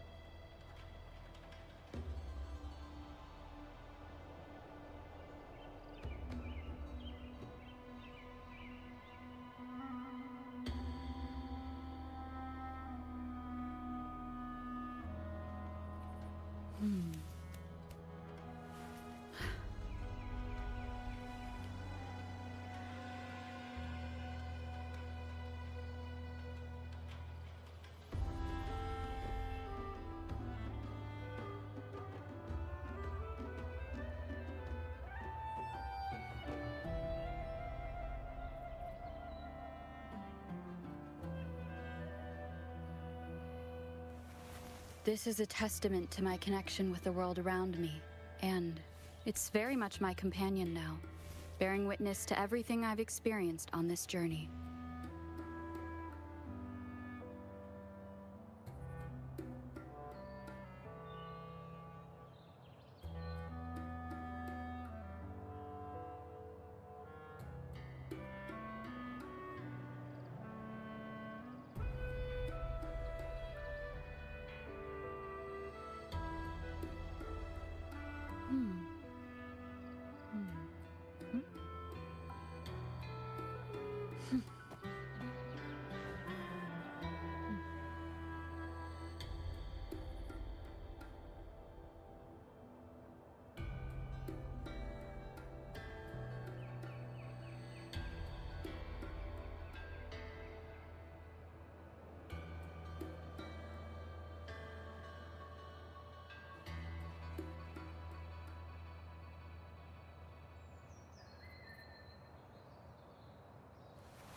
This is a testament to my connection with the world around me, and it's very much my companion now, bearing witness to everything I've experienced on this journey.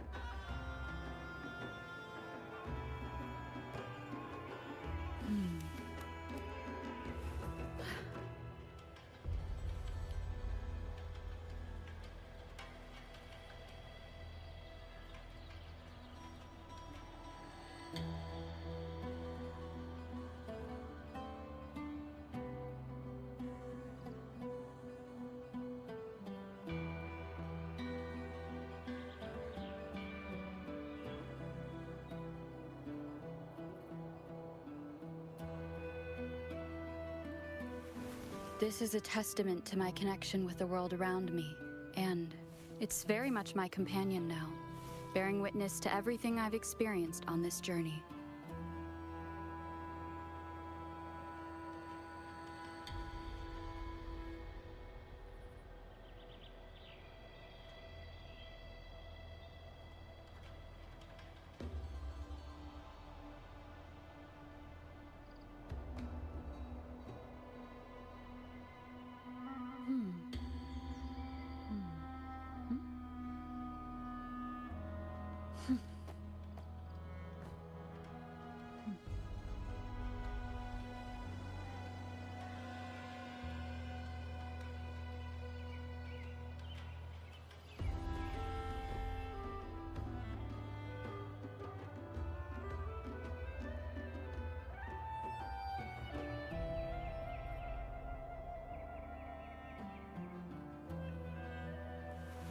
This is a testament to my connection with the world around me, and it's very much my companion now, bearing witness to everything I've experienced on this journey.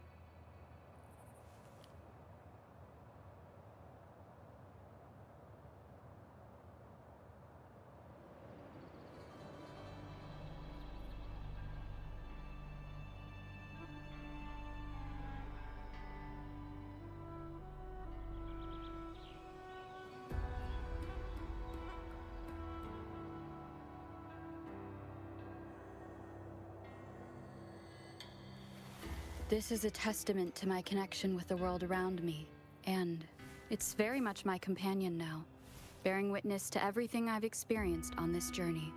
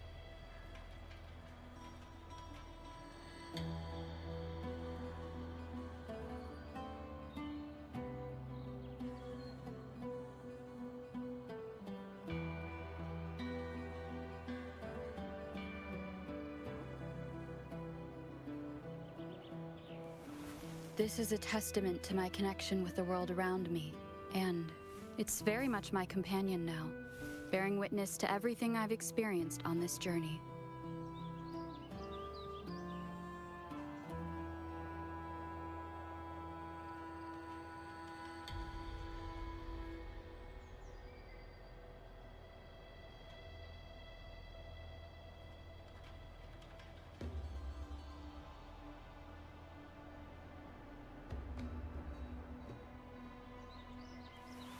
This is a testament to my connection with the world around me, and it's very much my companion now, bearing witness to everything I've experienced on this journey.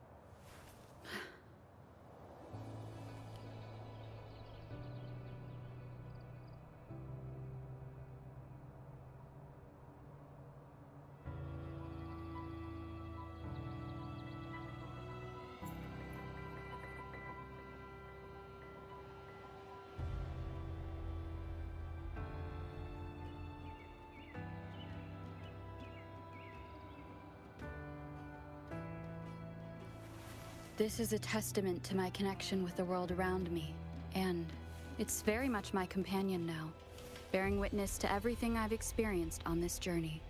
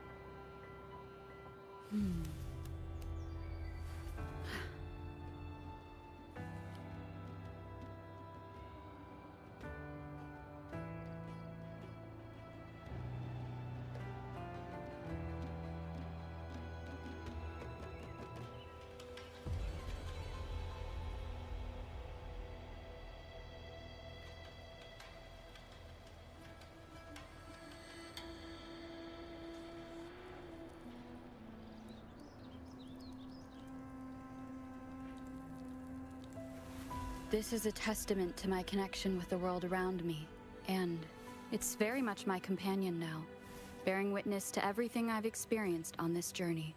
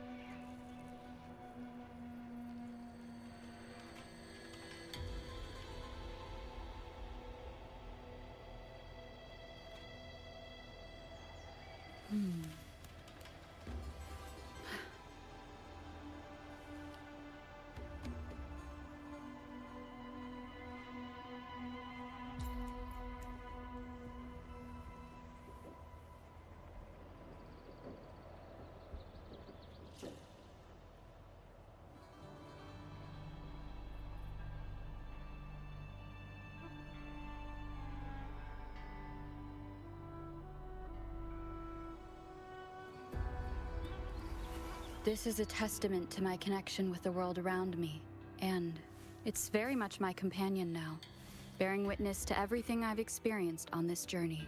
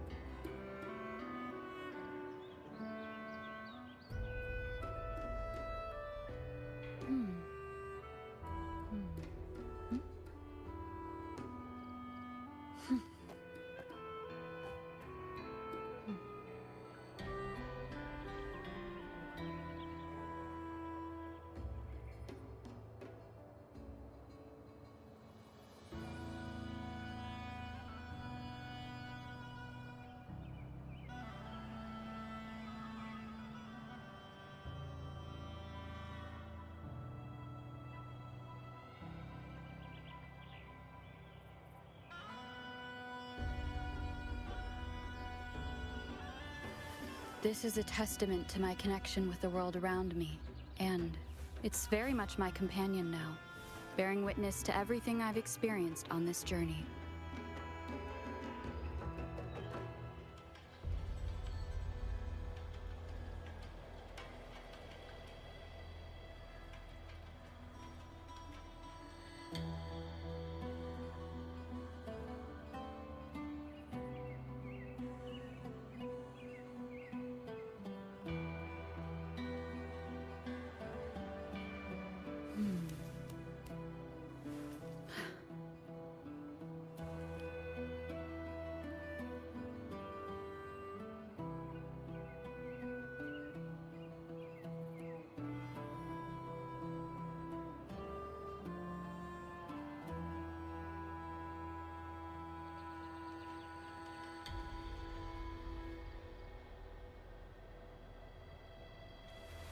This is a testament to my connection with the world around me, and it's very much my companion now, bearing witness to everything I've experienced on this journey.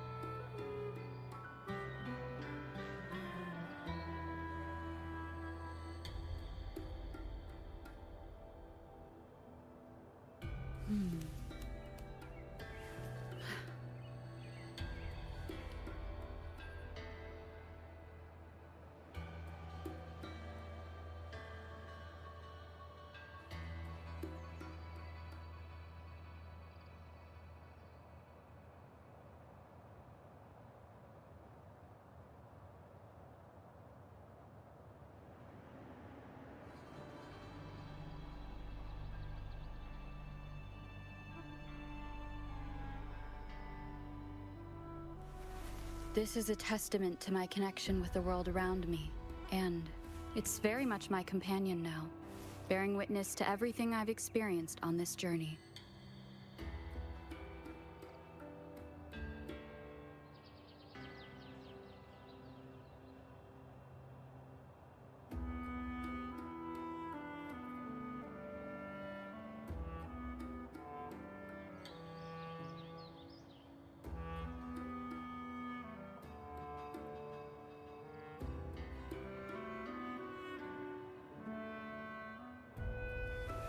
This is a testament to my connection with the world around me, and it's very much my companion now, bearing witness to everything I've experienced on this journey.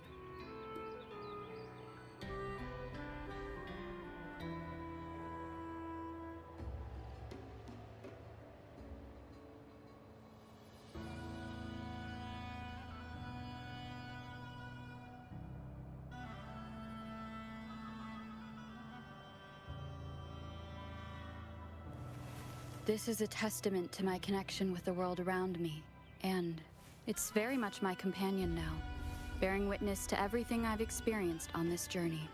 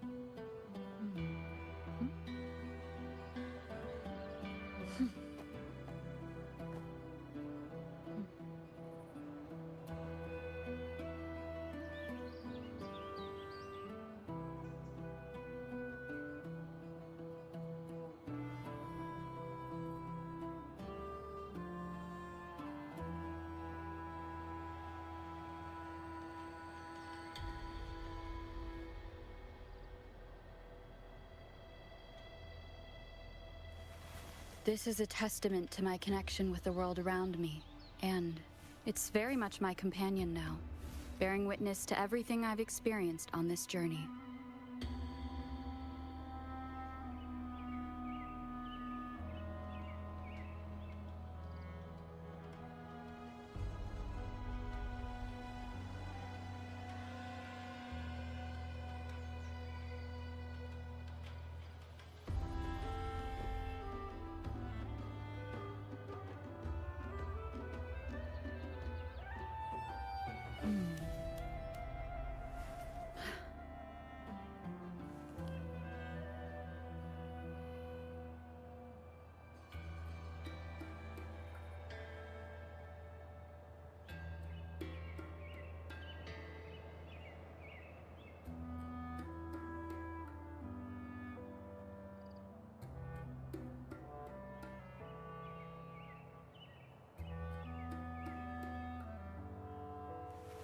This is a testament to my connection with the world around me, and it's very much my companion now, bearing witness to everything I've experienced on this journey.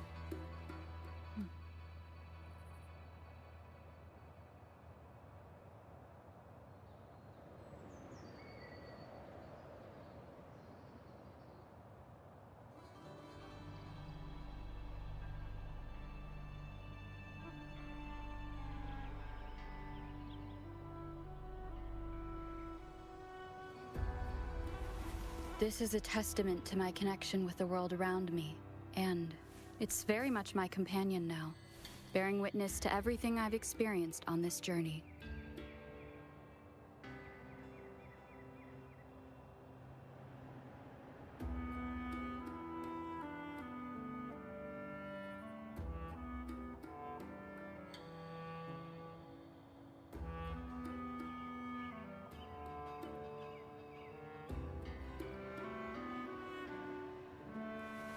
This is a testament to my connection with the world around me, and it's very much my companion now, bearing witness to everything I've experienced on this journey.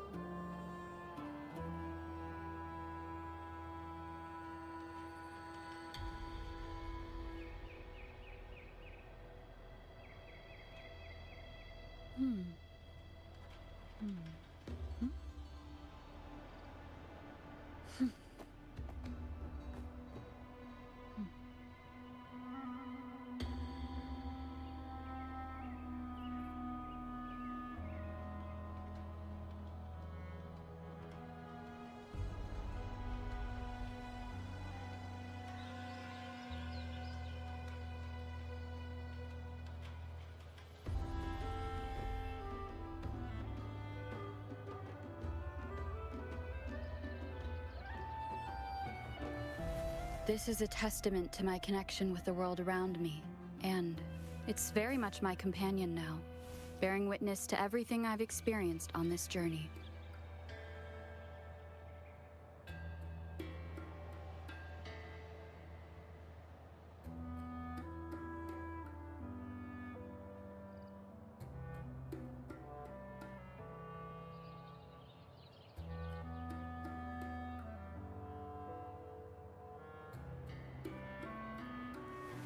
This is a testament to my connection with the world around me, and it's very much my companion now, bearing witness to everything I've experienced on this journey.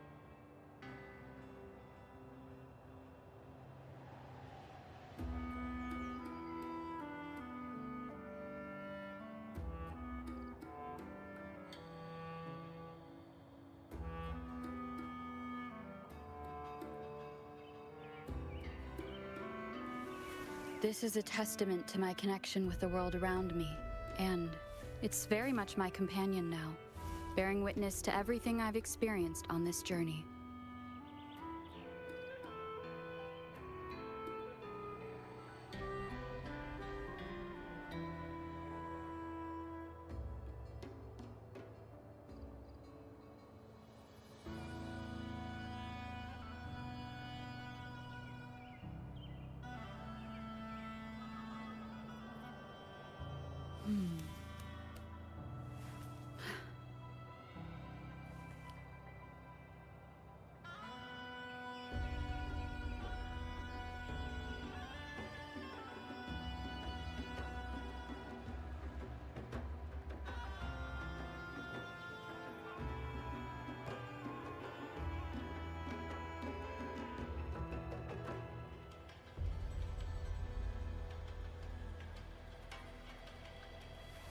This is a testament to my connection with the world around me, and it's very much my companion now, bearing witness to everything I've experienced on this journey.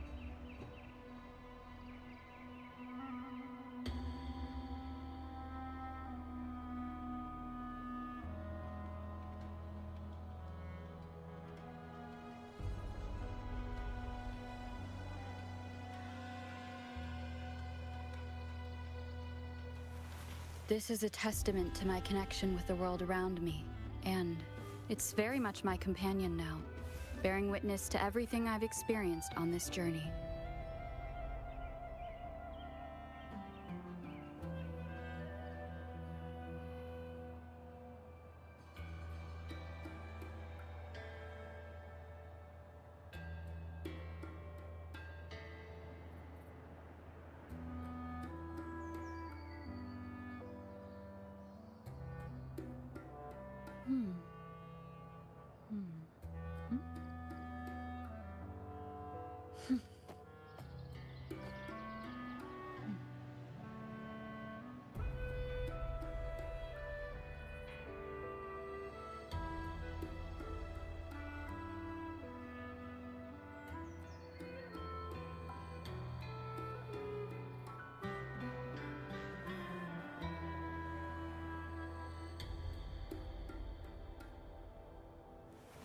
This is a testament to my connection with the world around me, and it's very much my companion now, bearing witness to everything I've experienced on this journey.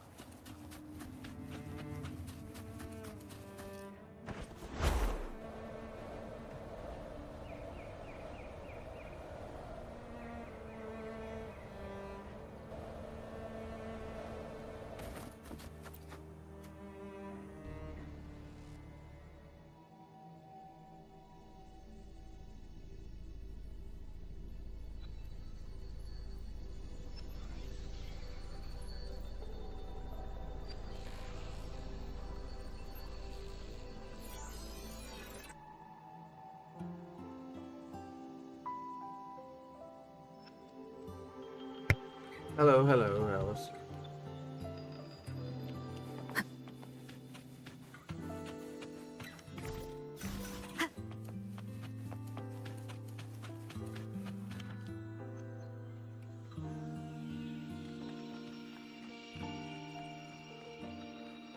When Lupa vanished, I destroyed the experimental unit, pursued the Threnodian, and defeated the Lioness of Glory it controlled.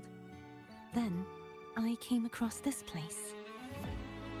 You remember how the Threnodian took on a part of the Sentinel's knowledge and permissions, yes?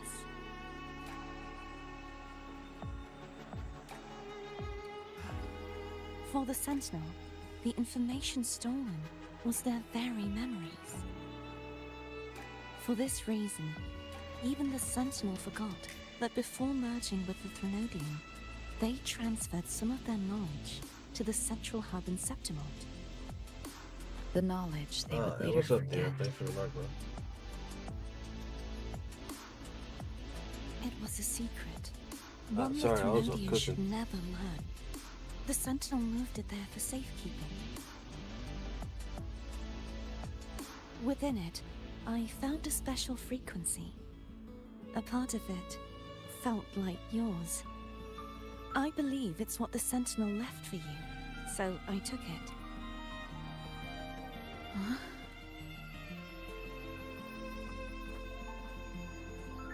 It seems like a clue.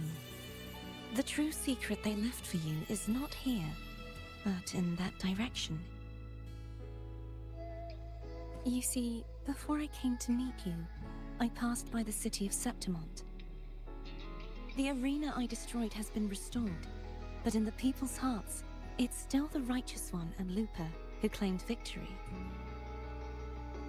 The Fraxidus' power to reshape reality is deeper than we realized.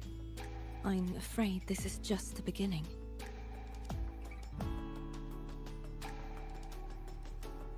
I once believed the Threnodians sought to use the Fraxidus to regain power, but its true goal is the central hub.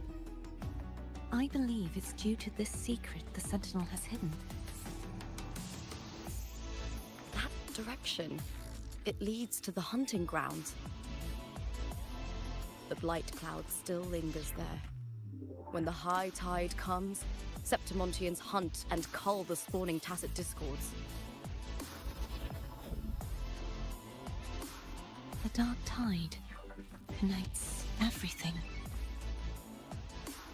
I cannot pinpoint where the Sentinel's message lies. I'm afraid you must go there yourself. But the worst of the storm has passed. Let's take a moment to rest.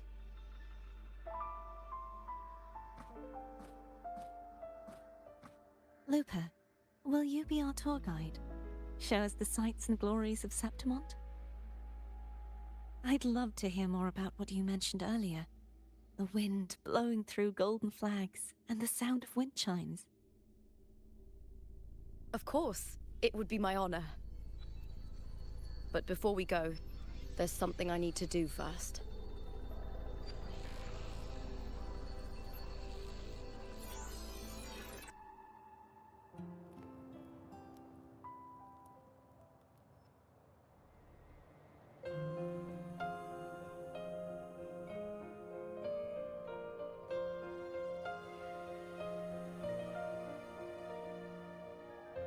Travel through a silver veil above the drifting mist. A shining path, the stars revealed, Septimont in the rift. It's Mia's sword. I went through a lot to bring it back. Envoy sails skies unknown. The monster is gone now. Like so many Septimontian heroes whose bodies were never recovered, I wanted to return her weapon. This is where she gave her life. I can't say if she loved or hated Septimont more. Discord? Yeah, give me a second. But she once spoke of the bloodleaf viburnum. It's a tribute often given and I'm to on your guardians by stream, their Theo. I supporters. just can't. It's not letting me type So, again. I think Just keep saying this she message would have can't wanted send. to rest here.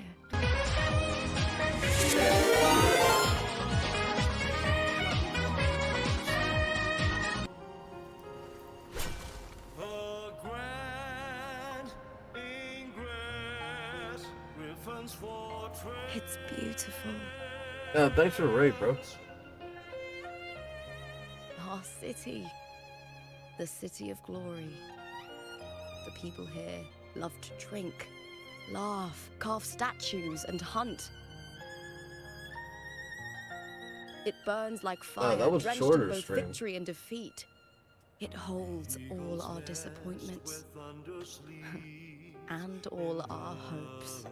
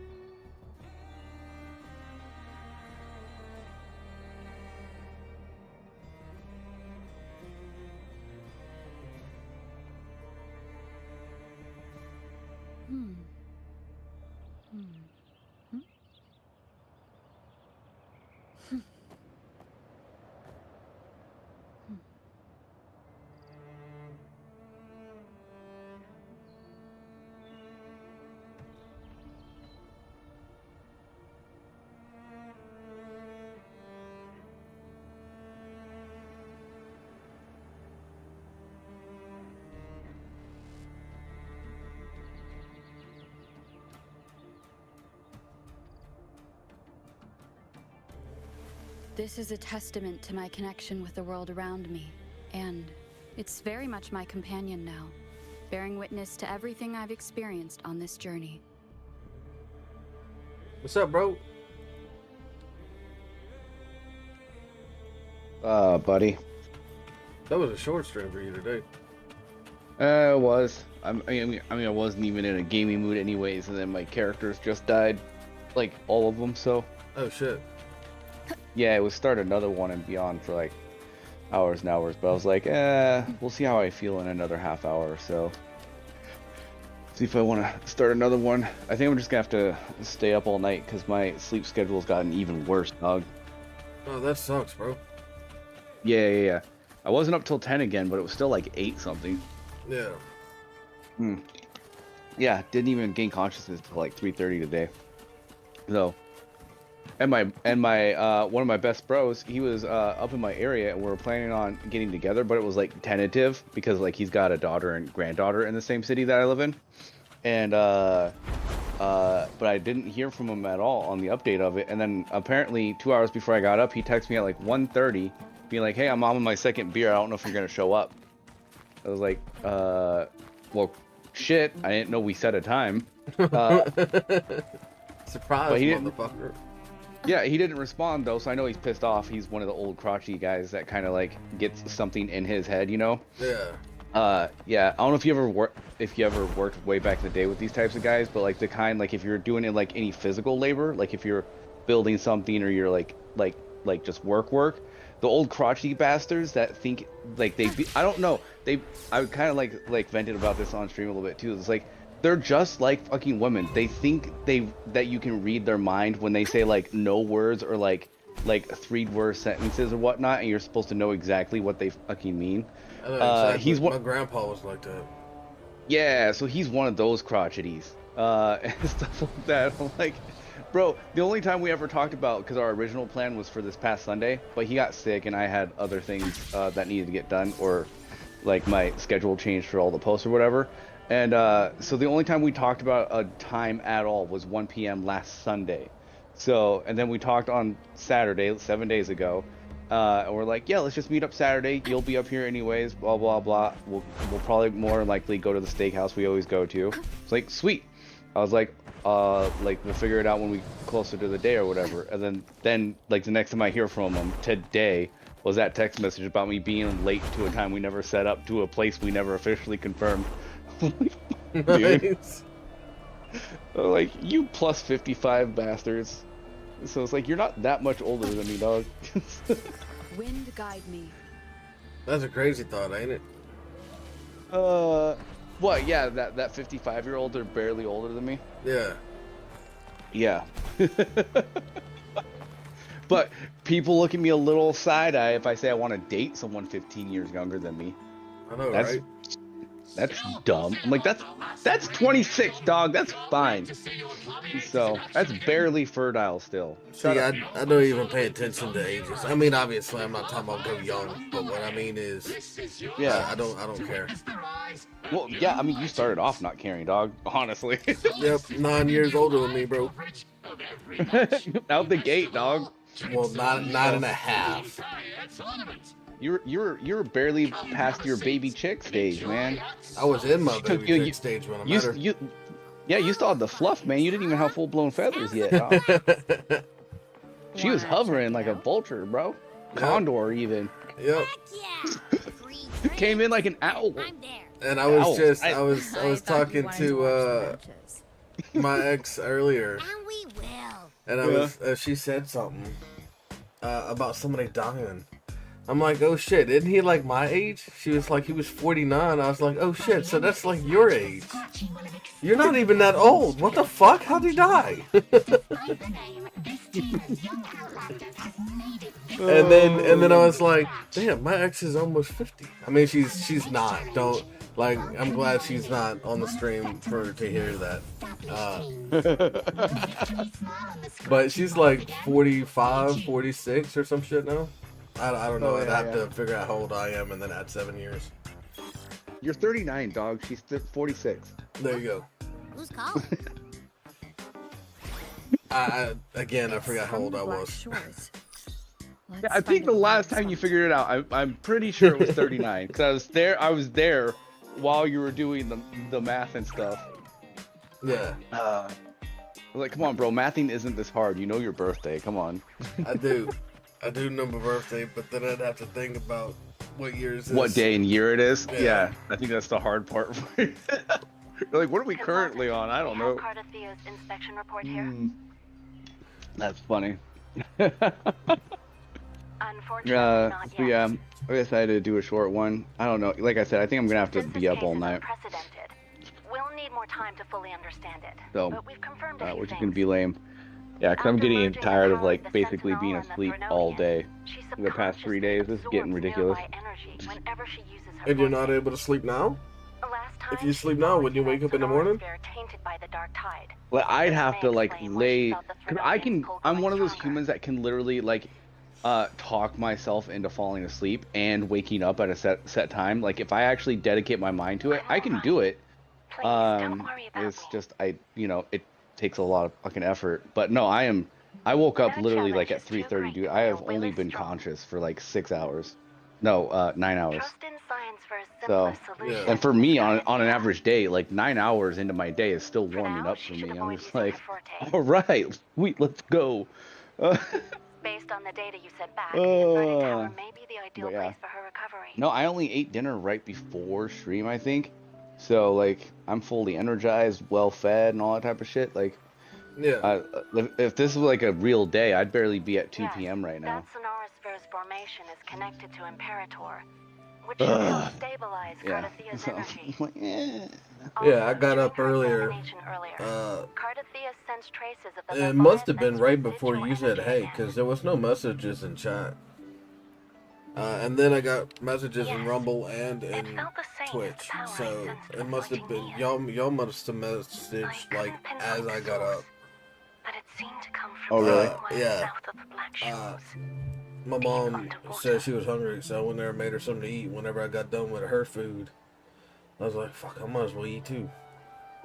We're narrowing down the search. Once we have a location, we'll inform you immediately. Ooh. Anything good to eat today? Not for me, bro. I just had dino nuggies. Understood. That's funny. Our contact to arrange transport for you. I had barbecue chicken, like the bites, not the wings. And some dino nuggets. I told you we got so much fucking chicken the other day. Yeah. Power in Mia's body. And now we're down to like 7 or 9 bags of dino nuggets. So, where to next? Hot damn. Yeah, pretty much everything else It's got time eaten. to set sail. And then as I'm going through, I'm like, all we got left is dino nuggets? Damn, we don't even have actual chicken strips. It's just all processed chicken. And my sister was like, I got a whole bunch of shit over at my house, and it's just sat there because we're over here right now. I'm like, Yeah. Didn't you say it went bad? She's like, no, the stuff in the fridge went bad because we ain't been there, but the stuff in the freezer's still good. I was like, then bitch, why aren't you bringing it over here? I was like, everybody's eating all the stuff over here, and you got a fridge filled, a freezer filled. What a goofball. Yeah. Yeah. Hey, you put up 2 more clips. Good job. Did I? Oh yeah, no, I had them scheduled. Yeah. Yeah, that's what I like doing. I like scheduling that shit out, bro. Yeah. That way I don't have to think about it. I think today might be the last day, or maybe tomorrow is. I don't know. I'd have to go and look. Well, yeah, you've had them go up 3 days in a row so far, so you might be at your last day. I like the random button for scheduling. Like, just choose a random time in the morning, random time in the afternoon, random time in the evening. That's exactly I like what that. I do. That's nice. Let me go to it real quick and see, because if I gotta pick some up tonight, Only one of mine have gone over 1,500. I think multiple of yours are doing great. Probably better than the numbers I can see. To my connection with the world You around get me, more updated and stuff. It's But- very much my companion. Ooh, you have another one almost at a bearing grand already witness from to today. everything I've experienced on this journey. I got one that's at 582 from Petting Humans.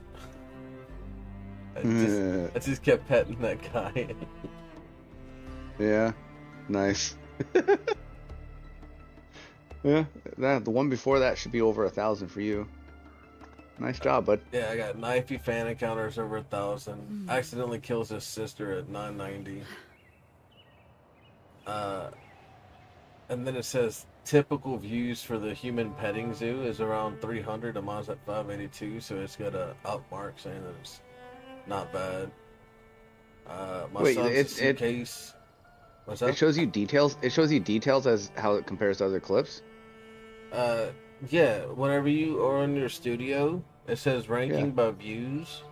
If you hover over the little arrow. Wait, so are you looking under content in studio, or where? No. I'm just on the main studio at the dashboard. Like on the dashboard? Yeah, it says latest YouTube short performance. And it says, great job, you got more views and likes than usual. Well, there's a little arrow. It says ranking by views, 3 out of 10 for this latest one. If you hover over the little arrow, it'll pop up your top 10.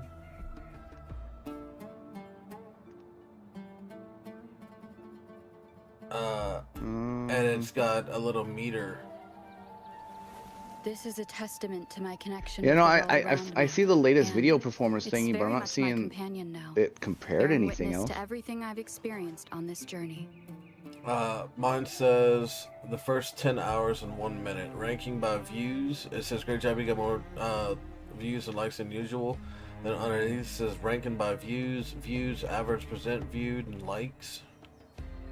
The ranking by views says 3 out of 10 because that's the 3 out of 10 of the last shorts that I've posted. Yeah, it's weird. None of that is showing up for me. That is weird. Yeah. Well, that's odd. I did have no lose a idea. sub. I lost a sub whenever I posted a troll blowjob. Oh, yeah. Which only has 1 view.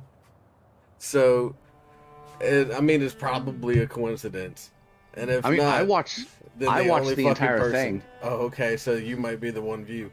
I was about to say it might be a coincidence, but that shit went up, and an hour later I was down a sub. I was like, "Damn, bro."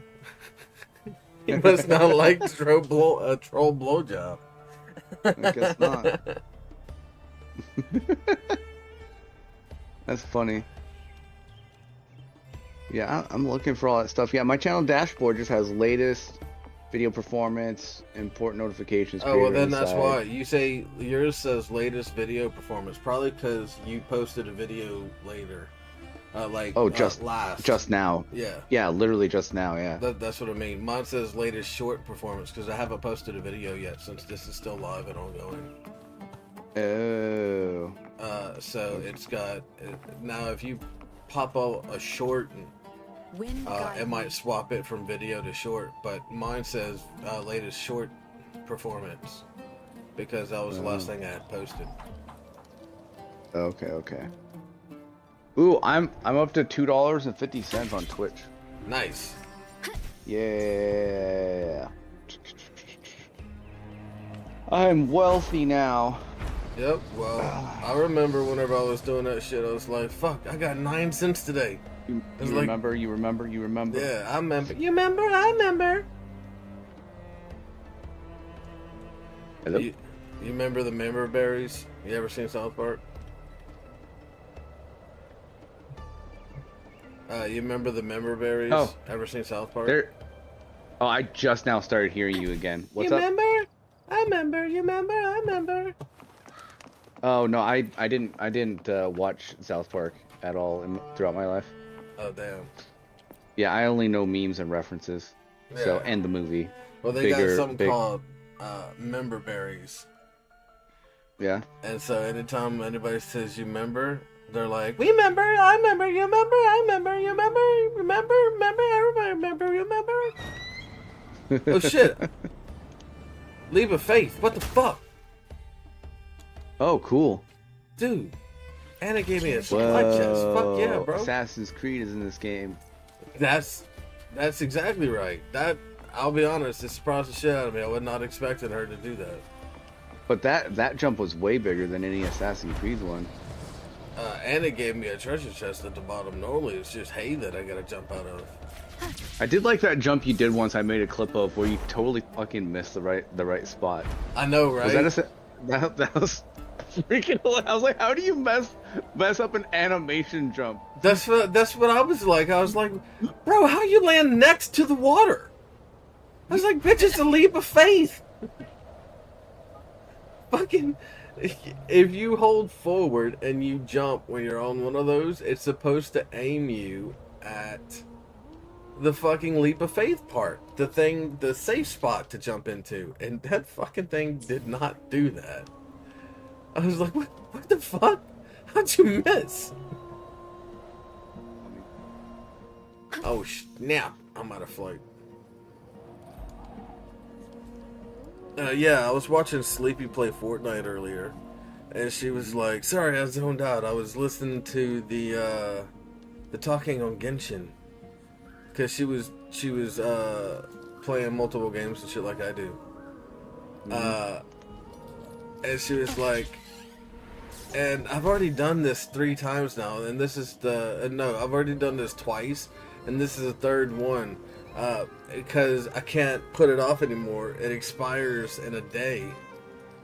And I'm like, oh no, what expires in a day? So for like the first 6-7 hours of this stream, maybe 8 hours, I was doing fucking missions on Genshin that expires tomorrow. That I had no idea.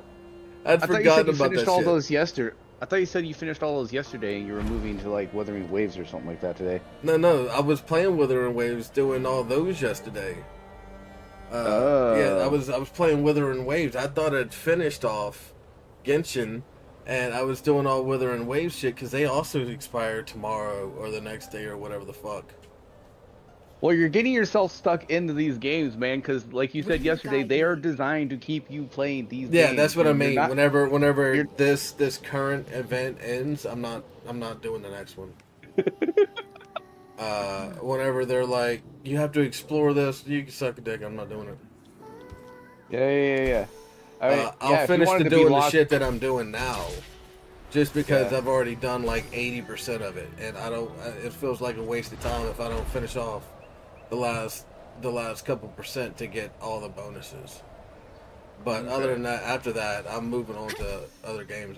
World of Warcraft is coming out with their expansion in like 2 weeks, so I also got to play that shit because it's about to charge me. And I hate fucking wasting money, so I got to play that at least enough to where I get paid what I pay out. Wind guide me. Jeez. We've located the source of the residue. And I forgot about And set that. the coordinates That was to a your surprise terminal. for today. A ship is also ready, and you should see it nearby. Goodness gracious. Got it. Yep. I'm on my Yeah, way. never get into Warframe, dude.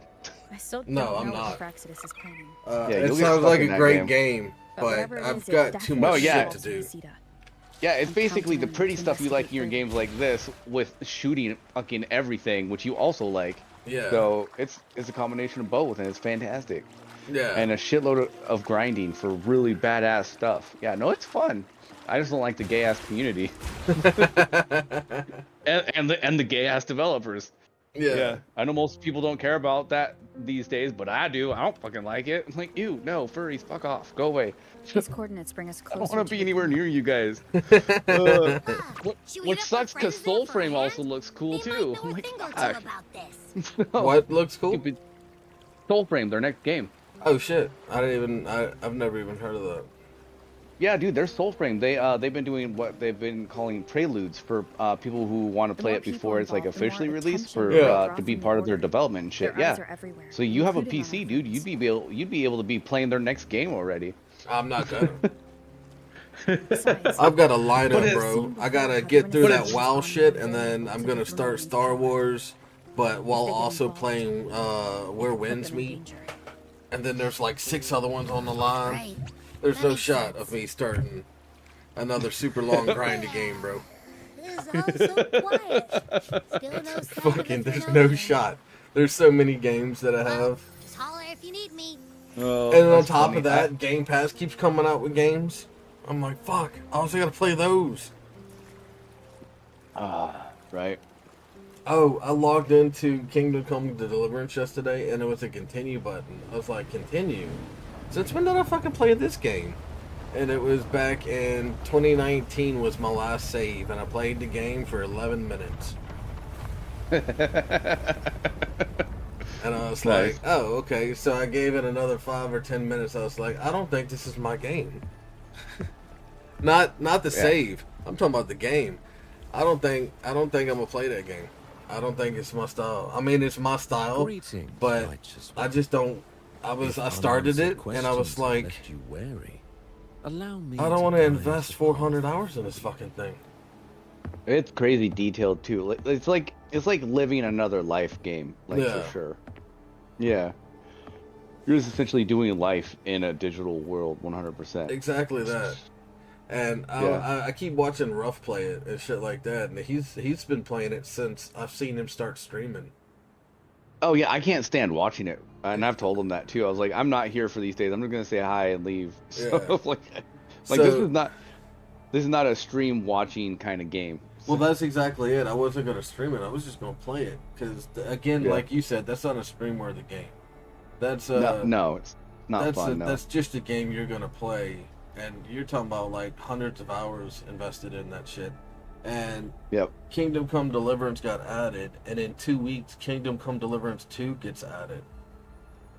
Oh shit. Yeah, and so I was like, well, they give you enough time to beat the game, so maybe I'll beat the game and then go on to part 2. And I was playing like 10 minutes, and I'm like, I am bound. I don't feel like doing this. This is like fucking Skyrim all over again.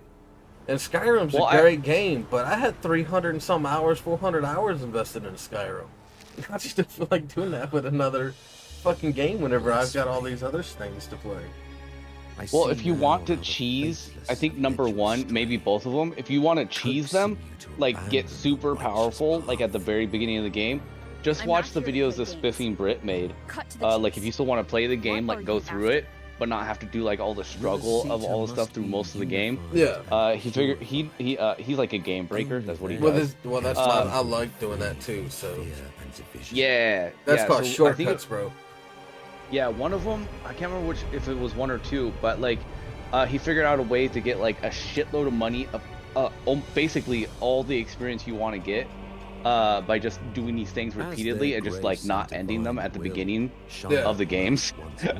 Like you just become as high level as you want to basically at the beginning. I mean, it's super grindy to do it at the beginning, but then you don't have to do it, I was like, about the to whole say, rest once of the you game. do that at the beginning, you're just coasting. Yeah, like every fight is incredibly easy. Like after Yeah, you start I watched Ruff. He was streaming for like 4.5 hours, and he made it through like 4 buildings because he just kept dying. Yeah, That's yeah. not. So, I don't want to do that. You know me. I hate feeling like I've wasted time, bro. And if I'm playing a game for 4 hours and I'm in the same fucking So room, you and the Fraxidus can't No. agree on how to split the Threnodians' Okay, yeah, you residual should check energy. out on YouTube the Spiffing Brit, the videos he made for those, and see if you can recreate what he did, see if it still works, and if it does, fucking do that, see if that helps. Yeah. 'Cause that would change the entire experience of the game. yeah, no, I love being an overpowered god, bro. Oh, I can't remember which one it is that has like the huge focus on the dice game. I think it's the first one. He figured out how to make it so you get all weighted dice, like very early in the game. Yeah, you can make all 6 dice weighted dice, so literally you just win every fucking roll. So you can just like challenge whoever you want for whatever money you want, and just fucking just do that all over the place. Because every single time you're just gonna roll all 3s or whatever.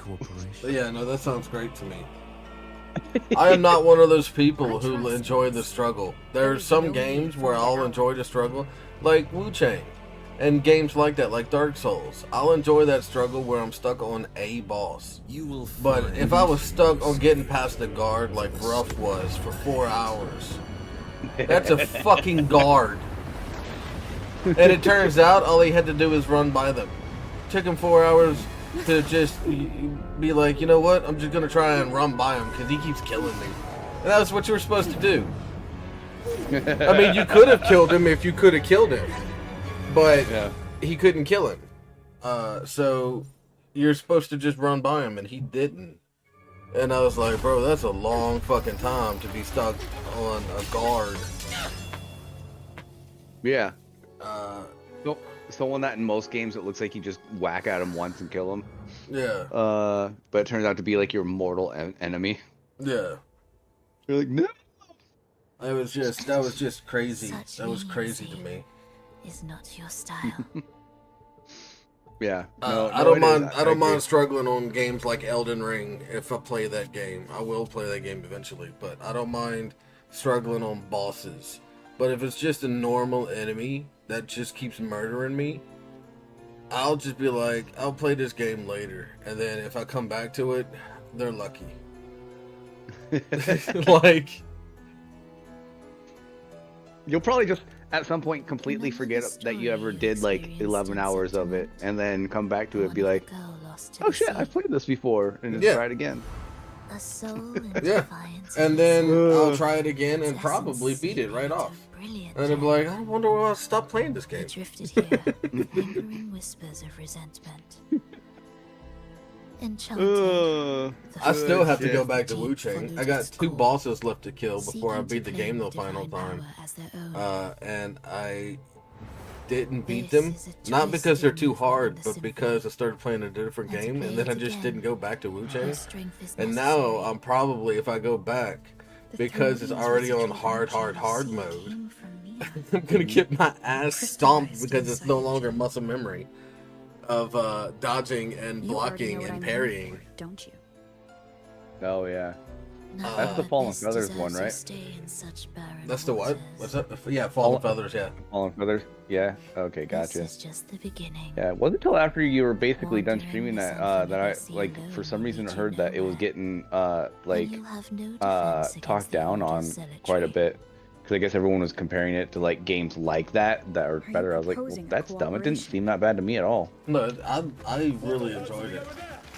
They had some censorship things that people were really pissed off about, because used to it like made the last chapter, the chapter 4 of the game, super easy, because the people no longer attacked you, so you couldn't go around killing peasants because the peasants weren't attacking you, and the guards they were Time like slips through our it's fingers. half based. Were I granted the luxury, I would wait for my injuries to heal and reclaim It's half everything based myself. on like real life. So the bosses that you kill, they're real people from China's history. And China, because the game is made in China, the Chinese government did not like some of that stuff. So they're like, okay, we'll fix it. Now you can't attack these guards, and they won't attack you anymore. Well, that's like 65% of the enemies in Chapter 4, and then you add the peasants that no longer attack you, and that's like 85% of the random enemies that are just now gone. Oh, wow. They're just there. You just can't attack them and they won't attack you. Now, they're still enemies, but also with some of the bosses, you used to kill them, and now whenever you fight them and you win, they're like, okay, and I'll let you off this time. That's what they tell you after you whip their ass. Because you can't kill them anymore, because they're part of the Chinese history, and they didn't want those people dead, and shit like that. So they changed a whole bunch of shit. And so I know a lot of people were pissed off about that, talking about censorship. I don't give a fuck. I just enjoyed the game. Like, I don't care. Right. If they have to censor, fucking so be it. Like, they're from China, bro. The Chinese government says, hey, if you want to sell to our billion people, you can't have this. And what are they going to do? Yeah, but there's like 20 million people in America who play this game too. Like, what? A billion people? Like 20 or 30 million people who might play it in America. Like, get the fuck over it. Of course they're going to make that decision. They are based in China. They're going to get all their games shut down because they want you to be able to kill the fucking Ming Emperor or whatever the fuck? No, they're not going to do that. No, they is not. So I don't really give a shit about that. If the game is good, I'll play it. And I thought Wu Chang was really good. If you like Dark Souls type games, that's a great game. Well, yeah, I haven't played any of them. Remember, I missed all that for the 2 decades I was gone. Yeah. So Bloodborne is literally going to be my first experience with that outside of Lies of P. I always want to say Lies of Pi because the fucking movie came out first. like the Life of Pi. Yeah. Came out first, so that's in my head. So my brain goes to combine them. I'm like, Lies of P is not Life of Pi. Isn't Life of Pi about the kid and the tiger or whatever in a boat? Yeah, some weird shit like that. Yeah, I've never watched it. I've never seen it either. I just remember seeing an advertisement one time. And it had somebody and a tiger and a boat, and I'm like, well, that's not gonna last very fucking long, is it? That tiger's gonna eat that fucking person as soon as they get hungry. And speaking of dream movies, this surprised me like hell. I heard people were like, you can have this movie or that movie, and they're like, I'm never ever watching that movie. And they were talking about What Dreams May Come with Robin Williams. I was like, I fucking loved that movie. Why is that movie getting hate? What the fuck? I've probably seen that movie because I've seen most of Robin Williams shit, but I can't even remember what it is. His wife and kids get in an accident, die, and I think he dies later. And basically him and his kids die, right? And then his wife commits suicide. So in certain religions, suicide goes to hell. So he ventures into hell to go get his wife, and it's about his journey through all these different areas and whatnot, like dream states and all that type of shit, to go find his wife and bring her back from hell. Oh, I'll be honest, I don't know if I've seen that one. Yeah, maybe not. I guess it was like really underrated. It came out in like the days we're talking like Practical Magic and like. And I've seen that movie like 85 times, bro. Yeah, like Practical Magic came out and like all types of cool shit like that. So it came out like in one of the heydays of fucking movies were wicked sweet, right? And unbeknownst to me, apparently I was like one of the only people that watched that movie apparently, and then also liked it. So I'm like, this movie's cool. It has like Cuba Gooding Jr. in it, Robin Williams. Those are the two main names I can remember. But that's back when Cuba Gooding Jr. was also massive for the brief time he was big. Yeah, like there was like A Few Good Men, and then like that movie was probably like What Dreams May Come was probably on his way down, I think. But yeah, pretty cool movie. I liked it because it was all based on like the things he traveled through, because his like wife was an artist, and I think they were like really focused on that type of stuff. So like it was very like artsy looking movie. So pretty cool. What you seek may already Yeah, I'll have to. What was that called again? What Dreams May Come, like Wet Dreams May Come. Yeah. But What Dreams May Come, yeah. I'll have to see Think if you can that's on turn a Netflix or tide something. with words alone? I don't know, man. Like it's a apparently a rare one for people that I've ever seen. So, and I thought it was hard to find people that watched the movie Heart and Soul. What about over there? So, also a movie I love, because I see videos where people are like, yeah, the next generations are gonna know RJ, Robert Downey Jr. as, Doomsday. I'll always remember him as Ironheart. I was like, you motherfuckers are still remembering him wrong. I'm remembering him for fucking Heart and Souls. So, every time I see Robert Downey Jr., I see that movie. So, not the Iron Man.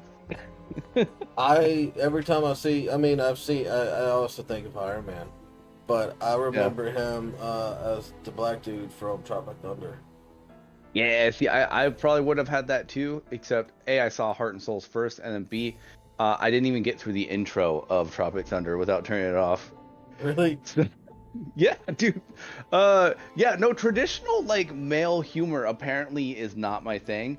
Unless it's in clips. Like I can watch clips and stuff like that, but just full bore, just like apparently quote unquote dude humor, not my thing, I guess. I'm just like, no. Like because I wanted to watch it so bad. I fucking sat down, I turned it on, and turned it off in like 2.5 minutes. I was like, nope. Yeah. Too stupid for me. Most of the shit like that I end up watching not because I put it on, but because I'm playing a game. Me and my brother used to share a room, and we had 2 TVs. One so I can watch or play games, and the other one so he can watch or play games. That way we didn't fight. So we both had 2, I think it was like 17-inch or 19-inch TVs. They were tiny TVs. Yeah. And I would be playing video games, and he'd just be watching movies and shit. And if you want to talk about somebody who has the guy's humor, that's my brother. He will watch the dumbest shit, laughing his ass off, and I'm like, that's fucking retarded. And he's like, no, it's fucking funny. Yeah, I had a bro like that. My bro was the only reason I ever saw the movie Super Troopers, and then was able to quote basically the entire thing. Troopers. Yeah, so did my bro. He was like my homie. He's like, it's such a great movie. I laughed at it. It was fine, but it is fucking hilarious, actually. Yeah. Yeah, so. It was fine. I laughed at it, but it wouldn't have been one that I would have been like, I can't wait to watch Super Troopers. And yeah, me either. He watched Super Troopers and Super Troopers 2 and watched them like fucking crazy. Yep. And then he'd walk around the house and be like, liter cola? Can I get a liter cola? I still do. I still do like the fucking. What was it? Hey Marvel, what's the name of that place with all that goofy shit on the wall that you like? Remember. You mean Shenanigans? Oh! So good. All right, meow. Jeez. See, I was already doing shit like that too. So whenever they started doing that meow shit, I was like, "Holy shit! More than just the people I know do that." I thought we were only the stupid ones. One orchestrates its essence. Where you just try to throw that shit into a conversation like people don't understand or people don't realize what you're saying. Like what? Yeah, no, it was good shit. It really did have its moments. No, but I do hate that the fucking ending is forever stuck in my brain. Like, no, please stop. You don't. That's gross. So, anyways, that's good stuff. Off to you. And then you boys like Mexico. That was also good. I used to just yell that at my friends. Yeah. See, my brother really liked dumb, like college frat boy humor, fart jokes, shit like that. And my stepdad loved like Rambo and like hardcore manly man films and shit like that, where it's like Red Dawn was one of his favorite things, where just some high schoolers take on Russia or North Korea or whatever the fuck it was. And again, they were good movies, but it was just never something that I would be like, you know what, I'm gonna put this on. But he fucking loved Red Dawn. He loved Rambo and Rocky and all that shit. And I liked them, like, but I just saw them because I was in the room playing video games while they were watching them. Yeah, that makes sense. I've never really been much of a TV person or a movie person. I'll watch it if it's on, but I won't put it on myself.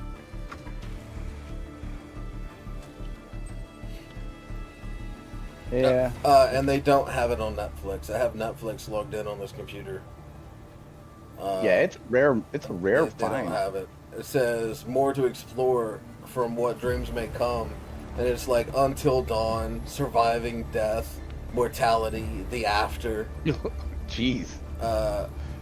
Love, Death, and Robots. So it's just a whole bunch of movies about people dying or what happens after death and shit like that. Yeah. But none of it being the actual film. Okay, 2 other Robin Williams movies. Let's see if you know them. Do you know Jack? I do know Jack. Hell yeah, awesome. Do you know Bicentennial Man? I'm pretty sure I've seen that one. Where he starts out as a robot? Yeah. Yeah. I like that one. There was another one that I remember getting a lot of shit. World's Greatest Dad. Was that a Robin Williams? Yeah. Where his son killed himself or something. Oh, I don't know that one. Yeah. He was a teacher or some shit, and his son killed himself. I think it was by hanging himself by accident while jerking off. And so, oh, really? Yeah, he covered it all up and then wrote a suicide note for him. That way his son didn't go out that way. Oh, geez. I can't remember. That's another one that was just on while I was in the room. That was whenever we had a computer. Yeah. So I was in the living room while they were watching movies and shit. Same door again. Okay. Time your moves carefully. Oh, damn it. That way. Dude, I don't know you if can Baldur's shift Gate and is stay ever at going to be will. affordable enough for me to buy. I know, right? Bruh, the most I've seen it off. I don't know what discounts it gets on Steam, but Xbox is not good enough for me. No. Even though I could literally buy it and probably spend the next 2 years playing only that game, probably. Yeah. But I am also Out of the not question. easily dedicated to games, as you can tell. I'm like, I am tired of that game right now, or I get sidetracked for 1 day, and I'm like, oh yeah, I had another game I was playing for the last 10 days. My bad. Even if No. you don't, the pride Oh will shit, still Valheim is be fucking there. 50% off right now. Hell yeah, dog. What is? Valheim? Oh, nice. Yeah, have you heard of it yet? Yeah, you told me about it. Yeah. Dude, it's only $10 on fucking Xbox right now. Oh, that's not bad. Only way. I remember Yeah, whenever really- they were going through sales on Steam, it was like 65 or 75% off. And I'm like, pretty sure he told me about that. And Aspen was talking about it being a great game. because he was playing another game, and they were like, "Isn't this just like Valheim?" He was like, "It's nowhere fucking close to Valheim." Yeah. He's Yeah, like, Valheim's it's got like way they more had to the it, yeah. idea that they wanted to be like Valheim, and then halfway through they gave up. Mismatched rhythms. Well, yeah, and it's still in progress. And what's funny, I saw that live as well, but I already knew about it because little Dansky, he was playing it one day and was telling me about stuff like that. I was asking questions about it, and the way like he was describing how everything interacts because he was also co-oping, like the way things interact with this and that, and the things you got to coordinate and like do stuff with people, and how the environment changes and affects this and that, and then the building as well. I was like, Yeah. Yeah. See, I was looking for a game. See, I haven't I've never even seen gameplay of it. I just know, based off of what you said, and that one comment that Asmund had made weeks or months ago. Yeah, it was only a couple weeks ago, yeah. I will clear the mist and reveal the But I was looking at games to play on the Xbox while they have these long-ass cutscenes that I'm listening to, because I'm just sat here fucking doing nothing while they're talking. And I don't mind listening to their talking, because it's a story. So that's not an issue. But I just feel like yesterday I was trying Kingdom Come Deliverance 2, and today I started playing that Roadside Research, but it's a new game because my daughter was the host last time, and so I was like, I don't feel like doing this again. I just want something that I could just waste time. I just went back to ball pit. I just wanted something. I just wanted something that I can do that wasn't like attention demanding, and that I could just fuck around on while, like, if I played Candy Crush, that would be a great time for Candy Crush. Yeah. Thoughtless shit that I could just play, and I just couldn't find anything without taking too much of my time. So I ended up just going back to ball pit and just playing more ball pit. Oh, see, that's what you should have Helldivers for. That's attention demanding. I don't want to get murdered. Not if you play on low enough levels. Well, that's true. But yeah, I was like, I don't feel like getting murdered.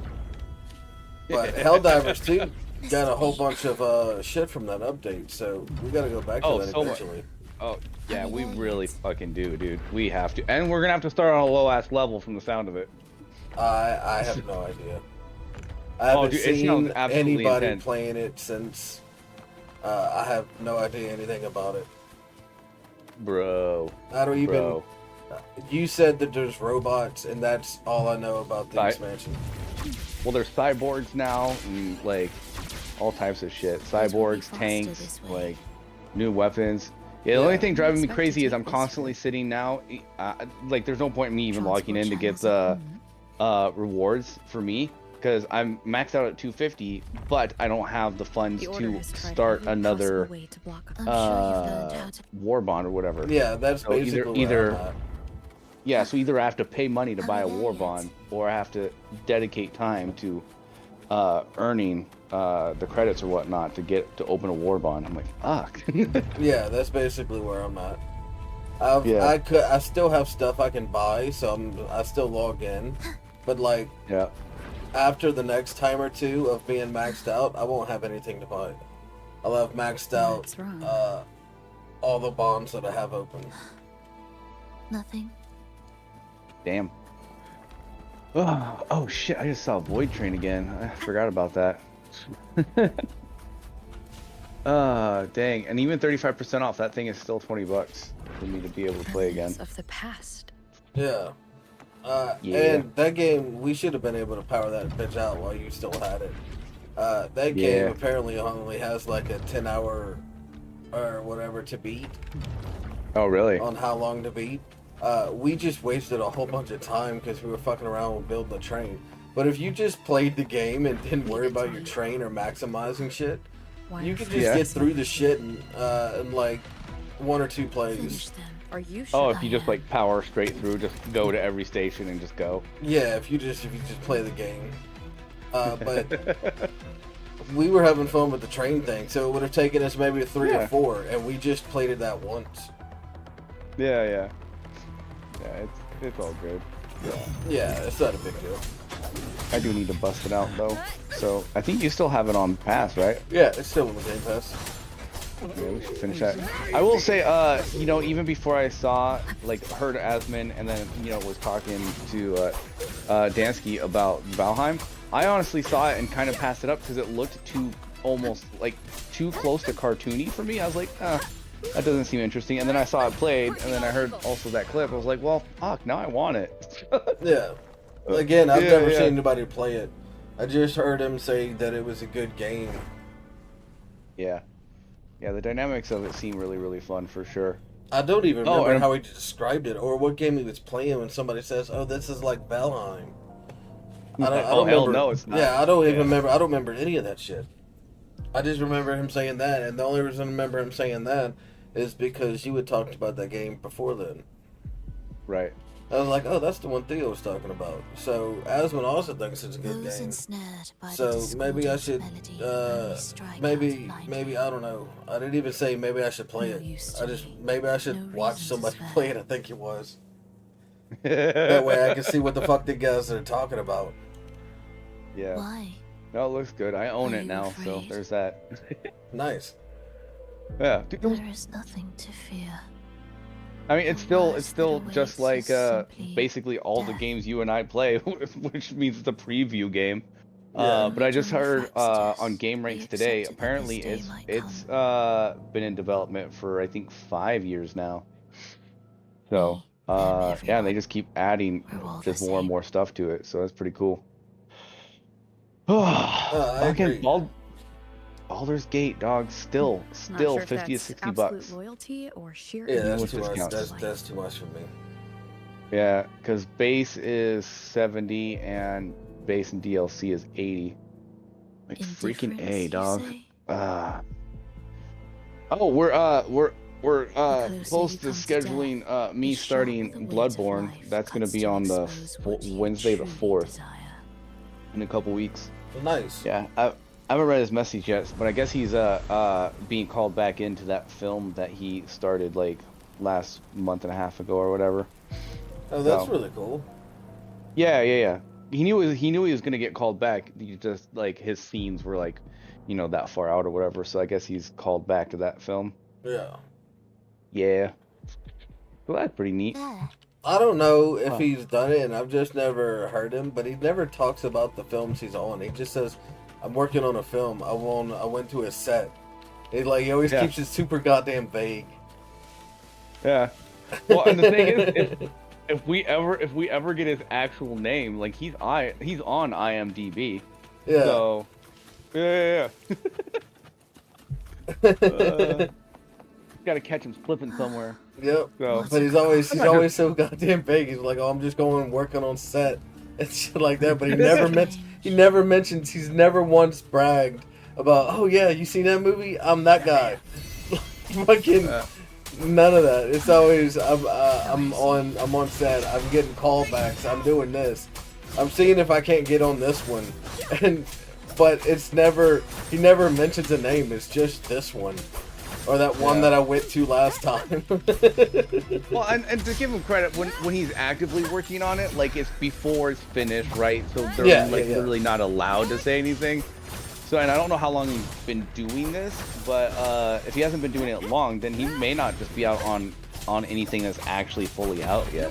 Yeah, I don't know. Which is true, because like you said, we don't know how long he's been doing it. Yeah, exactly. So I haven't asked, none of my business. Yeah, I haven't asked either. If he doesn't want to say, then I'm not gonna push him. Yeah. So me either. So I'm like, it's all good. Yeah. Yeah, we'll just wait for Lady to get him to slip up. She got him to describe himself entirely, so. Was that Lady or was that Alex? No, that was Alex got him. I think it was Alex got him to describe it, but both Lady and all Right. three of like we were all in chat. Lady Yeah, was there and all that other stuff. I get it mixed up because I guess I'm gonna be playing with him and Lady because Lady is the one with all the experience. Yeah. In Bloodborne. He's like level 353 or some shit. Some crap. I think like game plus 4, game plus 5 or something like that. Wake 8? up, Did my she say love. 8? Yep, It's she me. said new game plus 8. can't Jane. recognize me. It's crazy. Again. And I did accidentally, cause like I haven't been in the PlayStation ecosystem for quite a while, so I was like figuring out. I bought apparently the wrong version of it. It was just the base version because the DLC came out later. So I did successfully manage to get it returned, which PlayStation honored. So I returned it and then was able to get the deluxe that has the DLC on top of it. I was like, oh, yay! Because it was either like have to buy the DLC for another $20 or save the $5 by just getting it bundled or whatever. Yeah, no, it's definitely, especially since you haven't played it, it's much better to return it and then just get the version you want. Yeah, and luckily I hadn't even opened it yet either, so like they had no reason to like reject my refund at all. I was like, yay. Yeah, the only reason they would have if you hadn't even played it is if it went past like 30 days or something. We're all bound to whatever their time frame is. Yeah, it's 2 weeks. Oh well, then there you go. 2 weeks, and you're supposed to have not downloaded it, but the thing is, my PlayStation is set up to auto download. Yeah. So like, shit. Yeah, but they can see your play time. If your shit says 0 hours. Yeah. Well, then it's basically you haven't downloaded it. Of perseverance, of fear. Gotcha. Yeah. No, very true. You know, I always thought the Hunt Showdown was a game where you just hunted creatures, but I guess it's more like a what are those games like the Dying Lights or whatever? Yeah. Where you hunt each other, like other players. I didn't realize that. So I downloaded that game whenever it got added to Game Pass, and I never played it. Yeah, I never got around to it either. But I never played it. And then they took it off of Game Pass. So I was like, well, I guess it's not a game for me. My poor child. Yeah. If you don't have the pull to pull me in to play it, and then you take it off Game Pass, well, it's just not my style. How many times has it been? Well, and I mean, because it looks really cool. It did look cool. I saw the trailer for it. I was like, yeah, I'll download that. Yeah. So, and I did the same thing, like downloaded it during that, and then I was like, I just never got around to it. And then I started realizing when I saw a couple clips or whatever, I was like, wait, is this just player versus player, basically, where you're on teams? Like, some people are being hunted, or does like everyone hunt the same creature? I haven't looked into it too deep, but I'm like, I've never looked into it at all. Yeah, but I will say this, I don't know if it's going to be your thing, because just looking at the player modes, it's online co-op 2 to 3, which might just be all of you on the team going, but then there's online multiplayer, which is 2 to 12. So I'm like, oh. Yeah. That's probably not really my style then. I don't mind co-op games, but you see most of the shit I play is all solo. Yeah. I'm not a big let's join in with everybody else and rely on them to have fun. Yeah, I'm absolutely that person. I'll go where other people are. I just don't like PvP. Well, that's usually how that shit ends up. That's why I don't end up playing it. Yeah, I just find a way to have fun anyways. Yeah. No, I agree with some of the posts I see sometimes, like on social media or whatever. I saw some yesterday. I was like, they're like, fucking streamers are gonna ruin like all the co-op games or whatever, because the people that like no life and sweat the hell out of these games, like Arc Raiders and shit like that. It's like the developers listen to those guys who are no life in these games in order to like make content and be streamers and whatnot, while everybody else who has life and likes gaming and wants to interact with their friends or play strangers or whatever in a co-op are just going to get absolutely fucking demolished if the developers just keep listening to all the streamers. Yeah, no, I agree with you. That's what ruined World of Warcraft. That's why I don't play it as much anymore. They focus pretty much the entirety of their new content on less than 1% of the fucking player base. And it's all these fucking sweaty, fucking streamer people who get paid to make the game hard as fuck. Like, people watch them because the game is overly complicated and difficult, and they're playing the in-game raids, doing it at the hardest difficulty. And, of course, they're gonna say, oh yeah, we love this. They're fucking getting paid for it. But everybody else, like 90% of the player base, will never do the content they're doing. Mm-hmm. And the 10% who do, 9% will never be able to do it the way they're doing it. Because, like you said, people got lives. Yeah. Very true. Very true. The main raiding guild for, I forgot what it was called, but for World of Warcraft, the main mythic raiding guild, you don't get to sign up. You have to pay them like $50,000 to be able to maybe join their guild.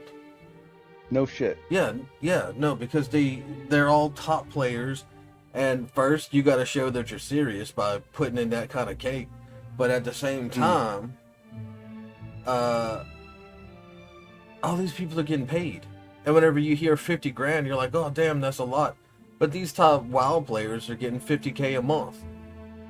Yeah. If not more, because they have talked to these developers. And the developers make it harder and harder and more difficult and more complicated, and added this, and now they got 7 more menus, and then you got to do this, and it's too much, and it's killed what the game used to be. So I agree that listening to the top streamers talk about it. Now I like people like Dr. Disrespect. He won't give you. Like, if he's talking to the developer, he won't give them, oh, you should do this, you do this. He'll give them, yeah, but that's retarded. This should be like this. And it's like, yeah, like, everybody in the game would enjoy it if it was like that. He'll give, like, the basic quality of life things. Like, why are you having to do this? Why do you have to do this? Why not just make it direct like this? And then you're looking at it, you're like, yeah, why isn't it fucking direct like that? Why you gotta do 9 things just to do this one thing that you have to do constantly? He wants to simplify that shit whenever he gives advice to these game companies. To the point where he decided to make his own gaming company, and then all that controversial shit happened, and his gaming company kicked him out, and then they went bankrupt immediately afterwards because... But nobody was there for them. Yeah. Everybody was... The doc was making the game. The doc was great at making the game. Everybody was into it because the doc was making the game, and they knew that he was going to make a good product because that's what he does for his living.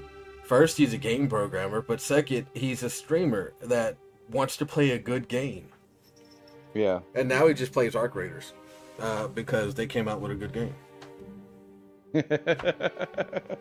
But yeah, no, they kicked him out without even giving him, without even talking to him or any of that shit. Like, it's his fucking company and it's his game. And they thought that they'd be able to sidestep him and then take it in all by themselves. And nope, it wasn't even a week later, they were bankrupt. Wow. Yeah. Yeah, no, nobody was supporting them after they kicked Doc out. Lame. Yeah. I think everyone should get in trouble if they do bad things or whatnot, but it's like the stupid decision to kick out people the moment anyone makes a claim, like the fucking dumbasses at Disney that dropped Johnny Depp, and then the movie they dropped him, like he was in, like supposed to be in, it completely failed.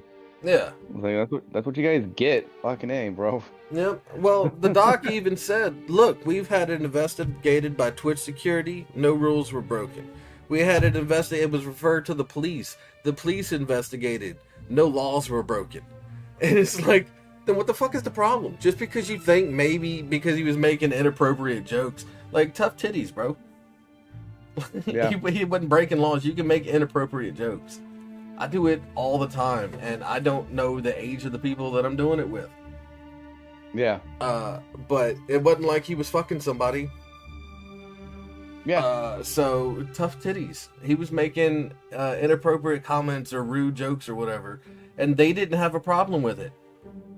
It was somebody else who was snooping in on his DMs that worked at Twitch, who was looking for a reason to get onto him, so they went digging through his DMs, which is fucking crazy that just some worker can do that. They could just pull up your DMs and go through your shit. Oh, yeah. And that's what started it all.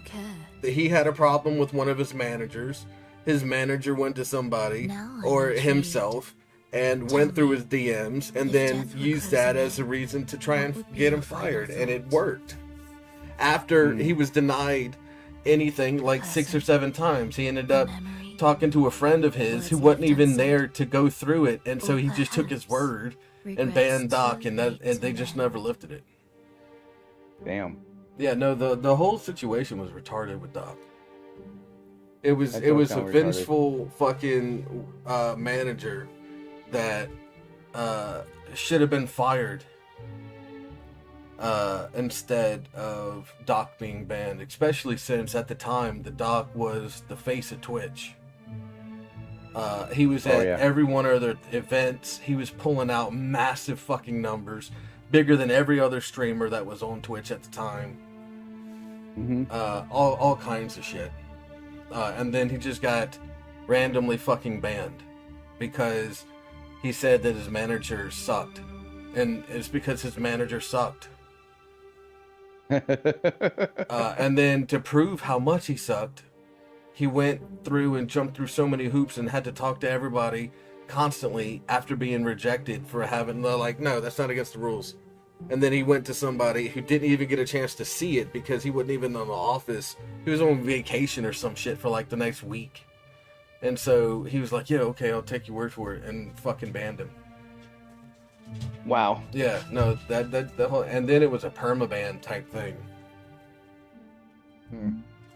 And then they were like, now the rules are after 2 years you can get, they used to not do this, but now they have it, after 2 years you can get unbanned.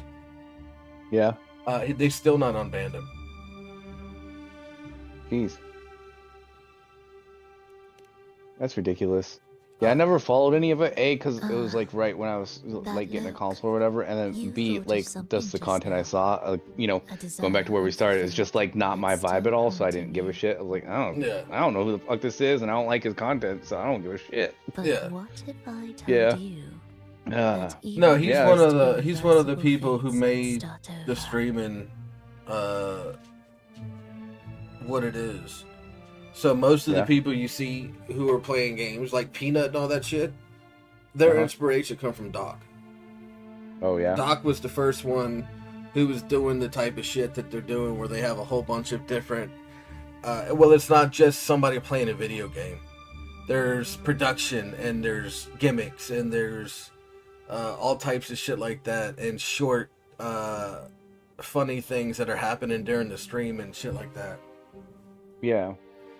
He was the one that pretty much started that shit. Just like Pokimane started the titty streamers for chicks and the drama stuff. Wait, Pokimane started that? Yeah. She was the first one who did. Everybody else had face cams when they were playing games and shit. And she had a full body cam where it was just zoomed out and then pointed down a little bit so that hopefully anytime she got up, her viewers got to see her butt or some shit like that. She was the one that started that. Oh jeez. Yeah. I didn't know that. Yeah, it was her. And the drama started because she started talking mad shit about Trainwreck and XQC and Asmongold, and the way they would do things or what they would say.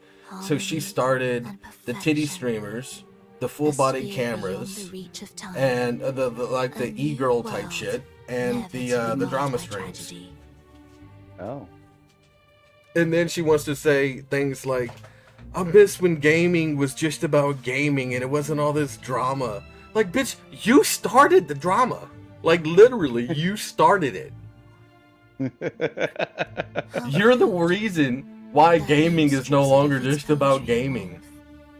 You're the reason why chicks sit there with their tits out, or these full body cameras where you can see their whole body while they're playing a camera. Not playing a camera, but playing a game on camera. They playing the camera. That's what I mean. It's her. She started that shit, bro. I could never make true. Yet for the lost beyond to truly endure, You know, I've never looked into it, for but its melody to speaking bring of those joy, streamers, it still needs I have a no idea divine if fucking Stormfall 33 or whatever her name is gay, straight, or bi. I have no idea. Oh, The I never reaction she cared. has to I don't care either. But it's like her reactions, dude, are very dude reactions when it comes to like any animated booty shots or something like that. Of course they are. She knows is her audience, into bro. it. That's what I mean. She knows her audience. I was like, is she just playing into her audience, or is like that shit genuine? Probably both. Because I'm like, she's also eye popping at animated characters that have the same chest size as her. I'm like, you could literally just look down, honey. Like, yeah. Like, what are you popping your eyes out for, dog? Like, let's go get a mirror. You probably don't watch her, but Amiru's the same way.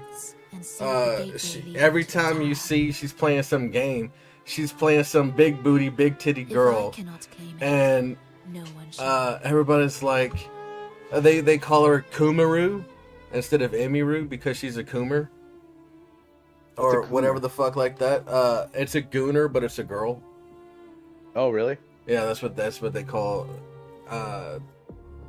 female gooners, I guess. It's Coomers. I didn't know that. Okay. Yeah. So they her friends and shit call her Kumaru, and they're like, "Oh, you'll love this game." And why would I love that game? Because just look at the characters, and they're so slutty and shit like that. And she was like, "Oh," and then they look. And they're like, "Look, I'll suggest it for you." And then when they do, she's got like 200 hours played on it. Yes. And they're like, "I fucking knew you loved that game."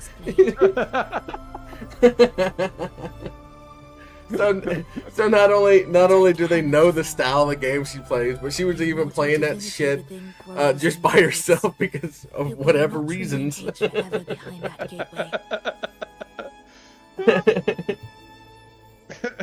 But she's one of those super hot e-girls too, who cosplays and shit all over her streams and stuff.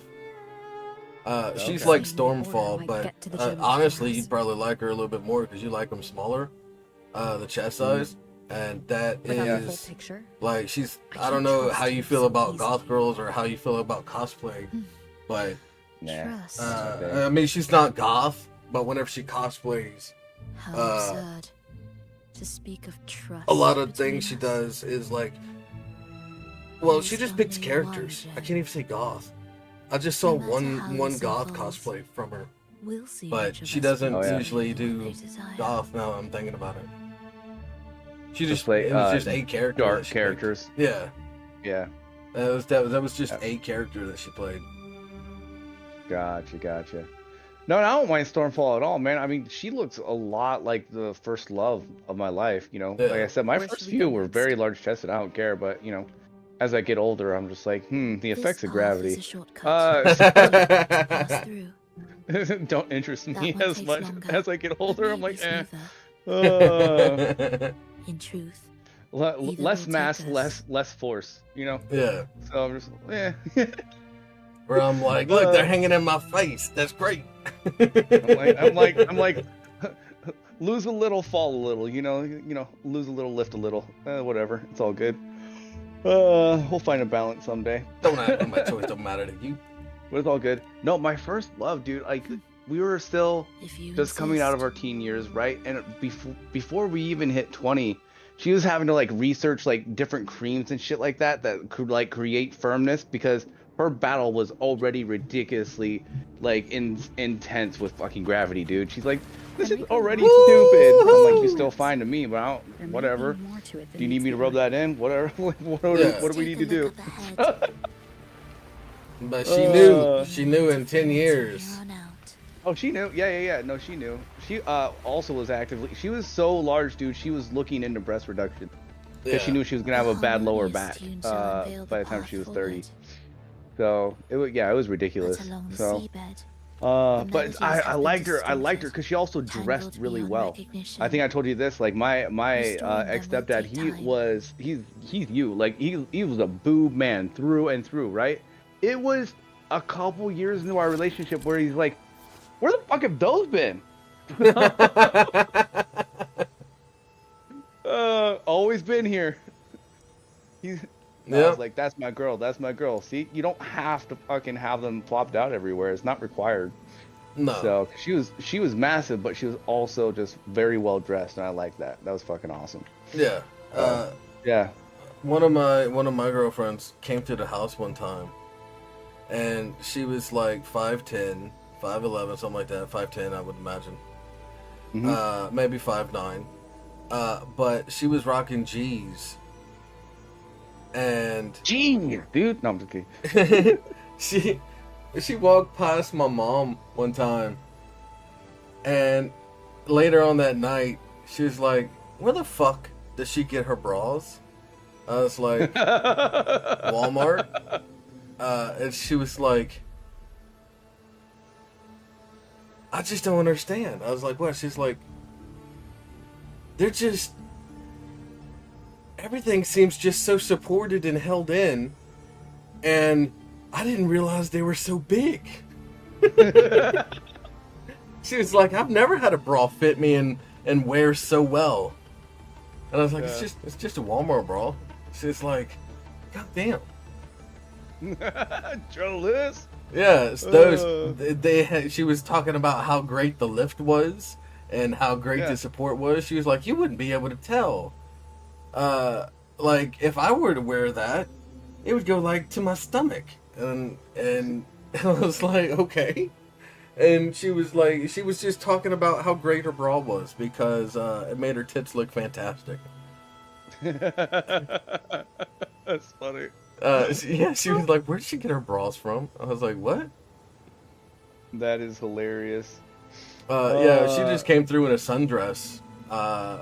With big assets on the front. And obviously, she was just around the house, so obviously she was dressed more for me than for anybody else. And so it was a little bit showy.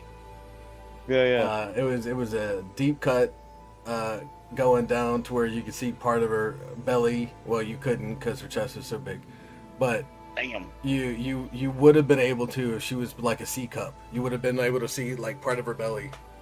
But no, my mom was like, "God damn." Then she was just more concerned about where she got her bras from so that she could go get some.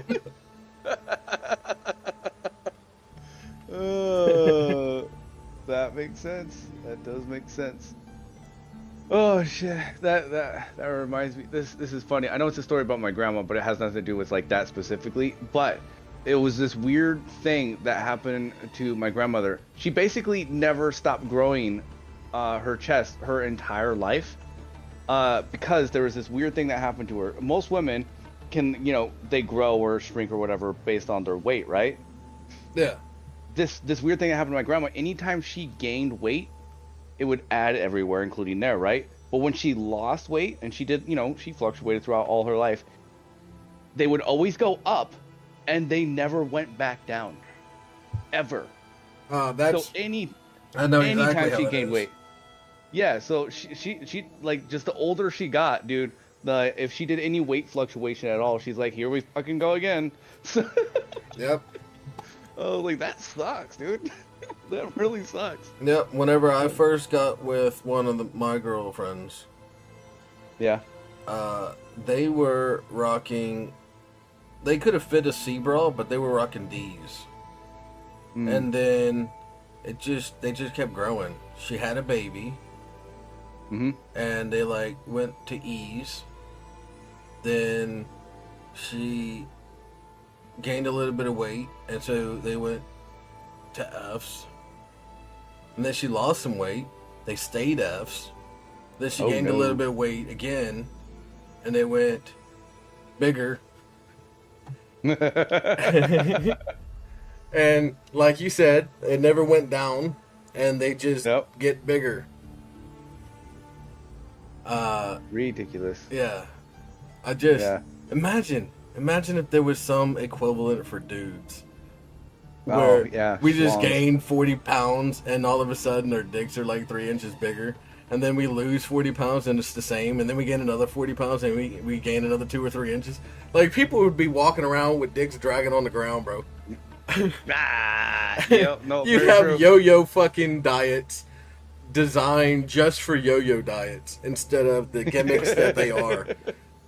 Where it's like, "Oh, we'll help you lose 35 pounds. And then you gain 70. that would be the design. It wouldn't be an accident. They would be like, and everybody, look, you'll lose 35, but then you'll gain 60 back. It'd be like that. That'd be the feature, not the downside. That is funny. But no, guys don't have that. No, we don't. No, we don't. So matter of fact, whenever you gain weight, you usually lose size. Well, yeah, because your fat is like building up or whatnot, and all over whatnot. So it looks like everything else is fucking getting smaller. You're like, shit. Yep. So, yep. Like, it's gone. It's gone. Where did it go? I think I seen something on. Fuck, my mom she used to play Dr. Phil and Oprah a lot. She still watches Dr. Phil, but she doesn't watch Oprah and shit anymore. But I think it was on Oprah, or maybe the Ellen Show or some shit, where she had some doctor on there. They're like, yeah, for every 30 pounds a man loses, he gains 1 to 2 inches. And I don't think he gains 1 to 2 inches. I think he just rediscovers 1 or 2 inches because his fat is getting smaller. Oh my god, that reminds me so much of that clip. Did you ever come across that clip where there's a bunch of dudes gaming and talking like, yeah, there's actually, multiple like 3 inches or whatever, like, of dick inside you technically. Have you ever seen that clip? I think so. I'm not. I'll have to find it and send it to you, dude. You're should. reminding me of that exactly, because it's hilarious. Because you're saying, yeah, it'll just expose more of what's there. Yeah. But then it started having this whole fucking conversation, dude. It's great. One guy pipes in, and he's like, "Are you telling me there's more inside me than out?" I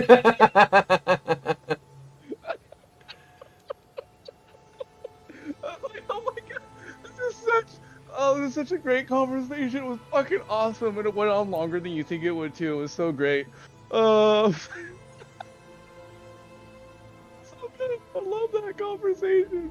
It's one of my favorites outside of the, hey guys, if I was ever going through anything, no.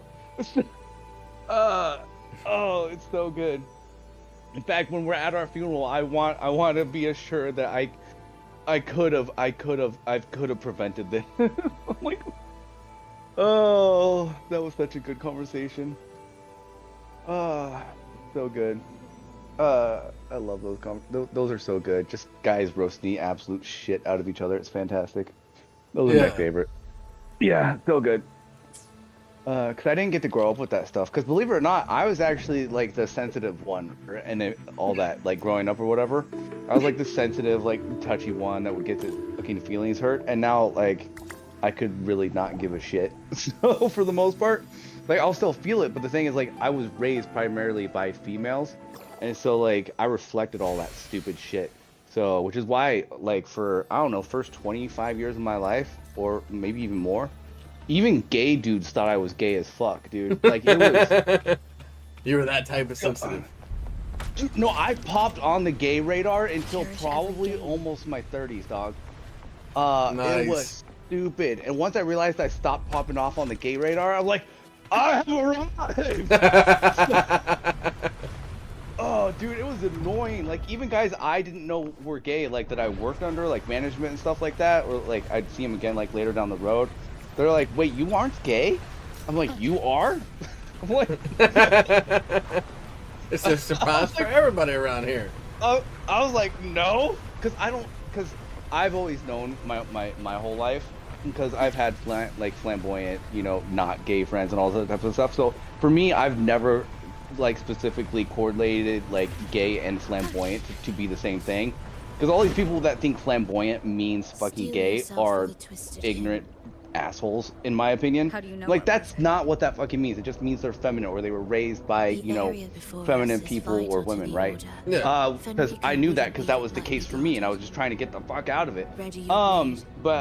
So like when I had managers and shit that were like had a little wisp in their voice and whatnot, I didn't assume gay.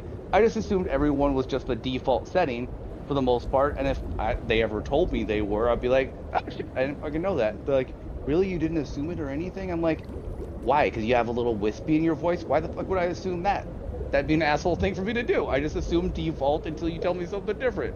I don't give a shit. You know how many actors I have found out years later that they're gay? I almost said faggots.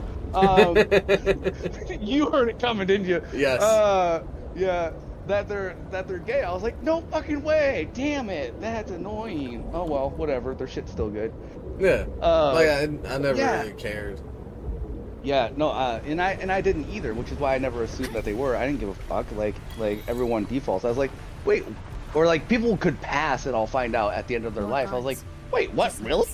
Yeah. They were like, how did you not know that? They're like, he was flamboyant or like this thing or like all these exterior things. I'm like, I don't base that off of exterior shit. They could just have that type of personality. Yeah. It's like some people think like the way you talk or the way you interact or the way you like move shit is supposed to be indicative of a sexuality. It's like, dude, that's like some people, everyone assuming that like your sexual preference is based on how you laugh, right? That's ridiculous. There's just some things, patterns or movements or like fluctuations in voice or tone and all that type of shit that you just pick up from your environment, right? Or it's just something you just like do without thinking.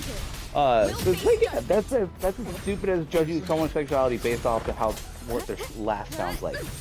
That's the stupidest thing I've ever heard. But yeah, anyways, I don't know what the fuck the point of all that story was, but yeah, no, it took me forever to get off those radars. But I finally got off those damn radars, and I was so stoked, dude. I did a little celebration. I was like, and it probably looked a little gay, but I did, because I was no longer on the radar, so no one was gonna assume. But yeah, dude, I was on those radars for so fucking long. It was so irritating. It pissed me the fuck off. I was never on that radar.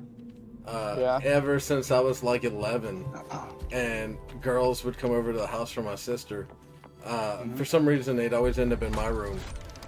And my mom would always be like, my mom would always be like, don't you shut that door. You're not allowed to have your door shut. No, hell no. No, when I was finally allowed to have that door closed, because my sister was on dance team all growing up, so my house was one of like the 3 like dance team houses, right? Because we had like these big places or whatever, and so girls would naturally be hanging out. But once my mom stopped giving a shit and let the door be closed, that's when my first BJ happened. So like, fucking retard, you let the door be closed. Yep. I think it was one of my mom's friends. We called her Aunt Tammy, but she wasn't related or anything.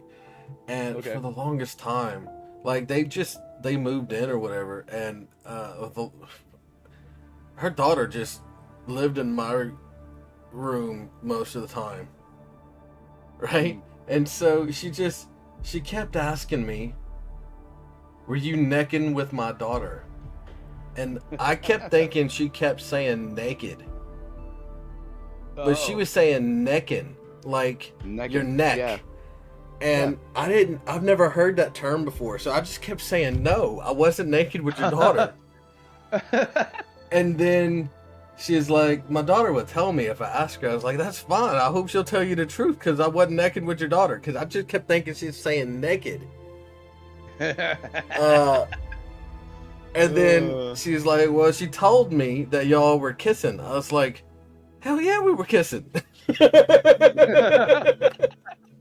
She was like, I just asked you. I was like, no, you didn't. You asked if we were naked. And she was like, no, I said naked. If you were naked with my daughter, then we're going to have a bigger issue. I was like, well, see, this is where we were confusing each other, because yes, I've been making out with your daughter.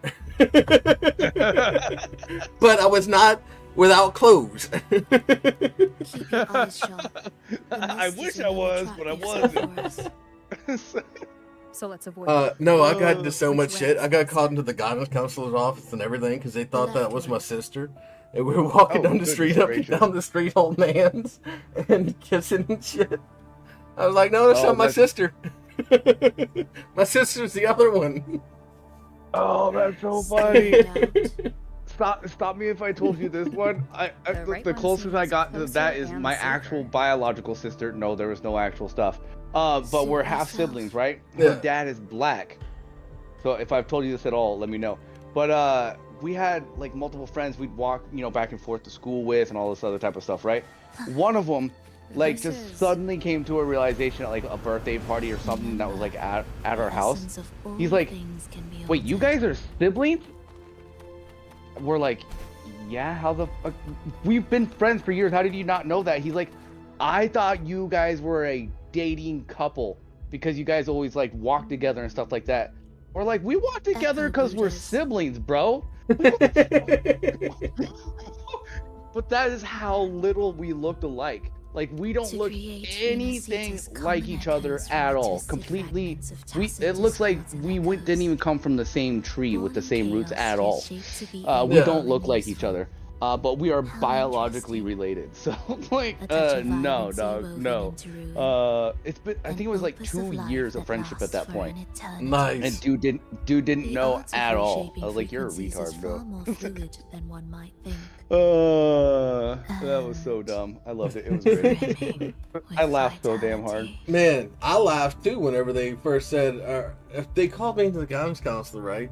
They're like, they were going over these things of do's and don'ts and how you're not allowed to date family members. I'm like, what is this? Why are you being so fucking weird? Yeah. I didn't say fucking, but I was like, why are y'all being so weird? She's like, you're not supposed, brothers and sisters aren't supposed to date, right? I was like, yeah. And she was like, we've had reports that you and your sister are a lot closer than you probably should be. I was like, no, we're not. And she was like, you hold hands and kiss? I was like, what? She was like, with your sister? I was like, what the fuck are you talking about? That time I did swear. Yeah. And they were like, we had reports that you and your sister are dating. I was like, dude, I'm not dating my sister. I was like, what the fuck are you talking about? And they were like, you and they described her. I was like, that's not my sister. I was like, that's my mom's friend's daughter. I was like, my sister is my sister. I was like, and we're not fucking dating. That's so good. But yeah, I was like, I don't know, 13 or 14 whenever they called me into the guidance counselor for that shit. And they were going on about how it's, you have feelings, but sometimes it's not right to act on those feelings. And you're not supposed to date family members, and it causes this kind of disabilities for your babies and shit like that. I was like, what the fuck are you being so weird for? Oh shit, that's great. But yeah, they were trying to pussyfoot around, basically saying how bad it is to date a sibling, and I was like, yeah, no, I get this. I was like, why are you telling me something so obvious? We should be able to take and it's because they thought that the chick that I was always around was my sister because we lived together. Activated first. No. Funny. I was like, no, that's my Aunt Tammy's daughter. And that didn't make it any better. He was like, that's your cousin? I was like, no. It sounds like your cousin, yeah. That would have been like if I ever would have dated any of my younger sisters, right? Because all my sisters are the daughters of my aunts, but all of my aunts and my sisters are not related to me because they're just my parents' friends. Yeah, right? that's exactly so how it is here. Are my parents' friends, but they're called aunts and uncles, and then I just call them my little sisters because that just saved time, because they call them my cousins, or whatever. Because like they were all so much younger than me, and I babysitted all of them, so it's like I'm watching them all grow up, get boyfriends, get pregnant before they leave high school, all that stupid shit, because we were all rednecks. It was like, that'd be like me dating one of them and then trying to explain, like, no, this isn't my actual fucking relative. Yeah, no, the whole thing's fucking wild, bro. Yeah, that's crazy, dude. I can't believe they brought you in. That's insane. Yeah, and as I'm leaving, I'm leaving the counselor's office, my sister's walking in. I was like, good luck. I didn't give her any hints. I didn't give her any advice. I didn't say what it was about. And as I'm walking down the hallway, I hear, what the fuck?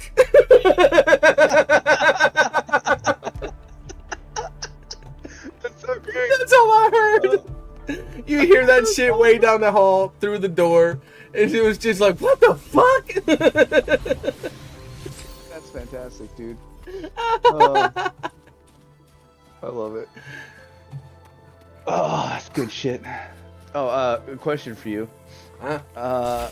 Which of the Star Wars did you say you were gonna be playing?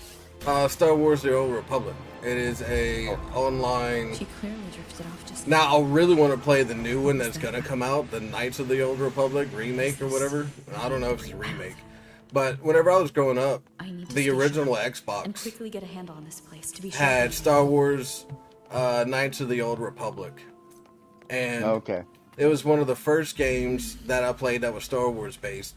But you could be a bad guy. If I time it right. You can. That was before they had all this. Oh shit! Wrong. That was before they had all this. You can't do this. You can't do this in games. It has to be this, and they were trying to push all these messaging and all that shit. Well, you could be a bad guy, so you could just go in, and you could be like Anakin whenever he killed all the kids at the daycare or whatever the fuck it was. Mm-hmm. You can be that guy. Be careful now, my child. And I fucking was. Time to switch the I was a bad guy. I loved it. I loved being a Sith.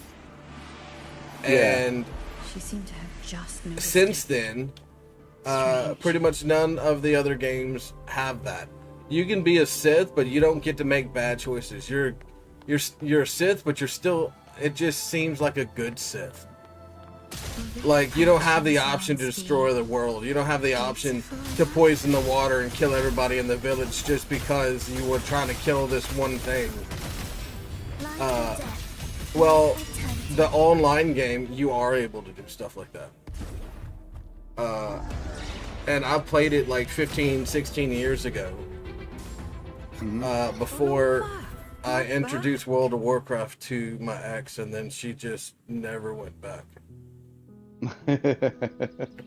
It's crazy. My first ex in Oregon, I introduced her to World of Warcraft, and we were at the midnight launches for the game and all the expansions going on for like 3 or 4 years. Nothing to worry about. And it was only whenever we had a kid and he had heart surgery that we just like more focused on the family and stuff instead of playing games. I heard your murmurs just now. But even then, we were still playing World of Warcraft. And I stopped playing that game because she started cheating with the guys she was meeting in that game. So I was like, I don't play this no more. You killed the fun. What about Yeah, that was your first one, right? Yeah. Yeah. And so, Now, I don't know, there's a true years later, I get with the one in England. always unwelcome. Uh, Always reminding you of the and shortness she'd of never our played days any games at and all. the regrets we can't mend. And so I was like, we can play, because she was also a really big Star Wars fan. So I was like, they have a Star Wars game that just came out. How I was like, we could play that together. for this And merry life it, to last she was running into walls for things and getting to stuck never on walls, trying to go through doorways more than she was walking. She was struggling so fucking hard. And she was getting better and better and better. And then they released a patch with new stuff, and the new content made it to where it was more of a solo style. It was instance based, so the person who started a quest, that's their area, and if I went to try and join them, it would put me in my own area. She didn't like that because she wasn't very good at the game. She couldn't control it very well, and she just had fun when it was us playing together. My parents. Yeah. And so whenever they did that, she didn't want to play anymore. I was like, well, there's a game like this. Triss's words remind and it's me called of World of myself Warcraft. 50 years ago. It's like, I used to play that game, and I used to play the shit out of that game. And if you like this game, you'll probably like that game. Oh boy, does she like it. Now, it's been 15 years, and she's playing it want to watch last a few night. more sunrises with Jeez. my lair. She's still playing. That's mind blowing. Yeah, no, she's still playing. So she really liked the game. But I just think it's funny. I got one ex on it, and then years later I get another girlfriend on it, and both of them never got off of it. Yeah. Oh, well, you have that effect on people. I mean, you were kind of my inspiration for being on every single day. I know, right? And it works. Yeah. Even Sleepy started streaming again after not streaming for months and months and months, to the point where I thought that they had just disappeared, that they had quit, period. Well, she started streaming again, and she was streaming today. And she was like, I know I don't stream on the weekends. I just wanted to play this game some more, so I figured I would do it on stream. I was like, look, girl, you were talking to the wrong fucking person. I was like, I stream every day. I was like, I don't give a fuck if it's weekend. I don't care if it's raining. I don't care if it's nice outside. I was like, I don't care what the fuck's going on. I stream every day, so you're not going to hear me say, why are you streaming today? Normally this is your day off. I'm like, no, stream all you want. It's like, you just, yeah, right. You do you. But she was playing Fortnite earlier, and I was watching her. The issue is, I'm not logged in on Twitch over here. So I can hear what y'all are doing, and I can see what y'all are doing, but then I have to get up and go over there and type to interact with what y'all are doing. Why don't you log in on Twitch over there too? Because my phone's broken, and it has that two-factor authenticator. Oh. Can't you do two-factor through email instead of phone? I don't think so. I have it set it up with a Google Authenticator, and that's on that phone. Oh yeah, shit, I don't use those authenticators. Yeah. I don't use anything that makes me use that shit. I have it set up that way because they made me. Oh yeah. But I was like, it's fine. I'll have this phone for ages, and I broke it within a month. And I'm like, what the fuck? I've got this, like the phone that I'm using now is from 2014, 2013. And it's perfect. There's nothing wrong with this phone. Right? Like, how the fuck did I take care of this one? And I'm still taking care of this one. But that one just had one drop. I dropped it one time. And it happened to land perfectly. Yeah, I was about to say it happened to land perfectly flat. I have a case on it and everything. It landed perfectly flat where it couldn't diffuse the kinetic energy, and instead it shot it through the middle. And it was like somebody shot my phone with a bullet. It blew like from the inside. It blew that shit out. Oh yeah. And so there's just a hole in the middle of my phone because it dropped and landed perfectly from like the height of 1.5 feet. It wasn't even a big drop. It slid off my arm, and I was like, I'm not even going to catch it, because if I try and catch it and I miss, what's going to happen is I'm going to sling it. I'm gonna try and catch it, and I'm going to sling it against the wall or some shit, and then break it. So I just let it drop.